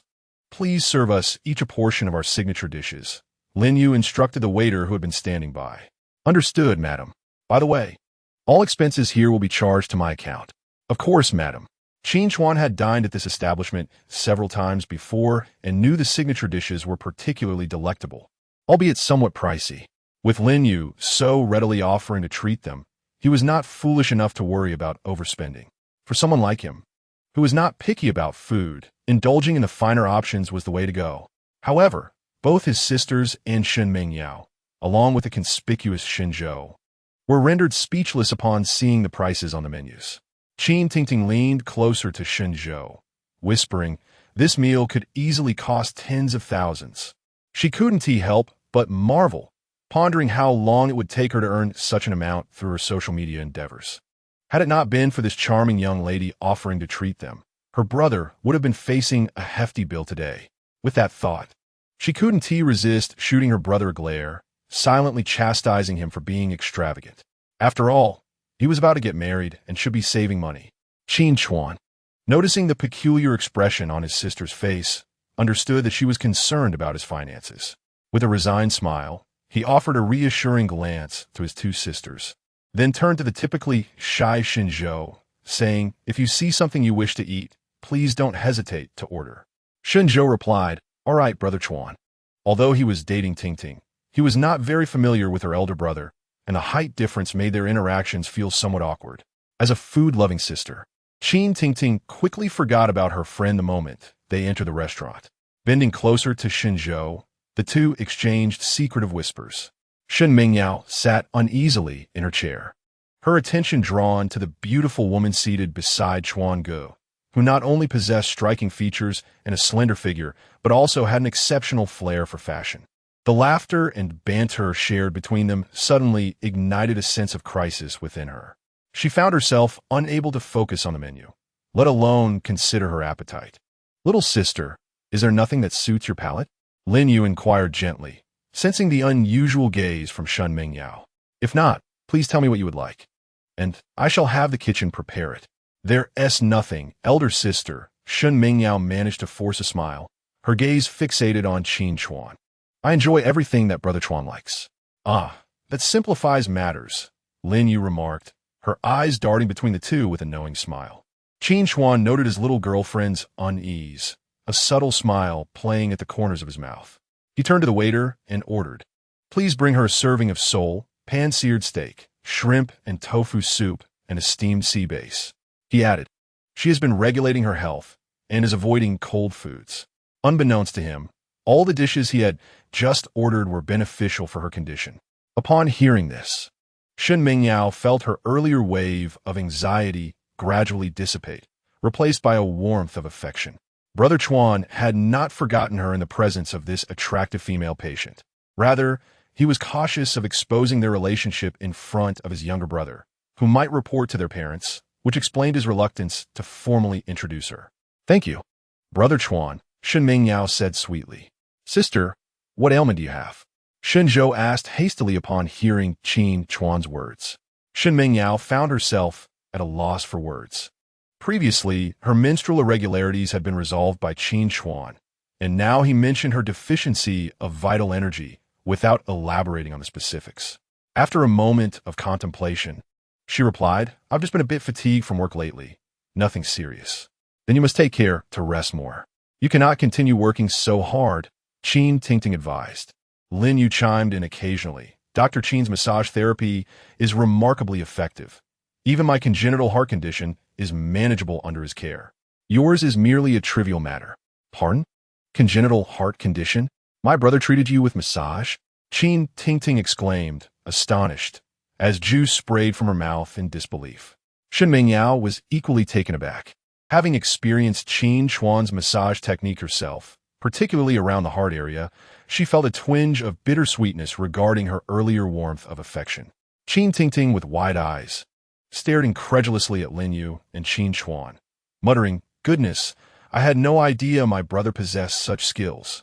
Meanwhile, Shun Zhou, engrossed in peeling king crab for Qin Ting, looked up curiously at Qin Chuan, his expression a mix of confusion and intrigue. He wondered when this brother-in-law had transitioned into a medical profession, one that seemed so enviable. Lin Yu elegantly savored her dessert, a subtle smile gracing her lips, her eyes reflecting a hint of amusement as she softly remarked, Indeed, I am fortunate to have encountered your brother that day. Otherwise, I might have already been awaiting my fate in the underworld. Her voice was soft, as if she were merely discussing a trivial matter, yet it resonated with a profound weight and helplessness that enveloped everyone present. The crowd fell momentarily silent, unsure of what words could offer solace to this resilient yet gentle, beautiful sister before them. The carefully prepared words seemed to lodge in their throats, refusing to be uttered. Shen Mingyao gently set down her utensils, lifted a bowl of seaweed shrimp soup, took a sip, and remarked, Chuan Ji's medical skills are exceptionally high. He will surely do everything in his power to cure your illness. You must have faith in him. Qin Ting, an avid food lover, chimed in with oil-stained lips. Believe in yourself. You can certainly conquer this. Lin Yu optimistically added, Absolutely. With Dr. Qin here, I feel entirely at ease. Come, let's have a toast. She, unable to drink alcohol, suggested they have some beverages instead.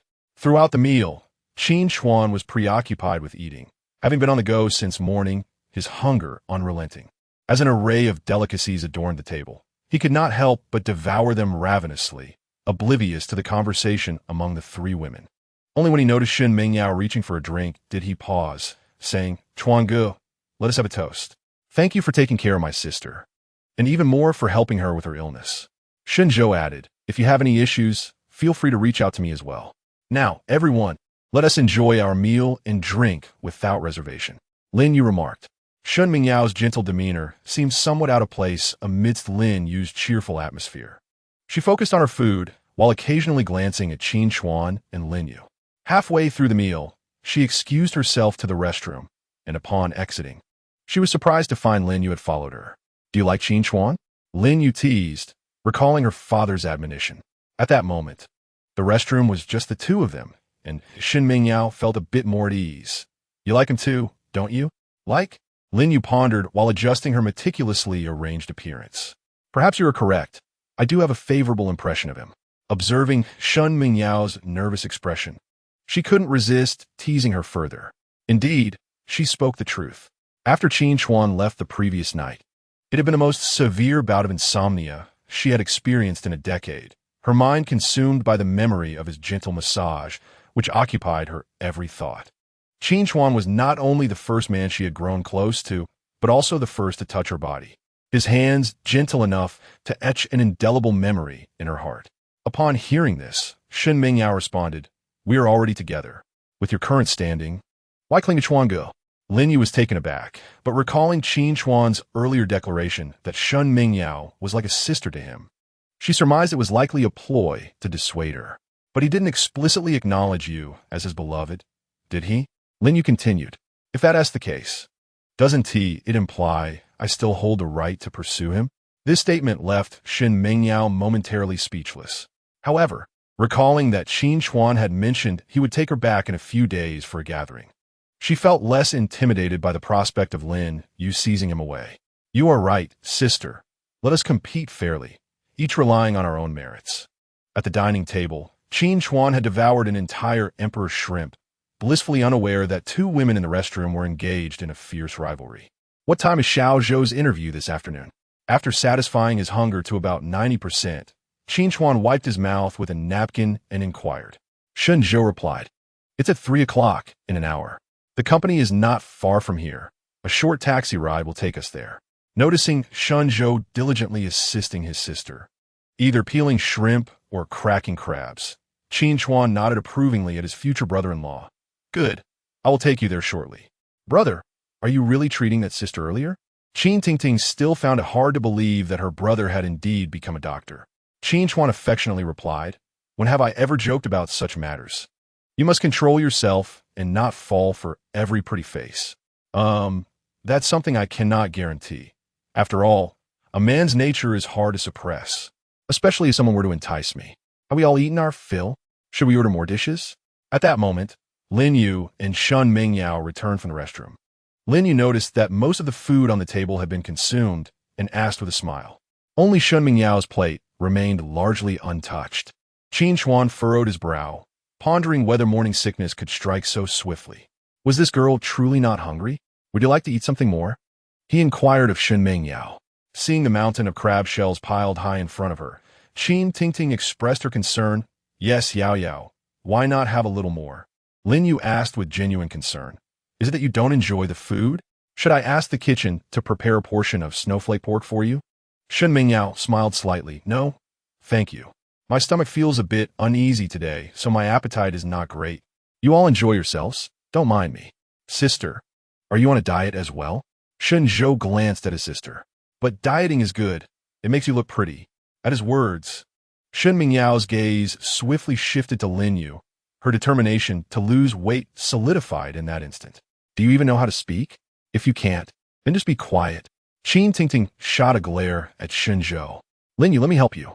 Observing Lin Yu sitting down to crack crab legs, Qin Chuan quickly extended his hand to take the crab leg from her. This scene pierced Shun Mingyao's heart deeply. Women are often passive beings, particularly in matters of the heart, and many times they feel jealousy due to a man's unintentional attentiveness. Yet, as a man, Qin Chuan remained oblivious to such subtleties, focused solely on making a good impression in the service industry. Lin Yu graciously expressed, "Thank you, Dr. Qin. Please just call me Qin Chuan. Or Xiao Chuan is fine too." "All right then. Tonight, you needn't come to my house for treatment. Just come here in my office." While Lin Yu savored the crab meat Qin Chuan had peeled for her, he did not overthink it. He aimed to accommodate the requests of his patients as best as he could, especially since they had graciously treated him to a lavish meal. "Sure. What time works for you? Just let me know via WeChat," he replied. "Around 8 or 9, as I have a meeting tonight." "No problem." After dinner, Lin Yu personally escorted the four of them to the door before returning to the restaurant with a cheerful demeanor. The employees, witnessing the scene, couldn't help but speculate that the boss had finally come to terms with dating a boyfriend. Moreover, he was a particularly handsome young man, seemingly several years her junior. This matter was swiftly reported to the higher-ups by the waitstaff, including Su Minqi. The saying goes, "A woman 3 years older than her partner is like holding a gold brick." Meanwhile, after Qin Chuan had sent off his sister with her conspicuous bag, he noticed Shun Mingyao looking despondent, her face clouded with worry. Observing her distress, Qin Chuan took a delicate little box and handed it to her, softly inquiring, "Do you like this?" At his words, Shun Mingyao turned her gaze to the gift box before her, a glimmer of surprise flickering in her eyes. She accepted the gift and gently unwrapped it, revealing a stunning handbag. "Wow!" she exclaimed, unable to resist caressing the supple leather, her heart brimming with delight. Though she was not particularly fond of luxury items, this handbag was evidently of considerable worth, prompting her to marvel at it. "Is this for me?" she asked incredulously. Qin Chuan smiled and nodded, gently affirming, "Yes, do you like it?" In an instant, all her earlier apprehensions dissipated. "Thank you, Brother Chuan," she exclaimed joyfully, her eyes sparkling with happiness. It seemed her concerns were entirely unfounded. Lin Yu posed no threat to her. Brother Chuan surely held her dear. "This handbag is quite expensive. Where did you acquire the funds?" she queried. "Of course, I earned it," Qin Chuan replied confidently. "It's not too much, just a few tens of thousands." "So, do you like it?" "I love it." Shen Mingyao immediately cradled the handbag as if it were a precious treasure. It's my favorite color, and I truly adore this bag. That's wonderful, Qin Chuan remarked, pleased to see her radiating joy like a child. In truth, what a woman desires is merely the feeling of being cherished at all times. Sometimes, a simple gift can brighten her entire day. Brother Chuan, I want to have your children, Shen Mingyao playfully declared, and a whole lot of them. All right, let's start a family as soon as we get home, he replied. Brother Chuan, I want to marry you and grow old together. Sure. We'll arrange the wedding in a few days. Chapter 56. More than enough. As Qin Chuan drove home, he was promptly ushered into the room by Shen Mingyao, where he was thoroughly pampered. Since she had received a gift today, it was quite rare for Qin Chuan not to exert himself. Shen Mingyao performed splendidly, ensuring he could rest comfortably throughout. The little girl learned quickly. After just a few gentle corrections from him, she was already proficient. In turn, she catered to him with utmost devotion. You have quite the aptitude for learning, Qin Chuan remarked, embracing her waist and pulling her closer, his voice husky. It's all thanks to my brother's excellent teaching, she replied. With the afternoon free, Qin Chuan took the opportunity to play games with his young girlfriend, moving from the bedroom to the living room, then to the bathroom, and finally to the balcony. However, their playful interlude was abruptly interrupted by a phone call. Irritated, Qin Chuan picked up his phone, ready to curse, only to see the words father-in-law flashing on the screen. After being divorced for so long, he had not even deleted his ex-father-in-law's number. Hello. Qin Chuan noticed several missed calls, the callers seemingly relentless in their pursuit. Frowning, he swiped to answer. In the Wang family's living room, Wang Dong sat on the sofa, his hand trembling as he held his phone. He could not fathom why he was so insistent on reaching Qin Chuan. Just as he anticipated another unanswered call, a familiar voice broke through the silence, urging, Qin Chuan, it's me, your father, your uncle. My father? Do you even have the right to call me that? He thought bitterly. You'd better retract swiftly, or you'll regret it. Wang Dong's emotions surged, his voice quaking as he continued. Do you have time? I wish to see you. For reasons inexplicable. He felt that in this moment, Qin Chuan was the only person he could trust. During the 3 days of his unconsciousness, the Wang group was on the brink of being usurped. Although his mother feared he might faint again upon learning the truth, he had gleaned all the information from his assistant. He had never imagined that the child he had cherished so dearly would turn out to be the daughter of his childhood friend. The very friend he had desperately aided had not only stolen his home, but also manipulated him into supporting his entire family. What a painful realization that was. Now, with his daughter deceased and his wife absconding with the majority of their wealth, Li Feng had taken advantage of Wang Dong's incapacitation to secretly woo company shareholders, even attempting to sell the company itself, oblivious to the fact that those shareholders were his loyal confidants. Were it not for Qin Chuan, how could his sister, with her brawn and simplicity, ever contend with those cunning old foxes? Wang Dong clutched the paternity report, noticing Qin Chuan's silence. He pressed on, by the way, regarding the apartment you sold to Qian, I'll bring the keys when we meet. It's time to transfer ownership. Forget the transfer. That apartment is worth around $3 million at current market value. Just transfer the money to my account. Qin Chuan replied coolly, everyone is busy. There's no time for formalities. Just send me the money, and you can either occupy or sell the place. It no longer concerns me. He had initially planned to complete his divorce procedures and then arrange to transfer the property with Wang Qian, but he hadn't anticipated that within just 2 days, his ex-wife would hastily depart from this life. He wondered what form she had taken in her new existence. Let us finalize the details of our meeting. Choose a location. But not too late, Qin Chuan suggested. Wang Dong, elated, responded, excellent, excellent. It won't take much of your time. Shortly after hanging up, Wang Dong's location pinged on Qin Chuan's WeChat, a tea house 12 kilometers away. Qin Chuan took a quick shower, donned fresh attire, and styled his hair elegantly. He reminded Shen Mingyao not to wait for him and to remember to drink her herbal tea before he set off towards his destination. Though he had harbored many grievances against Wang Dong, he recognized the man's plight. In a gesture of humanitarianism, and considering he had already taken $50 million from him, Qin Chuan ultimately decided it was worth meeting him. After all, Should the old man become despondent, even his formidable presence might not suffice to avert calamity.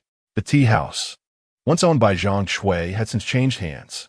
Under new ownership, not only had the management style transformed, but the establishment had also lost its former allure. Qin Chuan could not comprehend why Wang Dong had summoned him to this place. He proceeded directly to the second floor, where, in a corner, he encountered a visage marked by profound sorrow. To his astonishment, he noticed that overnight, Wang's hair had turned completely white. The snowy locks, reminiscent of winter's chill, glimmered, yet felt as frigid as ice. It was evident that Zhang Shui's betrayal after 3 decades had inflicted a tremendous blow upon him. Nevertheless, Qin Chuan admired Wang's resilience. Despite the shock of sudden aging, he remained composed and did not succumb to a stroke. Qin Chuan, please take a seat, Wang Dong gestured, indicating for him to sit across the table. Speak your mind. What is it that you wish to discuss? Qin Chuan settled into his chair and replied. Wang Dong mustered a strained smile, which resembled that of a corpse. Xiao Chuan, I owe you an apology. I appreciate your selflessness in coming to my aid despite our past grievances. When he heard from his mother and sister that his awakening was somehow linked to Qin Chuan, he found it hard to believe. However, after sending his assistant to meet Han Xiahe for tea earlier that morning, he realized the extent of his own blindness. I indeed have a request for your assistance, Wang Dong continued, visibly anxious, fearing that Qin Chuan might reject him out of displeasure. Qin Chuan narrowed his eyes, scrutinizing Wang. My medication is quite costly, and my time is even more precious. If I am not mistaken, that 50 million is likely all that remains of your company's assets, correct? You are not mistaken. Wang Dong's expression darkened at the remark. The Wang Group was on the brink of declaring bankruptcy. If you can help me locate the individual who hacked into the company, I believe I can restore the company's former glory. Qin Chuan was surprised to discover that this Wang was even more resourceful than his counterpart next door. Although his skills were not extraordinary, they were nonetheless formidable within the domestic context. Finding a peer in the industry would be more than sufficient. However, he questioned, what is the price for such assistance? Upon successful completion of this task, my company will allocate 70% of its annual net profits to you.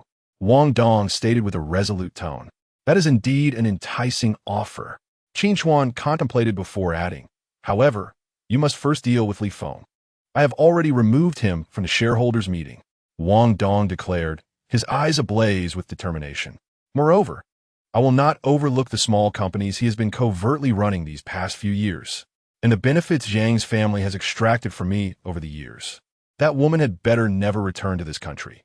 Otherwise, I shall personally tear her apart. Qin Chuan regarded Wang Dong's unwavering gaze and felt a surge of respect for the elderly man, who still possessed such vigor.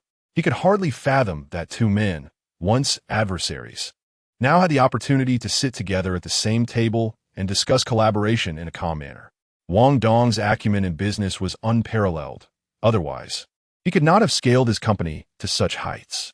Observing Wang's relentless struggle with his mistress, Qin Chuan felt a pang of sympathy for him.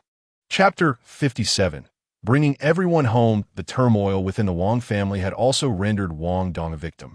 Over the years, the Wang Group's production of tableware had garnered mixed reactions from the public. Following the recent events surrounding Wang Qian's suicide and Zhang Shui's flight, the public sentiment had begun to shift, resulting in a gradual recovery of the Wang Group's stock market performance since this morning. As long as the company's technical department is managed well, Wang Dong could still leverage his abilities, leaving room for opportunity. Do we need to sign an agreement? He mused. Xiao Chuan, rest assured, my life is yours. I could never betray you. Wang Dong continued, thumping his chest. Of course, once we achieve success, we must certainly formalize it with a stock agreement. Well then, I wish Uncle Wang great success. May you excel beyond expectations. By the time Qin Chuan departed the tea house, it was already past 6. Guyan had sent him several WeChat messages, mentioning that she felt a sudden itch and wished for him to come over. Realizing that the gift he had bought for Gu Yin had been sitting in his car, he thought it best to avoid misunderstandings with his girlfriend. Thus, he decided to stop by a florist on the street and purchase a bouquet of carnations, placing the bracelet box he had intended for her inside. However, Upon his arrival at the hospital, he found himself confronted by Gu Liang and his wife, blocking the entrance to the ward. "Uncle, Annie, what is going on?" Gu Liang and his wife stood like two imposing obstacles, their expressions enigmatic, leaving him bewildered. Noticing their persistent gaze on the flowers in his hands, Qin Chuan could no longer suppress his curiosity. Shun Tong, feeling somewhat awkward, urged her husband, "Old Gu, you should speak." "Oh dear, matters like this are better left to my wife. I feel embarrassed to broach it," he replied. Qin Chuan, puzzled, furrowed his brow and asked, "Is something wrong with Yin Yin?" "No, Yin Yin is fine," Chun Tong said, pushed forward by her husband, standing before Qin Chuan, hesitating for a long moment before finally speaking. "Want to ask if you're married, Nanny? Why do you ask that?" He responded, "No." "Is that so? Well, I see that you are quite serious about Yin Yin. Moreover, you have seen her in every way possible. Why not wait until she recovers and then be together?" Gu Liang added, his tone anxious. After observing Qin Chuan over the past few days, he found himself increasingly fond of him, especially given his responsible demeanor towards their daughter. It was as refreshing as sipping a cold Sprite on a scorching summer day, lifting his spirits immensely. Chun Tong, though not adept at expressing herself, easily resorted to moral persuasion. "Indeed, Xiao Chuan, Yin Yin's injury was partly due to you. You come and go from this room every day. You must bear some responsibility." Qin Chuan, taken aback, replied, "You want me to marry Yin Yin?" "Yes, you have seen her completely.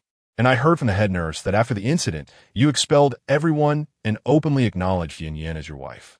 So, are you trying to back out now?" Qin Tong observed Qin Chuan's astonished expression, pouting slightly. "Nanny, is it possible to approach it this way?" Qin Chuan stammered, momentarily at a loss for words. He had indeed said that before, but never anticipated the emergence of a little girl in the midst of it all. "What to do? Don't worry, Annie. I understand your hesitation. Rest assured, we can forego any bridal price." Gu Liang chimed in, echoing his wife's sentiments. "Given Yin Yin's current condition, I see that you harbor no ill feelings towards her. After these few days, I can see you are a responsible young man. We trust Yin Yin will be safe with you." Before Qin Chuan could finish his sentence, he was interrupted by Gu Liang. He was aware of the elderly couple's concerns for their daughter's future. After a moment of contemplation, he spoke, "Uncle and Auntie, I will give this matter serious consideration. And I hope you both will respect Yin Yan's decision. If Yin Yin is willing, then she has but one path to tread, bringing everyone home. With his current capabilities, supporting two women would not pose a problem, though he suspected he would inevitably face his father's stern discipline. "Yin Yin, do you like it?" Qin Chuan entered the hospital room, presenting a bouquet of carnations to Yin Yin, his voice soft and gentle. Upon seeing the carnations, Gu Yin immediately understood that the flowers were Qin Chuan's way of expressing gratitude towards her. A slight pang of disappointment stirred within her. However, when her gaze fell upon the exquisite box hidden within the bouquet, her eyes sparkled with renewed brightness. "Is this for me?" Gu Yin asked, seeking confirmation. "Who else could it be for?" He replied, "What is it?" "A gift for you. Tell me, do you like it?" Gu Yin's left hand bore only a minor burn and had already been unwrapped, but her right hand was more severely injured and still bandaged, allowing her to move only her left hand gently. Qin Chuan carefully opened the delicate box and, with utmost care, extracted a beautiful bracelet that he adorned upon her left wrist, inquiring, "Do you like it?" Having frequently accompanied friends to luxury boutiques, Gu Yin recognized at a glance that this bracelet was worth at least 6 figures. "This is far too extravagant. I cannot accept it," she immediately protested. Though she truly adored the bracelet and felt it suited her personality perfectly, its price was simply too steep. Qin Chuan, slightly displeased, retorted, "What is so expensive about it? It's merely a few tens of thousands." "Me?" Gu Yin was left speechless by his retort, unsure how to decline. "A few tens of thousands?" It was impossible for it to be so inexpensive. Its luster clearly indicated otherwise. "Really, my friend specializes in this line of work. I selected the materials directly from him and had someone craft it. It's not as pricey as what you find on the market," Qin Chuan coaxed her. "Is that true? If you're lying, I'll hold you to being my husband." Gu Yin playfully suggested, "Now be good. After your medication, Let us continue with the massage. Her large eyes sparkled, reminiscent of a startled little rabbit, revealing a mix of confusion and vulnerability. After the gift was given, Guyan found herself less anxious and more at ease in Qin Chuan's presence, their earlier tension replaced by a tender gaze. Having seen and done everything that needed to be seen and done, Qin Chuan was mentally prepared for the unexpected maneuver from Gu Liangliang and her partner. If Yin Yin were to agree, he would embrace it all. There was nothing to fret over. After all, with the Huangdi Neijing now in his possession, 2 women posed no challenge. 3 would be manageable as well. As he contemplated this, heading to meet Lin Yu that evening, a refreshing clarity washed over him, as if a long-standing knot within his heart had suddenly unraveled. Arriving at the Sanxian restaurant, Qin Chuan received a bank notification on his phone, an incoming transfer of 3 million yuan. It seemed Wang Dong had sent over the funds for his property. Every day, surrounded by beauty and wealth flowing in, life felt remarkably delightful, simple yet astonishingly fulfilling. "Hello, please take me to your boss's lounge." Qin Chuan approached the front desk at Sanxian restaurant. The previous staff member of the front desk had already changed shifts and did not recognize Qin Chuan. Believing himself to be a suitor of the boss, he was firmly turned away at the door. "Good day, sir. May I ask if you have an appointment? If not, I'm truly sorry, but I cannot escort you upstairs." Qin Chuan, raising an eyebrow, replied, "Is an appointment necessary? Indeed, our boss is quite busy. I apologize if you do not have a reservation." She continued, "Did she not inform you that a person named Qin Chuan would be visiting her this evening?" Qin Chuan expressed his confusion, thinking that if he could reach Lin Yu by phone, he would not be wasting time here. Lin Yu had messaged him at 5, indicating she would be available at 7:30 and instructed him to have the front desk escort him upstairs. To his surprise, there was still a barrier to entry upon arrival. Chapter 58. A family of different surnames. Hello. I am Lin Yu's second elder brother. You must be Qin Chuan? Suddenly, a deep voice echoed, seemingly emerging from the depths of the underworld, sending a shiver down his spine. Qin Chuan turned to see a man of similar height to his own, who was missing an arm, approaching him while greeting him. A prominent scar ran from above the left nostril to the right temple, resembling a serpentine centipede, causing Qin Chuan's scalp to tingle. How unfortunate it was for Lin Yu and her siblings. There didn't seem to be a single normal person among them. Qin Chuan thought, puzzled, and introduced himself. "Yes, I have an appointment with Sister Lin Yu today." With many people bustling about, Qin Chuan refrained from publicly disclosing that he had come for medical reasons concerning his heart condition. My sister has stepped out for a moment, but will return shortly." Su Mengqi scrutinized Qin Chuan before continuing. "Come, I shall take you upstairs to await her." Su Mengqi, Lin Yu's second elder brother? Why do they not share the same surname? Could one of them be a love child? Qin Chuan pondered, though he felt too awkward to inquire further. He nodded and followed him up to the 3rd floor, where they entered a room occupied by a rather androgynous individual who regarded him with an odd expression. "This is my elder brother, Luo Chong," Su Mengqi said, exchanging a knowing glance with his brother before introducing. "Elder brother, this is Qin Chuan." Ha. "The man my 3rd sister has taken a liking to is truly unique." Luo Chong extinguished his cigarette and stood, laughing heartily as he circled Qin Chuan. Suitable for childbearing." "Pardon? Who is this 3rd sister? Suitable for childbearing? What peculiar intentions do these 2 possess?" Qin Chuan thought, incredulously considering whether they intended to recruit him for a wealthy woman's childbearing endeavors. Goodness, Qin Chuan silently cursed. Are they truly thinking this through? After circling him, Luo Chong returned to the sofa, crossed his legs, and gazed at him with a spring-like demeanor. Qin Chuan, finding a spot to sit, composed himself, narrowing his eyes to scrutinize these 2 oddities. Luo Chong possessed a feminine appearance, with 2 noticeable attributes of womanhood, yet spoke in a strangely masculine tone. This led him to ponder a term. Intersex? Goodness, could it be? This entire family is eccentric. Qin Chuan felt goosebumps rise all over him, yet maintained his composure, asking, "May I inquire who the 3rd sister is that you mentioned?" Su Mengqi responded, "My 3rd sister is, elder brother, second brother, what brings you here?" As Su Mengqi's words hung in the air, She was abruptly interrupted by Lin Yu, who entered from outside.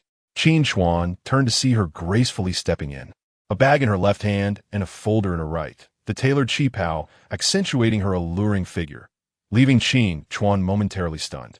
After taking the medicine he provided, Lin Yu's complexion appeared much more vibrant than before.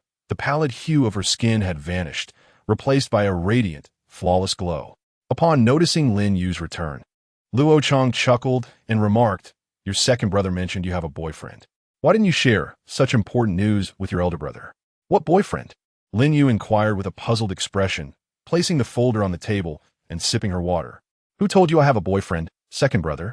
Su Mingqi, confronted by her sister's scrutiny, felt a twinge of guilt, for it was indeed the shop's attendant who had informed her. "Third sister, don't be shy. You've been close to him for years, and you even had a meal together today. I find it hard to believe otherwise." Qin Chuan was utterly bewildered, yet he began to comprehend the peculiarities of the two siblings who suggested he was suitable for fatherhood. Lin Yu's expression indicated her confusion as well, clearly baffled by Su Mingqi and Luo Chang's outlandish antics. But soon, she reacted, rolling her eyes at Su Mingqi. "Second brother, are you spying on me?" No. I just think it would be nice for someone to accompany you." Su Mingqi defended herself. Luo Chang chimed in, "Indeed, third sister, I quite approve of this fellow. You cannot truly expect to live in solitude forever. He is my doctor," Lin Yu explained, rubbing her forehead in exasperation. She had not anticipated her brothers would mistakenly regard Qin Chuan as her romantic partner. Nevertheless, she was curious to observe Qin Chuan's reaction. Unfortunately, he merely furrowed his brow, his face betraying no additional emotion. Su Mingqi and Luo Chang exchanged a glance, their expressions suddenly turning serious. The attendant's gossip seemed to be only half the story. Luo Chang, recalling his sister's heart condition, inquired with concern, "Has your condition worsened recently? Indeed, could this fellow be deceiving you?" Su Mingqi added, discarding her earlier teasing tone, "Dr. Qin is exceptionally skilled. He has not misled me. After 2 days of treatment, I have already noticed significant improvements in my health," Lin Yu asserted. "The discomfort I once felt is now entirely absent, and my shortness of breath and palpitations after morning runs have disappeared." "Really?" Luo Chang asked, half in disbelief. "How did he assist you?" "Through acupressure and massage," Lin Yu replied candidly. Su Mingqi and Luo Chang exchanged incredulous looks. "You wouldn't be trying to take advantage of my sister, would you? Is there such a thing as massage therapy for heart conditions?" Luo Chang questioned, immediately suspecting his sister had been misled. He found it hard to believe that Qin Chuan, who appeared respectable, could engage in such dubious practices. Su Mingqi, equally indignant, demanded, "Speak up. How many girls have you deceived, claiming my sister is one of them?" Qin Chuan could not help but chuckle. "I not only deceive women. I could even count the two of you together, considering how remarkable my scar removal ointment is." Upon hearing this, Luo Chang couldn't help but gasp in astonishment. He never expected that this lecherous man was capable of charming both men and women. "Brother, stop joking around. If you don't believe me, just call Dad," Lin Yu said helplessly. "Come on, let us go to the lounge for treatment." With that, she instinctively reached out to hold Qin Chuan's hand and led him toward the lounge. Luo Chang and Su Mingqi, observing that their sister had already brought their father into the conversation, hesitated to confront Qin Chuan directly and opted instead to call their father for confirmation. Recently, their sister had indeed returned to the country at their father's request. Could it be that Qin Chuan was the mysterious doctor their father had mentioned? "Hello, Dad. Is the person giving Sime a massage right now named Qin Chuan?" Su Mingqi inquired as she dialed Lin Hu's number. Oh, all right. Don't worry. Our intention is merely to help San Mei keep this person. We have no other motives." "What did you say? He can remove the scar on my face?" "Dad, is that true?" Okay, I understand."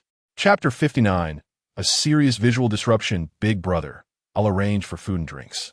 All we need to do is get him drunk and send him to San Mei's room, and everything will fall into place, right? "Is this truly Dad's arrangement?" Luo Chang asked, still a bit apprehensive. Su Mingqi replied excitedly, "His skills are top-notch, his looks are exceptional, his character is commendable, and his quality is unparalleled. If we don't act now, when will we?" All right then, you go ahead and make arrangements. Luo Chong observed as his second brother ended the call, appearing as happy as a fool. Suddenly, a wave of melancholy washed over him, and he thought, if only Qin Chuan could treat his inherent condition of being a hermaphrodite. Meanwhile, Qin Chuan was wholly focused on providing Lin Yu with a massage, oblivious to the brewing crisis outside. The lounge contained only a small single bed, accompanied by a petite tea table adorned with several magazines and a pot of fragrant tea. The walls were decorated with artistic paintings, adding a touch of sophistication to the room. By the windows were a few potted green plants, allowing one to feel the vitality of nature while resting. The entire lounge was tastefully arranged, exuding an elegant simplicity that created a warm and comfortable atmosphere, clearly reflecting Lin Yu's refined lifestyle. Don't take my brother's words to heart. Although they're not my blood relatives, they're the ones who care for me the most in this world. Lin Yu said with a smile as she entered the lounge and looked at Qin Chuan. Not blood relatives? Qin Chuan asked, puzzled. As she mentioned her brothers, Lin Yu's mood turned somber and heavy. While unbuttoning her clothing in preparation for the massage, she continued, they're all children my father picked up. Abandoned by their parents due to physical defects, they have faced neglect since childhood. Qin Chuan was taken aback to learn that these seemingly confident men had such a chilling backstory. Their tragic lives were indeed heartbreaking. Seeing the disbelief on Qin Chuan's face, Lin Yu managed a strained smile and added, including myself. Surprised, aren't you? The seemingly glamorous and self-assured winner of life is actually a child that others discarded. Her voice, fragile as if it could vanish with the wind, was filled with sorrow and helplessness. It was no wonder that the three of them not only shared different surnames, but also were not considered normal by societal standards. Qin Chuan felt a twinge of curiosity about the enigmatic figure behind the scene, the scavenger who had managed to raise 3 children with physical disabilities into remarkable individuals.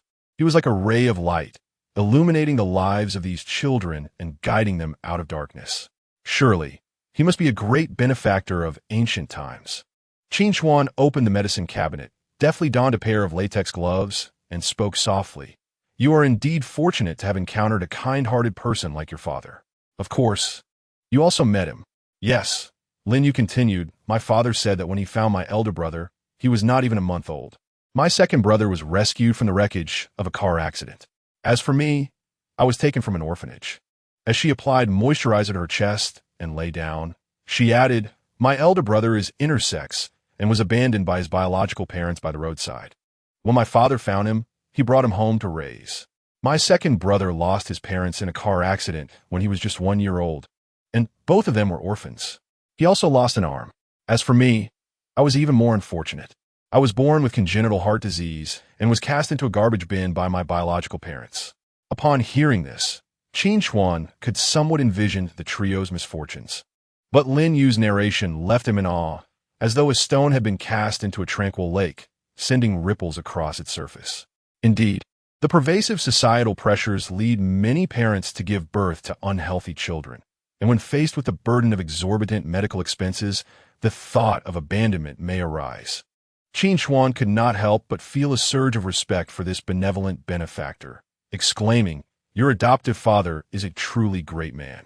He felt an impulse to meet that kind-hearted old gentleman, thinking that perhaps he could offer a blessing, significantly enhancing his merits. Lin Yu smiled gently, her eyes brimming with happiness. Yes, he is our benefactor in life. He has never looked down upon us, treating us as if we were his own children. The atmosphere momentarily dampened, and Qin Chuan found himself at a loss for words to comfort the young woman who had shed her top. In the course of their casual conversation, he had forgotten to cover her eyes with a black cloth. Lin Yu seemed to regard him as a woman, naturally revealing her figure before him. Did she not notice? Should he remind her? It seemed there was no time left for that, when his hands descended to provide a massage, encountering the soft contours of her form. The sensitive nerves in Lin Yu's brain seemed to awaken her to the situation. Their eyes met, and silence enveloped them. In mere seconds, Lin Yu's face flushed a bright red, reminiscent of an apple. Should he? Qin Chuan awkwardly averted his gaze, momentarily retracting his latex gloves, signaling whether he should first secure a safety belt. Lin Yu, feeling a mix of embarrassment and an inexplicable willingness to share, unexpectedly urged, "No need, continue. Hurry up. I have things to attend to." All right. Your wish is my command. I am most willing." Qin Chuan focused intently on the two beautiful figures before him, suppressing his own feelings to concentrate on the task at hand. Meanwhile, Lin Yu, her nerves taut, gazed intently at Qin Chuan's strikingly handsome features and his perfectly proportioned lips, striving to draw closer. Would the outcome not be different? Ahem, has your elder brother undergone surgery? Qin Chuan, unable to contain his irritation, gazed at the picturesque scenery below, which he could only admire from a distance. Suppressing his frustration, he hastily redirected the conversation. Lin Yu, however, remained lost in her daydreams, momentarily taken aback by his inquiry. "Yes, he has, but it was unsuccessful. I have a method to remove your second brother's scar. As for your elder brother, I will assist him as well."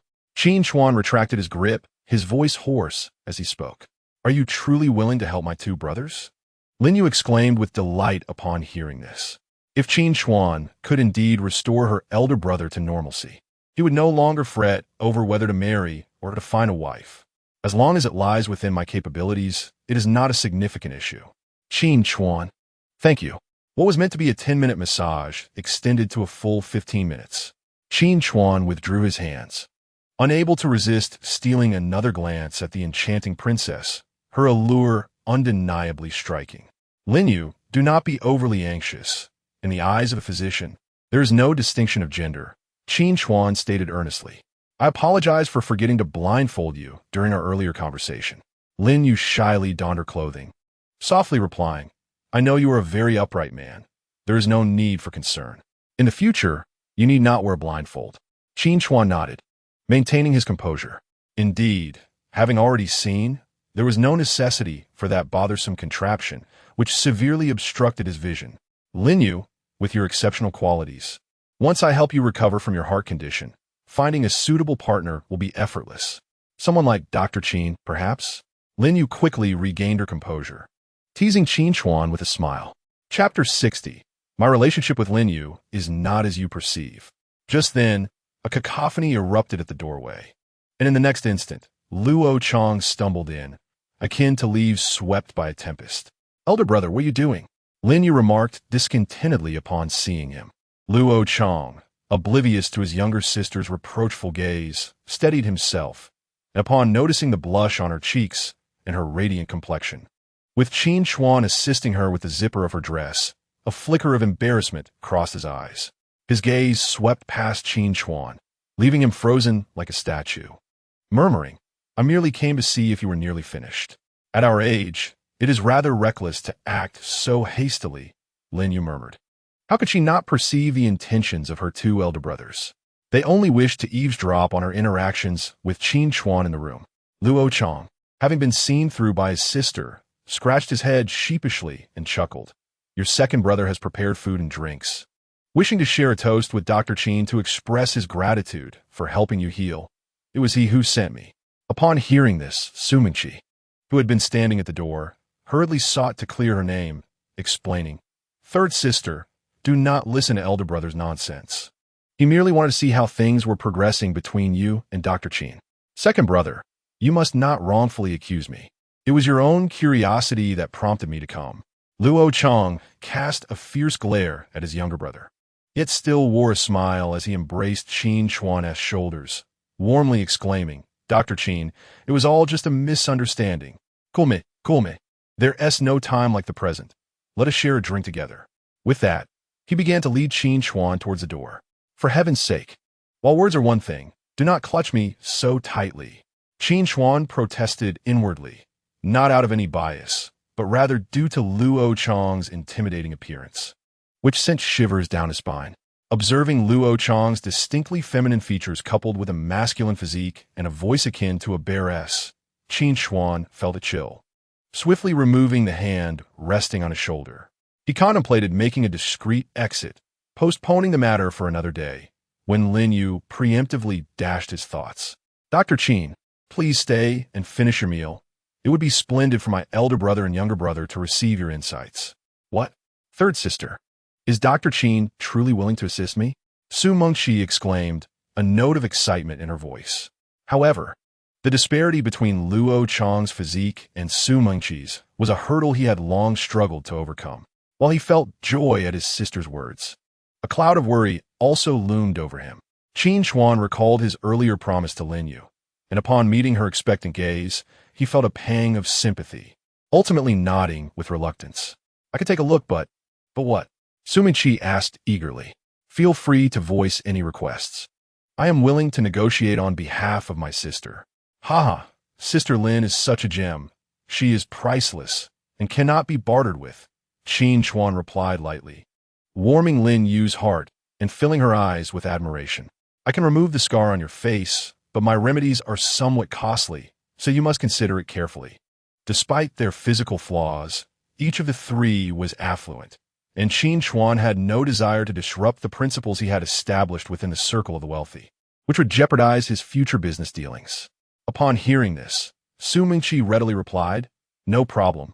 As long as the results are satisfactory, I agree to any price. Well, for this scar, it will be around 200,000, Qin Chuan teased, creating suspense. Moreover, I currently do not have the necessary medication on hand. I must prepare a new prescription. Never mind 200,000. Even 500,000 would be a trivial matter if you are willing to help, Su Mengqi said, her smile widening. Lin Yu observed her younger brother's elation, and the weight that had burdened her for years finally lifted. Eagerly, she tugged at her elder brother's arm, exclaiming, elder brother, you should let Qin Chuan examine you too. I think I'll pass, Luo Chang replied, feeling delighted by his younger brother's exuberance, yet somewhat uncomfortable himself. Seeing this, Lin Yu wasted no time in pulling her elder brother to the bedside, urging, elder brother, do you not wish to be a normal and healthy person? Of course I do, he replied, though hesitantly. Then what is there to hesitate about? You've seen more doctors than can fit around a table. Why should it matter if you add Qin Chuan to the list? Lin Yu countered, her dissatisfaction evident. Beside them, Su Mengqi could not help but chuckle, echoing Lin Yu's words as she addressed Luo Chang. Indeed, brother, Dr. Qin is one of us. There is no need for you to be so formal. Luo Chang felt an overwhelming sense of embarrassment, turning to Qin Chuan with a question. Qin Chuan, how confident are you? Qin Chuan furrowed his brow and replied, you are the first patient of your kind that I have encountered. In the initial case I am handling in this experiment. However, for someone like me, equipped with exceptional capabilities, remaining calm in the face of peculiar ailments is indeed feasible. After listening to Lin Yu's account, he had intended to assist these two unfortunate men in exploring any possible avenues for salvation, as accumulating merit and wealth was certainly an opportunity he would not decline. Very well, Brother Luo, why don't you first undergo a comprehensive examination at the hospital? When I return to assist Sister Lin Yu with her treatment, you may present the results to me, Qin Chuan stated with conviction. Once we review the findings, we shall draw our conclusions. The thought of returning to the hospital brought a shadow of dread over Luo Chang, who had long been haunted by the very mention of it. All right, so we are not going today, then? Not for the time being, he replied. Fearing that the prospect of examination would spoil his appetite for the meal ahead, he decided it was best to forego it. In that case, let's go dine. This evening, we must celebrate properly. Through their brief exchange, Qin Chuan discerned that these three individuals, bound by fate yet devoid of blood ties, appeared optimistic and cheerful on the surface. Yet, they were mere mirrors reflecting the deep-seated pain within. It seemed to him that such aids allowed them to believe that others would overlook their unfortunate beginnings. At that moment, Su Mengqi draped her arm over Qin Chuan's shoulder as they descended the stairs, inquiring, Dr. Qin, how far has my sister progressed? Su Ge, you are truly mistaken. My relationship with Sister Lin Yu is nothing more than that of a typical doctor and patient, Qin Chuan responded with exasperation. Young man, don't be shy. My brother and I overheard your conversation in the lounge, Su Mengqi continued with a playful smile. If it were merely an ordinary relationship, knowing my third sister as I do, she would never consent to being examined in such a manner. Qin Chuan was taken aback. Su Ge, this is genuinely a misunderstanding. Allow me to explain. Do not rush. We are all adults here. Even if you two did engage in something earlier, we would not hold it against you. Su Mengqi dizet. Goodness, Are you more eager than I am? He retorted. I was merely fulfilling my duties as a physician. At that moment, Lin Yu, who usually kept her emotions in check, found herself blushing furiously at her brother's words. Indeed, the second brother has already spoken with our father, who is quite fond of you, Luo Chang added. Qin Chuan was utterly astonished. So, it seems you're all taking advantage of this honest man. This girl is certainly not of my blood. Lin Yu, feeling exasperated, interjected, eldest brother, second brother, you truly misunderstand. Dr. Qin merely forgot to bring the eye cover. Su Mingqi, recalling the earlier eavesdrop conversation, remarked, Third sister, the second brother is aware of your modesty. We all heard your husband ask if you were ready. You two needn't feel embarrassed. Lin Yu's face turned an even deeper shade of crimson. Qin Chuan, so you only listen to half of what I say, don't you? Although my third sister suffers from a heart condition, given your remarkable medical skills, you should be able to heal her. Luo Chang chimed in, adding fuel to the fire. Do not let her age fool you. She is still an untouched flower, having never had a relationship, let alone any intimacy with a man. In any case, Qin Chuan feels responsible for his sister, having seen her vulnerable side, and thus he confers with his second brother, determined to ensure that she finds happiness tonight. For the sake of his sister's lifelong joy and to fulfill their father's wishes, the two brothers are prepared to sacrifice their dignity to make this happen. Qin Chuan was half pushed and half dragged into a private room by Su Mingqi and Luo Chang, his mind racing with thoughts of escape. Yet his martial arts skills, effective against both men and women, were of no use against Luo Chang's peculiar insistence. Having eavesdropped in the lounge, Su Mingqi and Luo Chang had never seen their sister exhibit such tenderness toward a man before, contemplating that her fate now lay in his hands. And this man was undoubtedly the prime candidate for her future husband. Brother, please do not make things difficult for Dr. Qin. It was all an accident. Not at all as you imagine, Lin Yu said, her cheeks flushed with embarrassment, wishing desperately to dig a hole and hide. At this point, she recognized that her brothers were not joking about Qin Chuan. They were serious. She was acutely aware of how much they adored her, and she felt an instinctive sense of awareness bestowed upon her by their father. Third sister, you need not say anything more. Second brother understands, they reassured her. Understand? What do you actually understand? Qin Chuan was firmly seated in a chair, glancing helplessly at the two men beside him, whose thoughts were utterly misaligned. I must clarify, dear brothers. Drinking is fine, but my relationship with Lin Yu is not what you think. If every female patient's family were to perceive him the same way, would he not find himself endlessly entangled with women? After some contemplation, he deemed it necessary to elucidate, I already have someone I care for. Surely, you wouldn't want Lin Yu to share a husband with other women, would you? This is truly a misunderstanding, stemming from your own assumptions. Lin Yu, seated to his right, suddenly felt a sense of emptiness. Is it that neighbor girl from this morning? Qin Chuan nodded lightly. A true man must own his actions. Upon hearing this, Su Mingqi and Luo Chang exchanged puzzled glances, their expressions reflecting their discomfort at seeing their sister's despondency. They had not anticipated that Qin Chuan had already captured someone's heart. However, Luo Chang burst into laughter, shattering the awkward atmosphere. What is the big deal? Second brother has 3 wives. As long as he can handle it, it's not a problem. Qin Chuan sighed, and Su Mingqi felt acutely embarrassed by her brother's sudden comparison. Realizing the societal norms of their era, where men were often tempted and having mistresses was not uncommon, though it certainly lacked honor. Clearing her throat, Su Mingqi awkwardly coughed twice and spoke. Brother, how can you still speak to me like that? If it weren't for your condition, you might not be able to endure as I do. This needs to be addressed. Well, let us put this matter to rest, Lin Yu said, feeling despondent. If she were truly required to share a man with another woman, she found it difficult to accept. Come, let us drink, Su Mingqi cheerfully intervened. It was evident that Dr. Qin was a man of emotional fidelity and responsibility. Qin Chuan clinked glasses with Su Mingqi and remarked, women seek reassurance.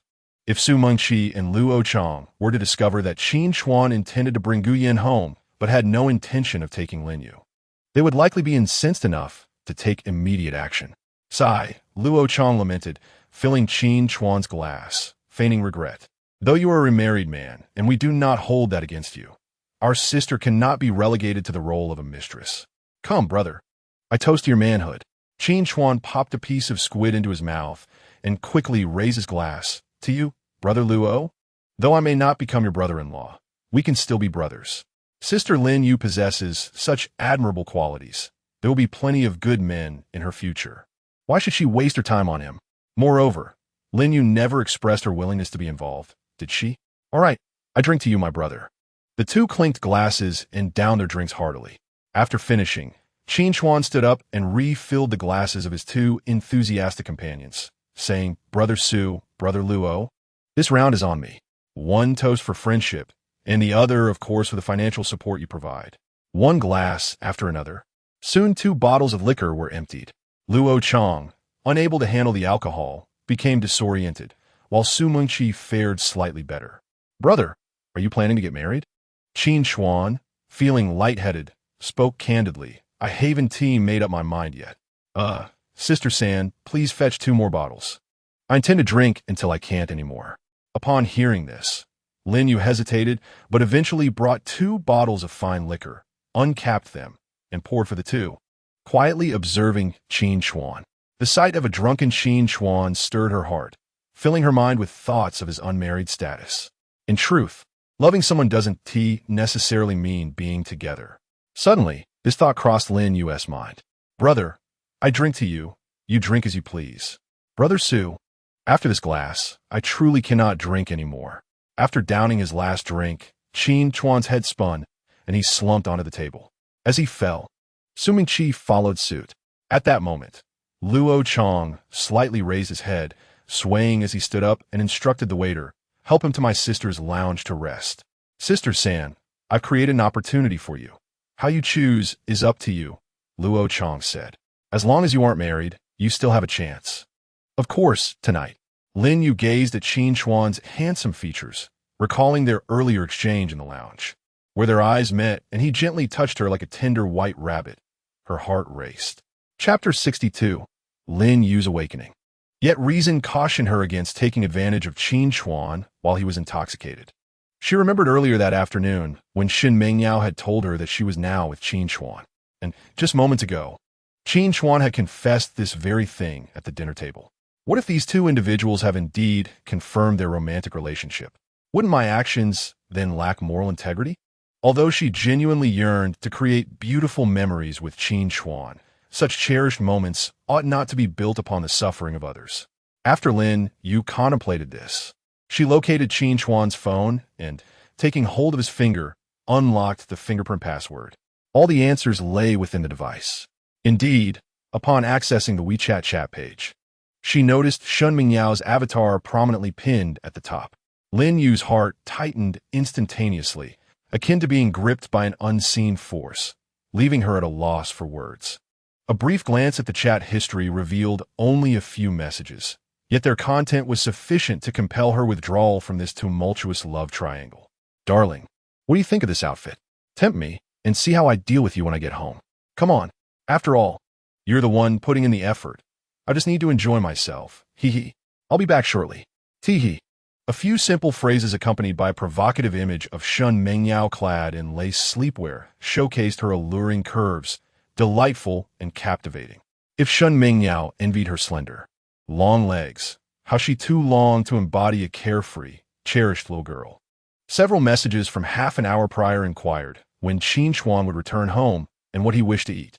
Such warmth radiated from this little couple. If she were to dive headfirst into this, it would not be a fair competition, but rather a notorious affair. She had no desire to burden her father, and her moral compass would not permit such behavior. After absorbing the messages, Lin Yu adjusted her melancholic mood, forced a smile, and ventured outside to find that her 2 older brothers had already departed. She then summoned 2 male attendants, who were preparing to clock out, to assist in carrying Qin Chuan downstairs and delivering him home.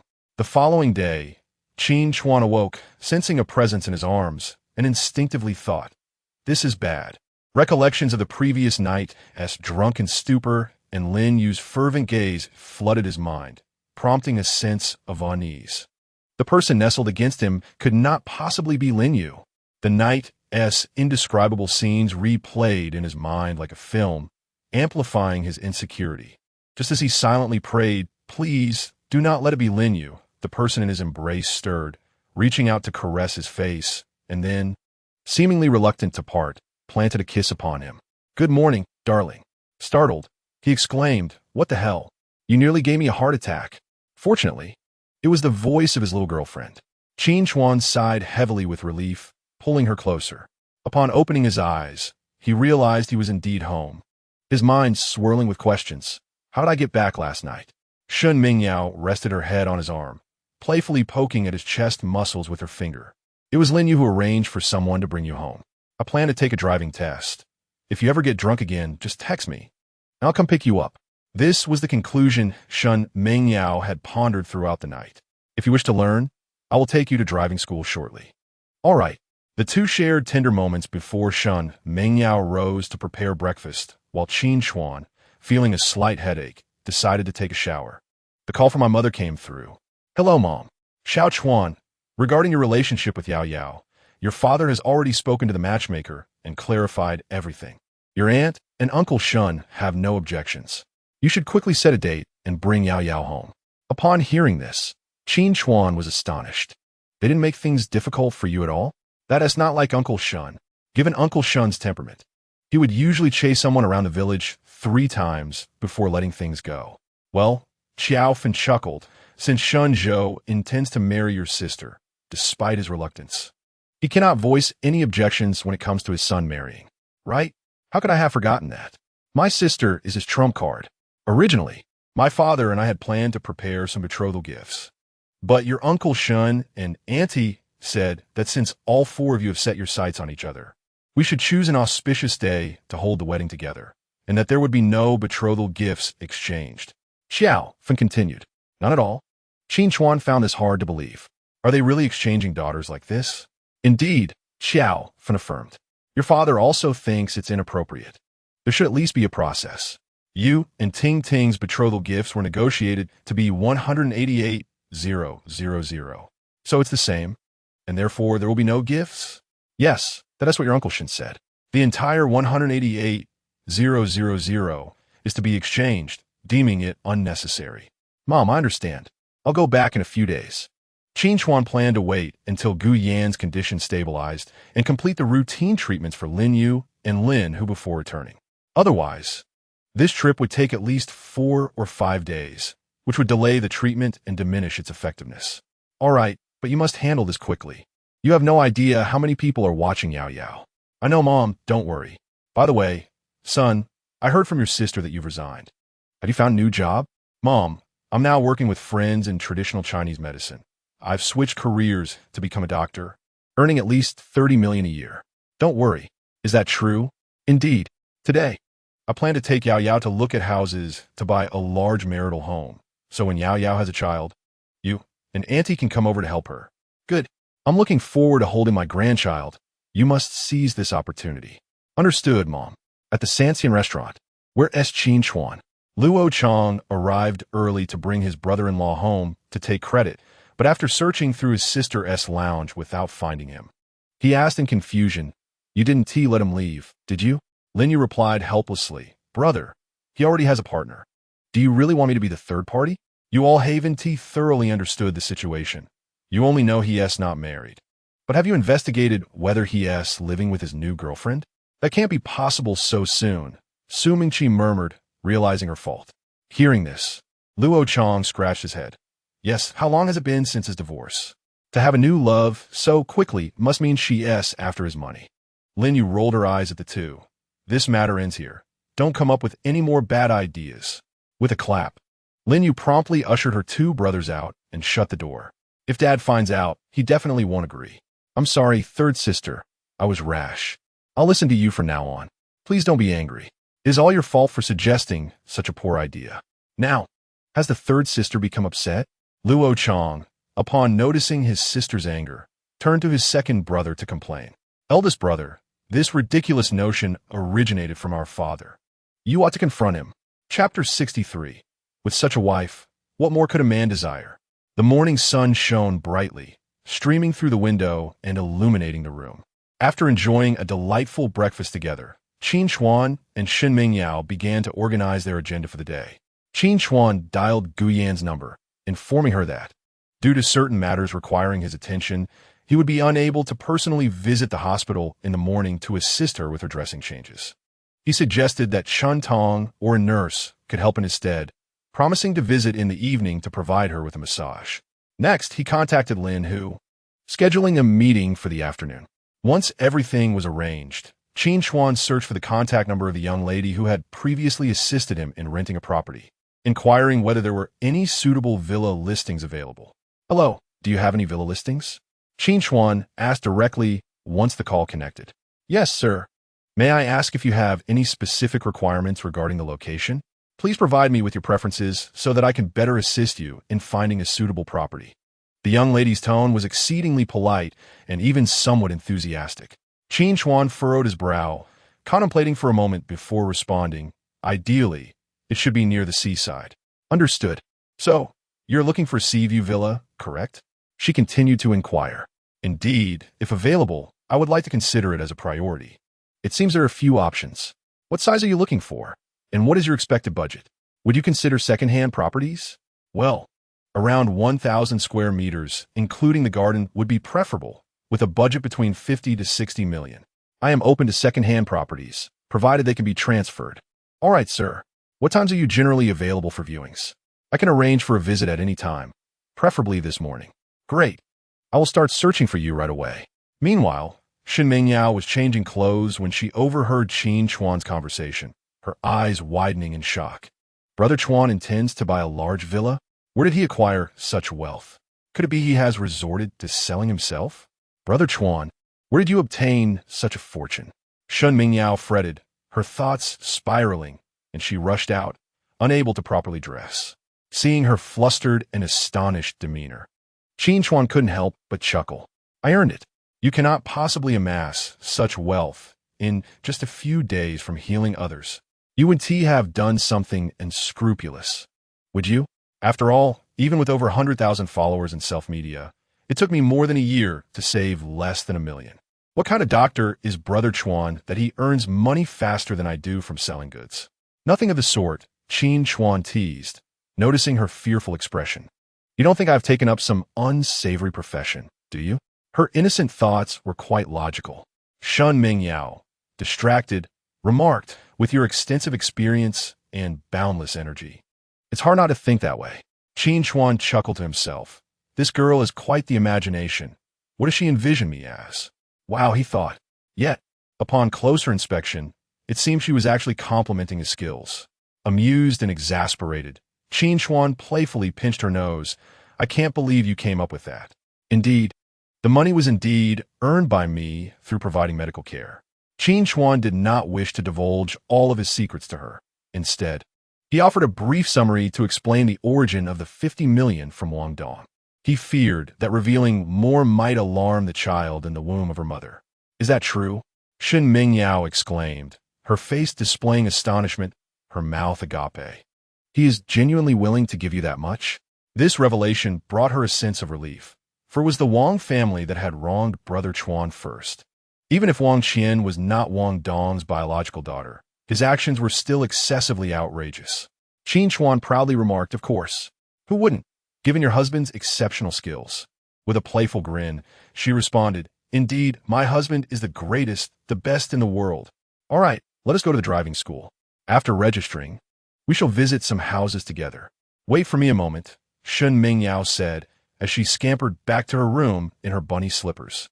Shortly after, she emerged, joyfully bouncing towards Qin Chuan, a brand new bank card in hand. "This is the money I save for making short videos. Although it isn't much, I wish to contribute to such a significant matter as buying a house. It would give me more peace of mind when I live there." Qin Chuan couldn't help but chuckle at her bashful demeanor. However, her gesture evoked memories of his ex-wife.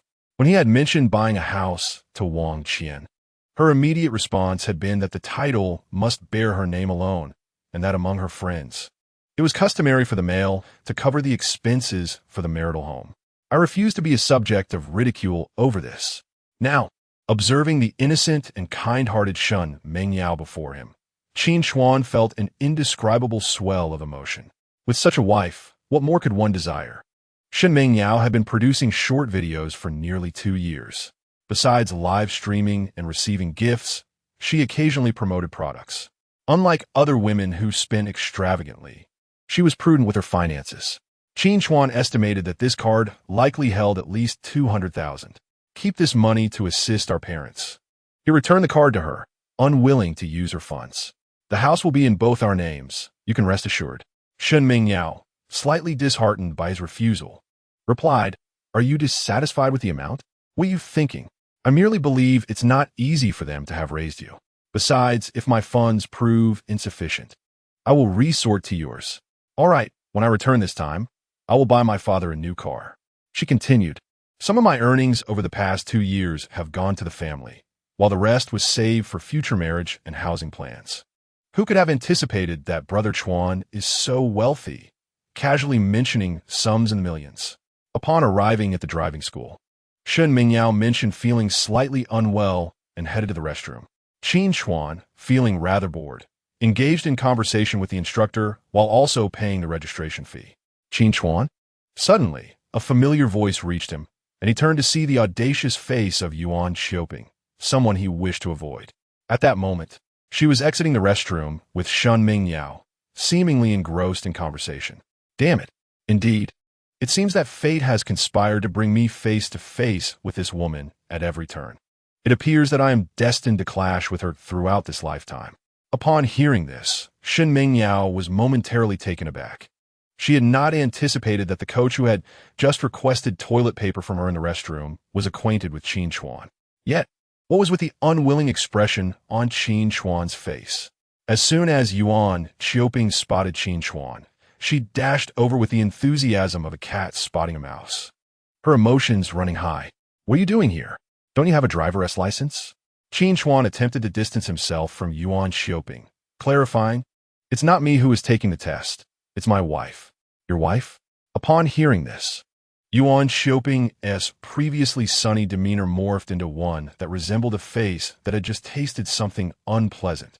How could you possibly have a new love interest in just a few days? With a headache, Qin Chuan cast a glance at her before turning his attention to Shenming Yao, who was approaching him. This is my wife, Shenming Yao. Qin Chuan, do you two know each other?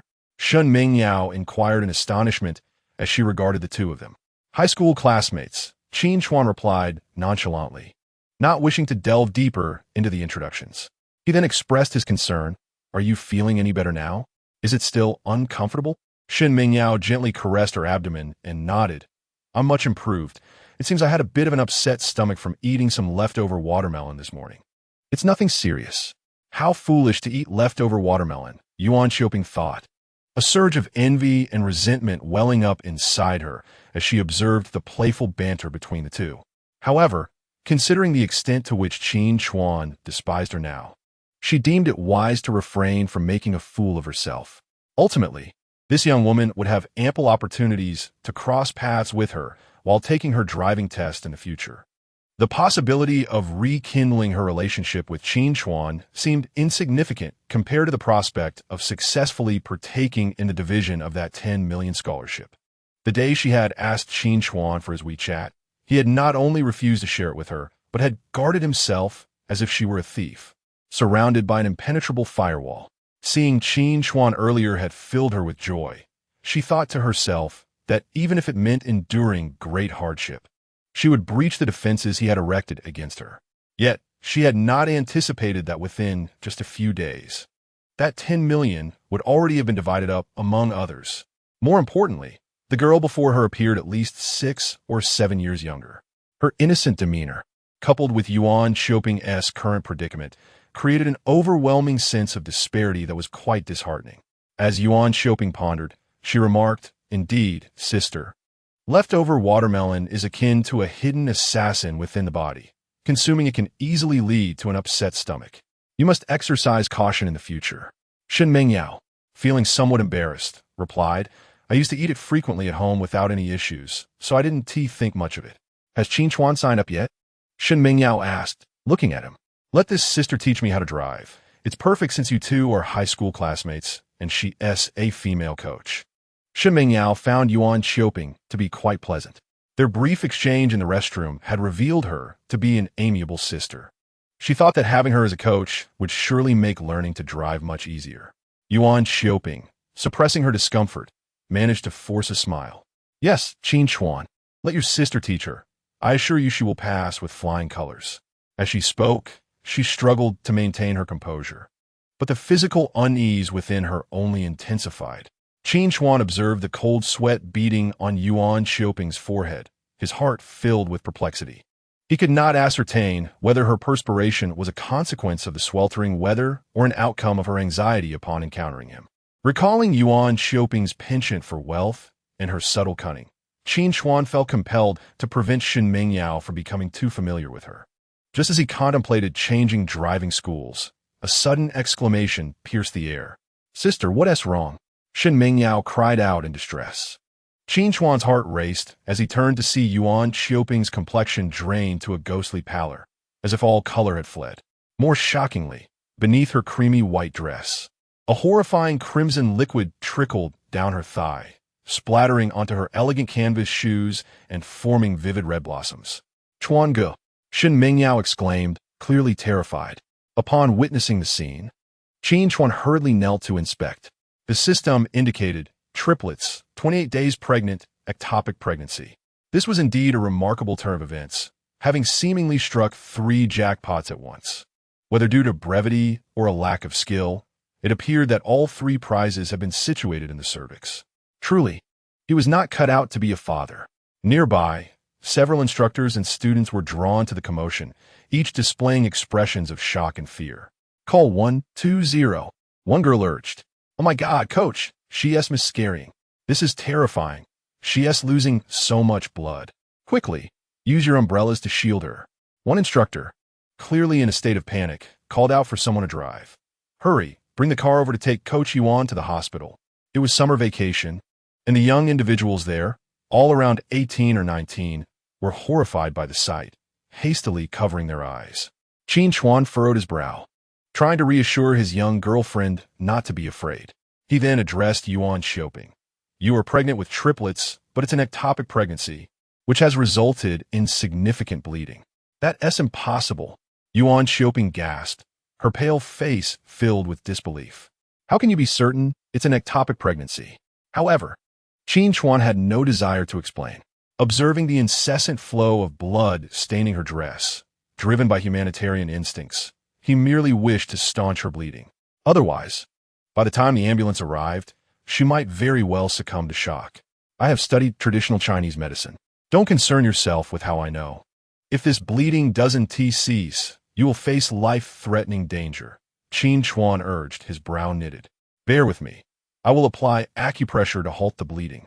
Seeing the seriousness in Qin Chuan's demeanor, Yuan Xiaoping dared not resist further. She had been experiencing abdominal pain since the previous morning, dismissing it as a physiological reaction.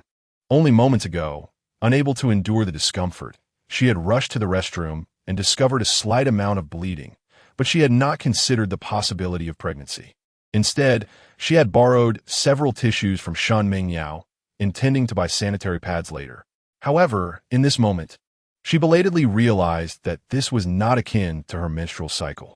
Quickly, take her to the hospital. Do not waste any more time here. One instructor exclaimed as he pulled the car up and opened the door in haste. Qin Chuan glanced back at him before turning to Shen Mingyao. Please shield her. I will assist her in stopping the bleeding.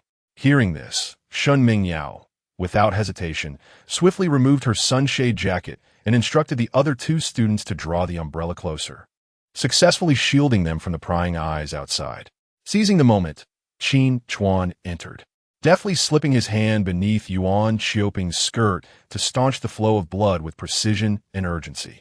He then lifted her horizontally, placing her into the vehicle that had been prepared in advance. As Qin Chuan exited the car, Yuan Xiaoping instantly felt a surge of vulnerability and weakly called out to him, Will you accompany me to the hospital? Frowning, Qin Chuan quickly replied, I've already stopped your bleeding. Please contact your family. I have other matters to attend to and cannot accompany you. However, her fear was palpable. Before Yuan Xiaoping could finish her plea, the driver pressed the accelerator and they sped away. Shen Mingyao recalled that Yuan Xiaoping was an old classmate of Qin Chuan as from high school, and a flicker of sympathy stirred within her. Turning to Qin Chuan, she softly suggested, "Brother Chuan, perhaps we should go with her.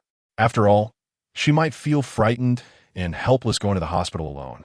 Yet, Qin Chuan remained unyielding as he turned towards the restroom, stating, "No need.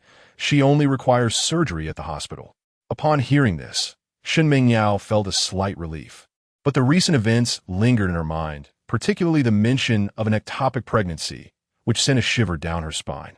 Although her understanding of the term was limited, the earlier scene had left an indelible impression on her. "All right, do not worry. Let us go view the properties," Qin Chuan said as he emerged from the restroom, having washed his hands. Noticing Shen Mingyao as evident fright, he instinctively patted her head gently, reassuringly. The real estate agent had sent him photos of 3 villa listings that appeared quite promising, and he intended to seize the opportunity to inspect them. "Okay, just remember to message that lady later," Shen Mingyao replied with concern. "Sure," Qin Chuan said, then exchanged pleasantries with several coaches before leading Shen Mingyao to meet the agent. He envisioned a future where, having purchased a home, they would soon welcome 2 children of their own, and the thought of such warmth filled him with happiness. Chapter 65. A matter of time, the agent recommended 3 villas, though regrettably, none were seaside properties. Nevertheless, the locations were situated in an affluent area of the city center, and Qin Chuan decided to explore them. After some deliberation, the first villa, featuring traditional decor, spanned only 800 square meters, which Qin Chuan found somewhat inadequate. The second villa showcased a Chinese style, but exceeded their budget. The third, a French manor villa, covered an area of 986 square meters, priced at 60 million. Although all were second-hand, both Qin Chuan and Shen Mingyao preferred the third option, due to the owner's urgent need to sell. Upon hearing from the agent that there were potential buyers, he promptly approached Qin Chuan to finalize the property transfer contract. However, during the signing of the purchase agreement, the agent presented Qin Chuan with a dilemma. "Mr. Qin, if you wish to add your partner's name to the property deed, you must possess a marriage certificate. Otherwise, it cannot be processed," the excited agent exclaimed. "Since this is a marital asset, without a marriage certificate, only one name can be inscribed." At this, Qin Chuan furrowed his brow slightly. Regarding this matter, he had not truly delved into it. The previous purchase of their residence had been solely managed by Wang, leaving him almost entirely uninformed. At that moment, the words of the agent struck him with clarity. If he were to obtain a marriage certificate with Shen Mingyao, would Yin not become the third party? No, that simply would not do. Equity must be maintained. Therefore, I implore everyone not to misconstrue my intentions. I harbor no sense of irresponsibility. It is merely that Yin is still in the hospital, and as long as Yin is willing whatever Mingyao possesses, Yin shall also have in due time. It is merely a matter of time, a predicament wrought by time itself. I am not a fickle-hearted cat. Observing the slight furrow in Qin Chuan's brow, Shen Mingyao promptly suggested, "Then let it be under your name." She cherished Qin Chuan, and upon discovering his betrayal by Wang, she resolved to love this man wholeheartedly, providing him with ample security and freedom. Love should not be a shackle. It must not bind the essence of his existence. Much like herself, she yearned for freedom. One's spirit is akin to a bird soaring through the heavens. Only through the liberation of one's wings can one behold the resplendent sky and fulfill their dreams, pursuing a life rich in meaning.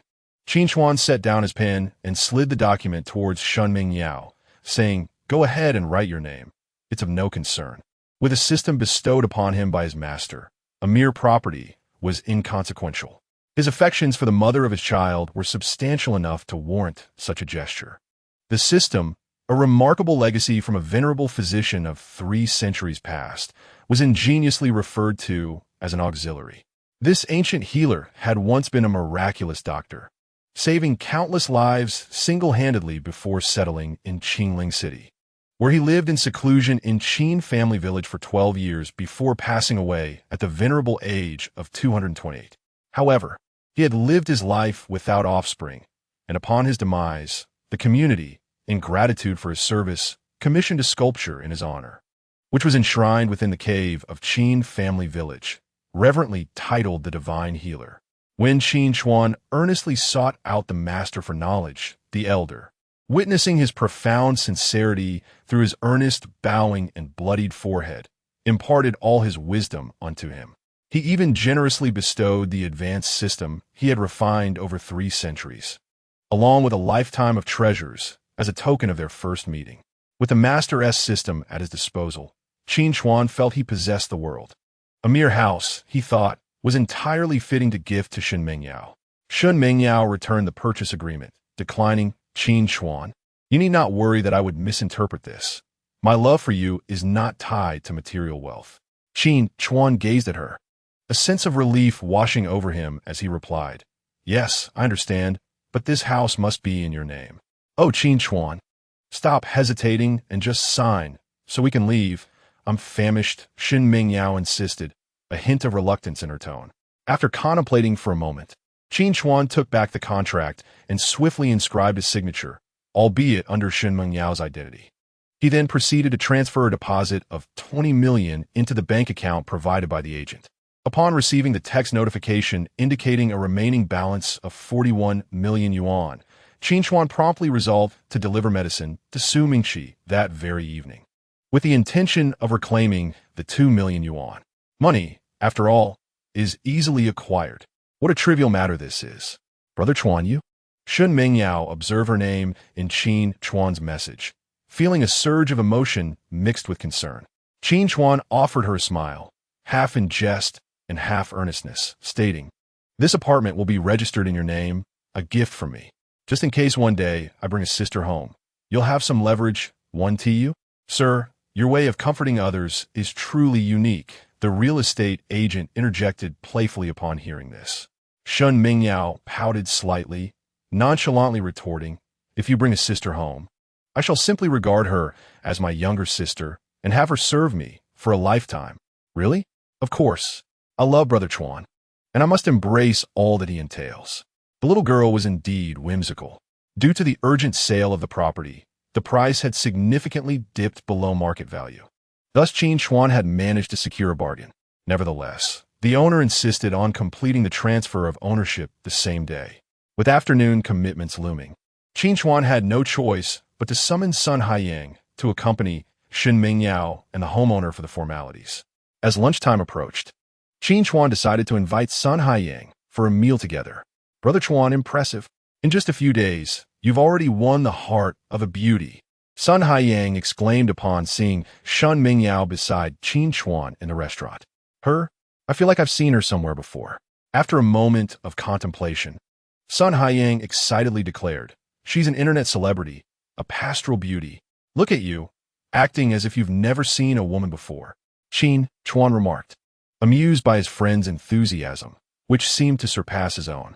Shen Mingyao cleared her throat, feeling a bit embarrassed, and greeted Sun Haiyang. To her surprise, Brother Chuan's friend was quite humorous. She had initially feared he would be difficult to get along with, but it appeared she had worried unnecessarily. Sun Haiyang was more interested in Shen Mingyao than in Qin Chuan, persistently questioning, How did you come to know this older man? A lovely girl like you being supported by such an old cow? It was I who pursued Brother Chuan, Shen Mingyao replied, demurely, akin to a gentle kitten. Sun Haiyang gasped in astonishment, his mouth agape. Isn't that a bit unfair? A young, beautiful, and charming girl like you, and yet you chose him? Enough of your prattling.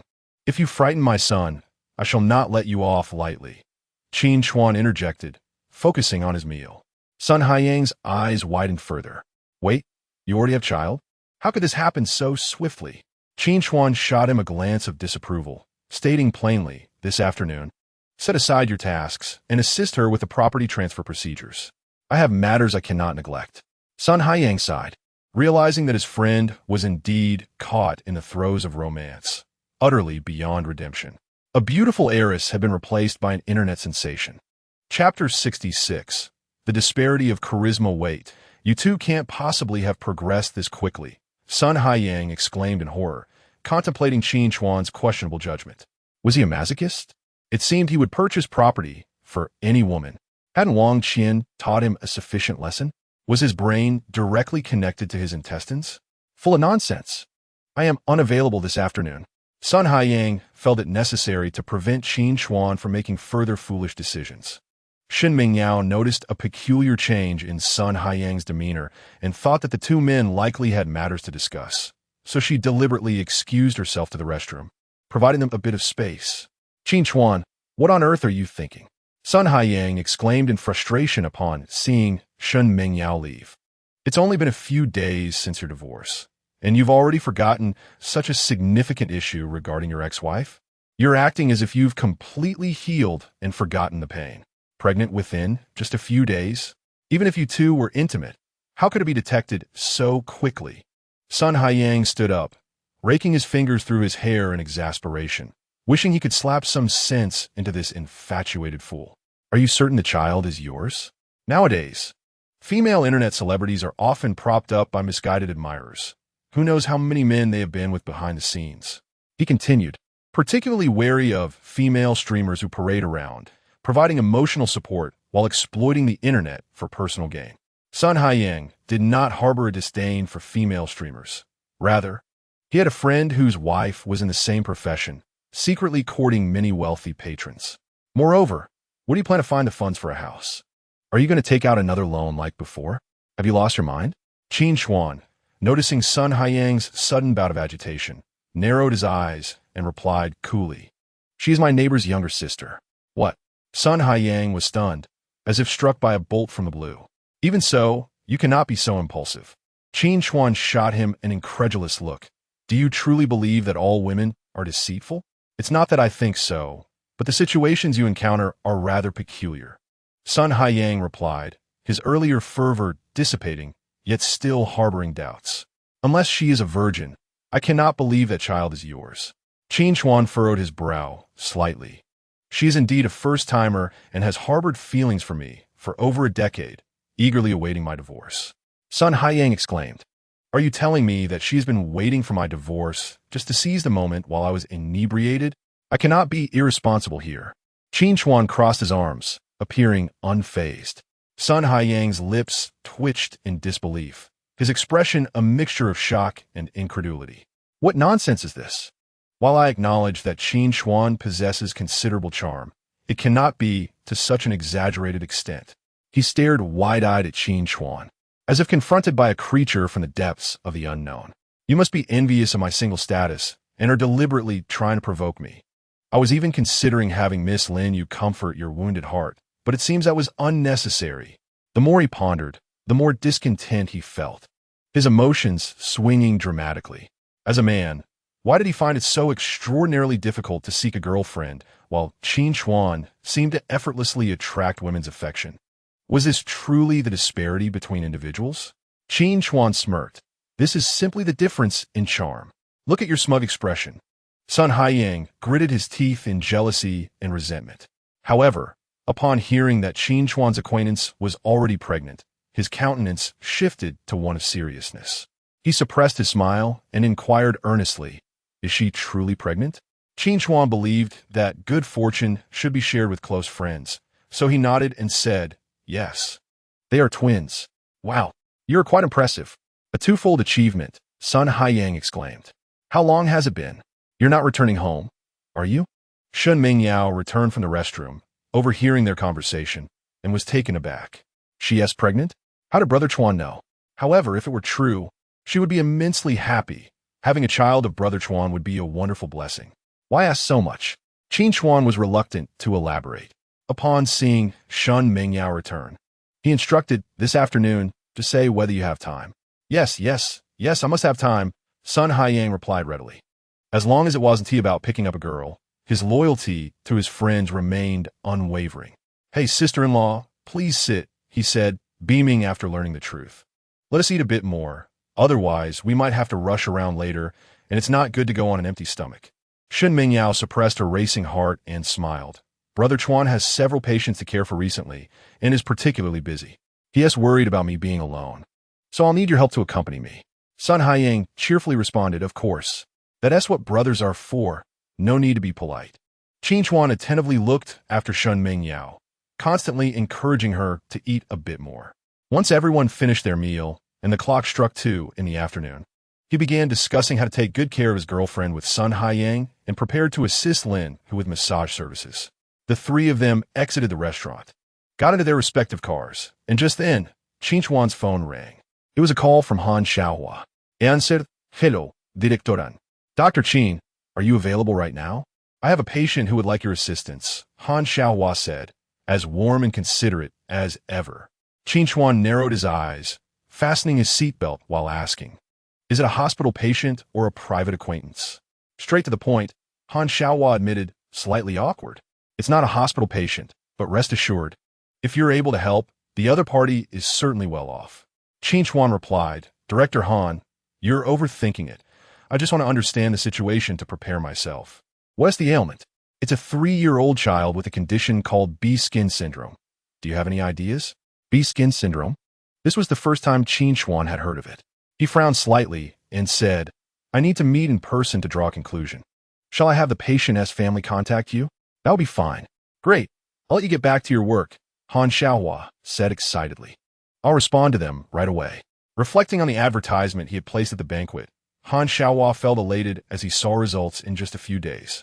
After all, those people were not short on funds, and $1 million in referral fees was merely a trifle. Meanwhile, Sun Haiyang had initially thought that Qin Chuan could only afford a 1 or 2 million house for Shen Mingyao, but upon seeing the purchase invoice, he was left pale and astonished. "Is this your money or his?" he asked in disbelief. Shen Mingyao replied calmly, "It's Brother Chuan's." "His?" Upon hearing this, Sun Haiyang's heart surged like tumultuous waves. How could he possibly possess such a fortune? Chapter 67. My brother, lacking cunning. Just days ago, Wang Dong's family had approached Chuan Guo, revealing that this money was a reward from the Wang family for Chuan Ji's successful treatment of Wang Dong. Shen Mingyao, upon hearing this, conveyed the information she knew to Sun Haiyang. Sun Haiyang mused, "Is Qin Chuan truly that remarkable? He managed to revive a man who had been in a coma for 3 days. Where did he acquire such extraordinary skills?" As he absorbed this information, he felt incredulous. Yet a tinge of envy washed over him for Qin Chuan's post-divorce fortune. 50 million. He could never earn such a sum even if he spent his entire life cutting hair. How many secrets did this fellow harbor that he remained oblivious to? So it was. Sun Haiyang pondered, unable to comprehend. 50 million. Indeed, Qin Chuan bore no grudges. At that moment, he realized with a dawning awareness that the once familiar brother of his had seemingly undergone a transformation at some pivotal juncture. "Sister, with this 60 million worth of property, you must cherish and nurture your relationship with my brother."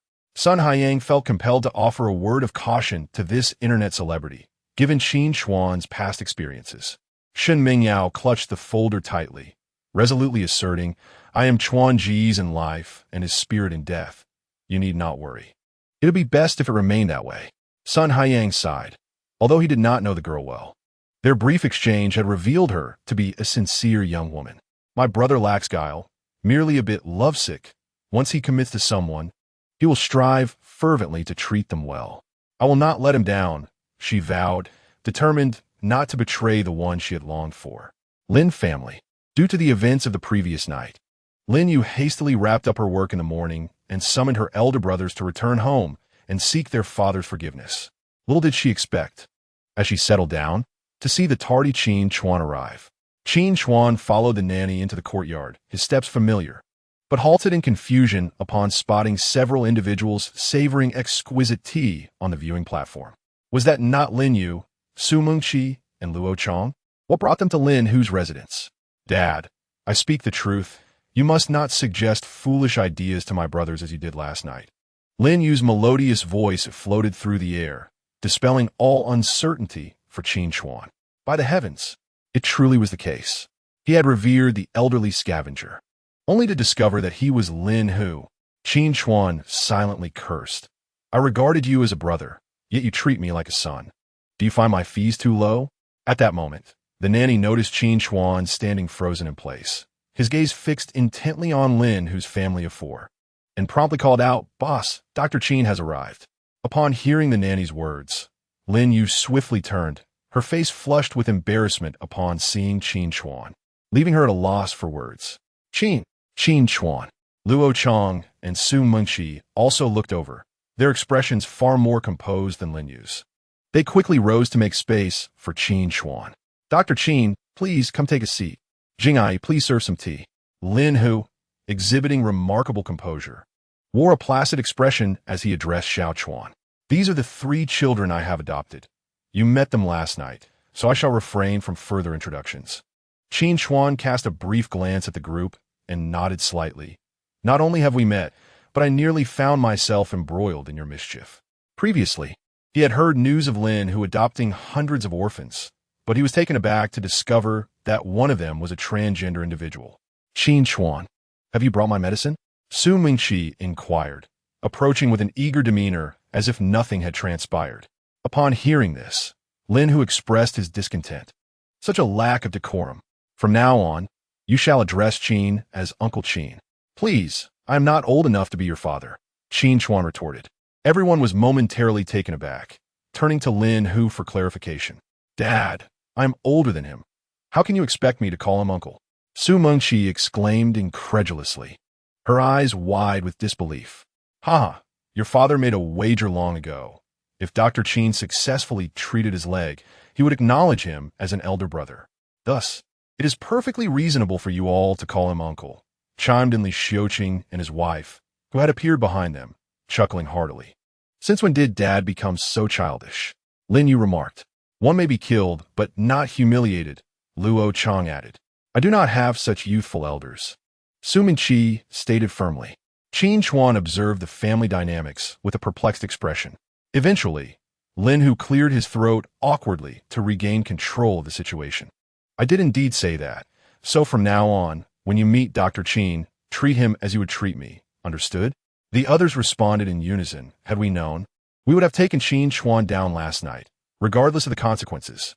Noticing Lin Hu's serious demeanor and considering the prospect of maintaining a respectful distance from Lin Yu, Qin Chuan chose not to reject the proposal. This newfound familial bond would surely mitigate a plethora of potential misunderstandings.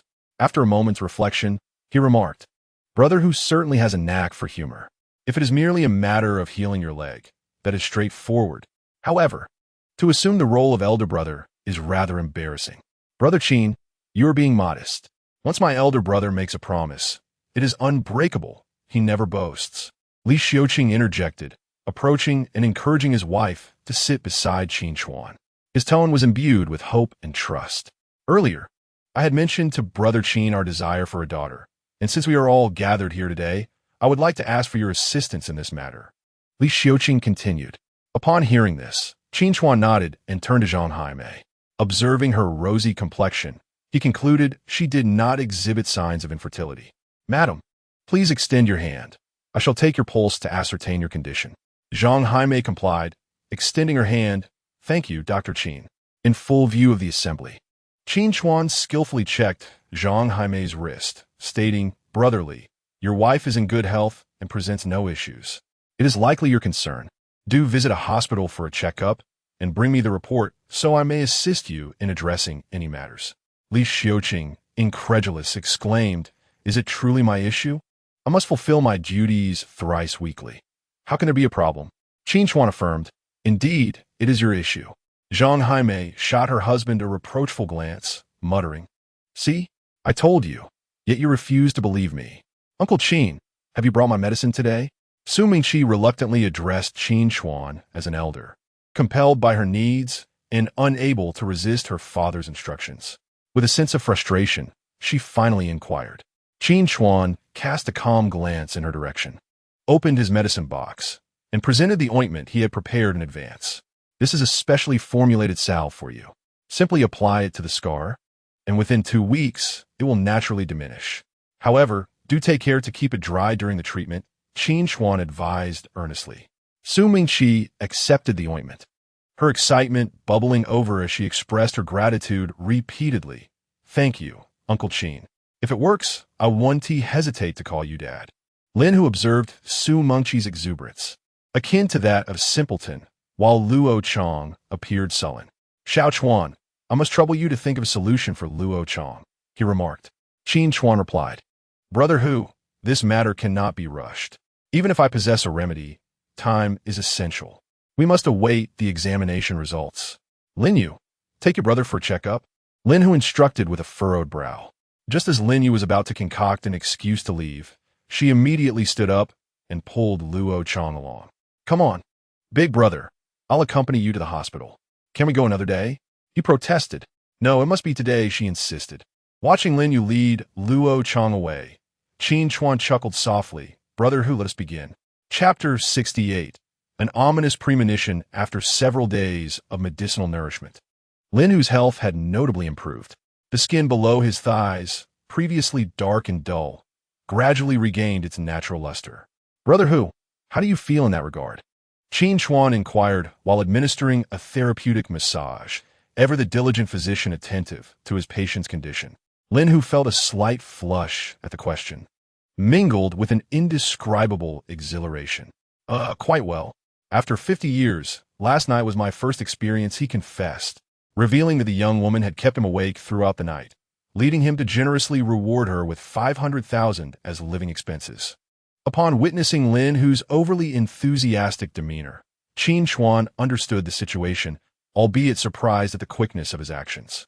Reflecting on the prolonged restraint he had endured, it was only natural that he would seize the chance to indulge. It seems Brother Hu is quite satisfied with his bodily condition, Qin Chuan noted. Indeed, Lin Hu replied, a hint of a smile gracing his lips. Xiao Chuan, I yearn for a child. Do you think I still have a chance? Although he had adopted 3 children, they were not his flesh and blood. Lin Hu lamented that despite reaching this age, he had not experienced the joys of marriage and parenthood. Throughout his life, he had devoted himself to virtuous deeds and hoped for miracles. It was Qin Chuan who had bestowed upon him a new lease on life, illuminating his world like a radiant beam of light. Qin Chuan asked earnestly, Brother Hu, how old are you this year? 52. That is certainly feasible. Qin Chuan pondered before continuing. However, I recommend you focus on healing your leg before considering fatherhood, as you will require ongoing medication to restore your health, making this an unsuitable time. Lin Hu nodded, as if struck by a revelation. Indeed, I shall wait a bit longer. After completing a massage service for Lin Hu, Qin Chuan noticed a new friend request on WeChat. Upon seeing the avatar of Su Mingqi, he clicked to accept, only for the other party to request his bank account details. Moments later, a notification appeared. Respected client, Su Qi has completed a transfer transaction to your bank account, ending in 0886 with an amount of 2,000,000 RMB, leaving a balance of 2,001,000 RMB. Upon seeing the 6 zeros, Qin Chuan felt an immediate surge of delight. Meanwhile, Shun Mingyao and Sun Haiyang had just finished processing the property transfer application with the landlord. On their way back, recalling Qin Chuan's words about her pregnancy, she stopped at a pharmacy downstairs to purchase 2 pregnancy tests. After returning home and anxiously reviewing the results, she entered the bathroom with a racing heart. When she saw the 2 lines, tears of joy filled her eyes, and her heart raced uncontrollably. Could she truly be pregnant? Yes, indeed. The 2 lines confirmed it. She had fulfilled her wish of carrying Qin Chuan's child. Ecstatic, Shun Mingyao felt more joy than when she had received accolades during a live stream. Gently caressing her belly, she reveled in the thought of the little life growing within her, a beautiful manifestation of her love with Qin Chuan. After the initial excitement, she snapped a photo of the 2 lines and sent it to Qin Tingting. Her emotions blossomed like spring flowers, radiant in the warm sunlight, illuminating the entire room with a bright smile. Xiao Ting, am pregnant, she exclaimed. Sister-in-law, is this really true? Qin Tingting responded. To give her brother and sister-in-law space and to be with Xinzhou, she had moved out secretly the previous afternoon. After receiving a call from his mother that morning, Qin Chuan, contemplating their upcoming wedding, trusted that Xinzhou would behave himself, so he only reminded his sister to take care of herself, refraining from overly restricting her freedom.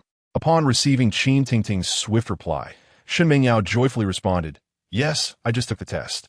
Qin Chuan, being perceptive, she mused that he must have checked while she was asleep. While she was elated, A twinge of annoyance arose at Qin Chuan for not sharing such significant news with her first. Wonderful news, Ming Yao. You truly got your wish. Qin Tingting exclaimed enthusiastically. Don't worry, my brother will treat you well, ha ha ha. Let us keep this a secret from Annie for now, Shun Ming Yao cautioned, unaware of Qin Tingting's quick fingers. I've already sent the message. Meanwhile, as Qin Chuan arrived at an upscale villa community, having just parked his car, he noticed a call from his mother and frowned slightly. Hello, Mom. Son, is it true that Meng Yao is really pregnant? His mother, Xiao Fun, asked excitedly. Qin Chuan furrowed his brow at her question. Who told you that? Your sister mentioned it. Is this true? Qin Chuan pondered whether Shen Meng Yao had simply missed her period and taken the test herself. However, he reasoned that it was not something to be ashamed of and confirmed to his mother. Yes, it's true. Wonderful, wonderful. Son, once the baby arrives, you won't have to worry. I will help take care of it, Xiao Fan exclaimed, her excitement palpable. All right, Mom. I have to go now. I'm busy. Qin Chuan replied.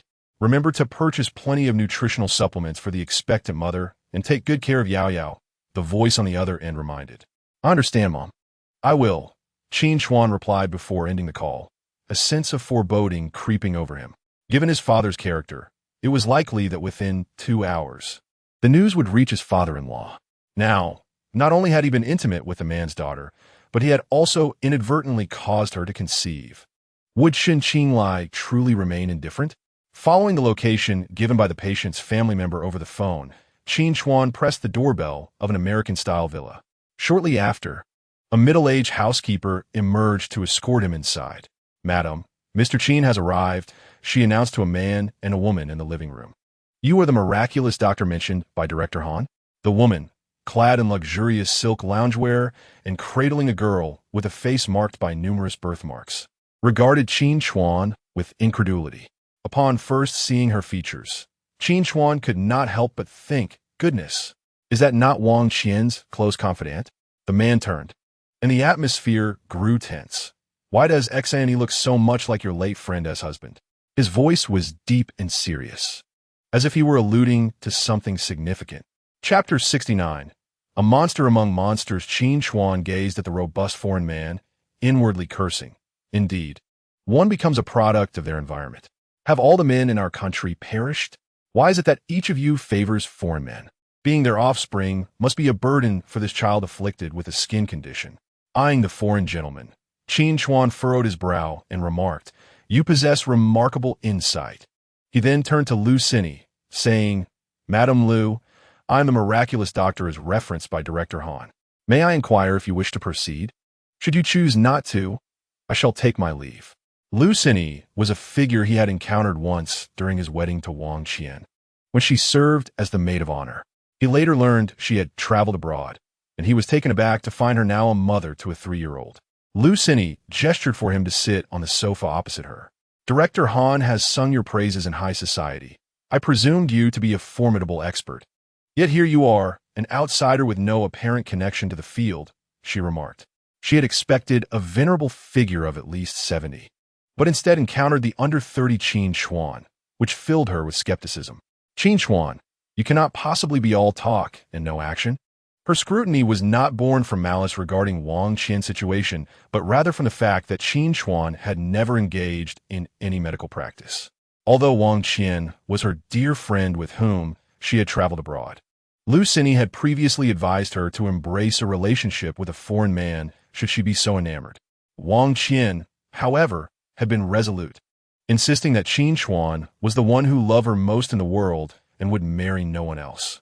She could not bear to break his heart and insisted on returning home, ultimately leading to her tragic fate beneath the bridge. Setting down his medical kit, Qin Chuan reclined on the sofa, narrowing his eyes as he stated, Isn't it true that one must test the waters before drawing conclusions? Mr. Qin, as long as you can heal my daughter's skin condition, you may stipulate any terms you desire. A foreign gentleman requested the nanny to prepare a cup of coffee for Qin Chuan, his tone remaining relatively courteous. Qin Chuan, however, displayed no visible emotion. The fact that you were able to locate me indicates that you must possess a preliminary understanding of my abilities. Since you are a friend of Director Han, I shall certainly offer you a preferential rate. A sardonic smile crossed his lips at the notion of a discount. Especially for individuals of their ilk, it would be a disservice to his conscience not to profit from the situation. Lu Xinyi rose, gently placing her child upon the sofa, and remarked, "I am quite curious about the method you intend to employ to restore my daughter's health. During her pregnancy, everything had proceeded smoothly, yet upon birth, her child emerged covered in dark birthmarks. After 3 years of treatment, the condition had only worsened, even spreading to her face. Unlike Wang, who could easily abandon her child, Lu Xinyi had tirelessly sought medical help across the nation, but to no avail. Recently, she had heard whispers in affluent circles about a remarkable healer who had achieved 3 medical miracles at the 3rd hospital, prompting her to seek one final opportunity for her daughter. Little did she expect it would be Qin Chuan, an old acquaintance. As Lu Xinyi removed the girl's clothing, Qin Chuan's gaze fell upon the extensive patches of dark skin covering her body, sending a shiver down his spine. Were the couple facing divine retribution for producing such a frightful child? He had gained a cursory understanding of the condition known as B-skin nevus on his way here, but he had not anticipated its severity. Typically, such nevi would manifest as numerous small black spots, resembling fingerprints across the skin. Yet the girl before him bore no semblance of normal skin tone, save for her face, which had a mere 10 or so small black spots. The rest was an overwhelming expanse of darkness. Upon noticing Qin Chuan's furrowed brow, the foreign gentleman inquired, "Mr. Qin, is there truly no solution?" Qin Chuan remained silent, gently caressing the girl's back, as a myriad of potential causes for her condition flooded his mind. After a moment, he glanced at the man, his voice low and measured. "It is not entirely hopeless, but the process will be lengthy, at least 6 months to fully eradicate the melanin from her body. I suspect a genetic inheritance, though your skin tone is brown, so I lack conclusive evidence." The man, hearing this, brightened. "Really? Mr. Qin, you cannot be jesting." Lu Xinyi's pupils dilated in hope, yet given her extensive travels in search of a cure, incredulity lingered in her heart.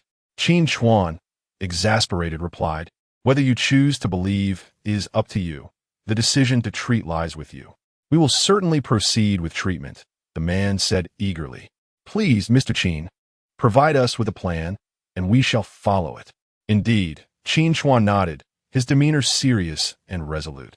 He promptly donned a pair of medical gloves from his kit and addressed the little girl. "Now, let Uncle help you remove all the monsters from your body, shall we?" The little girl beheld Qin Chuan as if she had encountered a cherished toy long desired, immediately leaning into his embrace with a soft Lu Xinyi, witnessing this scene, revealed a rare smile, her tension dissipating. It was the first time in half a year that her daughter had smiled so joyfully. Yet, Qin Chuan felt a chill run down his spine. This child was akin to a monster among monsters, truly unsettling. "My treatment plan is rather straightforward. Through massage, I aim to stimulate the secretion of capillary cells, followed by administering my specially formulated medicine to expel melanin from the body, ultimately allowing it to be released through the pores. Within a maximum of 8 months, her skin can return to that of an ordinary person." "Wonderful, my dear. Our daughter is finally saved," the man exclaimed, joyfully spinning in place. However, Lu Xinyi harbored lingering doubts about Qin Chuan's methods, lacking the exuberance of her husband. Yet, recalling Director Han's words, she resolved to give both herself and her daughter an opportunity, embracing a mindset of cautious optimism. "Is there anything else we need to pay attention to?" she inquired thoughtfully. "You will need to take herbal baths every 5 hours, Qin Chuan replied. "I will prepare a list of the herbs required for the bath shortly." After completing the massage for the girl, Qin Chuan retrieved a prescription from his treasure chest, meticulously writing down the names of the herbs needed for the bath, along with the preparation process and usage instructions. He also took out a bag of medicinal powder he had previously exchanged from the system, handing it to Lu Xinyi. "Madam, including the consultation fee, the total comes to 580,000. Would you prefer a bank transfer or a check?" Lu Xinyi was taken aback, having heard of Qin Chuan's exorbitant prices. She had never encountered such steep costs. Just for a small bag of powder weighing less than 3 grams. 580,000? Surely, she thought, this cannot be a jest. Yet, Before she could fully process the situation, her husband swiftly transferred the funds into Qin Chuan's account. "Honey, shoo, look how much our daughter enjoys him." The man interjected, gesturing towards their child, who was gleefully playing with Qin Chuan. "Perhaps he is the savior sent by heaven for our daughter?" Chapter 70, from now on.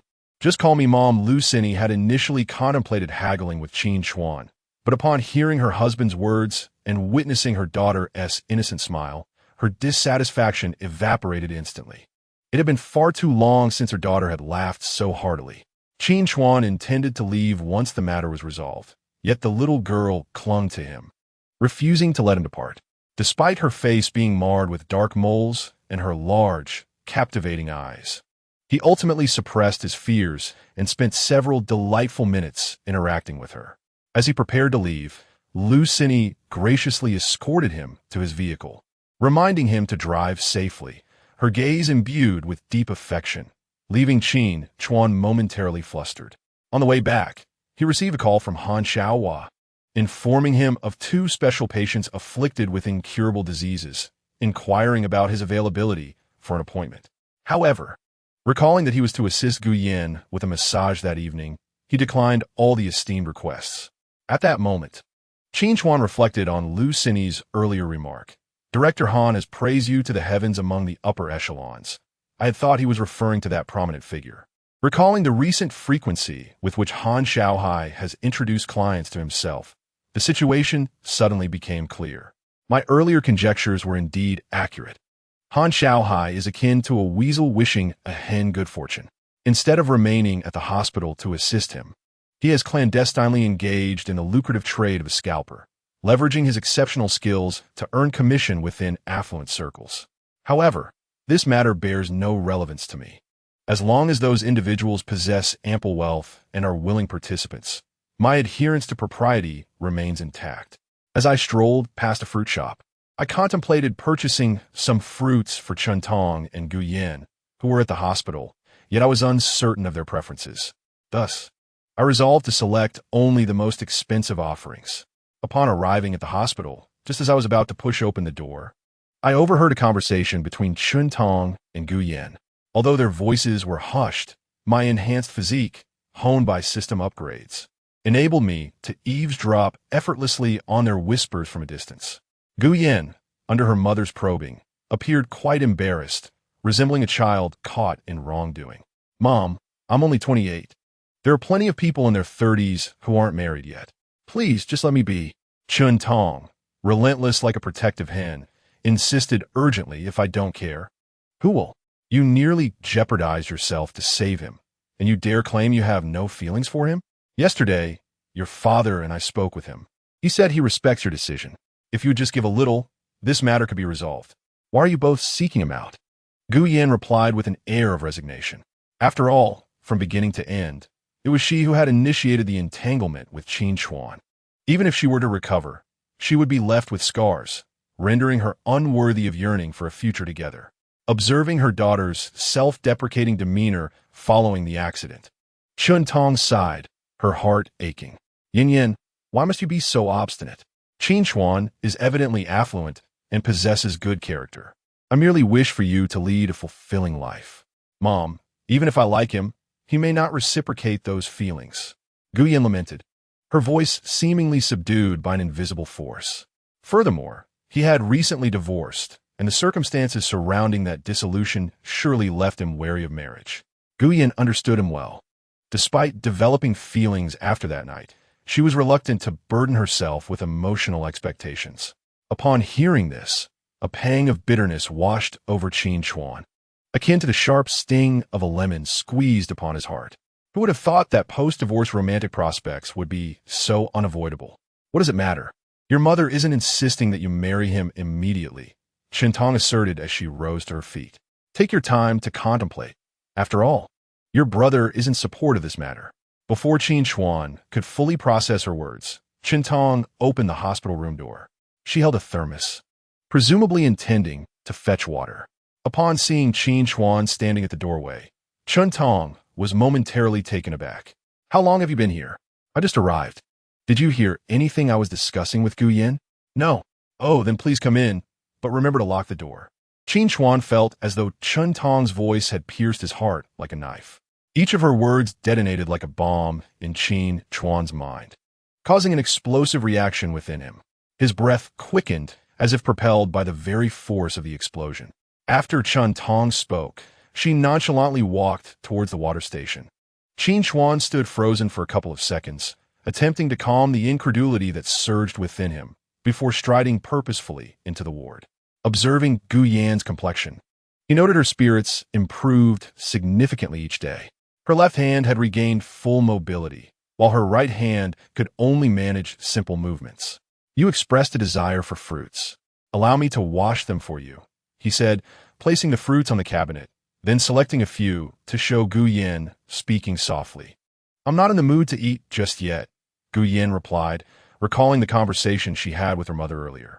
Qin Chuan, please don't take to heart what my parents said to you yesterday. Qin Chuan paused, his hands holding the fruits momentarily still, before he quickly adjusted his fluctuating emotions and replied, It's not a big deal. I was genuinely curious about your thoughts. Huh. I overheard your conversation with my mother, Gu Yan admitted. Qin Chuan pulled up a chair and sat beside her bed, helping her stretch her limbs as he earnestly asked, Yin Yin, would you be willing? At his words, Gu Yan's mind went blank, as if it had short-circuited. What she just heard, was it merely an illusion? Yet, the sensation of his touch on her arm felt undeniably real. She stared at Qin Chuan with wide eyes, fearing that if she blinked, he might vanish. Seeing her dazed expression, Qin Chuan smiled gently. You seem to be in agreement. Gu Yan snapped back to reality, a blush creeping onto her cheeks. Qin Chuan, my feelings for you are genuine, but I'm aware of your past. I do not wish to burden you. She spoke candidly, if possible. Just spending time with me would suffice. I wouldn't ask for much more. At this juncture, realizing that she could no longer conceal her feelings, she resolved to tear down the veil and embrace a new beginning. Qin Chuan, grinning, responded, My heart can encompass the entire universe. Rest assured, I have long since let go of the past. As long as you are willing, I shall undoubtedly take responsibility for you. He lifted the covers to reveal her long legs lying on the bed and added meaningfully, All right, let us continue with the massage. From now on, there is no need for formality. After all, I am now your boyfriend, and there are many postures yet to explore.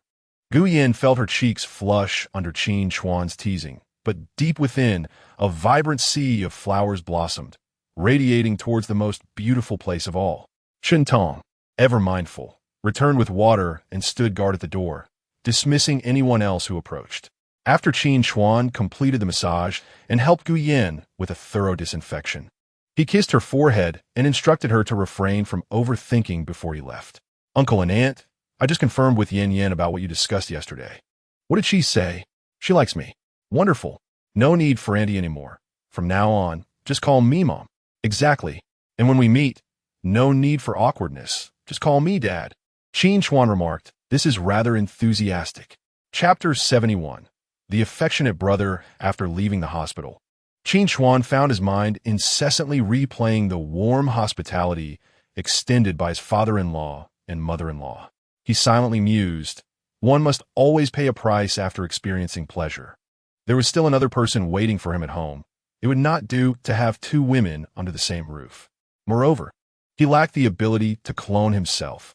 How could he possibly allocate his time in the evenings? This thought brought a slight headache to Qin Chuan. Noticing the lateness of the hour, he resolved to seek out Wang Dong the following day to address the issue he had previously promised to resolve.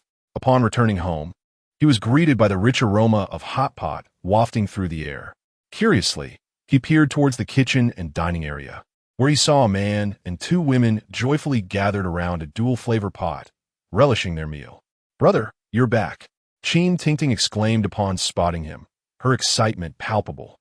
Meanwhile, Shun Mingyao dutifully retrieved a set of clean chopsticks from the sterilizer, placing them at the empty spot, and then poured a glass of fragrant red wine. With a smile, she explained to Qin Chuan, Brother Chuan, I saw your message saying you would be late, so we didn't wait for you. As he changed his shoes, Qin Chuan replied, It's all right. My schedule is unpredictable, so don't feel obliged to wait for me. You must eat dinner on time at home. Qin Tingting chimed in, Yes, sister-in-law. You are now the focal point of our family's protection. We must ensure that our brother's little treasure does not go hungry. Xin Mingyao returned to her seat, her cheeks slightly flushed at the remark. Don't worry. That one tea happened. She was more eager than anyone for the arrival of this child, and she would never allow herself to indulge as she once did. Sister, let him handle these matters himself in the future. Men should not be coddled, as it only breeds laziness, Shun Zhou interjected, observing his sister's industriousness akin to a busy bee. Qin Chuan retorted, in this era of information leaks, even my brother-in-law no longer regards me highly. Well, you make a valid point. After dinner, you can take charge of the kitchen. My sister will not be left to serve someone who merely expects to be catered to. Qin Chuan replied with a chuckle. He then turned to wash his feet in the bathroom, applying foot odor spray before joining them at the table for dinner. Shun Zhou was momentarily speechless. Meeting Qin Chuan's gaze, he felt overwhelmed by the subtle dominance radiating from him. All right, I'll wash the dishes. And you can mop the floor, Shun Zhou conceded, lowering his gaze. Sister, you're pregnant. With his wealth, let him hire a maid. And you needn't concern yourself with household chores anymore. Had Xin Zhou not brought it up, Qin Chuan might have nearly forgotten about it. And he agreed. You finally spoke a sensible word. So, I'll be living with Tingting from now on. You don't mind, do you? Huh, that's your true intention. Isn't it? We're in the same boat. I used to be wary of you because I intended to marry your sister. But now that I have my sister's support, I am no longer afraid. Besides, his sister was so young and beautiful, an independent woman. Marrying Qin Chuan was akin to a flower blooming amidst manure. Thus, it was only reasonable for him to provide some organic fertilizer. Wouldn't you agree? However, remembering what his sister had mentioned earlier about Qin Chuan purchasing her a villa worth 60 million, he found himself begrudgingly admiring his brother-in-law, even as they bantered. Brother, now that sister-in-law is pregnant, shouldn't you advance the wedding? Qin Tingting remarked. Qin Chuan, however, set down his chopsticks, graciously picked up the goblet on the table, and took a sip, his gaze, unwavering and intense, fixed upon Shun Zhou as he asserted, Tingting, the wedding between me and Yao Yao is my affair.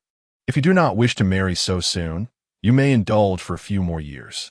Qin Tingting glanced at Shun Zhou, a flicker of happiness dancing in her eyes. We originally planned to hold the wedding at the end of this year. It's merely been moved up a few months. Indeed, Qin Chuan responded solemnly, nodding like a devoted elder brother. I hope for your happiness. I shall always be your steadfast support. This declaration was directed not only to his sister, but also served as a reminder to Xin Zhou. He intended to provide his sister with the confidence she would require in her new family. Understood, brother, Qin Tingting replied, her voice slightly trembling with emotion. Xiaozhou and I have scheduled to take our wedding photos tomorrow. Would you like to join us? Wedding photos? Shen Mingyao exclaimed, then turned to Qin Chuan, a hint of disappointment crossing her features. Brother Chuan is too busy. He probably won't have the time.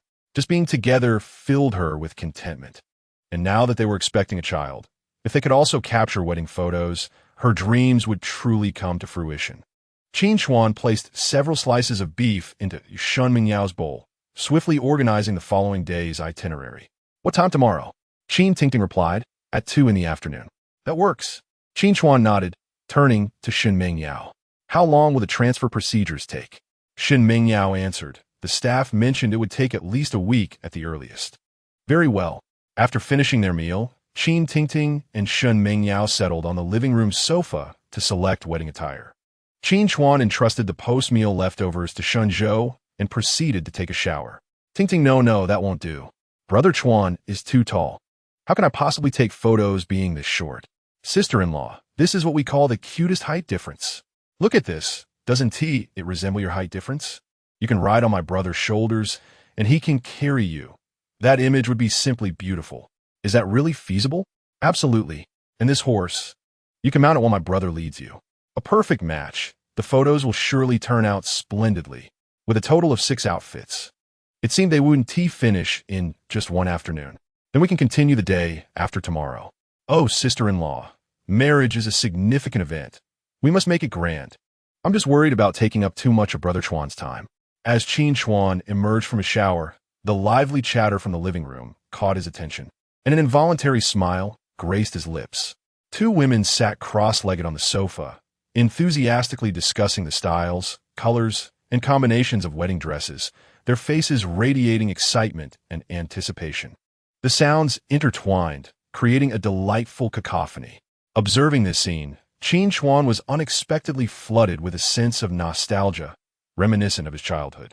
He recalled returning home from school to find two young girls seated on his bed, diligently working on their homework, punctuated by bursts of laughter. Though the setting was different, the warmth and affection of the atmosphere remained unchanged. He approached quietly, seated himself beside Shen Mengyao, and joined in the discussion, relishing the tender moments spent selecting the most fitting attire together. Often, it is the seemingly trivial aspects of life that constitute our most treasured wealth. Xiao Zhou, come over and help me choose a few sets, called Qin Tingting boisterously to her brother as she noticed him joining the fray. Shen Zhou removed his apron, responding, coming. This vintage style looks exquisite, and this Chinese style is also quite nice. This wedding gown is the one. It suits you, Qin Chuan said, wrapping his arms around Shen Mingyao's waist and resting his chin on her shoulder. Chapter 72. Brother has medicine, brother is the boss. Xuan Yi, why didn't you inform me about such a significant matter? Shen Mingyao murmured, pouting as she lay in Qin Chuan's embrace after Qin Tingting and her brother had departed. I only discovered it last night. You were asleep, and I couldn't bear to wake you. Qin Chuan fabricated a benevolent lie. He subsequently forgot about it. So that is how it is. By the way, Chuan Gu, do you prefer a boy or a girl? As long as it is my child, I will cherish it. I've heard the first 3 months are a critical period, so we must refrain from intimacy starting tonight, Shen Mingyao said, her joy momentarily overshadowed by a hint of melancholy. Take it easy, it's all right. No, the child is the priority. A woman who prioritizes her child over her husband.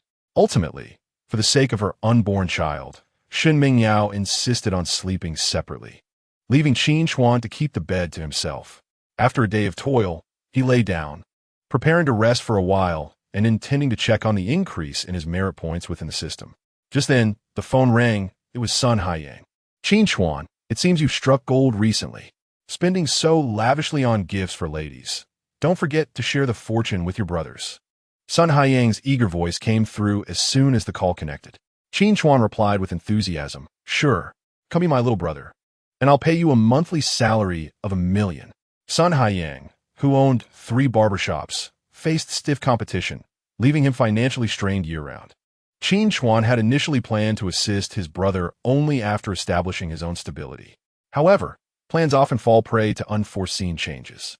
Upon hearing this, Sun Haiyang leaped from his bed, exclaiming, what? $1 million a month? That totals $12 million a year. Qin Chuan, is this truly how lucrative your current endeavor is?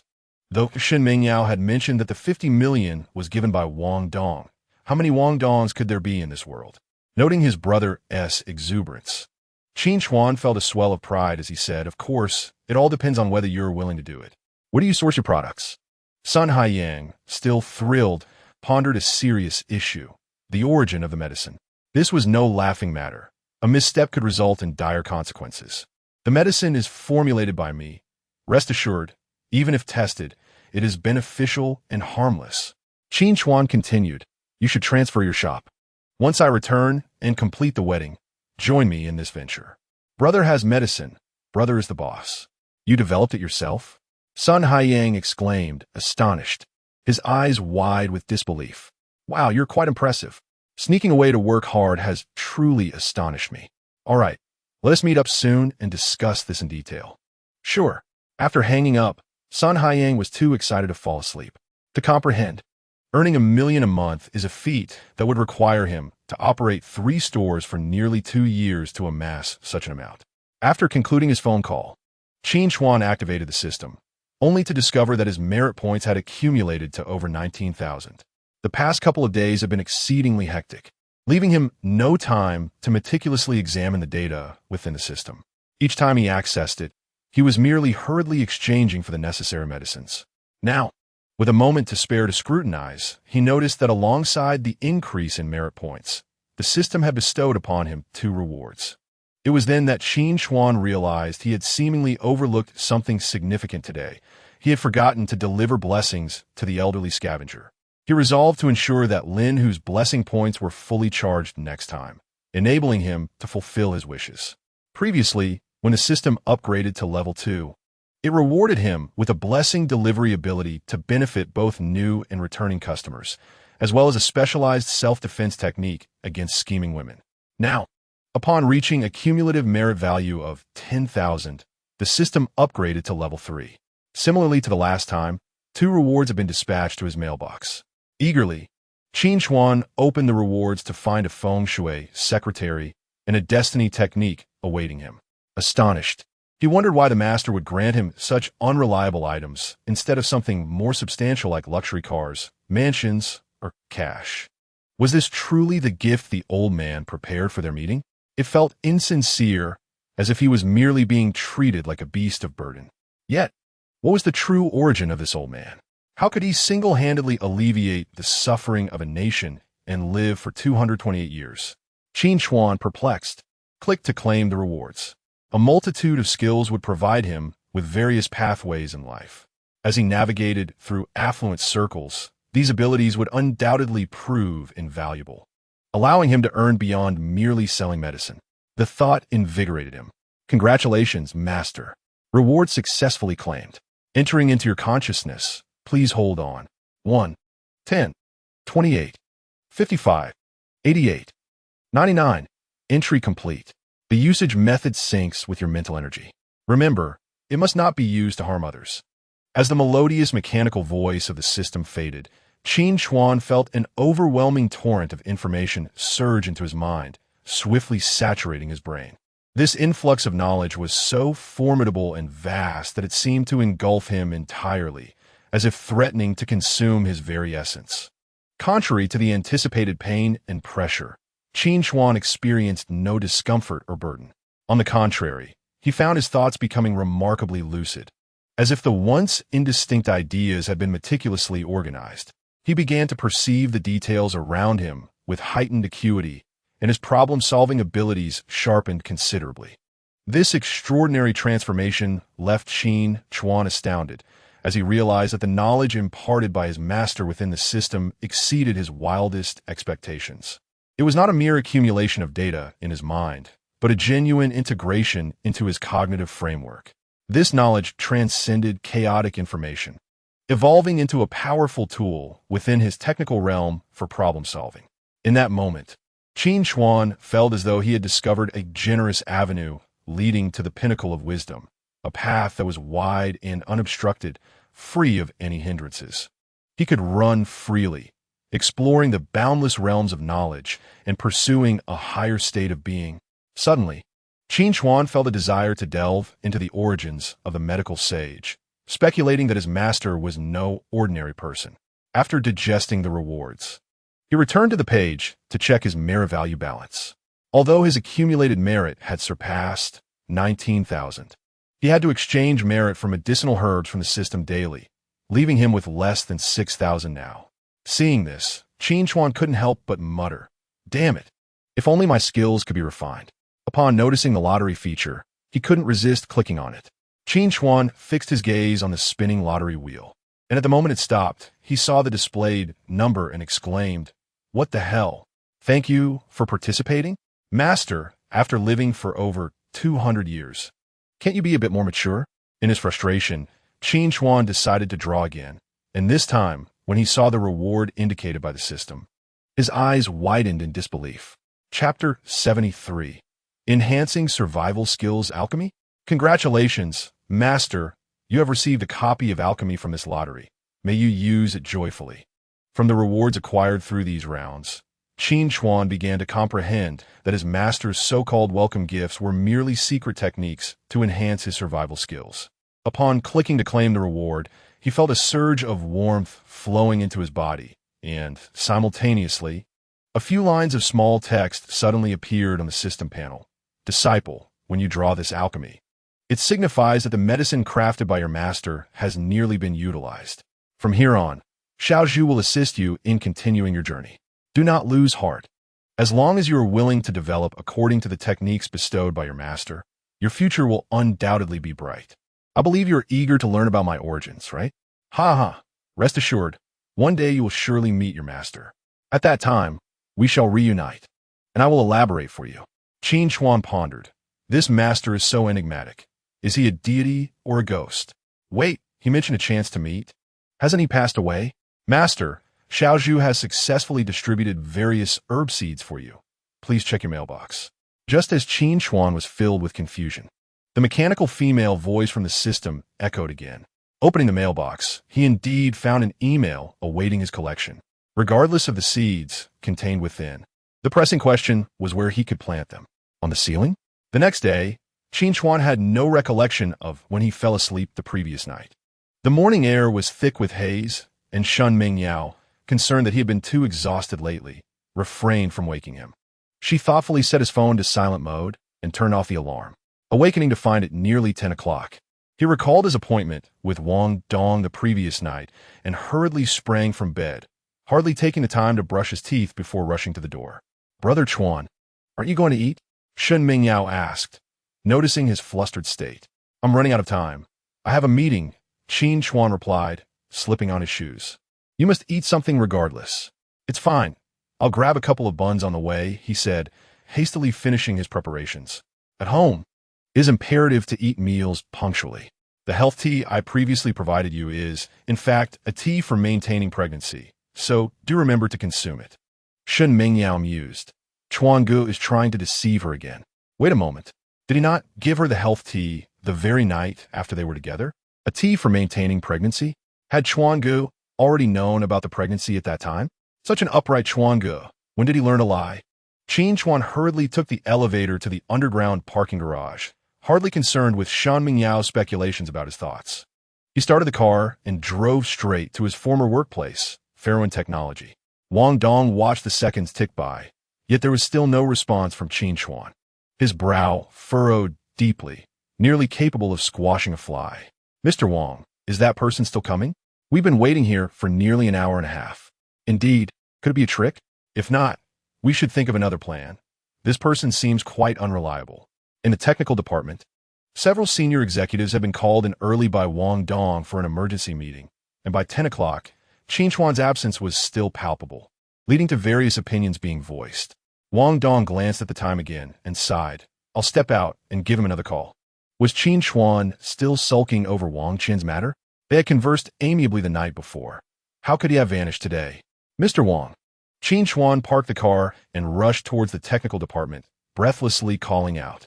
Qin Chuan? At that moment, Xiao Ming, standing beside Wang Dong, widened her eyes in astonishment at his sudden appearance in the office. Qin Chuan, it's good you've arrived. No need to rush. Take a moment to catch your breath. Wang Dong said, his previously tense demeanor instantly relaxing. As long as his benefactor arrived, he was indifferent to the timing. Qin Chuan bent over, panting, and after a few moments, looked up to see Xiao Ming beside Wang Dong, stunned. Wasn't he this young lady the receptionist? Why was she now acting as a secretary? Moreover, her attire suggested it was quite an investment. Shareholders are waiting for you inside, but there's no rush. Take a breather first. Just as he was lost in thought, Wang Dong's voice disrupted his contemplation. Meanwhile, Xiao Ming, clad in a form-fitting skirt that accentuated her long legs and expensive high heels, stood beside Wang Dong with an expression of panic. It appeared that after Wang Dong's awakening, he had indeed faced considerable stimulation, promoting Xiao Ming from the front desk directly to the office as his personal secretary in such a short time. Now, the once unremarkable Xiao Ming had transformed into a sophisticated lady of high society, reaping the benefits of her new position. After all, age is but a number. As long as the wallet is ample, even in death, one can inherit the family fortune. My apologies, I overslept this morning, Qin Chuan said, regaining his composure and standing tall. Wang Dong greeted him with a smile, showing no sign of irritation. No worries, we haven't waited long.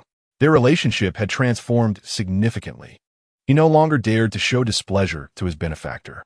Qin Chuan nodded and followed Wang Dong into the technical control center. Isn't he your son-in-law? Suddenly, someone recognized Qin Chuan and, in disbelief, stammered, "President Li, have you lost your mind? Wang Qian is not Mr. Wang's daughter.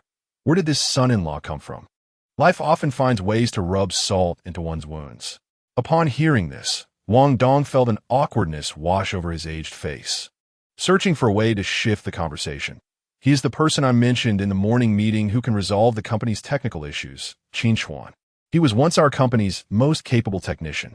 It's Qin Chuan. You finally returned." At that moment, Hu Jinshan walked in from outside, exclaiming, "With you here, what problem in our company remains unsolvable?" When Qin Chuan resigned, he had prophesied, "This company cannot operate without Qin Chuan." Indeed, it was not long before that prediction came to pass. Qin Chuan briefly scanned the crowd, his face betraying no excess emotion. He greeted Hu Jinshan with composure and promptly set to work. He sat before 3 computers, his fingers dancing across the keyboard with fluidity, striking keys with a speed surpassing that of a pile driver. His fingers moved so swiftly that it was nearly impossible to discern which key they landed upon, a spectacle akin to catching shadows. Xiao Ming observed from the side, captivated, as if the divine resided in the seat before her. As Qin Chuan diligently worked, the system that had once teetered on the brink of collapse gradually returned to normalcy, even undergoing a new upgrade. 5 hours later, he successfully programmed 6 firewalls and finally vacated the chair that had nearly become a second skin. "President Wang, the issue has been resolved. If there are no further problems, let us proceed to sign the contract we discussed earlier." Qin Chuan relaxed, recalling Wang Dong's promise of a 70-30 profit split. "Naturally, the contract is prepared." Wang Dong replied courteously before turning to Xiao Ming. "Xiao Ming, please escort Qin Chuan to my office." "Certainly, President Wang." The company's system had just been repaired, and the upgrade was still in progress. Wang Dong remained behind to brief several senior management personnel on forthcoming matters. "Secretary Zhu, is there anything to eat?" Qin Chuan, having hurried in the morning and consumed only 2 buns, now felt ravenous, following Xiao Ming to Wang Dong's office while unable to suppress his inquiry. Xiao Ming walked alongside Qin Chuan, her nerves taut. Realizing his question, she hurriedly responded, I didn't bring anything to eat today." In the past, she had brought snacks to work to ensure Qin Chuan, who often worked overtime, wouldn't go hungry. However, after his departure, the boss had transferred her to the office, and she had ceased bringing snacks. "This isn't like you at all." Qin Chuan chuckled. "However, being a secretary is quite pleasant. The salary is better than when I worked at the front desk." Xiao Ming led Qin Chuan to the office, prepared a cup of coffee for him, and then sat across from him, her discomfort palpable as she said, "Qin Chuan, Mrs. Wang has passed away." Upon hearing this, Qin Chuan halted his hand midair, coffee cup suspended, which Mrs. Wang, President Wang's wife, Zhang Chui. "Qin Chuan, that old hag has gone abroad, hasn't she? How could she be dead?" Upon witnessing his astonished expression, Zhu Xiaoming steadied her thoughts and continued. "It is said that while abroad, she encountered a robber and was dismembered. The police have only managed to recover a small amount of human tissue, and her identity has now been confirmed." What a shocking turn of events. However, the circumstances surrounding Zhang Chui's death are rather peculiar. Just the day before yesterday, I heard from industry insiders that Zhang Chui was forcibly sent abroad by Li Feng. After Li Feng failed to fulfill his promises to her, she sought revenge by confronting his wife. And now, only a few days later, it sounds eerily like a case of murder to silence her. Zhang Chui was a fiercely independent woman. How could she resign herself to a lifetime abroad, let alone tolerate Li Feng's schemes? Li Feng has truly stirred up a hornet's nest, and in the end, he has eliminated the bees, only to find the honey filled with bitterness. Alas, this mother and daughter, living their lives well, felt the need to rush into the next life. After processing this information, Qin Chuan met Zhu Xiaoming's gaze, noticing her evasive demeanor. He asked, "So, you're with Wang Dong now?" Zhu Xiaoming, caught off guard, nervously brushed a strand of hair from her forehead. "Wang has been quite good to me. He helped pay my brother's medical expenses, which totaled 300,000. Upon hearing this, Qin Chuan furrowed his brow. "Your brother's medical expenses?" "Yes. My brother has leukemia and is currently undergoing treatment in the hospital. This is merely the initial cost. I have no idea how much more will be needed." She had contemplated waiting for Qin Chuan, but given his current downturn and lack of work, he could not assist her. So when Wang Dong, upon returning to the company, summoned her to his office and offered her $1 million in exchange for bearing him a child, her heart wavered. Qin Chuan remarked, frowning, "So, you've been intimate with him?" "Alas, it seems she's a step too late. Such a good girl." And he thought Zhu Xiaoming was like other women, swayed by money. Little did he know, she was willing to sacrifice her own happiness for her brother's sake. However, with current medical advancements, curing leukemia remains a daunting task. Unless, of course, Zhu's mother had preserved the umbilical cord blood at the time of her birth. Otherwise, no matter how much money is spent, it could only extend his life by a few years. The probability of a complete cure is nearly non-existent. After a moment of contemplation, Qin Chuan inquired, "Will he give you a title?" He said that if I successfully conceive, he will acknowledge me. "I see." Upon hearing this, Qin Chuan began to grasp the situation. Wang Dong, frustrated by the betrayal from Zhang Shui, was eager to have a child but found no suitable woman, so he set his sights on Zhu Xiaoming. Yet, this is ultimately their affair, and Qin Chuan did not wish to meddle too much. However, having known Zhu Xiaoming for nearly 3 years, and recalling how she had meticulously cared for him at the company, accompanying him during late hours with milk tea and snacks, he felt compelled to assist her. He contemplated and asked, "Do you wish to conceive? If so, I have a way to help you. The fertility potion in the system has yet to be used, and it could very well aid this unfortunate girl." "Ah." Zhu Xiaoming's eyes widened in surprise. "How will you help?" Although Wang Dong is nearly 30 years her senior, their recent interactions have revealed his kindness towards her.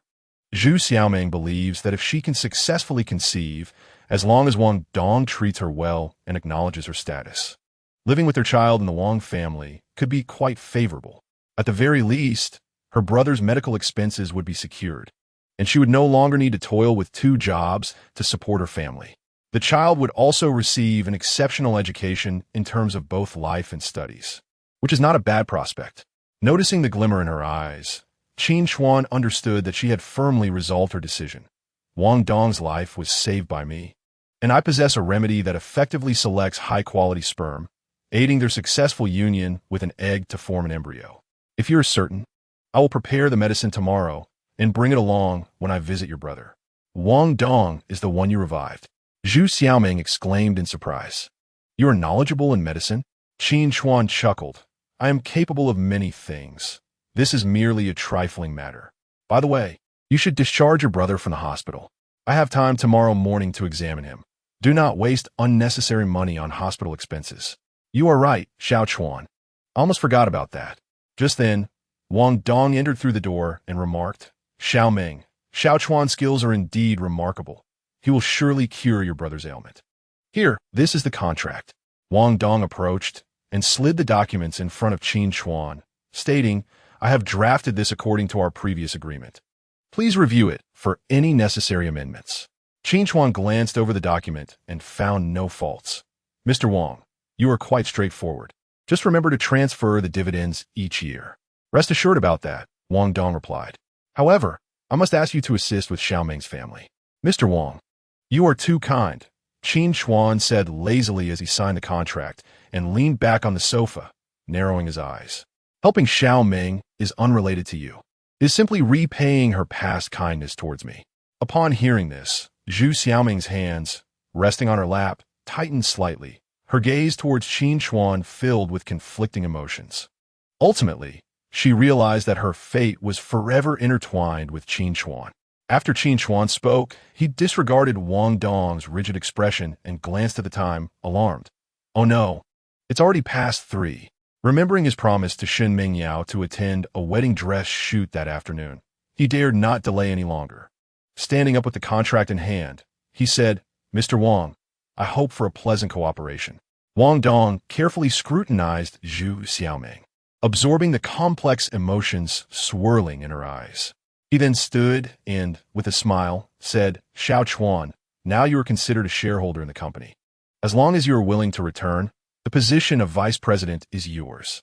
I appreciate Mr. Wang's kind offer, but I am not interested in the vice president position." Qin Chuan replied expressionlessly. "Perhaps you should consider someone else. Do you truly not wish to reconsider?" Wang Dong's expression darkened. He had initially intended to utilize this gesture of goodwill to entice Qin Chuan back to resume his keyboard work, envisioning a future where they could collaborate successfully, ensuring financial security for the latter half of his life. Unexpectedly, Qin Chuan doused himself in cold water. Could it be that he aspired to occupy the esteemed position of chairman? No need for that. If Mr. Wong ever experiences any discomfort, he may always reach out to me. As for the company matters, let us leave them aside. The implication was clear.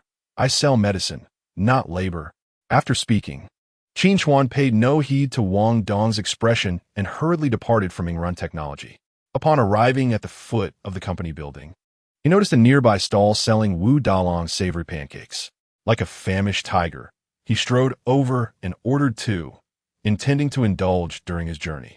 As he retrieved his phone to make the payment, he discovered several missed calls from his sister and a WeChat message from Shun Mingyao. Puzzled by the flurry of attempts to contact him, he wondered if he had become deaf, having not heard a single ring. It dawned on him that earlier, Shun Mingyao had set his phone to silent mode, and in his haste, he had forgotten to switch it back. That cursed silent mode. It is indeed appropriate for summoning aid in dire situations. Qin Chuan loathed when others kept their phones on silent, as urgent calls would go unanswered. Alas, he could not entirely blame himself. It was love that led to this predicament. Boss, how much do I owe? Qin Chuan quickly replied to Shun Mingyao and his sister with a message before asking, could I have an extra sausage, an egg, and chicken, please? 2 together for 36. All right, and a bottle of cola as well. Without hesitation, Qin Chuan handed over 40 yuan. Grabbing the pancakes from a vendor, he devoured them ravenously once inside his vehicle. Upon arriving at the wedding photography studio, it was already past 4 in the afternoon. Qin Tingting and Shun Zhou had completed a set of outfits, while Shun Mingyao awaited him in a pristine white wedding gown in the lounge. After a brief explanation upon his arrival, he directed the makeup artist to arrange his hairstyle and touch up his makeup, subsequently escorting them to the studio for the shoot. Due to the height difference, many poses required Qin Chuan to support Shun Mingyao or have her stand on a stool. The session continued until 6:30, barely concluding 2 sets of outfits. Observing Shun Mingyao's joy, Qin Chuan felt utterly exhausted. After changing clothes, the group ventured to a nearby Western restaurant for dinner. Qin Chuan ordered a ride share for the 3 of them, just as Lin Hu's call came through. Xiao Chuan, I have some urgent matters to attend to these days. Do you think my treatment can be postponed for a few days? Lin Hu's voice was heavy as the call connected. Qin Chuan frowned slightly and replied, it won't hinder the treatment, but it may affect the recovery time. In that case, you need not come over these days. We shall reconnect upon my return. All right. Brother Hu, remember to take the medicine I gave you daily. Yes, I have it all with me. After hanging up, Qin Chuan noticed a WeChat message from Lin Yu and turned the car around, heading directly to Sanxian Restaurant. This visit turned out to be far more seamless than the last. The receptionist did not pose any difficulties. However, her gaze held an enigmatic allure that left him puzzled. Qin Chuan entered Lin Yu's lounge, puzzled by her sudden change in demeanor. They had previously agreed that safety belts were unnecessary. Yet when Qin Chuan prepared to give her a massage, Lin Yu halted him, insisting he cover his eyes. She gazed at him with a frosty demeanor, leaving Qin Chuan momentarily stunned by her icy allure. Nevertheless, he felt it rather inappropriate to enjoy her company without compensation. So he acquiesced and donned the safety belt. What could be the reason for such a drastic reaction? He had merely indulged in a drink and rested on her bed. Indeed, women are capricious beings. Lin Yu, after these few days of treatment, how do you feel? He inquired. Much better, she replied. Then shall we extend the massage by an additional 10 minutes each day? Wouldn't that mean over an hour in total? He countered. Approximately. Is 10 minutes insufficient? That would yield better results, she insisted. With his eyes covered, Qin Chuan could not discern Lin Yu's expression, but sensed an oppressive atmosphere. Once their session concluded, Lin Yu hastily ushered him out, simultaneously settling the prior service fee. 6 million. Qin Chuan, you never informed me of the cost. I shall transfer 6 million to you now, and once the treatment concludes, you can propose a final price, and I will settle the remainder, Lin Yu stated, blocking the doorway. Are you in such a hurry because a boyfriend is coming over? Qin Chuan mused internally, but replied politely, "All right, Lin Yu, do rest early. Late nights are detrimental to one's health." Indeed, once Qin Chuan descended the stairs and left, Lin Yu closed the door and instantly sank to the floor, clutching herself tightly, overwhelmed with despair. Qin Chuan presumed she was merely experiencing a moment of unhappiness.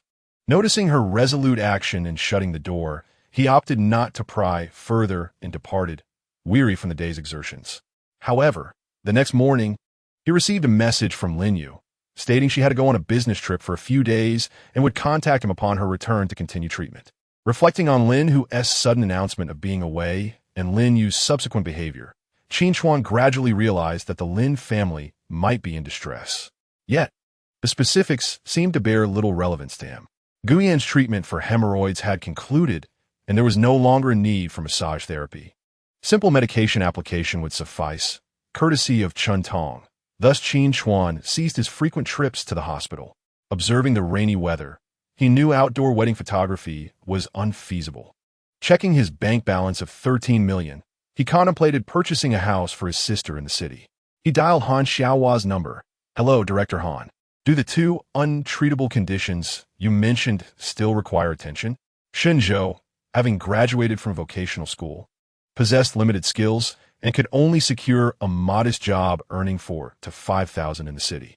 Although his sister collaborated with Shun Mengyao on short videos, their time together had been too brief to yield significant income. Over the past few years, in his quest to marry Wang Qin Chuan had depleted all family savings, and his sister had contributed her savings of 80,000 from her salary. Now that he had the means to earn, Qin Chuan wished to buy a house for his sister as a dowry, ensuring she could live comfortably with Shenzhou without the burden of frugality and sacrifice for homeownership. Upon hearing this, Han Xiaohai immediately expressed his delight, exclaiming, "Indeed, I need it. I truly need it, Dr. Qin. If you have time today, I shall arrange a meeting with them right now. Please have them contact me directly. I will handle the coordination." "Very well. I shall ensure they reach out to you," Qin Chuan replied.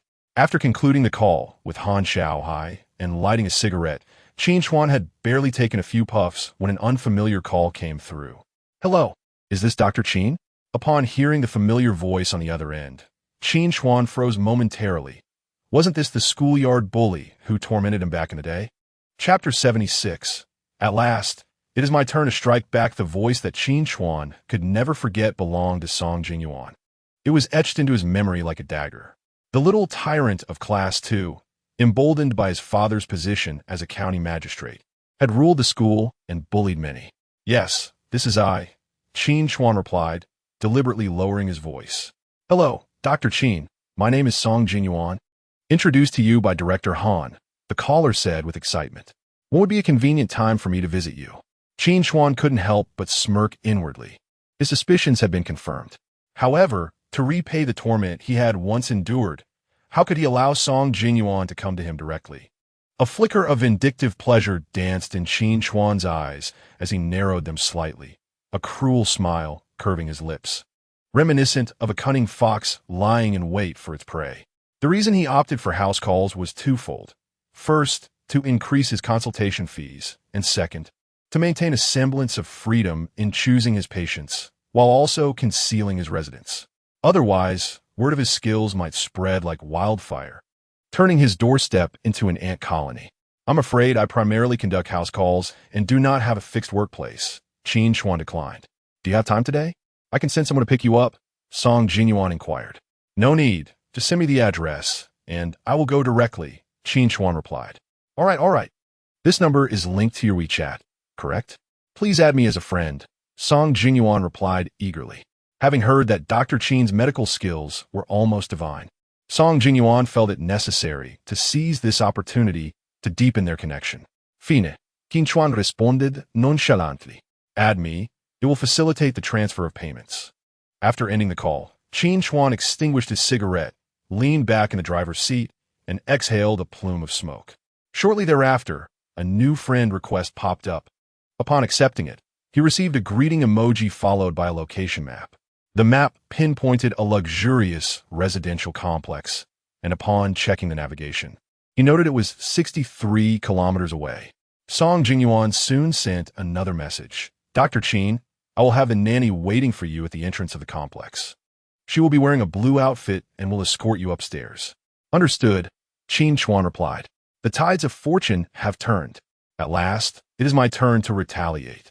Qin Chuan displayed a smile resembling that of a cunning tiger as he pressed the accelerator, making his way toward the residential complex of Song Jingyuan. Upon arriving at the entrance of the community, he indeed spotted a woman clad in blue standing there. Lowering his car window, he inquired politely and gentlemanly, "Good day. May I ask if Mr. Song sent you?" The woman turned to him upon hearing his voice and responded with utmost courtesy, "Yes, sir. Please hand me the car keys, and I shall assist you with parking." Given that this upscale community had regulations prohibiting the entry of external vehicles, and with no suitable parking spaces nearby, Qin Chuan had no choice but to disembark and hand her the keys, saying, "Well then, I appreciate your help." As he did so, Qin Chuan squinted slightly, scrutinizing the nanny before him, a sense of bewilderment creeping into his mind. The woman appeared to be under 30, with an alluring figure clad in form-fitting attire, her hair cascading casually. Such an image struck Qin Chuan as rather surprising, leading him to ponder whether she truly was a nanny. "Sir, you may proceed inside. It's Unit 1801 in Building 5, she informed him with a smile after taking the car keys and getting into the vehicle. "All right," Qin Chuan nodded. After the woman exchanged pleasantries with the security personnel, he turned and confidently strode into the complex, making his way toward the designated building. Upon arriving at the door of Unit 1801, he held a medical kit in hand, pressed the doorbell, and stepped back, awaiting the occupant's arrival. Before long, the door swung open, revealing a man of similar height, sporting a beer belly and a pallid complexion. "Greetings, I am Dr. Qin.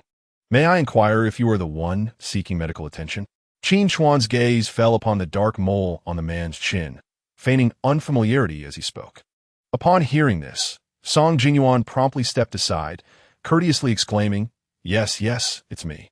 Dr. Qin, please come in." A chuckle escaped Qin Chuan's lips. Indeed, he had not been recognized. Bullies often regard the lives of others as insignificant, and it is not as if they only torment a single individual. How could they possibly remember the ants they have trampled upon? Casting a sidelong glance at him, Qin Chuan skillfully slipped into disposable slippers and followed him inside. Upon entering the living room, he observed the man's face contorting intermittently, and noticing the absence of others in the room, he frowned and asked, "Are you the one in need of assistance?" Yes, that would be me," Song Jingyuan replied, pinching his facial muscles before continuing, "I have tongue cancer, currently in its mid-stage. Is there any remedy available?" "Tongue cancer? It seems karma has caught up with him for his misdeeds. How could one indulge in excess, yet find neither solace in food nor rest in slumber?" At this revelation, an indescribable sense of joy surged within Qin Chuan. Nevertheless, his expression remained stern and professional as he swiftly searched his mind for treatment options regarding tongue cancer. After a moment of contemplation, he furrowed his brow and began. "There are indeed methods available, but what?" Song Jingyuan inquired anxiously. His demeanor and movements clearly indicated the immense suffering the tongue cancer had inflicted upon him. Each time he attempted to speak, his jaw would involuntarily twitch, and his voice would occasionally waver off-key. However, the medicinal herbs used for the treatment of tongue cancer are exceedingly rare, and the production process is remarkably intricate, resulting in a steep price of 1 million per dose. Necessitating 2 courses of treatment, Qin Chuan gravely elucidated. In truth, there exists another remedy within the system that could resolve all of Song Jingyuan's ailments with merely a single dose. Yet, recalling the times this individual had leveraged his status to bully him, Qin Chuan opted for the second option, which would not only compel him to spend more money, but also subject him to further torment, as a form of retribution for the humiliation he had previously endured. Upon hearing this, Song Jingyuan was evidently taken aback by the exorbitant cost and prolonged treatment duration. He paused for a moment, casting a skeptical glance at Qin Chuan. "Can you truly guarantee its efficacy?" "Of course, should it prove ineffective, I am willing to compensate you tenfold," Qin Chuan replied without hesitation, his gaze resolute, instilling an unwavering sense of trust in his promise. He was aware that Song Jinyuan had been thriving abroad, accumulating considerable wealth in recent years. Particularly when the fortune from a foe presented itself, there was no reason to decline. 1 million per dose. How many doses per day? 1 dose a day across 2 courses, that amounts to 60 days. Thus, the total would reach 60 million. Song Jinyuan was genuinely startled by this revelation, and his eyes, previously amiable, now regarded Qin Chuan with suspicion, akin to encountering a grand deceiver. 60 million. Not even his last reserves would suffice. That's approximately the price. Qin Chuan replied earnestly, thinking to himself, it would be remiss not to extract a hefty sum during this visit. Song Jinyuan exclaimed, Director Han mentioned it was expensive, but he never indicated it would be this exorbitant. This is utterly preposterous. At that moment, the housekeeper returned, accompanied by a man and a woman. The man appeared to be in his 30s, while the woman had a sallow complexion and was clad in sleepwear, evidently lacking proper nourishment, presenting a pitiful sight. Upon entering and spotting Qin Chuan, the man's expression shifted dramatically. He hastily approached Qin Chuan, fixating on him as he said, You are Qin Chuan? Dr. Qin? Qin Chuan? Song Jinyuan echoed, the name resonating within his memory. Sir, here are your car keys, the housekeeper said as she approached Qin Chuan, handing him the keys. After that, she cast a meaningful glance at Song Jinyuan before retreating to her room. Observing his brother's excited demeanor, Song Jinyuan scrutinized Qin Chuan, his mind racing to recall where he had heard the name before, though he could not pinpoint it immediately. Darling, do you know him? The woman inquired, noticing her husband's reaction as she approached him. Qin Chuan, witnessing the man's agitation rendering him almost speechless, nodded slowly, watching the couple intently. He is. The man began, only to be interrupted by a sudden cough. The woman, noticing this, swiftly poured him a glass of water and gently patted his back, saying softly, Take your time, drink some water to soothe your throat, and speak slowly. He is the doctor who performed your surgery recently, Dr. Qin. He is the one who saved you. At that critical moment, had it not been for his insistence on preserving your uterus and fallopian tubes, we would have never had the chance to have children. Qin Chuan, now I remember. He was puzzled, wondering why he felt he had seen this woman before. It turned out she was the patient who had suffered a severe hemorrhage from an ectopic pregnancy at the 3rd hospital. Was he the doctor who performed the surgery? The woman, upon hearing this, widened her eyes in astonishment. Indeed, the man confirmed to Qin Chuan, Dr. Qin, I sincerely apologize for the hasty departure that day. I had intended to personally express my gratitude after my wife was discharged for a month. I never expected to encounter you in my home. My name is Song Jinghong, and this is my wife, Cui Ning. He is my younger brother, Song Jinghong introduced. Qin Chuan nodded and inquired, How is your esteemed wife now? Song Jinghong hastily replied, She just got discharged today, although she lost a significant amount of blood and is still a bit weak. The doctor mentioned that she should recover with a month of rest at home. Well, that's good to hear, Qin Chuan responded calmly.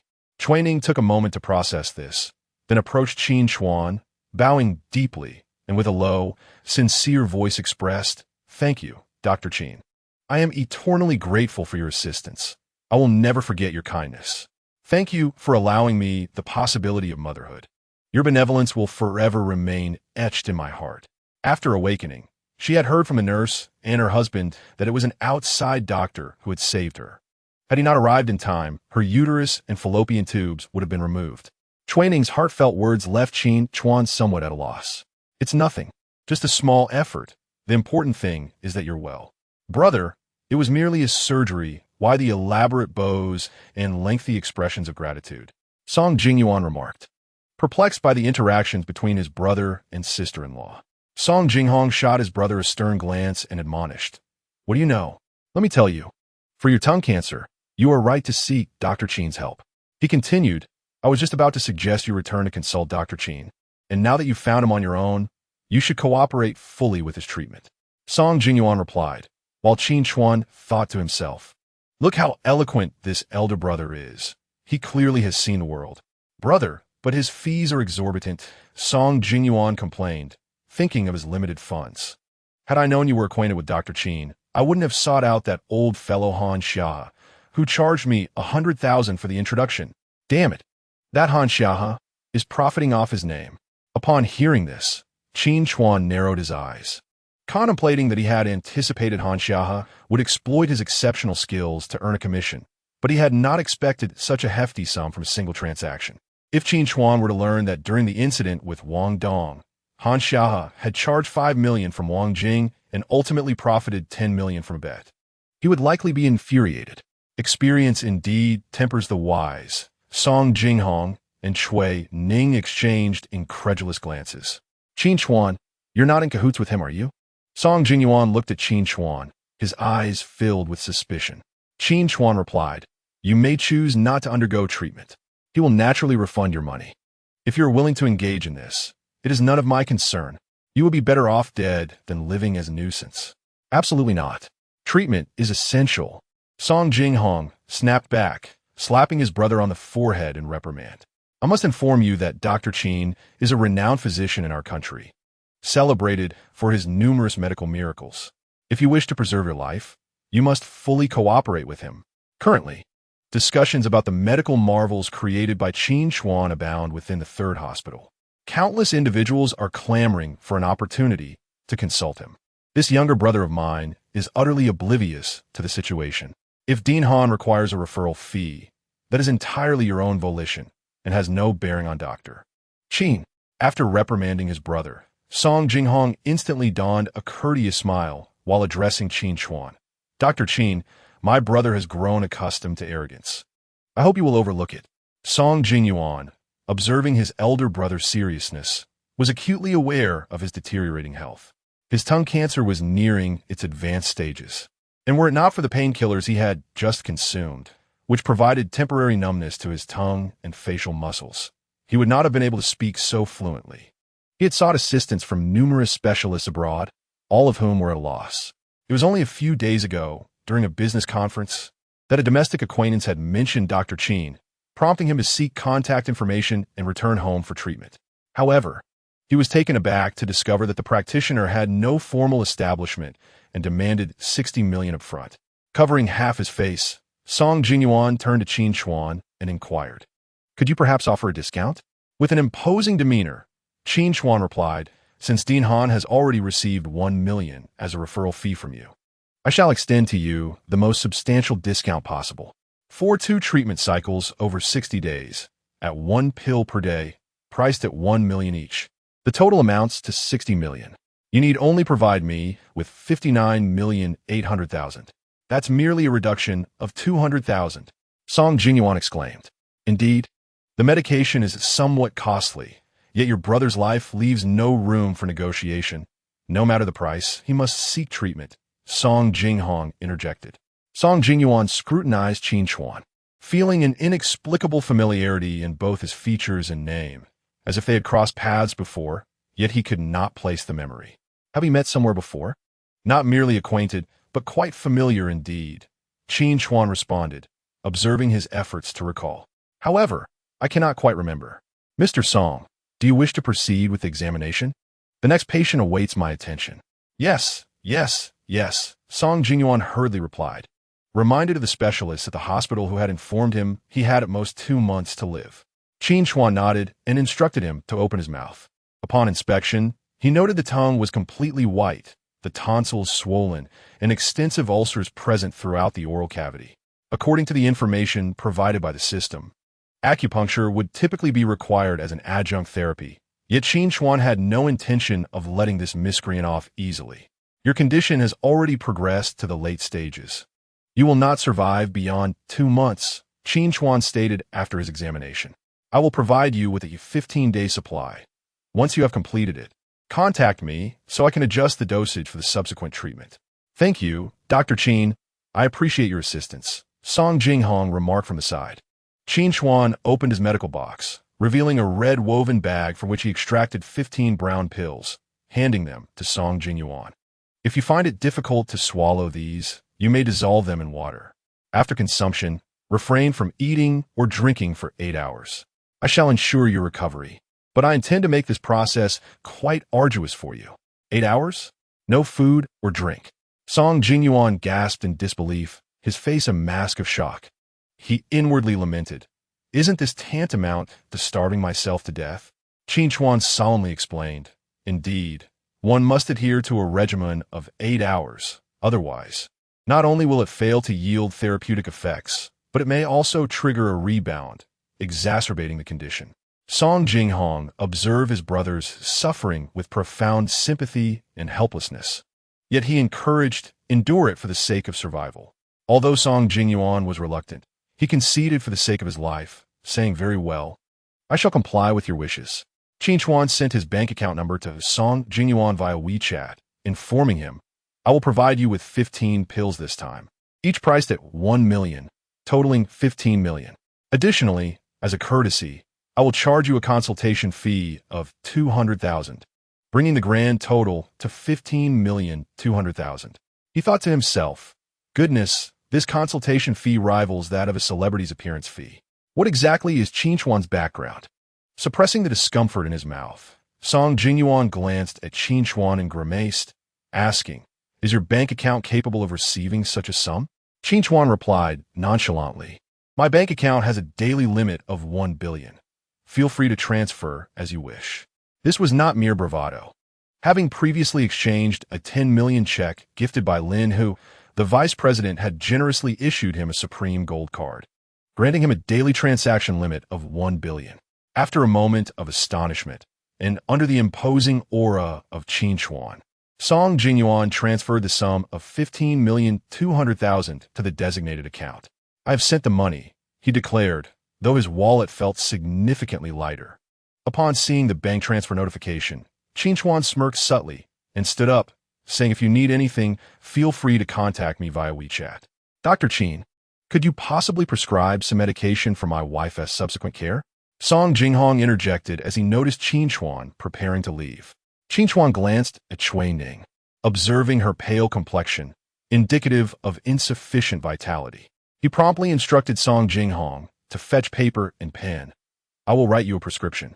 Procure the medication and prepare it according to my method for her daily consumption. She shall recover within the week." "Thank you, doctor." Song Jingyuan replied without inquiring about the cost, directly transferring 10,000 to Qin Chuan via WeChat. Qin Chuan handed him the prescription, saw the transfer notification, and promptly clicked to refund it, cheerfully stating, "No need for payment. It is a mere, trifling task." Recognizing the couple's commendable character and the woman's unfortunate circumstances, Qin Chuan thought of it as a benevolent deed. "Dr. Qin, please take care." Shui Ning expressed her gratitude. Hearing this, Song Jingyuan felt a surge of unfairness. Why was his elder brother receiving complimentary treatment while he was charged exorbitantly? After seeing off Qin Chuan, Song Jinghong returned to assist his wife to the bedroom for rest. Upon emerging, he noticed a woman sitting silently in the guest room and inquired, "Did you bring her here?" Feeling guilty, Song Jingyuan replied, "Brother, I simply thought the house needed tidying up, so I brought someone to help. Make her leave at once." Song Jinghong insisted, "Brother, she is merely a housekeeper. Must you be so severe? A housekeeper? Do you truly consider her attire appropriate for such a role?" Song Jinghong exclaimed in exasperation. "She is clearly a technician you sought out. Brother, I have returned after a long time, and now I am unwell. Can't you allow me a moment of respite? You wish to relax, do you?" Song Jinghong's frustration escalated with each word.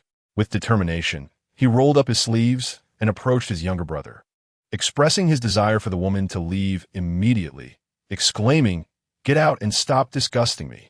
Hey, brother, I'll let her go right now. A gentleman speaks rather than resorts to violence. Calm down, calm down." Seeing his elder brother's seriousness, Song Jingyuan quickly retreated to the secondary bedroom, urging the woman to depart. "What kind of medicine is this? It reeks. Xiao Yuan, refrain from bringing people home in the future. Otherwise, you may as well move in with our parents," came the weak voice of Shui Ning from the master bedroom. She had never held a fondness for Song Jingyuan, if it weren't for her admiration of Song Jinghong's character, who treated her and her family well. She would never have considered entering the Song household. "Understood, sister-in-law," Song Jingyuan replied, retrieving a pill, dissolving in a cup of water, and swallowing it with difficulty. Opening WeChat, he sent a message in several group chats with his acquaintances. "Brothers, today I encountered someone named Qin Chuan. I feel as though I've seen him somewhere before, but I can't quite place it. Do any of you recall him? Wuyang Shukong Shunju. Qin Chuan? Song Jingyuan, yes. Xiaoma. Isn't he the kid you loved to bully in your freshman year? Dong Jia's deskmate. Qin Chuan. Song Jingyuan, yes. Xiaoma, what is up? Have you two met again? Song Jingyuan, no. Qin Chuan exited the residential complex and checked his phone for the location of his car, finding it parked outside a massage parlor some 500 meters away. Hey, handsome. As he pondered why the housekeeper had parked his car there, a melodious and enchanting voice emerged from behind him. Turning around, he was met with a figure that stirred one's desires, a bewitching face. Indeed, it was the housekeeper. As Qin Chuan opened the car door, he furrowed his brow and inquired, "Is there something you need? Why not come in and relax a bit?" The woman gazed at him affectionately, occasionally tucking a strand of hair behind her ear. "We offer several types of services. After a long day, you deserve a moment to unwind and relieve your fatigue." Her words were unsettlingly suggestive, revealing that she was no ordinary housekeeper. To be frank, confronted with such a voluptuous figure and a dulcet voice, any man would likely find it hard to resist. However, even without a girlfriend at home, Qin Chuan feared the risk of disease in such establishments. "No, thank you." As he attempted to enter his vehicle, the woman abruptly grasped his arm. "Brother, since you're here, why not take a look inside? We're currently running a promotion. Anyone who steps inside can enjoy a complimentary massage experience. We also offer home service with various monthly packages available," she whispered seductively. Raising an eyebrow, Qin Chuan noticed a warning notification in his system. Promptly shaking off her hand and kindly advising, "Miss, you should seek medical attention. You've contracted AIDS." The moment she touched his arm, the system had provided the answer. She was indeed infected. At his words, the woman trembled slightly. "Brother, please refrain from making such statements." Qin Chuan settled into the car, closed the door, and asked in a low voice, "Did you and Song Jingyuan have any intimate involvement?" "Brother, that is a personal matter." "Well, here is your payment." Qin Chuan was eager to know the answer and promptly produced 10,000 yuan in cash. Chapter 79. We are just ordinary friends. Upon seeing this, the woman's eyes sparkled with excitement, contemplating how Qin Chuan could receive such a windfall merely for answering a question without even entering the store. It was indeed an unexpected stroke of good fortune, leaving her with no reason to refuse. She lowered her gaze and nodded. Qin Chuan handed her a stack of money, feeling elated as he started the car, heading to find Zhu Xiaoming.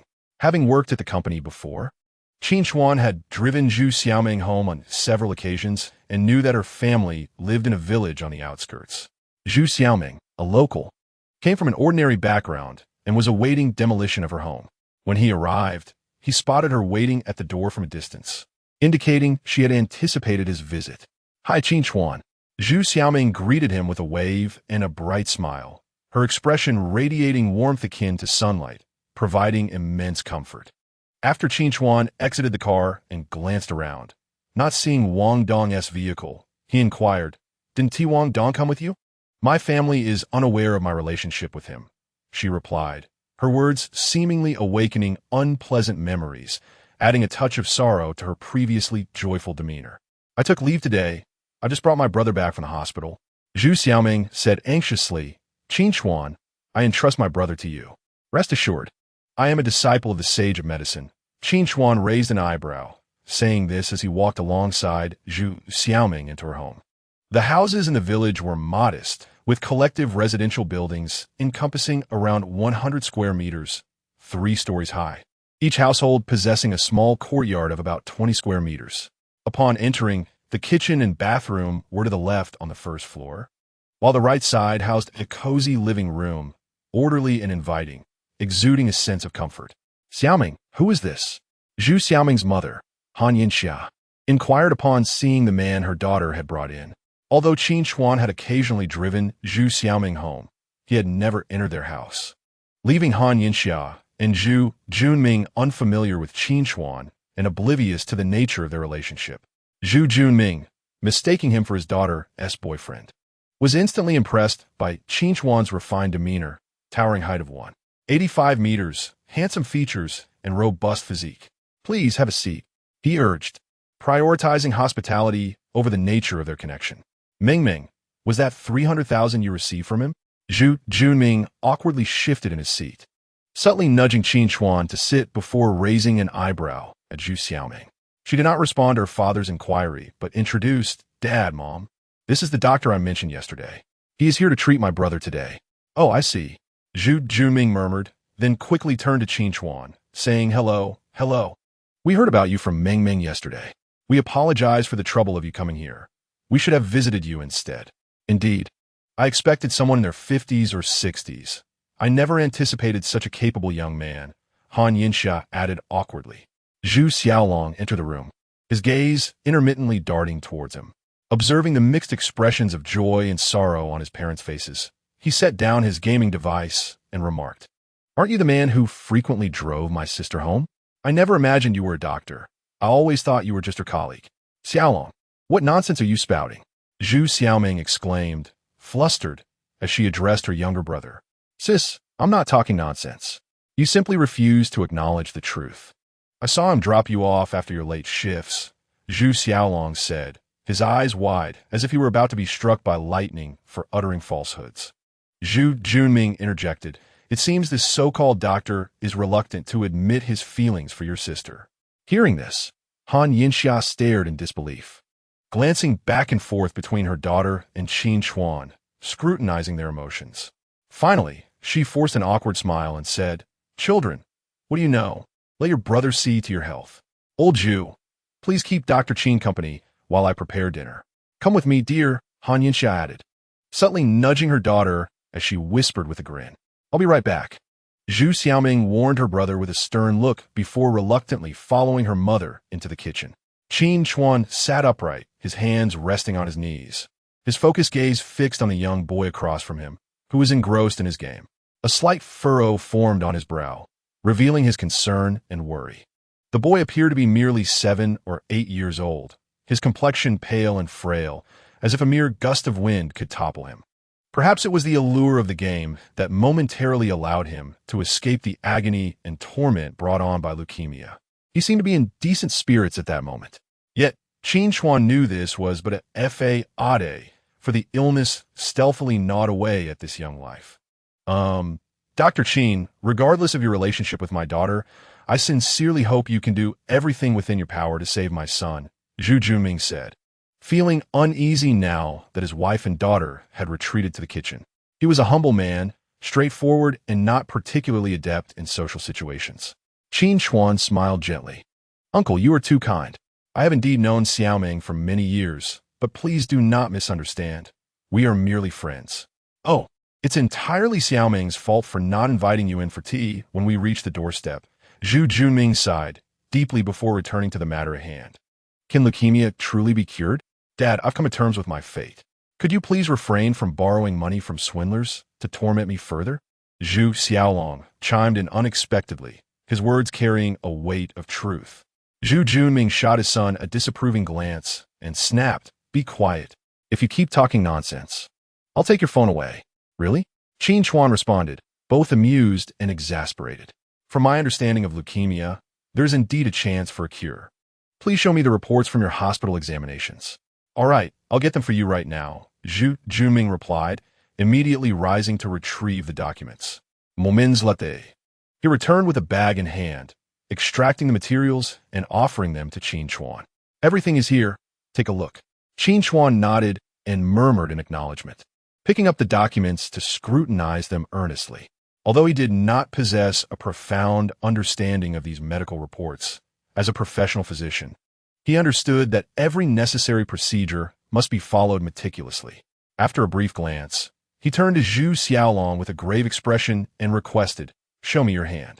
Brother, with your striking looks, why have you chosen the path of swindler? Zhu Xiaolong set aside his phone, leaning weakly against the sofa, his complexion devoid of color, and his lips appeared dry and pale. Despite his physical state, his speech was remarkably articulate, devoid of any hesitation or ambiguity. Each word he uttered was clear and precise. Qin Chuan carefully examined his pulse, glanced at the treatment plan provided on the system panel, and then unfolded Zhu Xiaolong's palm to inspect his lifeline. With a slight frown, he proposed, Shall we make a wager? What shall we bet on? Zhu Xiaolong replied nonchalantly. Though his sister and parents reassured him daily that cooperation with the doctor's treatment would lead to recovery, he was acutely aware that leukemia was, in fact, incurable. Qin Chuan remarked, "What if I offer you 1 million if I fail to cure you within a month?" 1 million? Upon hearing this, Zhu Xiaolong's previously lifeless gaze brightened momentarily as he contemplated silently. If he won this wager, he could repay the money his sister had borrowed for his treatment. Though rebellious, he did not wish for his sister to be burdened with debt for a lifetime due to him. After a brief hesitation, Zhu Xiaolong leaned closer to Qin Chuan and whispered, "But if you happen to win, could you refrain from demanding medical fees from my sister and parents? I promise to repay you gradually once I grow up." Upon hearing this, Qin Chuan furrowed his brow, observing the child who appeared merely 7 or 8 years old. His youthful visage bore an extraordinary maturity and resilience far beyond his years. Though somewhat rebellious, he was, in truth, an understanding child, evoking a sense of compassion. Agreed. Meanwhile, Zhu Junmin, seated nearby, though unable to decipher his son's whispered conversation with Qin Chuan, was instantly petrified at the mention of 1 million. Qin Chuan opened the medicine cabinet and retrieved a white plastic container containing 30 pills, specifically prepared for the treatment of leukemia, and handed it to Zhu Junmin. "This is a month's supply. Take one each day." Zhu Xiaolong inhaled the scent of the medicine and saw the brownish pills, which resembled chocolate to him, and eagerly snatched one from his father's hand, opening it and promptly placing it into his mouth. "Is it sweet?" Zhu Xiaolong chewed a couple of times and exclaimed in surprise. Qin Chuan replied, "When has the master's concoction ever tasted sweet? Previous patients have all complained of its foul odor and bitterness. This is indeed peculiar." As for the exact flavor, Qin Chuan had never experienced it personally and was uncertain.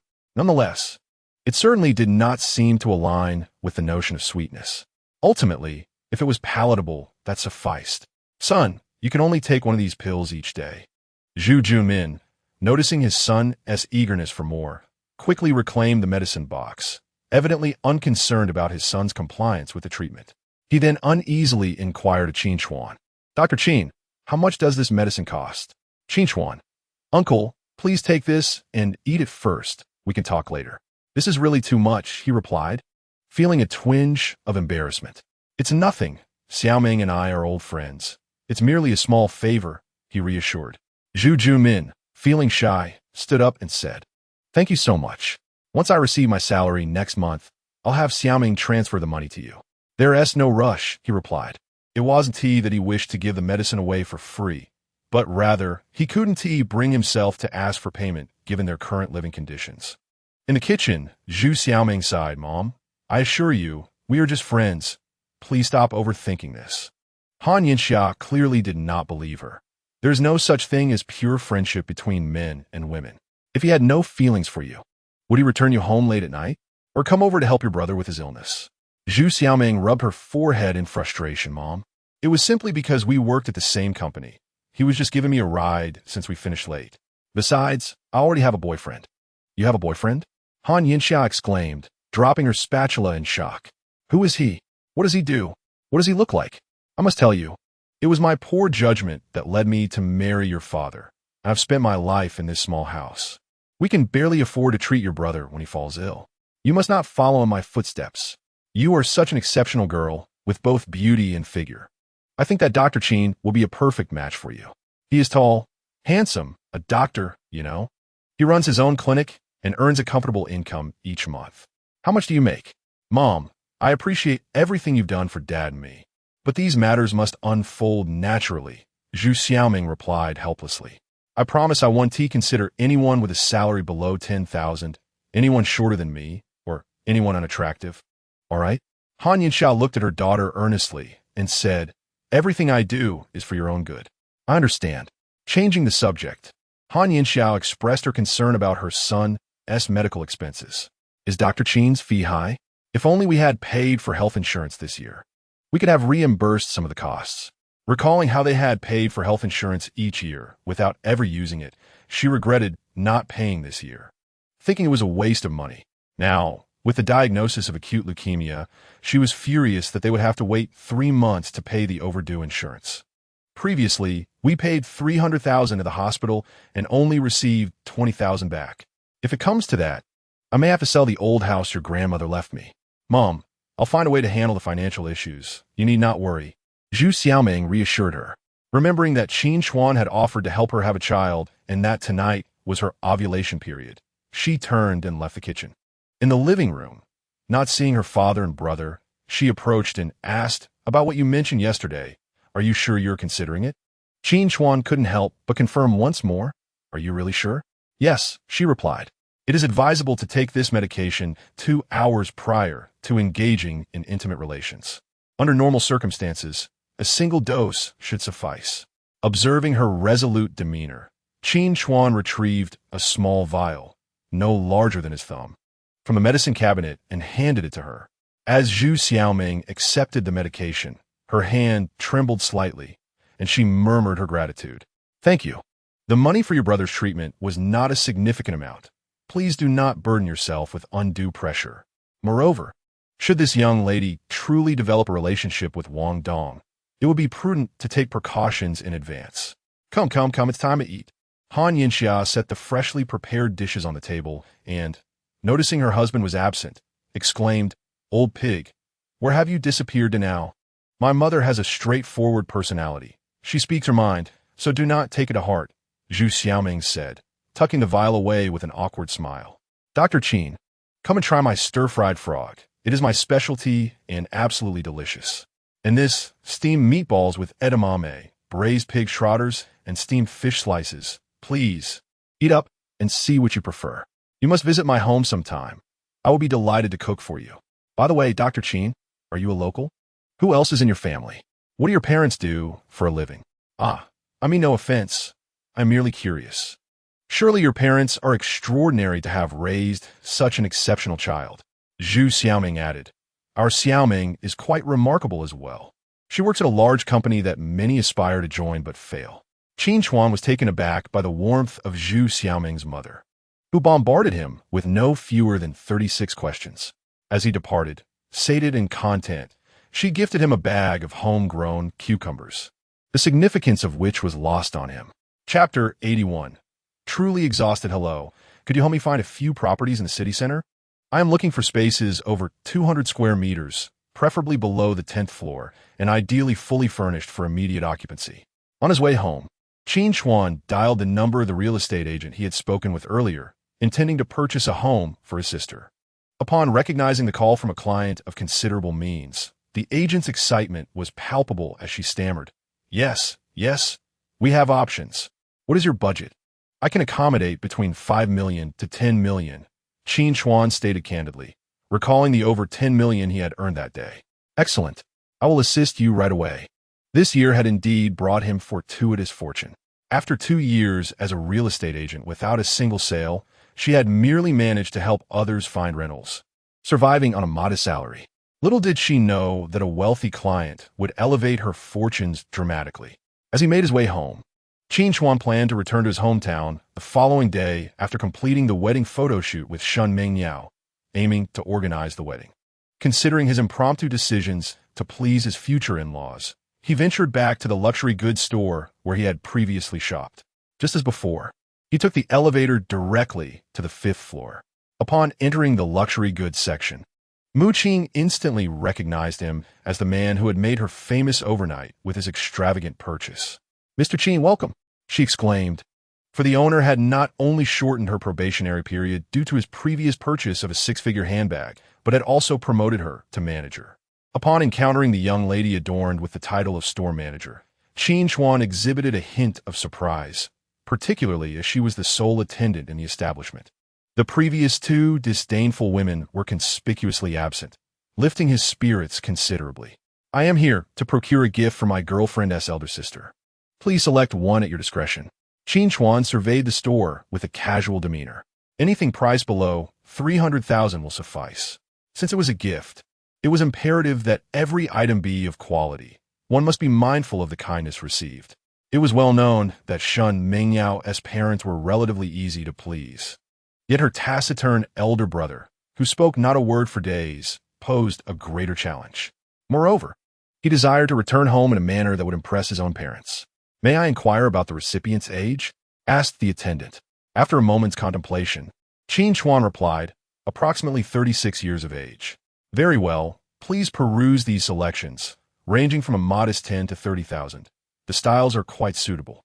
Following the attendant's indication, Qin Chuan's gaze settled upon a deep brown coated canvas shoulder bag, priced at 199,000.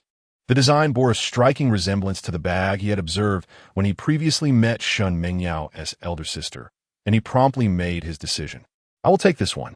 "Excellent choice, sir. Please take care as you depart, and we look forward to your next visit." Upon exiting the store, Qin Chuan turned and entered a jewelry shop. After a careful selection process, he chose a bracelet valued at 200,000 for his mother-in-law. The bracelet shimmered under the lights with a captivating jade glow, exuding beauty and elegance. Subsequently, he purchased a $30,000 emerald necklace for his mother, a token of appreciation for the countless years she had devoted to him without complaint. He then procured Swiss watches, each worth 280,000, for his father and father-in-law, honoring the silent guardians who had contributed so selflessly to the family. As for his brother-in-law, he intended to gift him a modest vehicle valued at 200,000. Shin Shi, his brother-in-law, was 38 but had left school early, lacking skills, and had married and fathered 2 children before turning 18. With the children's health issues and a meager salary insufficient for family expenses, it was said that he had recently obtained a driver's license but had yet to purchase a car. Thus, gifting him a vehicle would be akin to providing timely assistance. Regarding his younger brother-in-law, any gift would depend on his future conduct. Carrying several elegantly packaged boxes, Qin Chuan entered another boutique to acquire a magnificent trousseau of 3 gold pieces for Shen Mengyao, worth 660,000. The trousseau, resplendent like a rainbow, was utterly enchanting. Lastly, he purchased a stunning 3-piece diamond set for his sister, valued at 680,000. Under the light, the diamonds sparkled like the stars in the night sky, perfectly reflecting his sister's grace. The wedding was underway, and it was essential that his sister's celebration not suffer due to the humble circumstances of Shenzhou. Qin Chuan did not tally the total expenditure. He was simply aware that he still possessed 30 million in his account and felt no need for frugality. Such was the joy of wealth, the freedom to spend without hesitation. Returning home as night fell, he found Shen Mengyao live streaming, the sweltering weather causing beads of sweat to form. After a refreshing shower, he instinctively reclined on the sofa, opening a popular app out of sheer boredom. "Recently, I have been exceedingly busy, leaving me little time to indulge in videos. The last time I logged in was the fateful day my ex-wife met her demise." As Qin Chuan opened the app, he was greeted by a staggering notification of 99 messages. Upon visiting his personal homepage, he was taken aback. Astonishingly, his followers had surged by 200,000. There were thousands of private messages, predominantly from alluring women. It was simply unbelievable. Did they all perceive his wealth as easily obtainable, thus flocking to him? How amusing, the nature of women. I refused to be ensnared by their tricks. The contents of the private messages were largely filled with words of solace and admiration. He dismissed the online chatter with indifference and switched to the recommended homepage to unwind with some videos. To his surprise, after swiping past a couple of promotional clips, he stumbled upon a sensational segment featuring his former mother-in-law. Mrs. Zhang, presumed to be the wife of the chairman of the Wong group, had tragically fallen victim to a robbery abroad, and her identity had been confirmed, with the case under further investigation. What a shocking turn of events. The comments section erupted with a cacophony of opinions, each more colorful than the last. As public sentiment intensified, netizens released compromising photos of Zhang Shui and Li Feng, showcasing them hand-in-hand at shopping malls and private cinemas. In response, Li Feng hastily issued a clarification, claiming that these were malicious fabrications aimed at tarnishing his reputation, and he would pursue legal action against the slanderers. How quaint. Throughout history, has there ever been a mistress who admitted to her role? Each one portrays herself as a victim. However, these past events held no relevance for him. With his ex-wife's death, all grievances had been laid to rest the moment she leaped from the bridge. Now that Wang Dong was recovering, Li Feng might not enjoy such a peaceful existence. After all, his former father-in-law harbored a deep-seated grudge. Finished so soon? Qin Chuan inquired as he noticed Shun Mingyao emerging from her room. She dashed over to him, nestling into his embrace like a playful kitten. Now that you're back, I have no desire to continue. Indeed, after we complete the wedding photos tomorrow, I shall take you back to hold a proper wedding. Will you have time? I have a few days. It will suffice. How wonderful, dear husband. As they conversed, he received a voice message from Han Xiaohai requesting his assistance with several patients, which Qin Chuan declined. It was not a matter of financial reluctance, but rather the impending wedding. Prolonging matters was not advisable, especially with Lin Hu and his daughter returning, unsure of how long delays might persist. The next day dawned bright and breezy. After completing their wedding photos, Qin Chuan, along with Shen Mingyao, his sister, and Shen Zhou, drove back to his hometown. After an hour and a half, they finally entered Qin family village. As they passed a rockfoot cave, Qin Chuan felt an inexplicable sense of familiarity. Gazing out the window, he spotted the ancient statue of the medical sage he had previously damaged, still standing resolutely in its original position. The imposing figure, holding medicinal herbs with flowing hair, radiated an enduring aura of authority. Below the statue lay an array of fruits and delicacies, suggesting that the village chief and his father had commissioned a replica to honor the original statue once more. Do you all feel that this statue of the medical sage bears little resemblance to the previous one? Qin Tingting remarked, casting a glance. Shen Mingyao also noticed, murmuring, I can't shake the feeling that it bears a striking resemblance to Brother Chuan. Indeed, it seemed remarkably similar. Not just a mere resemblance. It is an exact replica. The only difference is the attire, which is not contemporary. What are you doing, brother? You nearly gave me a heart attack. Qin Chuan, upon hearing this, abruptly slammed the brakes and peered intently at the statue. The closer he looked, the more his spirit seemed to vanish. It is indeed an uncanny likeness. Could it be that my master is playing tricks? This is rather awkward. How is it that Dad and the village chief have not noticed something amiss? He is still very much alive, yet he has been enshrined. Brother, are you all right? Qin Tingting inquired, noticing her brother's unusual demeanor. The features of the statue are just like yours. Could it be that the medical sage is angry with you for breaking his statue and is seeking revenge? Qin Chuan suppressed his tumultuous emotions, furrowing his brow tightly. I'm fine. It doesn't resemble me at all. Perhaps it is your imagination playing tricks on you. Upon hearing this, Qin Tingting turned to Shen Zhou and asked, doesn't it look alike? Am I imagining things? It seems your brother is the one with the vivid imagination. Shen Mingyao pondered, recalling Brother Chuan's extraordinary medical skills, which bore a striking similarity to the legendary medical sage. This statue sparked a bold thought in her mind. Could it be that Brother Chuan, much like the protagonists in novels, has acquired a kind of extraordinary ability? Yet, such fanciful conjecture remained unvoiced. Qin Chuan diverted his gaze and restarted the car, heading toward Shun Mingyao's residence. He shook his head, replying no. He mused that his master was quite the playful spirit, engaging in such childish antics. Little did Qin Chuan know that years later, he too would find his name enshrined by enthusiastic fans in a similar manner. Mom, we have entered the village. We will arrive shortly, Shen Mingyao said, answering her mother's phone call. All right, I understand. What is the matter? Qin Chuan asked upon seeing her hang up. Shen Mingyao replied, my mother said to head to our house first. Both my parents are there discussing the wedding date. Understood. Qin Chuan had initially intended to take Shen Mingyao home first, but he hadn't anticipated that his parents would be quicker than his driving. He accelerated, heading straight for her home. The Shun family resided at the end of the village, while the Qin family was situated at the entrance, separated by a short distance. Chuanzi is back. Oh look, Chuanzi has brought Yao Yao home.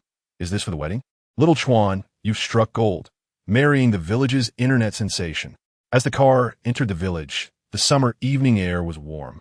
The aunts and grandmothers, having finished dinner, sat outside their homes on small stools, enjoying the evening breeze.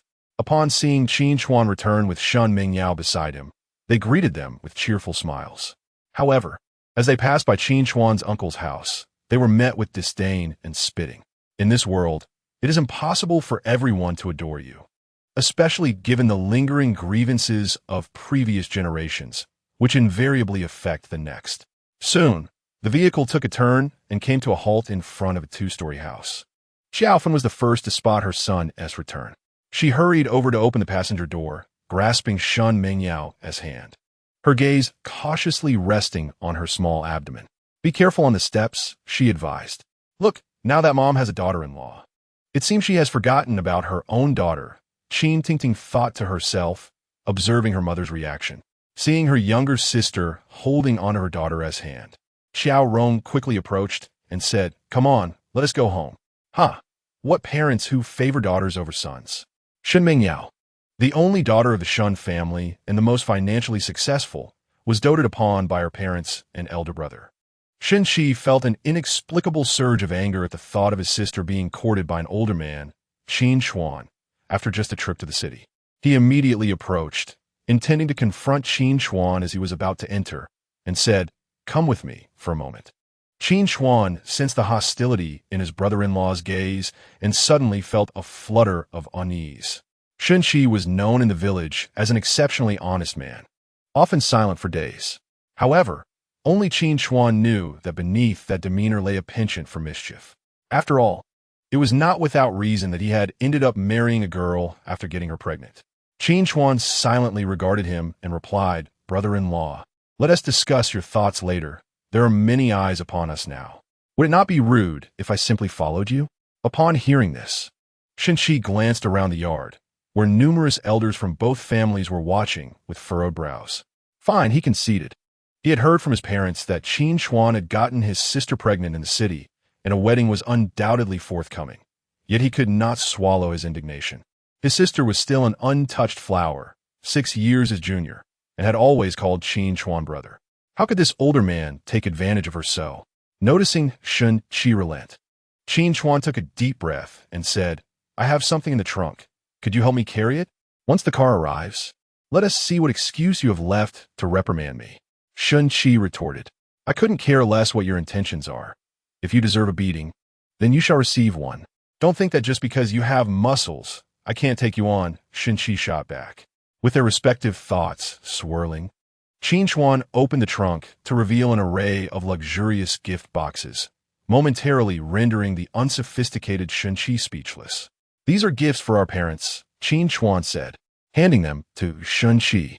While Shun Chi was indeed curious about the contents of those seemingly valuable boxes, he maintained a facade of disdain and gritted his teeth, saying, Don't think a few small gifts can win my favor. While I may agree to let my sister marry you, remember, the word divorce exists in this world. Can't you, as the elder brother, wish for something good? Chapter 83. A daughter should not be kept too long. What nonsense are you up to? Can't you see all the elders are waiting for you? At that moment, Qin Hao, seeing his son linger, approached with an exasperated expression. Turning to his father's stern face, Qin Chuan casually explained, Dad, this is my first visit. Wouldn't it be disrespectful to come empty-handed? Upon seeing the myriad of exquisite gift boxes in his son's trunk, Qin Hao had previously harbored concerns that his son might return empty-handed, oblivious to the customs of the village. To mitigate this, he had prepared half a pig, 6 large roosters, and 12 boxes of fruit gifts. However, upon witnessing the high-end items his son had procured, he felt a swell of pride, realizing that Qin Chuan had truly matured. With a smile, Qin Hao patted Qin Chuan on the shoulder and remarked, Well done, my boy. You've outdone even my expectations. Qin Chuan chuckled, lifting 6 boxes of mitai from the trunk and directly handing them to his brother-in-law. Put down the small gift boxes. Those are not for you. Who do you think you're looking down upon? Shun Chi retorted. Though internally vexed, he could not resist the allure of the mitai offered by Qin Chuan. Reluctantly, he set aside the small gift boxes and accepted the boxes of liquor, his expression remaining stoic as he strode towards the courtyard. Meanwhile, Shun Zhou stood in astonishment, taken aback by his brother-in-law's unexpected generosity. He had not anticipated such a grand gesture, especially considering the discussions surrounding the wedding dates of both his sister and Qin Chuan. This maneuver left him feeling quite out of place. It was evident that his brother-in-law had prepared these gifts in advance. as they had spent the entire day taking wedding photos and had not afforded Qin Chuan any opportunity to purchase these items. Observing the plentiful gifts Qin Chuan had brought, Shenzhou felt a pang of embarrassment, standing there empty-handed. Qin Chuan then retrieved 2 boxes of fruit and handed them to their father, followed by 2 boxes of dried goods for the still-dazed Shenzhou. Noticing the vacant look in his eyes, Qin Chuan shrugged and said, "Don't take it to heart. This is your home." "Yes, indeed, this is my home. If I were to buy gifts, wouldn't they just be for my own household?" Shenzhou thought to himself. Resolutely, he decided that he must prepare adequately for the next day to visit the Qin family bearing gifts, ensuring he did not provide any fodder for gossip. As Qin Chuan observed Shenzhou's reaction, he suddenly felt that Shenzhou was unworthy of his younger sister. Not only was he short, but he also seemed rather dim-witted. Yet, since his sister was fond of him, he could not act against their union. "Qin Chuan, you are indeed splendid. With those few boxes of mitai, my niece Yao Yao is surely destined to marry you. And, as her uncle, I wholeheartedly approve," Shun Qingzong exclaimed, his smile stretching from ear to ear upon seeing the mitai that his nephew Shen Qi had brought in. Come, everyone, no need to linger outside. Let us converse indoors." Shun Qingzong beckoned, his grin unwavering. After speaking, he leaned closer to Shun Qi and whispered, "Nephew, your sister's fiancé is impressive. He has brought 6 boxes of mitai without a second thought." Feeling slightly miffed at his uncle's comment, Shun Qi retorted, "Of course, one must consider whose son-in-law he is. Look at you, so pleased, when you were previously opposed to this union." "Well done, Qin Chuan," Shen Qi acknowledged, as Qin Su discreetly gave Qin Chuan a thumbs up upon seeing the items being carried in by his older brother Qin, Hao, and Shen Qi. Qin Chuan smiled and jested. "Uncle, the real treasures are still in the back. After all, these mere tens of thousands of yuan worth of gifts paled in comparison to the hundreds of thousands he had at his disposal." At that moment, Shen Qinglai found himself utterly bewildered by Qin Chuan's sudden display of generosity. Was it not agreed that everyone would merely go through the motions? What is this young man up to now? This prompted him to silently resolve that, with the children having returned, a visit to the Qin family before the wedding was essential. Otherwise, the Shun family would appear rather miserly. Shen Mingyao had not anticipated that Chuan would take such bold action behind her back. As she surveyed the myriad of gift boxes filling the room, she felt a mix of gratitude for Chuan's efforts to create a splendid atmosphere, alongside a sense of worry regarding her parents' capabilities. Meanwhile, Qin Tingting could no longer contain her excitement and praised her brother, exclaiming, "Well done, brother." Shen Mingyao's mother, Qiao Rong, remarked to Qiao Fun, "Do we not agree that it would just be a formality? Why has Chuan bought so many things?" Qiao Fun was equally unaware of her son's extravagant purchases, all of which were quite expensive. She chuckled. The children did not mention this when they called this morning. Regardless, she continued, "As long as it is sent to your home, just accept it. Indeed, sister-in-law, what a wonderful son-in-law you have. You should take joy in this," teased Shen Mingyao's aunt, standing nearby. Shen Mingyao's elder aunt cast a sidelong glance at Qin Chuan and remarked sarcastically, "Though this young man has experienced a marriage before and is 6 years older than our Mengyao, men often learn to cherish their wives as they mature." Witnessing the lavishness of their second son-in-law, her thoughts turned to her own rather frugal son-in-law, leaving her somewhat discontent. It is worth recalling that when they first learned of Shen Mingyao's relationship with Qin Chuan, many had expressed considerable reservations. Yet now, 2 boxes of Mao Tai had completely won over the group of men. Truly, they were a bunch easily swayed by liquor. "Dear sister-in-law, we live in an era of free love. The children are grown and have their own ideas," Qiao Rong gently stated. Furthermore, the divorce was not Chuan's fault. That chapter is now closed. Even if Qin Chuan acted unilaterally, the Qin family stance was clear, leaving little room for further discussion. As the group entered the house, hosts and guests took their seats. Shen's mother served tea, warmly welcoming the Qin family. Laughter and joy filled the room, with everyone extolling Qin Chuan as a fine young man. The last to enter was Qin Chuan, who held a bouquet of roses as if it were a burning heart, extending it to Shen Mingyao with both hands. His gaze was deep and sincere, akin to a warm ray of sunshine illuminating Shen Mingyao.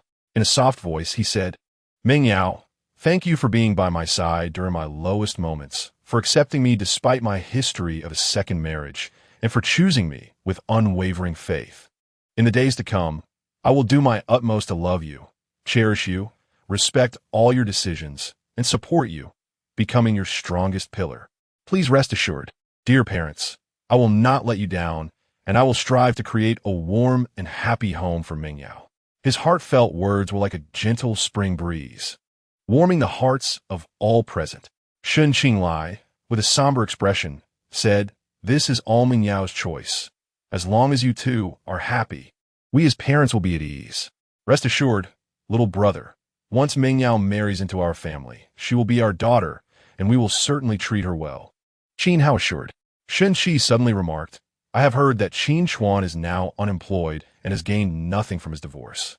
Surely these items could not have been purchased with my sister's money, could they? Chapter 84. A heartfelt confession. The crowd responded, Indeed, dear sister-in-law. Our Yao Yao cannot marry a man who relies on a woman for his livelihood. Upon hearing this, Shun's matriarch curled her lips and added with irritation. As this topic arose, Shun Qingzong's expression instantly changed, yet he delicately inquired in front of both families, Xiao Chuan, we have all seen your news. Had it not been for Shin Qi bringing it up, I might have nearly forgotten. He continued in a serious tone. I heard from Shunzhou that you are currently renting a house in the city. What are your plans now that you are with our Yao Yao? Will you continue seeking employment in the city or return to the countryside to develop? Qin Hao, upon hearing this, became displeased, Brother Shun. There has never been a man in the Qin family who has lived off a woman. Xiao Chuan is indeed unemployed, but just a few days ago, he secured a new job. I heard from his mother that the annual salary is 30 million. Seeing the atmosphere shift, Shun Mingyao wished to defend Qin Chuan, but was restrained by her elder brother, helplessly watching the others put Qin Gu in a difficult position. Meanwhile, Qin Tingting sat between her mother and mother-in-law, eagerly anticipating the unfolding drama, putting down her sunflower seeds to text Shenzhou. 30 million? Old Qin, you really dare to say that? Shun's matriarch scoffed. I recall, Xiao Chuan studied computer science. He previously worked for a major company, earning only a few $100,000 a year, right? At this, Xiao Rong's expression grew solemn. Shun Xinglia's face darkened as he remarked, the amount earned is not what matters. What is important is the ability to support a family. Aunt, uncle, I am indeed currently unemployed, but surely these items were purchased with Yao Yao's money? Before Qin Chuan could finish his statement, Shun's matriarch interrupted him. Shun Mingyao, unable to tolerate the ongoing difficulty placed upon Qin Gu, declared, Brother Chuan did not use my money. He even generously provided for me. At that moment, Shenzhou rushed back, exclaiming, Brother Chuan is indeed unemployed and has been idling about, hiding in plain sight. Shenzhou, you are in big trouble. Yet, it was precisely because of this that he bought my sister a villa worth 60,000. The crowd gasped. A villa worth 60,000? No, it was 60 million. I misspoke earlier, Shenzhou added, panting. Upon hearing this, everyone was left speechless, astonished and terrified, their mouths agape. Bang! A cup slipped from someone's hand, crashing to the ground, jolting everyone back to reality. 60 million? Xiaozhou, have you lost your mind? Shen Qi snapped at his brother, thinking to himself that his sibling was hopeless for trying to win over his brother-in-law. Qin Hao could scarcely believe that his son was putting on such an act. Just as he was pondering how to salvage the situation, Shun Zhou continued, Elder brother, this is all true. If you don't believe me, ask my sister. The property transfer process is already underway. I wish I could disbelieve it, but I've seen it with my own eyes. I am merely stating the facts. He certainly did not wish to endure the same difficulties from Qin Chuan as his elder brother had imposed upon him. Qin Chuan raised an eyebrow and swept his gaze over the assembly, declaring, This is my betrothal gift for Yao Yao, as well as a provision for her life after marriage. Upon hearing this, Qin Hao's eyes nearly bulged from their sockets as he stared at his son. Where on earth did this fellow procure such a sum in just a month? Dear daughter, is this truly the case? Xiao Rong inquired incredulously, leaning closer to Shun Mingyao for confirmation. Shun Mingyao nodded, yes, mama. This affirmation served as a balm for everyone's anxiety. However, Shunqi maintained a steadfast look of skepticism, regarding Qin Chuan with a gaze that seemed to say, "Go ahead and perform your act." Yet Qin Chuan remained unfazed. Amidst the astonished expressions of the onlookers, he selected a beautifully wrapped box from among numerous gifts and, with both hands, presented it to Xiao Rong, addressing her directly. "Mother, this is a gift I bestow upon you as your son-in-law. Thank you for nurturing Yao Yao into such an exceptional and virtuous person. It is my lifelong honor to marry her. I apologize for my presumptuousness, and I hope you will genuinely bless us. This is from my father. I am uncertain of your preferences, so I took the liberty of selecting a watch for you. I am grateful for your unwavering support in Yao Yao's upbringing. Henceforth, you may rest assured that I will protect, cherish, and love her in your stead." Qin Chuan assured, speaking from the heart. Although it was likely he would take a concubine, these two matters were not mutually exclusive. At that moment, Shen Mengyao, moved by Qin Chuan's heartfelt confession, was brought to tears. He had never explicitly declared his affection for her, yet through his actions, he had demonstrated that she held the most significant place in his heart. Some affections require no excessive words. Actions alone suffice to convey everything. She realized that her Qin Chuan was a man of great responsibility, integrity, and profound love for her. Suddenly, she felt a sense of regret for not having met him sooner. Had it not been for Wang Qian's intervention, their child might have already been on the way. This fateful destiny was indeed tumultuous and passionate. Meanwhile, Xiao Rong, still wavering in her uncertainty, nodded at Qin Chuan, accepting the gift box and placing it on her lap to unveil it. Upon discovering a beautifully crafted bracelet nestled within, she was momentarily taken aback. Su Qin, who had been standing nearby, widened her eyes in astonishment. The bracelet was evidently valuable, although she lacked expertise in such matters. She had a friend in the luxury goods resale business who often showcased items on social media, allowing her to glean a rough understanding over time. Shun Qinglai, filled with skepticism, opened the box and gasped upon seeing a prestigious watch inside, exclaiming, "Xiao Chuan, this gift is exceedingly extravagant." A torrent of emotions, joy, excitement, exhilaration, pride, and a myriad of unexpressed sentiments washed over him. He had previously encountered this very watch on his phone. It was of the same brand and surely cost no less than 100,000. Moreover, it was the same model worn by the owner of a plastic manufacturing company. At this moment, Shun Dama and his wife were rendered speechless, astonished that Qin Chuan indeed possessed such capabilities, eliciting feelings of envy and admiration. Qin Chuan, with a warm demeanor, declared, "Father, whatever is given to you, no matter the cost, is worth it. Now, sister-in-law, this is for you." Qin Chuan handed a box to Shun Mengyao's sister-in-law, Su Qin, and ultimately delivered the last one to Shun Mengyao herself. "This is a gift of gold for Yao Yao, and I kindly ask you, aunt and uncle, as well as mom and dad, to take a look." Upon witnessing his son's grand gesture, Qin Hao couldn't help but feel a twinge of jealousy. He had been anxious about his son's finances, going to great lengths to borrow money, only to be surprised by this astonishing gift upon his return. "You should treat your father with such generosity as well. I desire a watch too." Chapter 85. If he were a doctor, he would undoubtedly be a veterinarian. Shen Mengyao was taken aback by the multitude of jewelry Qin Chuan had purchased. Overcome with emotion at the sight of these priceless treasures, tears welled up in her eyes, and she felt an overwhelming urge to rush over and embrace him, planting a fervent kiss upon him. "Ah, splendide, splendide. I will just step out to the restroom," Shun's mother murmured, feeling a pang of envy as she realized there was nothing for her. Shun Xingzong awkwardly chuckled. "Brother, you should cherish these. This is a heartfelt gesture from Xiao Chuan. I believe we should set the wedding day for the day after tomorrow."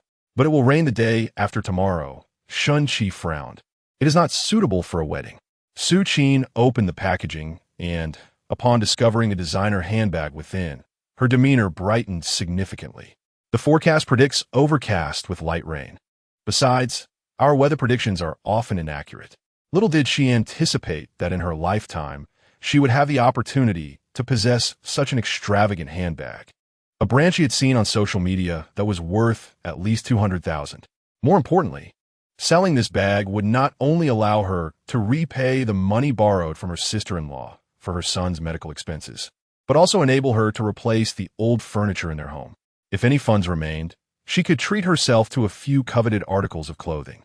The wedding should be set for the day after tomorrow, which happens to be June 6th, a day of love and auspiciousness. What a perfect coincidence. Moreover, it is a favorable day for weddings, bringing double happiness, Qin Hao remarked with a smile. Shun Qinglai, agreeing, replied, very well, let us finalize that date. Upon hearing this, Qin Chuan swiftly rifled through the recent dates in his mind, utilizing the advanced skills bestowed upon him by his master, and also deemed June 6th to be an ideal choice, thus consenting. Brother Chuan, the car has arrived, Shunzhou announced as he approached. No sooner had he spoken than a brand new Toyota rolled into the courtyard, leaving everyone momentarily stunned, exchanging bewildered glances. Qin Chuan stood and stepped outside to converse briefly with the driver before addressing Shen Qi. Elder brother, please retrieve your ID for registration. Confused, Shen Qi asked, what do you need my ID for? Just go and get it quickly. Can't you see this is a car gifted to you by Qin Chuan? Su Qin cleverly shot a glance at her husband, urging him with excitement. Upon hearing his wife's words, Shen Qi finally comprehended, standing in disbelief for several seconds. You can't possibly be gifting me a car, can you? He's not that kind-hearted. I was the first to oppose my sister marrying him. Qin Chuan shrugged. If you don't want it, I can give it to someone else. Yes. Just give me a moment. Shen Qi's heart raced as he hurriedly declared, turning to dash back home for his ID. Regardless of his feelings towards Qin Chuan, he certainly had an affinity for cars. Moreover, this is a Toyota worth over 200,000. How could Qin Chuan possibly know that he desired to purchase one? Xiao Chuan, thank you so much for the gifts of both the bag and the car. If there is ever a need for our couple's assistance, do not hesitate to ask. Su Qin was already beginning to get a bit restless. The group of individuals within the house had long been bewildered by Qin Chuan, expressing their astonishment. This is not merely a discussion about wedding dates. It is akin to a lavish display of wealth. Old Qin, how much is this going to cost? This is truly extravagant. Shen Qinglie's hand, resting on the chair, trembled slightly. He thought to himself that Qin Chuan had truly lost his mind. Who acts in such a manner?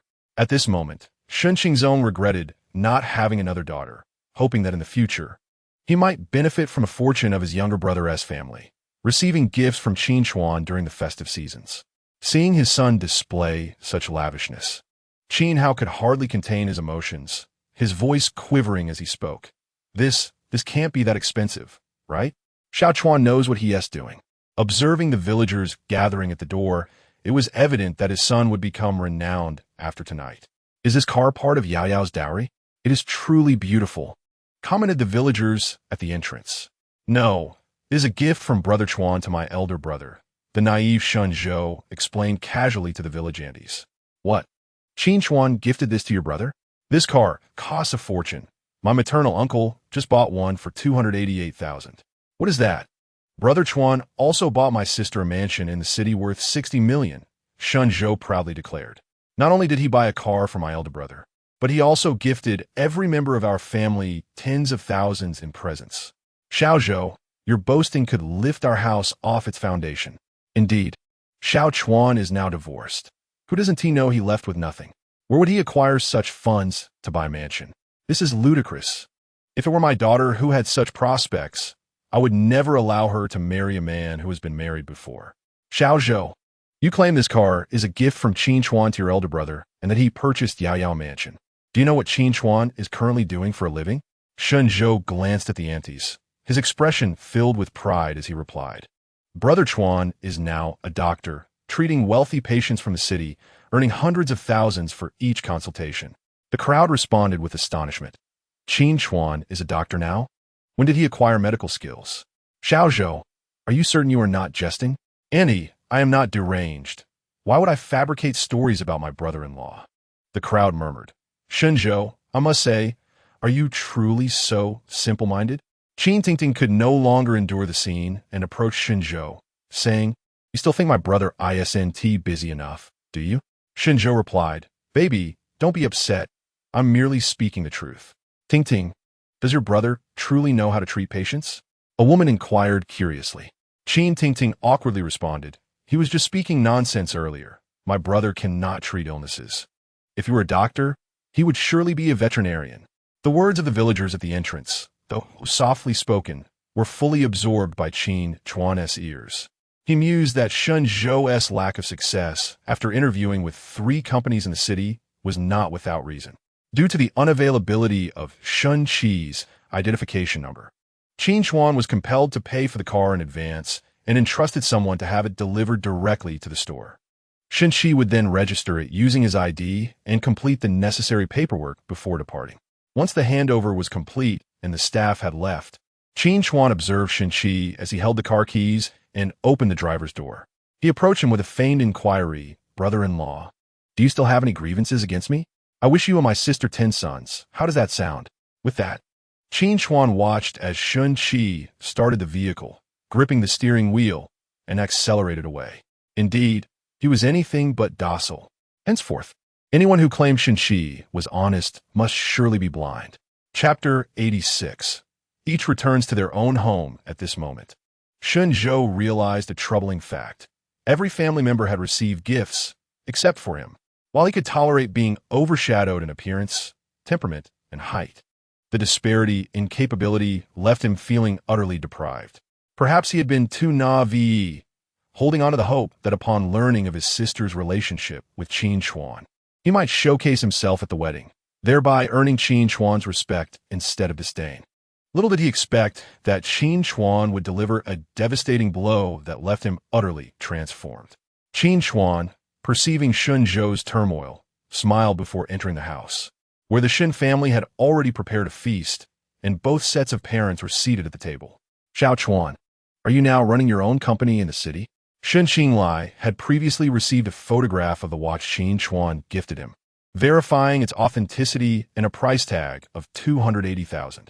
This revelation piqued his curiosity about his son-in-law's current professional standing. Qin Chuan endeavored to appear approachable, stating, I am currently unemployed and not engaged in any business endeavors. I occasionally assist wealthy individuals with medical consultations. Do you truly have medical skills? Exclaimed Aunt Shun in astonishment. Well, I know a bit, though my understanding is limited, he replied modestly. That is excellent, particularly aiding the affluent with their health. You've chosen a commendable path, Chuanzi. Shun Qingzong remarked, raising a glass in commendation. Suddenly, Xiao Fen had a revelation. Since her son had returned and damaged the statue of the medical sage, villagers had been flocking to seek remedies, murmuring that none were effective anymore. Her son, who had inexplicably acquired medical knowledge upon his last return. Could it be that the medical sage had imparted these skills to him? She had heard tales of ancestral legacies, where many folk healers would awaken with the ability to find medicinal herbs in their dreams. The Qin family had not produced a physician in 3 generations. Her son's sudden aptitude was indeed puzzling. Qin Chuan humbly responded, it's merely a matter of fortuitous circumstances. Then do you and Yao Yao intend to settle in the city? Xiao Rong inquired, her heart heavy as she thought about her daughter soon to wed. I respect Yao Yao's choices. If she wishes to remain in the village to be with you, she may do so. However, if she desires to return to the city, both my mother and I can help care for her, Qin Chuan patiently explained. Indeed, mother, the house that Brother Chuan purchased for me is quite spacious. Nearly 1,000 square feet. Even our entire family could comfortably reside there, Shin Mingyao assured her mother. So large? Aunt Shin exclaimed, gnawing on a pig's trotter. Cleaning that must be an exhausting endeavor. Such matters are typically entrusted to the nanny. Upon hearing this, Su Qin glanced at the lavish spread on the dining table. Feeling a sudden loss of appetite, her gaze towards her sister-in-law brimming with envy. Why was she not endowed with such fortune? Early on, she fell victim to Shun Qi's reckless advances, resulting in her current condition. Youthful ignorance often leads to bitter consequences. Let the aunt take care of the cleaning. 3,000 yuan a month will suffice. I wish to broaden my horizons, Shindan Yang jested. Shun Zhou cast a sidelong glance at her, saying, such matters are hardly your concern. When my sister gives birth, both mothers will be present, and naturally someone will handle the cleaning. Sister-in-law, don't take offense. The child is simply naive, Xiao Rong hurriedly clarified. Xiao Fun, serving shrimp and fish in a Shun Mingyao's bowl, urged, come, eat more. You are now consuming for two. Do not let yourself grow thin. Mom, I've gained quite a bit of weight recently. You need not worry. Shen Mingyao instinctively opened her mouth to call aunt, but quickly remembered that Qin Chuan had started addressing her parents directly as mom and dad. Thus, she deftly altered her words to call out mom. Upon hearing this, Xiaofan felt as if her heart were coated in honey. She had always held a fondness for her eldest sister's daughter, and now it seemed she had directly become her daughter-in-law. Is there any response yet? Not yet. Qin Tingting, it's over. Mom no longer loves her. After Qin Chuan and his father-in-law shared a few drinks, and after Shen Qi had returned from a reckless ride and downed a few more cups, he ultimately succumbed to intoxication. In the end, it was his father and Shen Zhou who helped him back home. As the wedding approached, everyone returned to their respective homes, seeking solace with their families. After Qin Tingting had her fill and returned home with her parents, Xiaofan promptly drew her into a room, interrogating her about how her brother managed his medical affairs in the city. However, Qin Tingting, who was perpetually attached to Shenzhou, had little insight into her brother's dealings and offered her mother vague responses before retreating to her own room. Dear, have you not noticed something peculiar about our son's medical skills? Xiaofan, having failed to extract the desired information from their daughter, pondered aloud as her husband returned from the restroom. Qin Hao, a lifelong connoisseur of liquor, despite having consumed a bottle of white spirit, remained lucid enough to discern direction. Upon hearing his wife's words, he approached her and swept her into his arms, saying, "What is so strange? If he can heal and earn money, that suffices. Now, let me unwind tonight. We are an old couple. Must you still think of that daily? Hey, today is a day of joy for the children. We old folks should celebrate as well." The following day, after a night of vomiting, Qin Chuan, feeling a sense of relief as the effects of the alcohol wore off, was interrupted by his father knocking at his door. "Son, are you awake? Hurry up. I have something to discuss with you," Qin Hao called, rapping on the door. Irritated, Qin Chuan opened the door, noticing the dawn's light, and wearily replied, "Dad, let me sleep a bit longer. Can we talk when I wake up?" "Sleep, sleep, sleep. What time is it? Get up, dress, and come with me to the cave," Qin Hao insisted. The cave? What we need to see the master for. Although that place had the power to alter destinies and had brought him wealth, the thought of confronting that face, which was as revered as his own, sent a chill down Qin Chuan's spine. As Qin Hao observed his son lost in thought, he quickly remarked, "Indeed. Today marks the 30th day since we restored the statue of the medical sage. I wonder if your reckless driving has angered him, as it seems that our villagers have been unsuccessful in seeking remedies lately. It would be prudent for you to return and offer an apology." "Apologize? What nonsense are you suggesting?" "No way," Qin Chuan retorted, startled. "Dad, is it really necessary to apologize in person?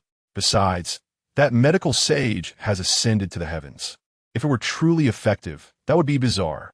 Qin Hao countered. "Do you even comprehend the absurdity of your words?" Scratching his head, Qin Chuan replied, "Oh, come on. Dad, if he is not effective, what does my apology matter? Unless you intend to enshrine me there. Enough of your insolence." Qin Hao scolded sharply, recognizing that his son's irreverent remarks were growing increasingly disrespectful. For him, the medical sage embodied a profound belief.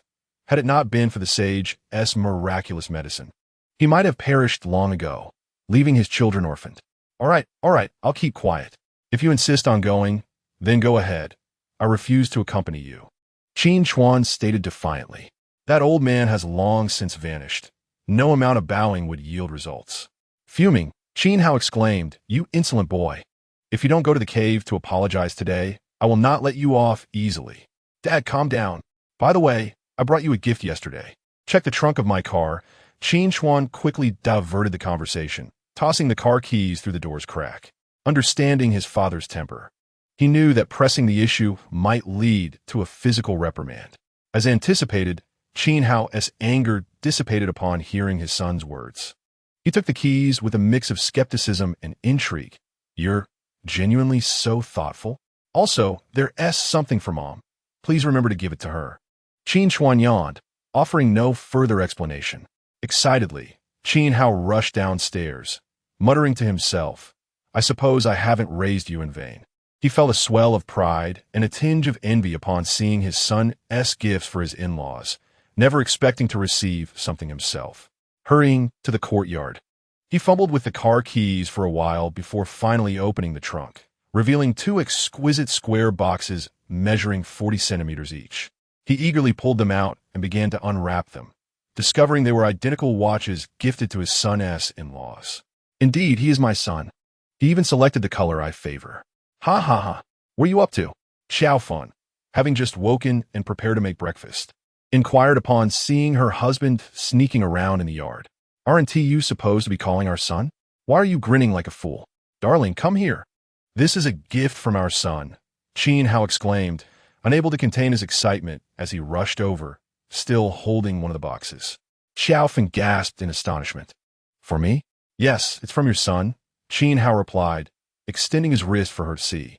Look, doesn't it perfectly embody my heroic and commanding demeanor?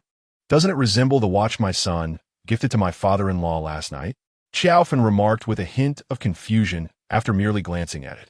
Qin Hao's laughter nearly obscured his features. Indeed, this is the same model of watch, but mine is far more aesthetically pleasing. His is silver gray, while mine is a resplendent gold. The aura is undeniably distinct. Qin Hao continued to admire it, glancing left and right, clearly enamored. Quickly, let us see what yours is. Upon hearing this, Xiao Fun, driven by curiosity and her husband's urging, unwrapped the box. Inside lay a necklace of emerald, causing her eyes to widen in astonishment. Is this truly a gift from our son? Yes, indeed. Oh, our son has not only matured, but has also become more considerate after the divorce. Qin Hao embraced his wife. Come, let me help you put on. With great care, Xiao Fan lifted the necklace, her eyes inexplicably moistening. The heart-shaped necklace, composed of 7 emeralds, resembled a masterpiece of nature, radiating a rich and vibrant green akin to a deep forest teeming with life and mystery. Each gem had been meticulously cut, sparkling with a brilliance reminiscent of twinkling stars in the night sky. The design of the necklace was both simple and elegant, with smooth lines that formed graceful curves, harmonizing splendidly with the rounded emeralds. The exquisite metalwork flawlessly set the stones, showcasing remarkable craftsmanship and artistry. Qin Chuan stood on the balcony of the second floor, absorbing the joyful scene of his parents, and suddenly felt that his care for them had been insufficient. Reflecting on his past actions, he realized that such a simple gift could bring them immense joy. Xiao Fan gently caressed the necklace that her husband had fastened around her neck, exclaiming, Is it beautiful? Indeed, it is stunning, Qin Hao replied, his gaze intense.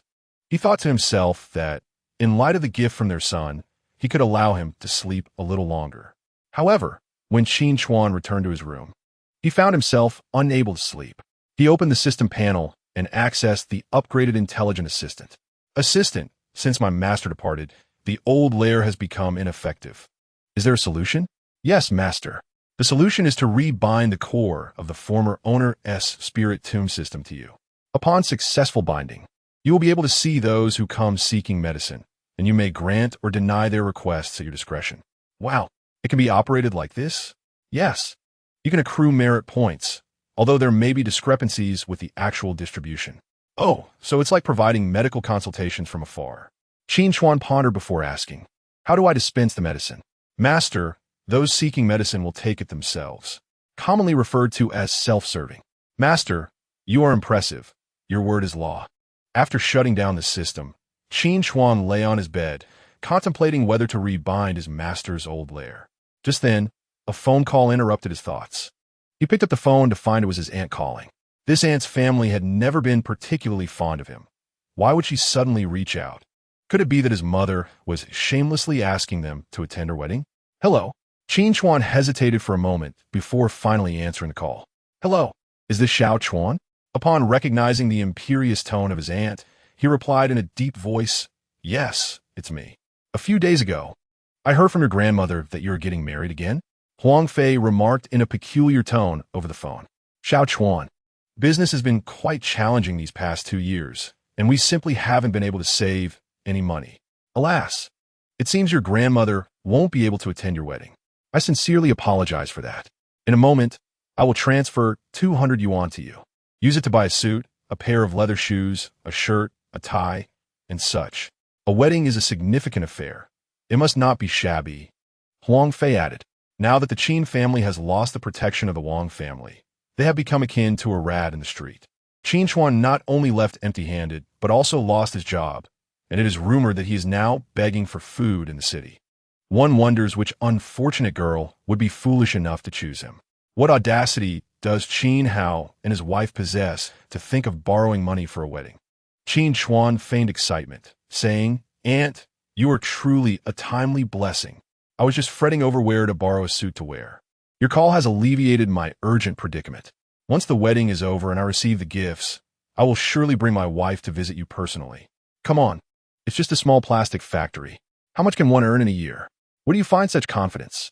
Huang Fei replied, feeling as if he had been struck by a pestilence. No need. We haven't been home lately. You probably won't even see us if you come." "Oh, that is indeed a pity," Qin Chuan said, feigning great regret. Chapter 88. The first talent of Qiao family village. Qin Chuan's uncle, Wu Yangxing, hails from the south and operates a plastic injection factory in a small county, employing over a dozen workers. Qin Chuan's mother, Qiao Fun, is not of the Qiao lineage. She was abducted to the north as a child and was adopted by the kind-hearted Qiao family, hence her surname change.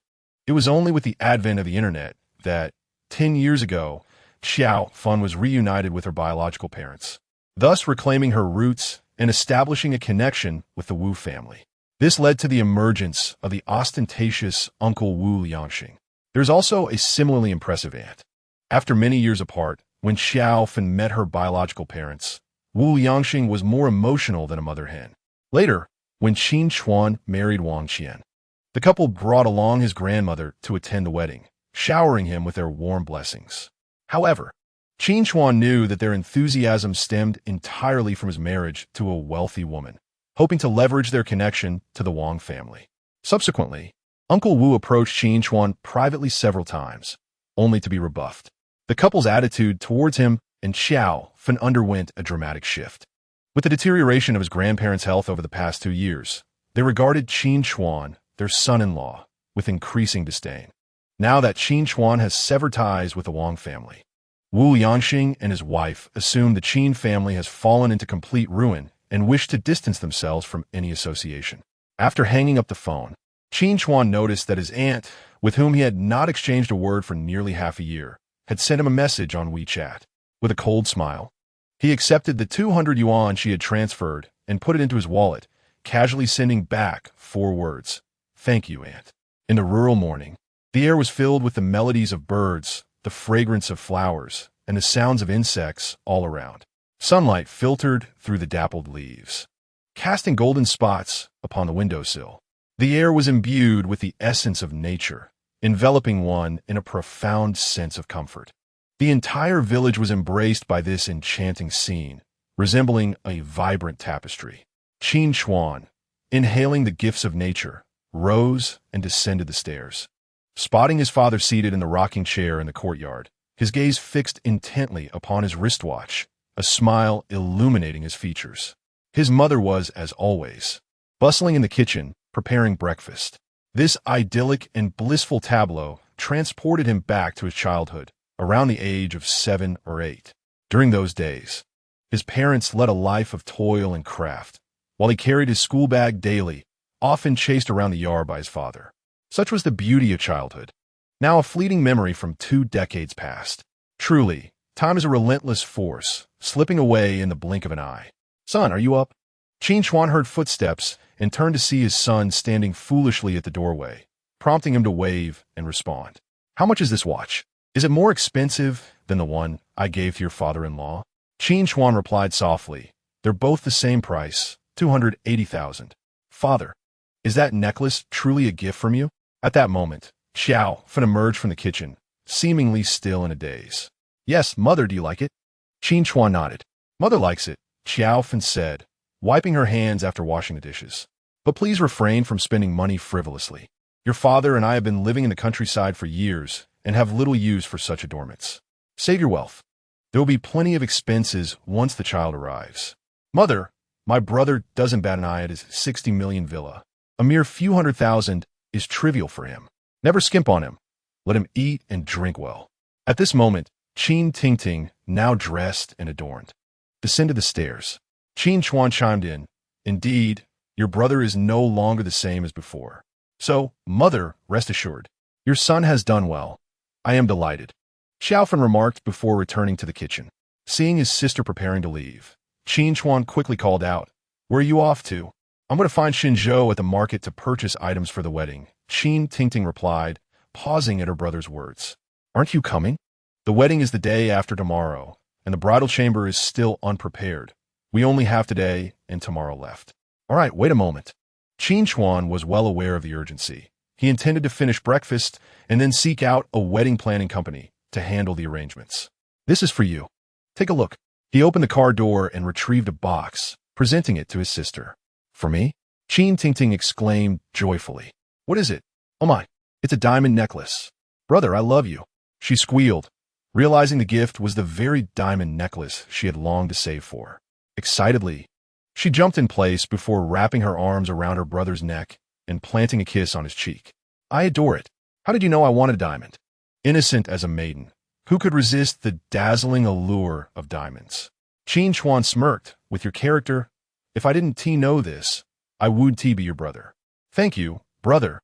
I will love you forever."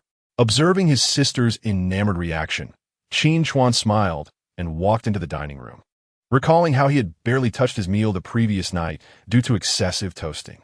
"After a night of retching, I found myself lacking appetite in the morning, desiring only a few sips of the millet porridge my mother had prepared.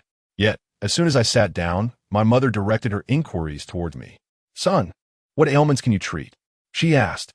Last night, she had posed the same question to my sister, who, after much contemplation, felt there was something peculiar about the matter and decided to inquire directly with me. Upon hearing her question, I replied, "I can treat any kind of illness." "Is something bothering you, mother?" "No, I was merely curious." She shook her head in response. "So, how do you go about diagnosing?" "I take pulses and apply traditional Chinese medicine," I explained. "Ah, it is confirmed then. The legendary physician is said to employ this very technique." "What troubles you, mother?"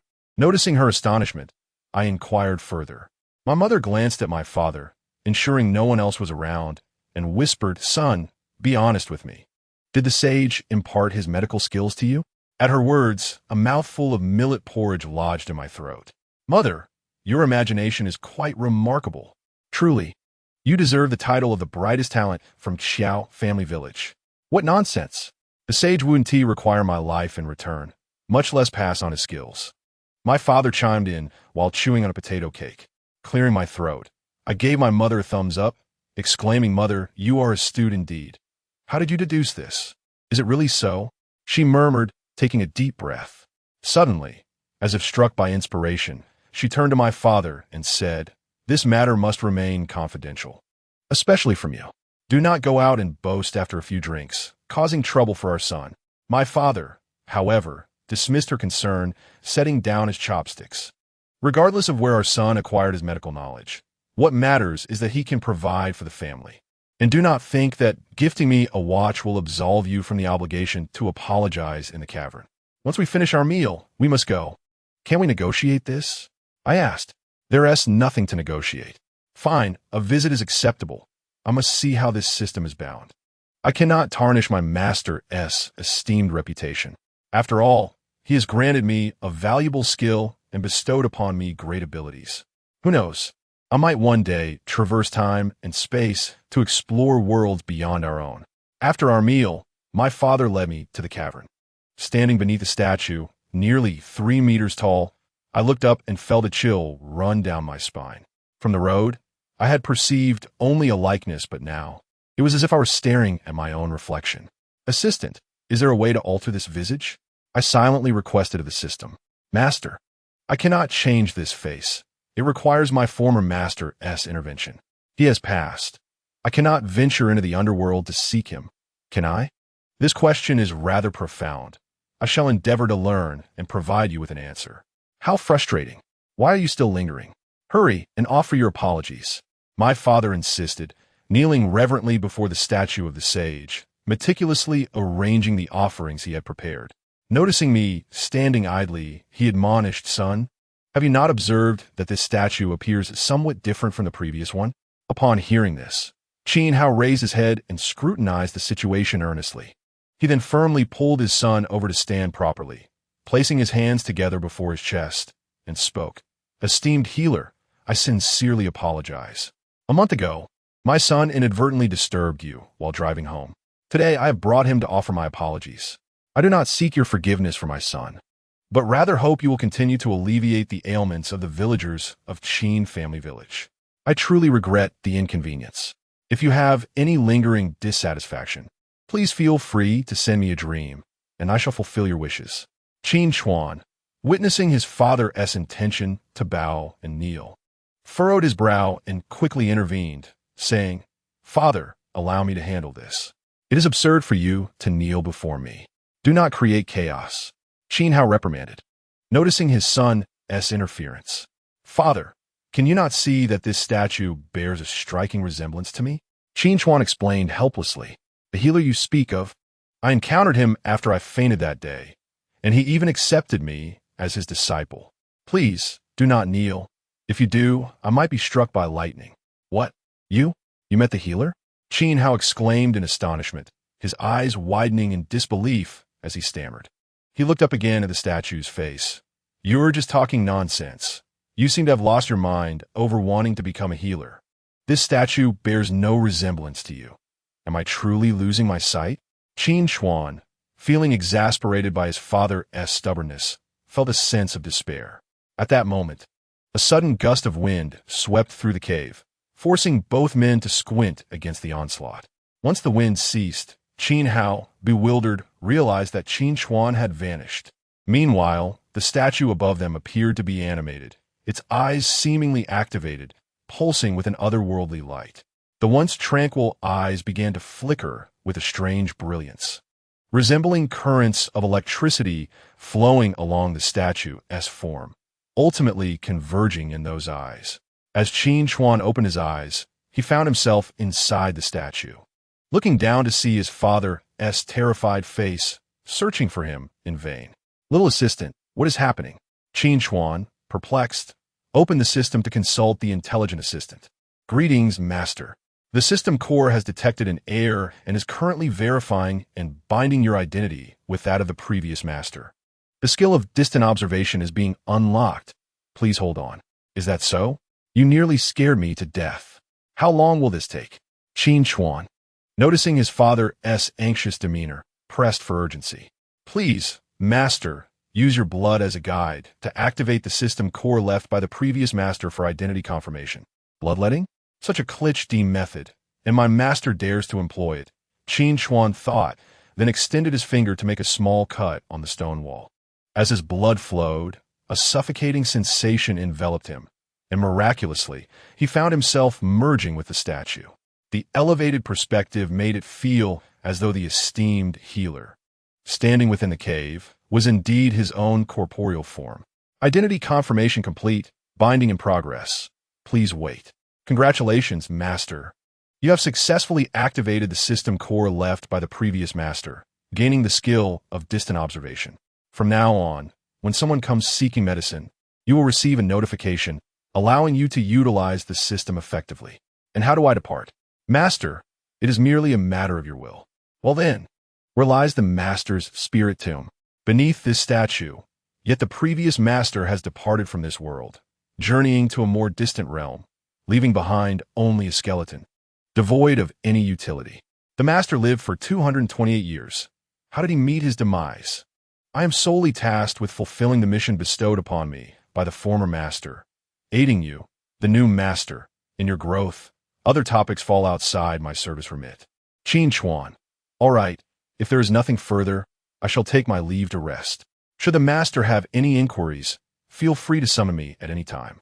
"Father, I am here." Upon emerging, Qin Chuan observed his father anxiously searching for him and called out. Qin Hao, hearing this, turned around, still shaken, and upon seeing his son unscathed, rushed over, a mix of tension and fear evident in his voice. Where on earth have you been? Qin Chuan glanced at him, and the features that resembled his own momentarily transformed into those of his master. Breathing a sigh of relief, he replied, Father, I understand that my words may sound fantastical, but do you believe me now? In response, Qin Hao, trembling with concern, asked, You didn't truly meet the divine physician, did you? Father, I shall explain later. Someone is approaching. Qin Chuan swiftly detected footsteps coming this way, and immediately urged his father to find a corner to conceal themselves.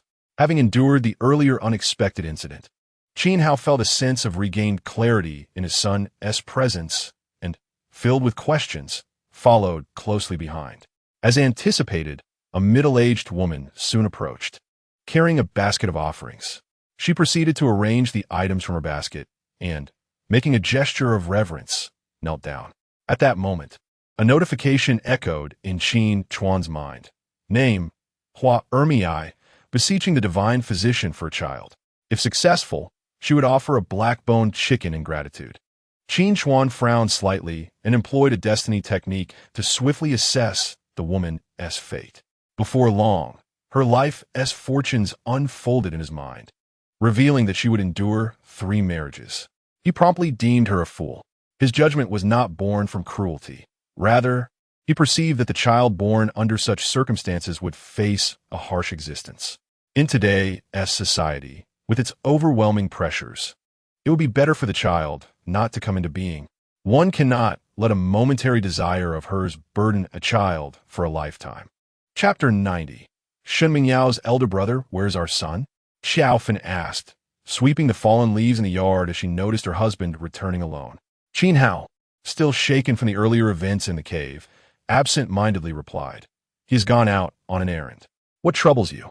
Xiaofan, noticing her husband's distracted demeanor, set down her broom, perplexed. Why do you seem so lost upon returning? You guessed correctly. Our son has received guidance from the divine physician, which is how he has become a doctor. Qin Hao entered, placed the basket down, and sank into a rocking chair, recounting the bizarre encounter he had just experienced. That is how it transpired. In over 50 years of life, I have never encountered such strange occurrences. Upon hearing her husband's account, despite having already imagined the narrative in her mind, Xiaofan could not help but gasp in astonishment. The couple sat in the courtyard, taking a full half-hour to process the information, before Qin Hao finally regained his composure. Let us keep this matter to ourselves and ensure our daughter remains unaware. I am well aware, but I fear that you might inadvertently disclose it while intoxicated. Then I shall abstain from alcohol. After escorting his father home, Qin Chuan hurriedly drove to pick up Shen Mingyao. Together, they ventured to the marketplace to engage a wedding planning company for their upcoming nuptials. Following this, they contacted a catering team to guarantee delectable dishes on the day of their celebration. Qin had already secured Shen Mingyao's dowry in advance, which had been delivered to the Shen family, while her father had arranged for the dowry to be sent to the Qin household. These gifts were merely awaiting the occasion of the wedding to be unwrapped and assembled, ready to be presented in the bridal chamber. As they entered a shopping mall, Shen Mingyao gazed up at him with her large, innocent eyes, recalling the gifts Qin Chuan had bestowed upon her and her family the previous night. Brother Chuan, do you have any wishes? Qin Chuan affectionately ruffled her hair, smiling as he replied, My former wish was to cease working and freely choose my own way of life, with boundless financial resources. However, now that we are expecting a child, my sole wish is for their safe and sound upbringing. Beyond that, I can think of nothing else. Shen Mingyao, puzzled, asked children. I forgot to mention you were expecting twins. Qin Chuan shrugged, realizing the revelation, stunned by the news of carrying twins. Shen Mingyao stood frozen in disbelief, gently placing her hand on her abdomen. Brother Chuan, is it truly twins? She marveled, unable to fathom her fortune in having 2 of Brother Chuan's children at once. Qin Chuan nodded affirmatively, pulling her closer as they entered a suit store. Indeed. Thank you, Brother Chuan, for granting me such a blissful life. Observing Shen Mingyao's delicate demeanor, Qin Chuan couldn't help but furrow his brow. What would happen if she learned about Gu Yan's existence? Brother Chuan, this suit would suit you perfectly. Shen Mingyao pointed to a deep blue suit and promptly asked the attendant to retrieve it. Go try it on. Qin Chuan, wishing to acquire a decent outfit given the significance of the occasion, accepted the garments from the attendant and headed to the fitting room. Standing at 6 feet tall and weighing approximately 140 pounds, his physique was impressively proportioned. Coupled with his handsome, mature features, the deep blue suit rendered him akin to a successful gentleman. Yet, though the suit was commendable, it felt somewhat peculiar, perhaps due to its vivid hue, which did not quite align with his personal style. Shun Mingyao appeared less than satisfied as well. After a meticulous selection process, they ultimately settled on a deep gray suit. The understated tone of deep gray exuded a sense of poise and maturity, neither overly ostentatious nor lacking in gravitas. However, when Qin Chuan emerged from the fitting room once again, Shen Mingyao disapproved of his choice, deeming the deep gray suit excessively somber and not befitting of Qin Chuan's youthful and capable image. Thus, another light blue suit was selected for Qin Chuan, complemented by a delicate light blue tie. This suit, vibrant and refreshing in hue, exuded a youthful vitality. Paired with a soft blue tie, it further accentuated an air of elegance and grace.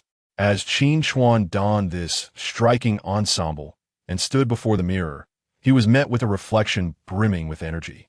As if he had been transported back to his carefree youth, he nodded in satisfaction.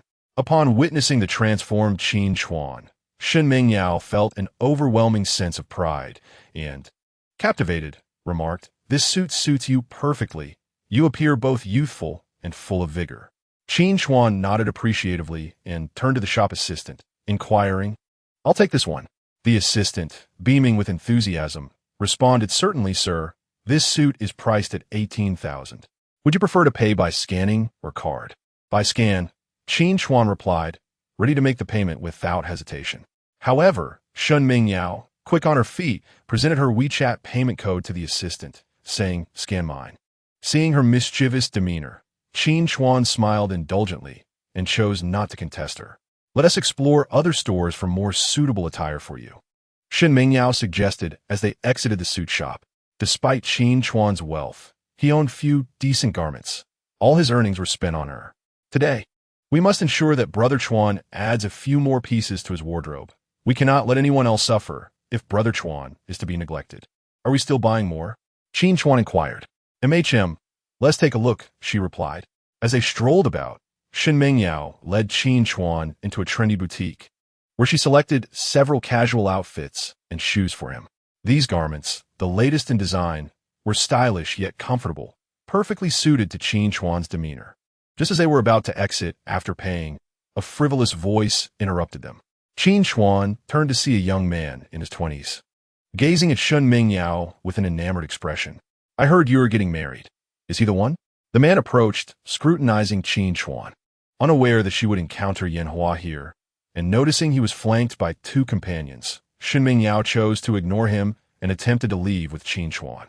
"Shen Mingyao, after being your #1 supporter for a year, is this how you treat me?" Yanhua blocked their path, his face twisted in a begrudging scowl. "I've been searching for you. It was only at Qin family village that I learned of your whereabouts. I never imagined you would marry another man. Do you have any idea how much that pains me?" Qin Chuan interjected, but Yanhua continued. "And those goods you sold, did you genuinely believe they were purchased by your fans? I invested in creating 4 or 5 groups, encouraging them to promote you in exchange for reimbursement. All of this was to make you happy. You never made any promises to me, yet you continually called me brother on WeChat. What is that about? I've been showering you with gifts in your live streams simply to marry you." Shen Mingyao was taken aback by the unfolding situation. She understood that Yanhua had always been her top supporter. Previously, to maintain fan relationships, she had added the top 30 fans on WeChat, and Yanhua was among them, with whom she occasionally chatted. Later, Yanhua also ventured into short videos, expressing a desire for her to take him along. Occasionally, he would come to find her to shoot videos and sing together. However, she was genuinely unaware of Yanhua's feelings. Qin Chuan sensed Shen Mingyao's unease and quietly grasped her hand, reassuring her, "Do not fear. I am here." Isn't he the one who became an internet sensation recently? The husband of that wealthy beauty who jumped off a bridge? A blond man standing behind Yanhua scratched his head and remarked, "Yes, that is him. I recall it circulating online that he divorced that wealthy beauty without a penny to his name and is now with a shepherdess. Surely, he isn't after your money, is he? It seems he is from Qin village, haha. Attempting to climb the social ladder only to end up wearing the proverbial green hat. A person like that is unworthy of marriage. What if he carries an STD? Upon hearing his companion's provocative words, Yin Hua grew even more agitated, pointing at Qin Chuan and questioning Shun Mingyao. So you would rather choose an older man with a past than be with me? Brother Yin, I have never confirmed a romantic relationship with you from the beginning, and I was unaware of all you have done for me. Here's what I propose. You let those who purchased items in my live stream apply for refunds on unopened products, and I will communicate with the brand to help you recover your funds as much as possible. How's that sound? Shun Mingyao said, striving to maintain her composure. Yet, the other party showed no appreciation for her words. Shun Mingyao, have you ever had even the slightest affection for me? Brother Yin, I believe you have misunderstood. Misunderstood? Huh. Yin Hua laughed mockingly, kicking the iron railing beside him. Have you forgotten the days we spent herding sheep, singing, filming videos, and cooking together? After taking a few deep breaths, he suddenly roared, I tell you, you can only be mine. With that, Yin Hua turned to the two blondes behind him, signaling them to help him pull Shun Mingyao over. However, in the next moment, Qin Chuan swiftly seized Yin Hua's wrist. Qin Chuan held Shun Mingyao protectively in his embrace, narrowing his eyes and proclaiming with formidable presence, produce evidence of your spending, and I will return the money to you. But should you harm her or the child she carries, I will ensure you spend your life crawling on the ground. Money? You pathetic loser. Stop pretending. The money you spent was what I gave Mingyao as tips. Yin Hua seethed through gritted teeth. After being cuckolded, you come to pry into my affairs. Unfortunately, you've chosen the wrong person. Qin Chuan replied nonchalantly, is that so? I find you quite intriguing. Shun Mingyao gazed up at Qin Chuan, who held her in his arms, tall and upright like a pine tree, his features handsome and resolute, with deep, piercing eyes that seemed to see through everything. He exuded an unparalleled aura, a blend of confidence, decisiveness, and authority that captivated all in his presence. At that moment, he resembled a king reigning supreme, rendering everything around him dull in comparison. The two blondes, who initially intended to confront Qin Chuan, instinctively displayed expressions of fear upon witnessing this scene. Moreover, the overwhelming presence of the man before them felt as if he had enveloped himself in an impenetrable shield, making it impossible for them to approach. Like a monstrous apparition, I had never encountered such a peculiar individual. Come on, you two. Are you no longer brothers? Yin Hua, noticing the hesitation of his two companions behind him, shouted in fury. Qin Chuan, his mood as changeable as the weather, suddenly interjected, all I know is that if you don't return home soon, not only will your house be reduced to ashes, but there will also be bloodshed. Moments earlier, he had employed a technique of destiny to glimpse Yin Hua's circumstances, discovering that his family was not affluent and that he had a paralyzed mother. Strangely, he had foreseen a calamity of fire befalling the Yin household today, prompting him to offer a warning. However, Yin Hua, utterly consumed by his infatuation with Shun Mingyao, paid no heed to the advice and retorted angrily, damn it. Your family will be the one to burn. How dare you curse me? Do you know who I am? Before Yin Hua could finish his words, his phone rang, and in his irritation, he disregarded the caller and hung up, barking, just one call from me, and you won't leave here on your feet today. Ah, it seems he has a protective shield. No wonder he is so arrogant. Hua, your house is on fire, one of the yellow-haired youths remarked, glancing at his phone. Are you cursing me too? Yin Hua turned around and promptly landed a punch on the yellow-haired youth. It was your sister who texted, telling you to hurry home. Before the yellow-haired youth could finish his sentence, Yin Hua's phone rang again. After a brief moment of hesitation, he finally answered the call. Sister, what? How long has it been? Where's Mom? I'm coming back right away. Hurry and call 119. After hanging up, Yin Hua, in a panic, pointed at Qin Chuan and cursed. Shun Mingyao, I will not let this go unpunished. If you wish for me to suffer, then we shall see. Once Yin Hua stormed off, Shun Mingyao felt her strength drain away, nearly collapsing had it not been for Qin Chuan's steadying grip around her waist. I'm sorry, Brother Chuan. I truly did not expect things to unfold this way. Qin Chuan playfully pinched her soft cheek. As if nothing had transpired, fame brings trouble. Do not take it to heart. I will handle it. How could Brother Chuan be so considerate, catering to her every need? Not only could he cook, but he also understood romance, attentive to her family like a doting son. Shen Mingyao suddenly felt somewhat unworthy of him. Yet, how did Brother Chuan know about the fire at the Yin household? On their way back, Shen Mingyao wore a gloomy expression, fearful that Yin Hua might cause a scene on the day of her wedding to Qin Chuan. Meanwhile, Qin Chuan contemplated whether he should assist Shen Mingyao in transitioning to a career in self-media, perhaps establishing her own company. After escorting Shen Mingyao home, Qin Chuan was warmly engaged in conversation by Shun Qi for a while before he was finally allowed to leave. Ding. Master, the system has detected that unscrupulous individuals are spying on the original owner's grave. Please check swiftly. As Qin Chuan gripped the steering wheel, racing home while exchanging pleasantries with the elderly women sitting by the roadside, the system's alert echoed in his mind. Upon hearing this, Qin Chuan envisioned a woman of similar age to himself, brandishing a silver staff, standing beneath the statue of her master, muttering incomprehensible incantations. He then observed her produce a device resembling a detector, meticulously scanning the area around the statue with an intensity surpassing that of childbirth. However, after a short while, the woman put away the instrument and solemnly remarked, apart from a heap of white bones, nothing else was discovered. It can be confirmed that this is indeed the burial site of Xing Tianyu. Who is the master called Xing Tianyu? Who is this woman? And how does she know the master's name? Chapter 92. Do not speak thus. It will shorten my lifespan. It seems she is in search of something significant. Qin Chuan attempted to discern the woman's features, but alas, her mask obscured her appearance entirely. Stealthy and suspicious. Could she be a grave robber? Qin Chuan swiftly turned about, intending to explore the cave. Yet upon his arrival, the woman had vanished without a trace. Although the woman was masked, her physique and hair color suggested she belonged to an external tribe, appearing less like someone seeking medicine and more like an instigator. After a thorough inspection of the cave, Qin Chuan found no signs of damage, and there were no surveillance cameras in sight, leaving him with no leads regarding the woman. Upon returning home, Qin Chuan was greeted by the lively chatter of women in his yard. To his surprise, over a dozen women had gathered for conversation. Hadn't he asked his mother to refrain from inviting the village women for the wedding banquet preparations? Greetings, aunt, second aunt, third aunt, fourth grandma.